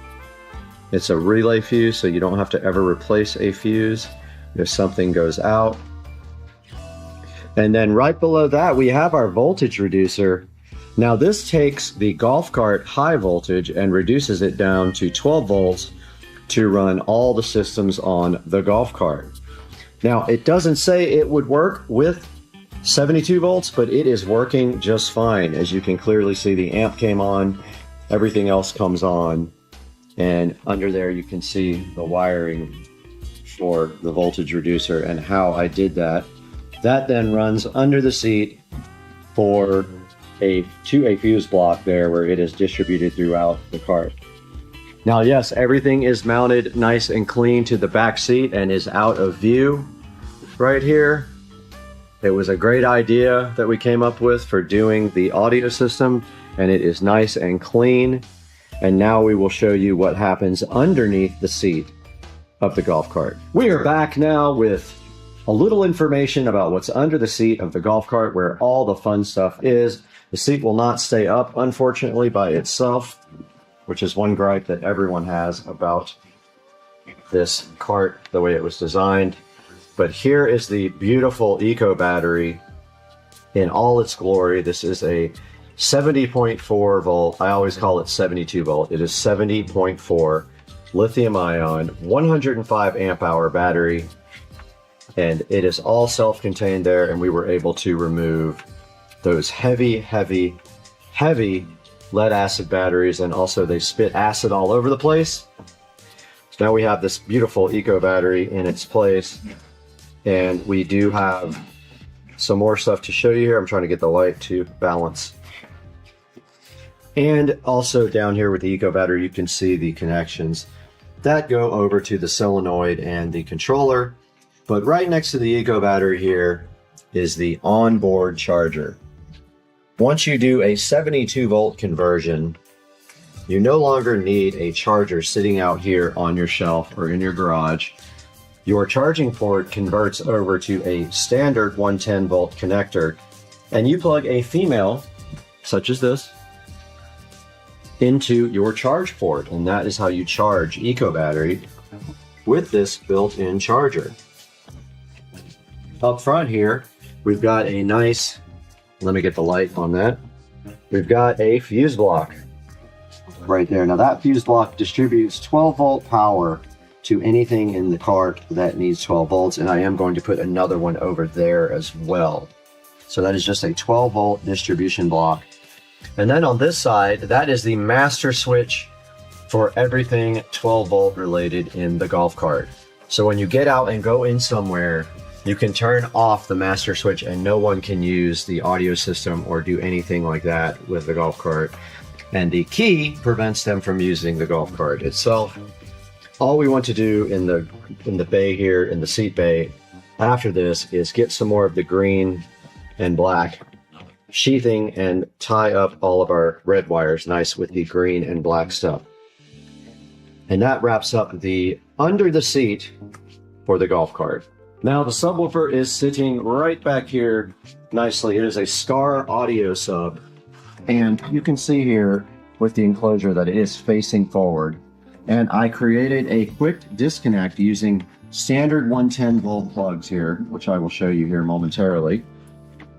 This is the quick disconnect, so that allows you to quickly remove the enclosure, and you cannot possibly get the polarity wrong when you go back and install your subwoofer. Now I don't think I can get you guys in there to see the sub, but it is a 12 inch Scar audio subwoofer mounted forward firing and wired up to this amplifier in mono. And so the same amplifier on the back of the seat does the subwoofer that does all of the other speakers. And that wraps up the subwoofer portion of this tour. Guys, that is going to wrap up the tour of the golf cart from the Supercar Street Racing Garage. We hope you guys enjoyed the tour, and now we will take it back to yours truly in the Supercar Street Racing sunroom to talk about the cost of this whole project and tell you what that might be and whether you would want to do this yourself. So let's take it back to the Supercar Street Racing sunroom and Brad. All right, so we just got back from the Supercar Street Racing Garage, and we took a look at the 72 volt lithium ion club car precedent conversion and everything involved in doing that. Now we're going to take a look at the actual costs right here. So I have broken down the costs here. Let's open this up. So first things first here, we have the golf cart itself. Now I did pay $5,400 for the golf cart just in the very beginning, and that was when golf cart prices were pretty inflated. So yes, I did pay a little bit more than I would have in the past. I actually got a decent cart in the past for about $3,000, but I had to pay a premium because I wanted the golf cart when I wanted it, so I paid $5,400 for the actual golf cart. Now, let's talk about the wheel and tire setup. Now, I looked for a while for the wheels and tires that I thought were perfect for the golf cart, and it did take a while to find the ones I wanted. I didn't want bolts around the wheels that make it look like a two-piece wheel, when actually for the car, I did get real two-piece wheels, and you will see those when they come in. For the golf cart, I did not want that look. I ended up finding the golf cart wheels on Facebook, and I think I paid around $300 for the set shipped to me. And then we had to find some tires, and I wanted to make sure I had 14-inch tires for it. We found some tires at a local place, and I bought the set, so everything all together here was $450 for the wheels and tires for the Club Car Precedent. Moving on to the audio system, which was a big deal. It took a lot of work and a lot of parts to get done. Some of the parts I actually had, but I did have to order a lot of the parts. So first is the amplifier. It is a 5-channel amplifier, and I actually had that from another project, so I count that as free even though I paid for it way back in the day. So first thing, the amp, and it was free, and it is 5 channels, so it runs all 5 channels of the audio system on the golf cart. It is not a marine style amplifier, so this cannot get wet, and I don't plan on driving the cart in the rain anyway. Moving down the list, next we have the speakers. So I'm talking about the 6.5-inch two-way speakers. Now, we did go source those locally from Daddy-O's Car Stereo over on Atlantic Boulevard, and we did pay around $350 to get the JBL 6.5-inch speakers for the front and the rear of the golf cart. You can see right here, $350 for that setup. Moving down to the Bluetooth adapter. Now, we don't use anything as far as a head unit. We actually use a tablet with Bluetooth to establish a connection to the back to the amplifier. That was $25. Our subwoofer is a Scar audio subwoofer. I want to say I paid about $65 for it on Amazon, and all that will be linked down in the description for the golf cart audio system. The enclosure for and we're talking about the box for the subwoofer, was around $125, and it worked out and fits perfectly down behind the golf cart, and you just saw that when we were out in the Supercar Street Racing garage. Moving down the list here, we've got the tablet, which was $100, and that is a T-Mobile connected tablet, a Samsung Lite, forgot what version, I think it's a Galaxy Tab A7 Lite. I'll have to go check it out before we edit the final video. That was $100 on eBay, refurbished, and then of course I subscribe to internet, so I have internet connectivity anywhere I go.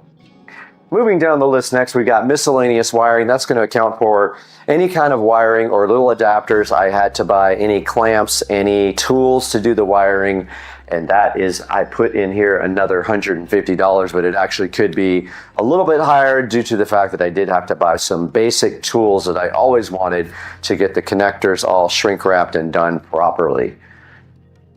Now, our 72-volt lithium ion and AC conversion, that was a big deal. It actually costs almost as much as the golf cart costs. You cannot get this actual setup done, I think, in a golf cart stock. So we paid about $5,300 for the lithium ion conversion, and that included the Navitas DC to AC conversion. So we have the AC motor, we have the AC motor controller, we have a solenoid, a 400 amp solenoid, and we have the Eco battery, 72 volt, 105 amp hour battery. Now, by far the most expensive thing of this whole conversion was that battery. The battery was about $3,600 just on its own, but everything together in the kit was around $5,300 shipped right to Supercar Street Racing headquarters.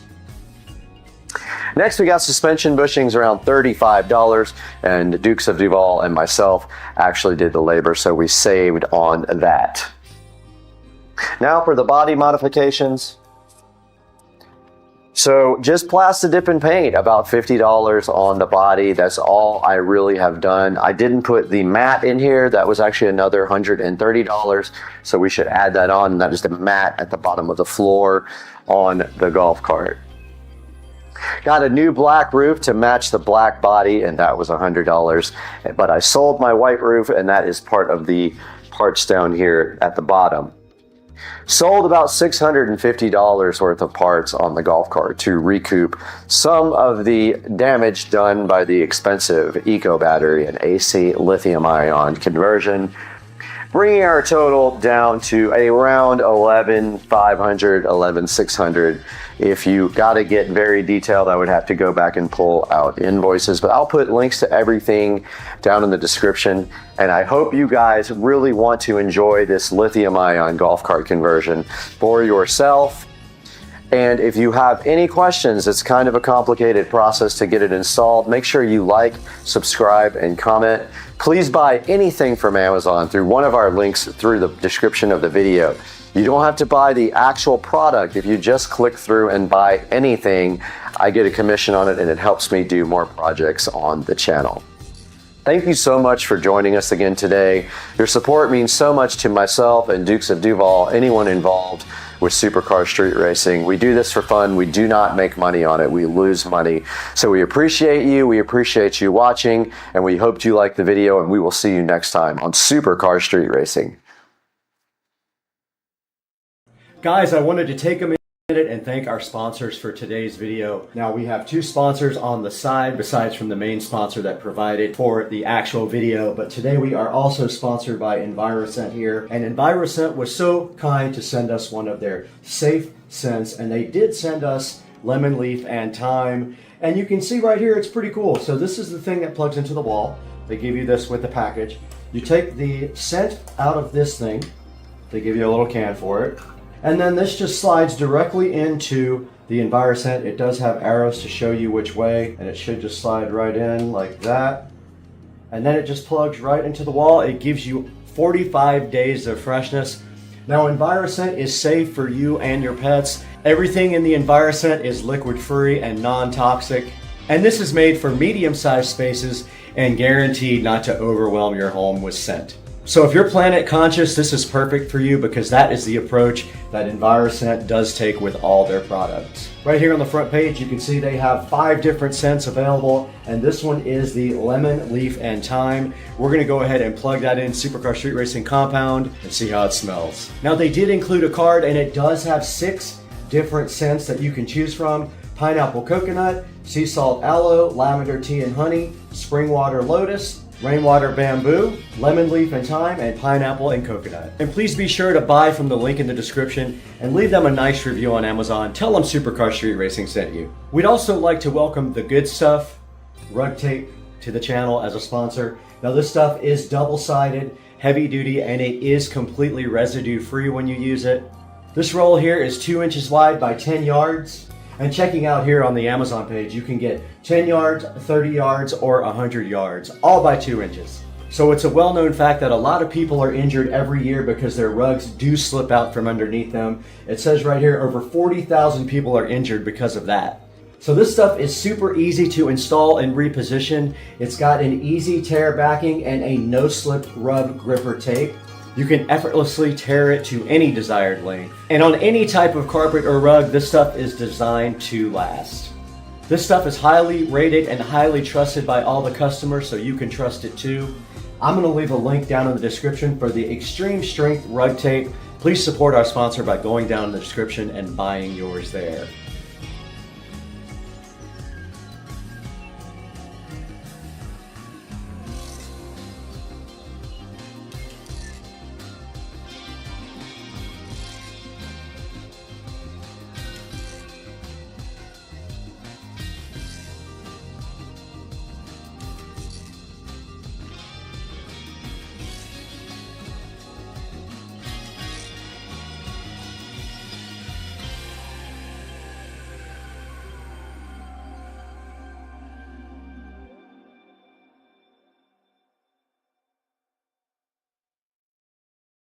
Good morning, everybody. Hope you guys slept well last night. Had a crazy night out last night down in St. Augustine. I went to a cool restaurant with my friend Sarah, and then we went to hear some live music and went to Sangria's. It was really fun. But today we've got some important stuff going on. The driver texted me last night to tell me the new car will be here this morning. So that means I have to go find the money to pay for the transport. And I'm also working today, so I have to kind of get that in there. But the car will be here this morning. My plan is to video the car coming off the trailer, and then you guys will know exactly what's going on with my car situation. Stay tuned, that's all coming up here shortly, in the blink of an eye for you though. Wanted to take a look at the garage right now, show you guys what I did out here. In anticipation of getting the new car, the other day I came through the garage and I completely cleaned out and reorganized the garage. Got all my car prep stuff here with all my microfiber towels. Redid the car parts bin here that has oil and the battery charger and some other stuff in it. And then threw away a bunch of stuff that I didn't need. Scratching my head to try to figure out what happened to my high temperature coating spray, which I can't find anywhere, which I used for the exhaust on the SL65. I usually keep all my spray paint products literally right here, and it is gone. Unless I'm blind as a bat, it is just not here. So I don't know what happened to that stuff. I only used like a little bit of the bottle. But you can see I redid all my paint cans here. Only thing I have to do is get this garbage can back in the back. I keep the garbage cans behind my house when I have two cars. Here's the Accord, my daily driver. My toolbox over here, which I had previously organized and labeled. I keep all my tools here. And here is my workbench and my power tools down here for woodwork and such, and my oil changing. I do have ramps, jack stands. I will be doing a lot of work on the car myself. So I have all that, and I do have an actual hydraulic jack right there. So this is kind of an idea of what the garage looks like now after a nice cleaning, and hopefully this will be enough space for the car. Right here is where it's going. What's up, everybody? Just got a text from the truck, and they are about 2 hours away from me right now. So the ETA is looking like 10:30-ish. Still have to Uber or Lyft over to the place where they're dropping it off. I'm gonna get it dropped off pretty close by at a parking lot. So we'll see you then when I get an update. Headed to the ATM right now. Got to get out $550, unfortunately, to pay for this car to be shipped. So I'm headed up to Bank of America right now. Gonna get out some cash, and then the trucker's 2 hours away, probably about an hour and 45 minutes away now. So we'll have another update here shortly.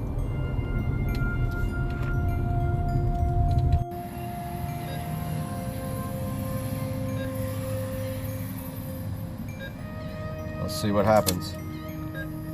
I don't know if it'll let me get this much. Oh, it's gonna let me.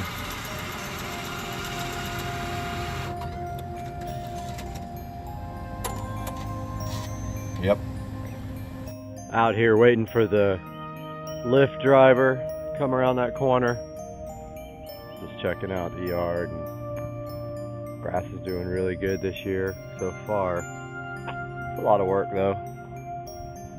That dude should be coming around the corner like any second now. He's gonna drive me up to Winn-Dixie. I figured that would be the easiest spot to unload the car. Nice big parking lot. And I didn't want to take a chance on unloading it on the street here with all the traffic coming. And plus that would give me a minute to drive it to get used to it. And dude should be coming. There he is right there. Out here at Winn-Dixie parking lot waiting for the driver to get here. And just kind of walking towards the road. Figured he would probably pull in right here. This is a really good place to unload. Maybe right along this wall right here, kind of, or the curb.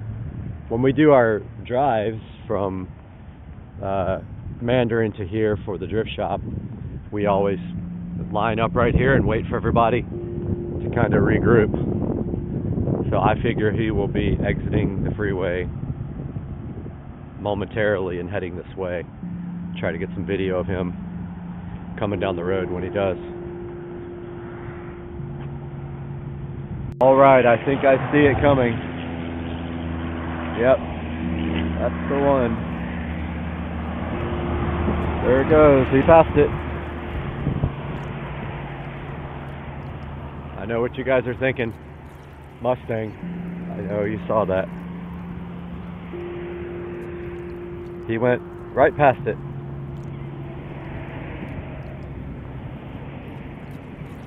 Let's see if he decides to turn in.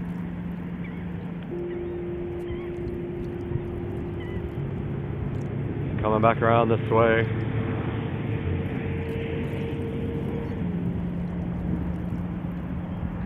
Looks like he's about to turn in. I don't know if you guys can even tell yet what was on that car trailer. There is a orange car on the back. Could that be mine? It's turning in.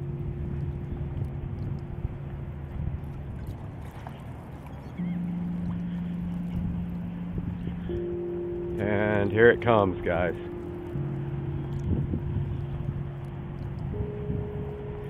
There it is. You guys can probably clearly see it now.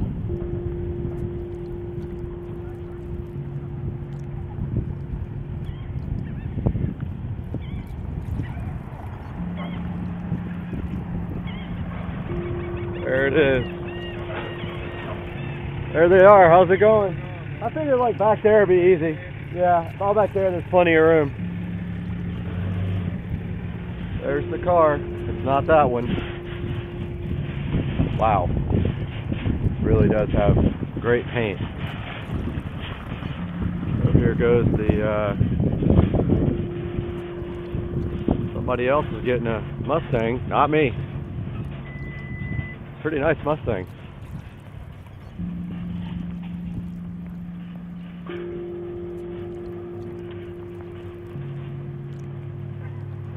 Gonna pause this for now so we can get this thing loaded up. Unloaded. Getting the car unloaded right now. Mustang out first. 427 Mustang Roush.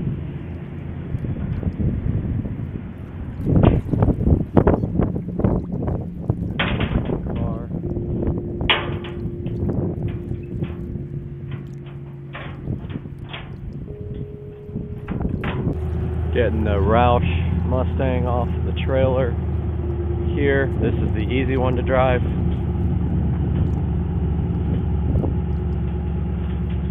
Because it has a regular clutch, I'm sure. But the IS has a twin disc. Directing them off the trailer. They got the boards to prevent any scraping. Straight back. Straight back. Let it roll straight back. Come on. Come on down all the way. Keep going, bro. Straight back. He's got it off the trailer. Good. Woo, that front is so low. Good. Damn. Good. Wow. So close. Front air dam. Very close on this Roush. So we're gonna see if you can drive a twin disc clutch. I think you should come up and try. No? You want me to do it? Yeah. All right, I'll come. I kind of wanted to get video of it coming off though. I'll video you. Okay. All right. Yeah. All right. Take It's your already time, on. walk up. Yep. There he goes. All right. New owner of his new toy. Yep. Gonna see if I can even drive it. Awesome. Yep. Really pretty inside. Look at that. Yep. Short boy.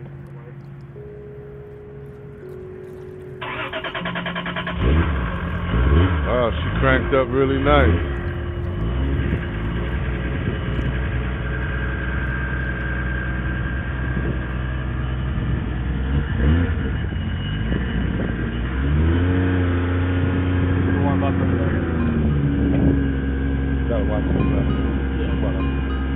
You got it?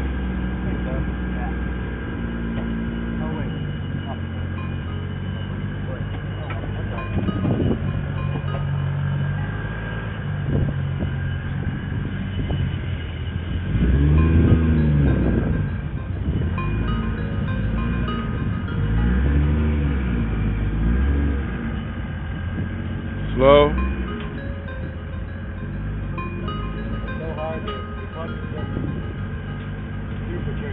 Yeah.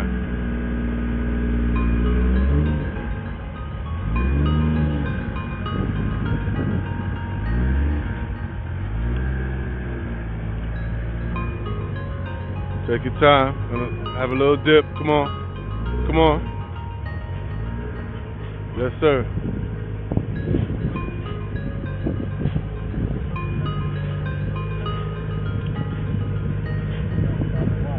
Come on.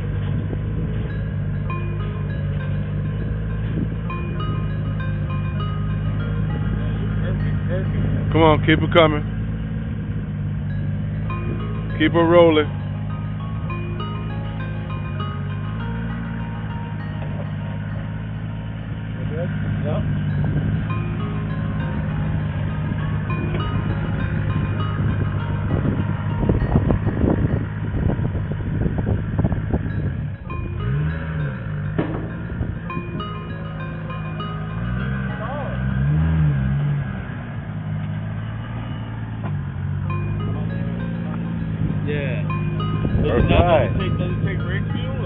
It will take E85. You know about the E85 stuff?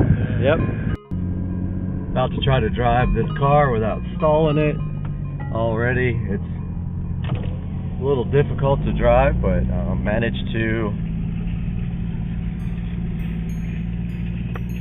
to get away without stalling so far. It's really off on though, as you can see right there. I'm still getting used to it. Wow, this guy just pulled right in front of me. Girl. So another thing, 6 gears really close to the emergency brake. You can really, it's hard to tell when it's in gear. This is going to take some getting used to.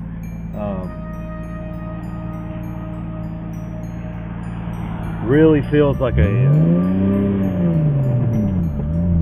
wow. I did not do a good job slipping it just then. It feels like a really lightweight Supra. It's pretty crazy to drive this after having a single turbo Supra that made, you know, excess of 800 at the wheels.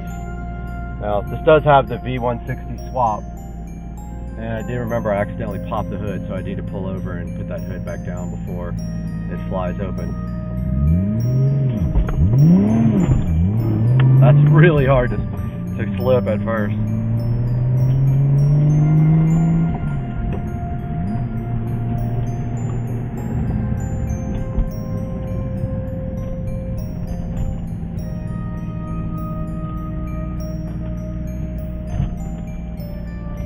Pull over here and fix the hood because I accidentally popped it a little while ago.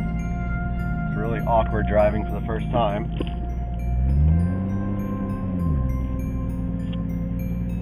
Got the car back home sitting in the driveway. Don't know if you guys can see that very well, but here's a good look at the engine bay.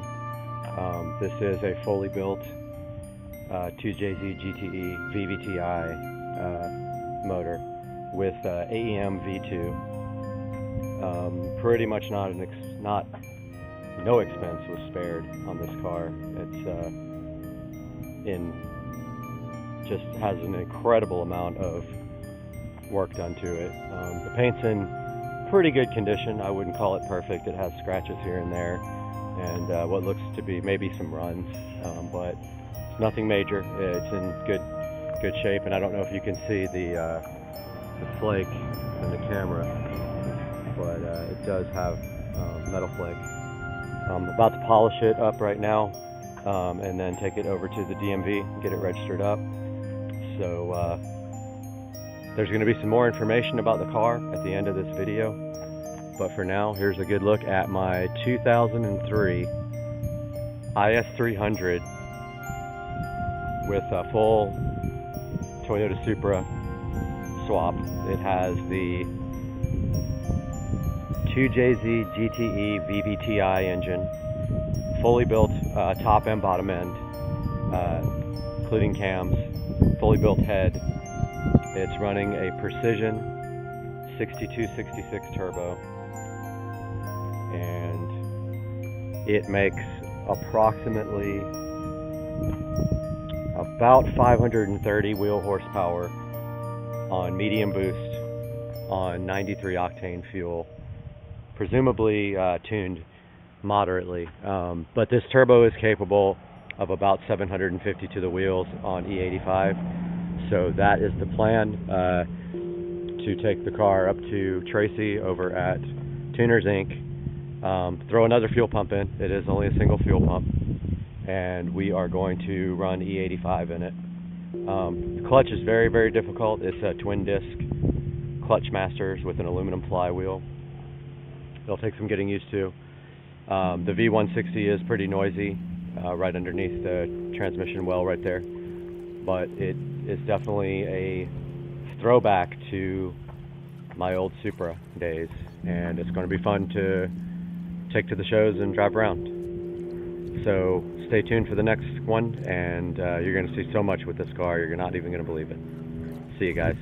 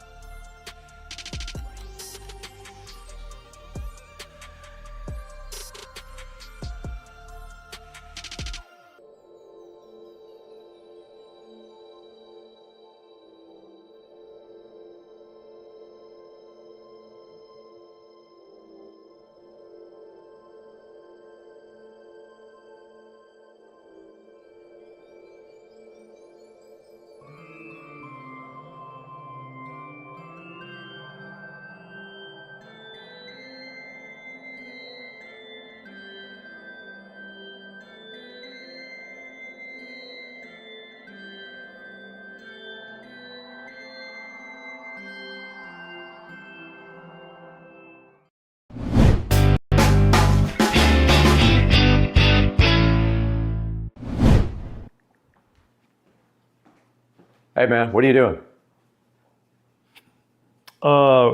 Learning calculus again. Why? So I just got a notification on my phone that I think we got a delivery. We might want to go get it from out front so it doesn't get stolen. Should we go out there? I mean, it doesn't fit in the mailbox. Oh. Well, since you have a camera, I guess I have no choice. Let's go. Must be something good. All right. Let's go check it out. They lied. Got to be here. Oh, wait a minute. There. Oh, what's this? That's a scooter. Big box. This is a nice scooter. Looks like it's a nice scooter. Let's drag it through the house and into the garage. Get it unboxed. Drag it to the garage. What's that? This ain't your... Bro! What the heck? What's going on here, man? You got 2 of these things. We do have 2 of these things. We have 2 Navi SC3 Pro scooters to play with. This one's already ready to go, but this is yours. This is mine. We're going to be able to customize them for ourselves, whatever we want to do to them. We each got our own scooters. So all we have to do is get this thing unboxed. And to do that, we're going to need some tools. Wow. Thank you, Navi. When you say my scooter. This is yours. You get to take this home with you. Shut up. Come on. What? That's right, man. This thing's going to be sick. This thing looks nice. Ready to go. Wow. So I guess today, this is our mission, to get this thing unboxed like this one, and go ahead and see if we can set yours up, get your app set up and all that, and go rip these 2 things. Wow. Let's do it, man. All right, let's do it.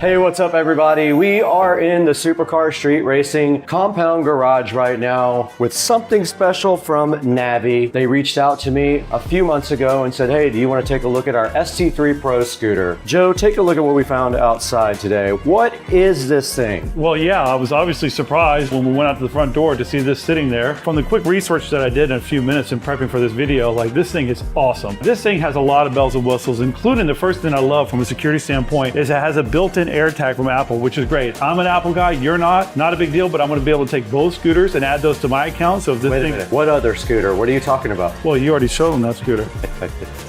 So this thing has a lot of different features to it. One of my favorite is from a security standpoint that it's got an Apple AirTag included in it, which is awesome. This thing has a ton of range, I believe up to like 46 miles on one charge. It'll also go 25 miles an hour, which is scooting pretty fast. This thing is just awesome. There's so many different things that I can talk about, from the suspension to the lighting, everything. This is a super awesome scooter. I'm so excited to have 2 of these. We have something special planned for these 2. We're not going to reveal that. You're going to have to watch to the end of the video to see what happens, but we have something special we're going to do with both of these scooters. One of the scooters is already built and sitting behind the camera. I didn't want to reveal that yet till we had both of them, but we need to get this scooter out of the box. And if we look at the front before we do that, basically this guy has dual suspension. It has a dampening arm for the suspension, and it can climb a 28-degree slope. And if you look over here, maximum power 1,350 watts, which is going to allow you to do some really good climbing and get some good speeds. It'll do 25 miles per hour maximum speed. It has a triple braking system, and this is supposedly one of the best high-quality scooters made. It is not cheap. The box was heavy. It took 2 of us to get in here. So what do you think? Should we get this thing unboxed? Let's do it. All right, let's do it right now.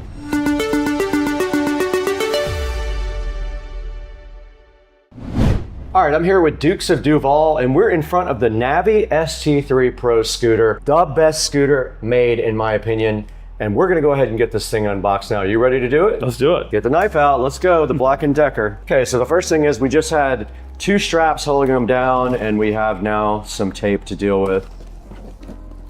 Looks like that's about it. We got some styrofoam, and it looks like in this one, Joe, we have a charger. Yep. So this looks like the charger for it. Just like a regular power brick charger, nothing substantial. And then there's a bag here with a power plug for the charger. That comes also with that. A little bag of screws and a wrench. So we're gonna have to assemble this. It's not much. I think it's 4 screws or 3 screws, I can't remember. And then the actual scooter is now in the box. Another styrofoam. And then the nabby should just come right out of the box. And it does have a kickstand. You can go ahead and put that kickstand out. Man, I tell you, this is really nice to come almost fully assembled. Almost like ready this. to go, right? Yeah, it really is. All we should have to do from memory is lock the front in place with that lever. Locks right in, that's easy. Should be it. And now this stuff here, there's gonna be one wire that's gonna go down into the front fork right there. So all you do is tuck the wire in like this, the neck in there like that. All right, so now we're just gonna go ahead and install the 4 Allen screws that go in here. They give you one extra one just in case you lose one, but it looks like this is the only screws that you have to use on this entire assembly to get this thing put together, which is awesome. And it looks like there's some thread lock that's put on there. That's the blue stuff that once you tighten it down, these should stay in there pretty nice. So there's 2 in the front and 2 in the back, correct? Correct. Yep. Okay. That is going to be the entire assembly, which I love that. You really don't have to do anything. I gotta be honest with you, for something this nice, you know, you think it's gonna take a while to put together. It does not. It is very quick. That is the fastest I've ever put anything together. Now there's going to be a couple more steps after that just to get this thing completely unboxed. We're going to need to go ahead and cut off your tag here and take off the plastic and the deck down here. So, all right, so we're going to go ahead and take the tag off. Okay. Here, there's some plastic we got to rip off. Just underneath the wheels, huh? Yep. Okay, looks like you're going to have to take off this protective deck cover as well. Rip that off. This thing's unboxed so good. All right, looks like the display screen has a little bit of protective film on there with some information for, it looks like maybe downloading the app that goes with it.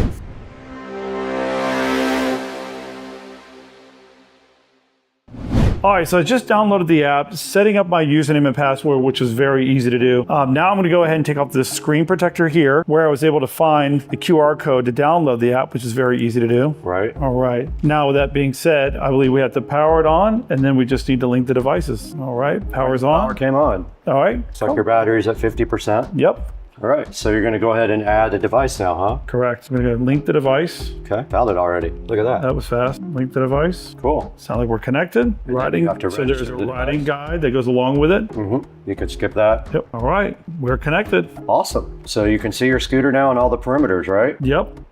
Okay, we're out here with Joe's ST3 Pro here from Navi. And we did power it on and pair it to the app. What's our next steps here? Yeah, so it's charging right now, which is pretty easy. I think we're gonna let it get to a pretty good charge before we take it on its first official ride. Okay, yeah, and then here's the actual charger. So it's a power brick and it comes with a separate power cable. And basically here, when the bike is charging, it will be red or green when it's fully charged. It'll turn fully green. Now there's some other things you can set in the app, like that has to do with the lighting and the acceleration and the rate of acceleration right off the rip. So all that stuff can be set up in the app, so I'll show you guys that separately. But we're already good to go on this thing. It was literally a 10-minute setup, and now it's just got to charge for a little while. It took more time to get it out of the box than it did to assemble it. That's how fast it was. Absolutely. Now let's go get the other one and put it right next to this one while they charge. Sounds good. Okay.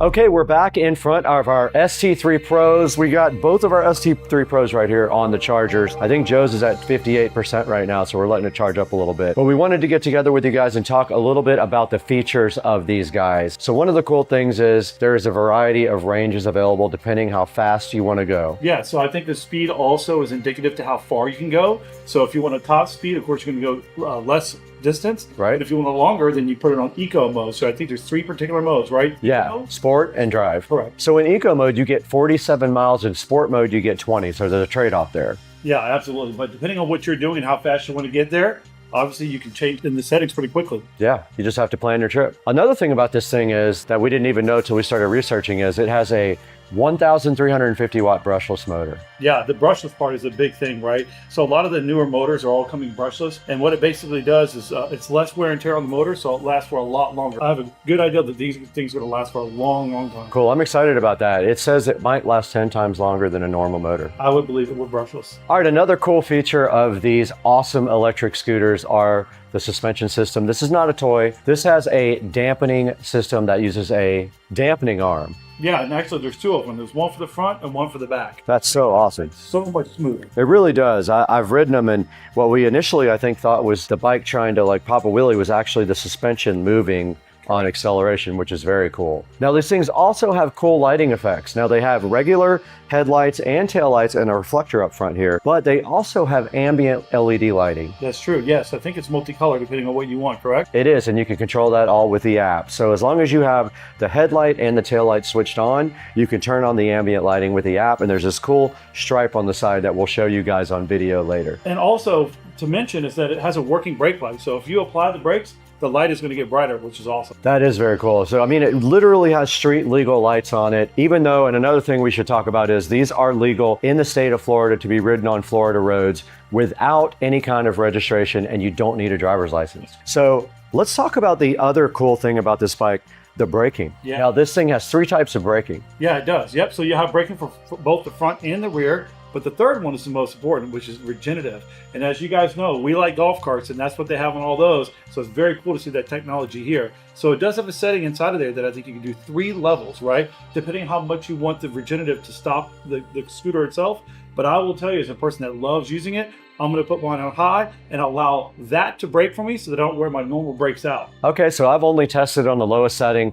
We actually put both of ours on turbo for regen, so I'm excited to see if that gives us any battery. And I'm excited to see the braking because as in our cars, the regen's awesome. We don't ever have to use our brakes hardly. Correct. One of the great things that I love about this, much like our golf carts, is that they're all aluminum frame, which is really, really good for longevity, right? What we don't want to do is to get out in the elements and find ourselves dealing with a bunch of rust. Aluminum's going to stand the test of time, so I'm really excited about that part. Same here also. And also a cool feature of these guys are they have tubeless tires, almost like a regular motorcycle or car, and they are self-sealing as well. Yeah, so in the event that you run over a nail or something in the road, looks like it seals itself back up. We're gonna find out. And also one other thing, they have a set of ergonomic handlebars on each one, and I have ridden this quite a bunch now, and I'll just tell you that it's all about your riding style. If you can get on it and not just go crazy on the grip, you can actually ride comfortably for a little while, but that does help a lot. And it's got a bell. So one of the great features about this is that it has a thumb throttle, which makes it very easy, so you can still hold on with a nice grip on it as you're riding, so you can use your thumb to accelerate when needed. Also, it's also kind of a safety feature because on a bike with a twisting, you can actually lose the bike and turn it wide open and it can literally fly out from under you. With this, when you let go, the acceleration literally stops. So that's a good safety feature. So one of the other great things is that it has a very wide deck on here, which is good to get your feet in the position that you want for long-term rides. You want to be comfortable, which is great. And it's also rubberized. Very good. Yeah, that does help a lot when you're riding. And it does also have your heel kick right there in the back, as you can see. So this thing also has ABS, and it has anti-skid acceleration too, so you don't spin the tires, and it's all configurable inside the app. So another cool feature about this bike is the display here. So this thing has all the information you need to ride. It also is interactive, so it can work with the braking system and the power button to set some of the features on the bike and also to unlock it.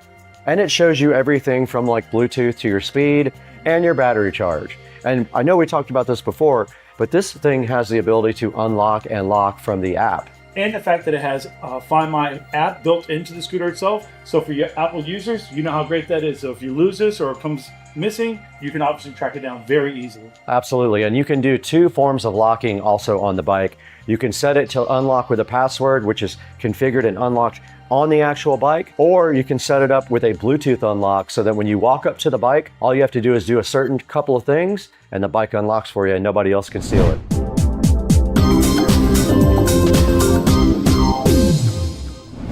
Let's stick close for a little bit.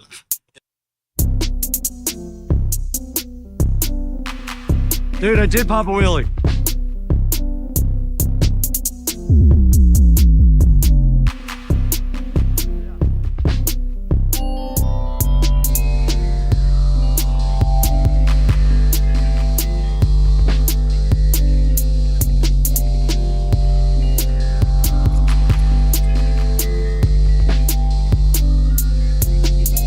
We need something way louder.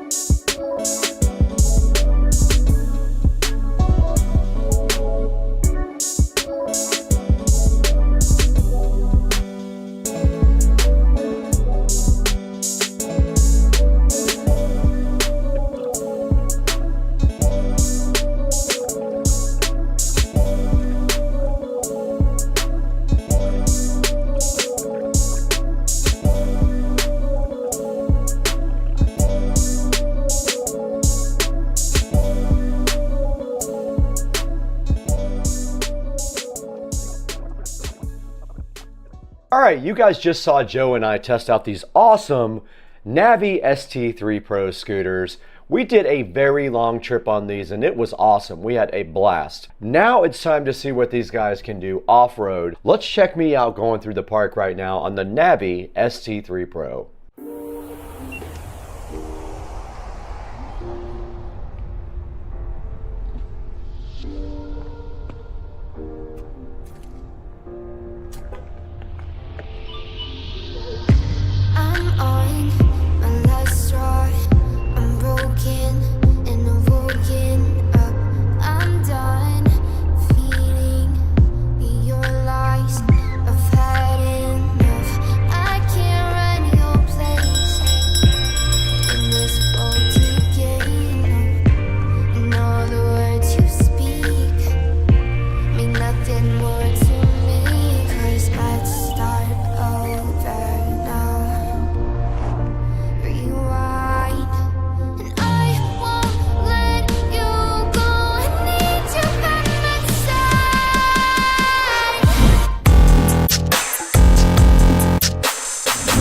Alright, what's up everybody? Good morning. It is Sunday morning. It's football day. And I have my USB 5 volt to 12 volt up converter here to try and power the screen for the scooter. So all my plan is right now is to see if this works. If it does work, then I'm going to solder it on, but we need our power bank. Now, we also discovered very quickly that the amount of power going through the bag charger cable was way too high for that cable, and it literally was almost melting. So we're going to need a different cable for this, but it's really easy to see if this works because I have the wire for the Android Auto screen right here. All you have to do is hook it up and then try it. Let's get this thing connected up and see what happens.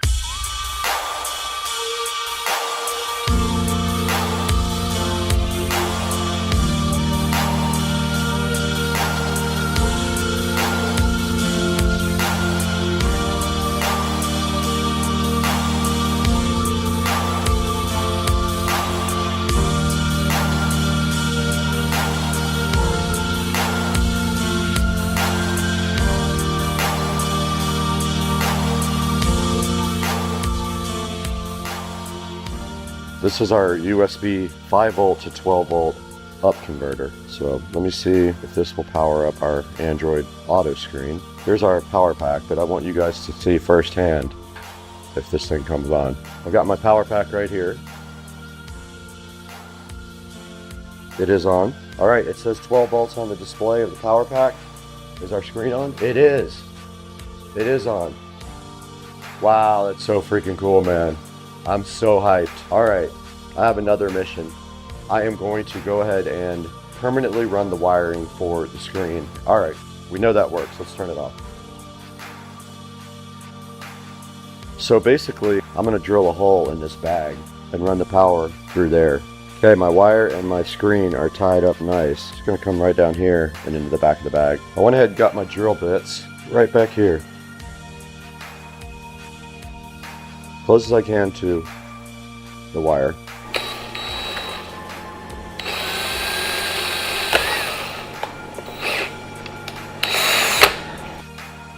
It is very tight, so I like that. I'll just put a little bit of black silicone sealer on the inside around it to keep the water out, just in case I get caught in the rain. But step up converter. Now I'm gonna have to solder this to my other wire.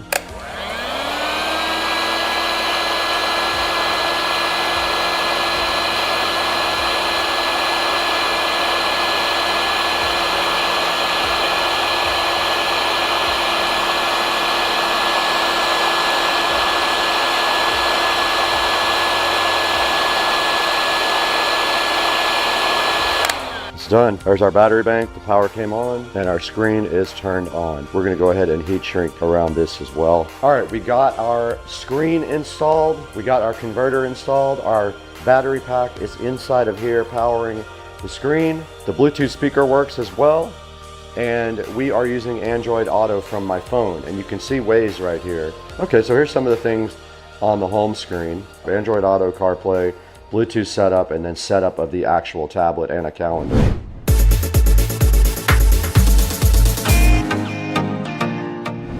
Hey, what's going on, everybody? Welcome back to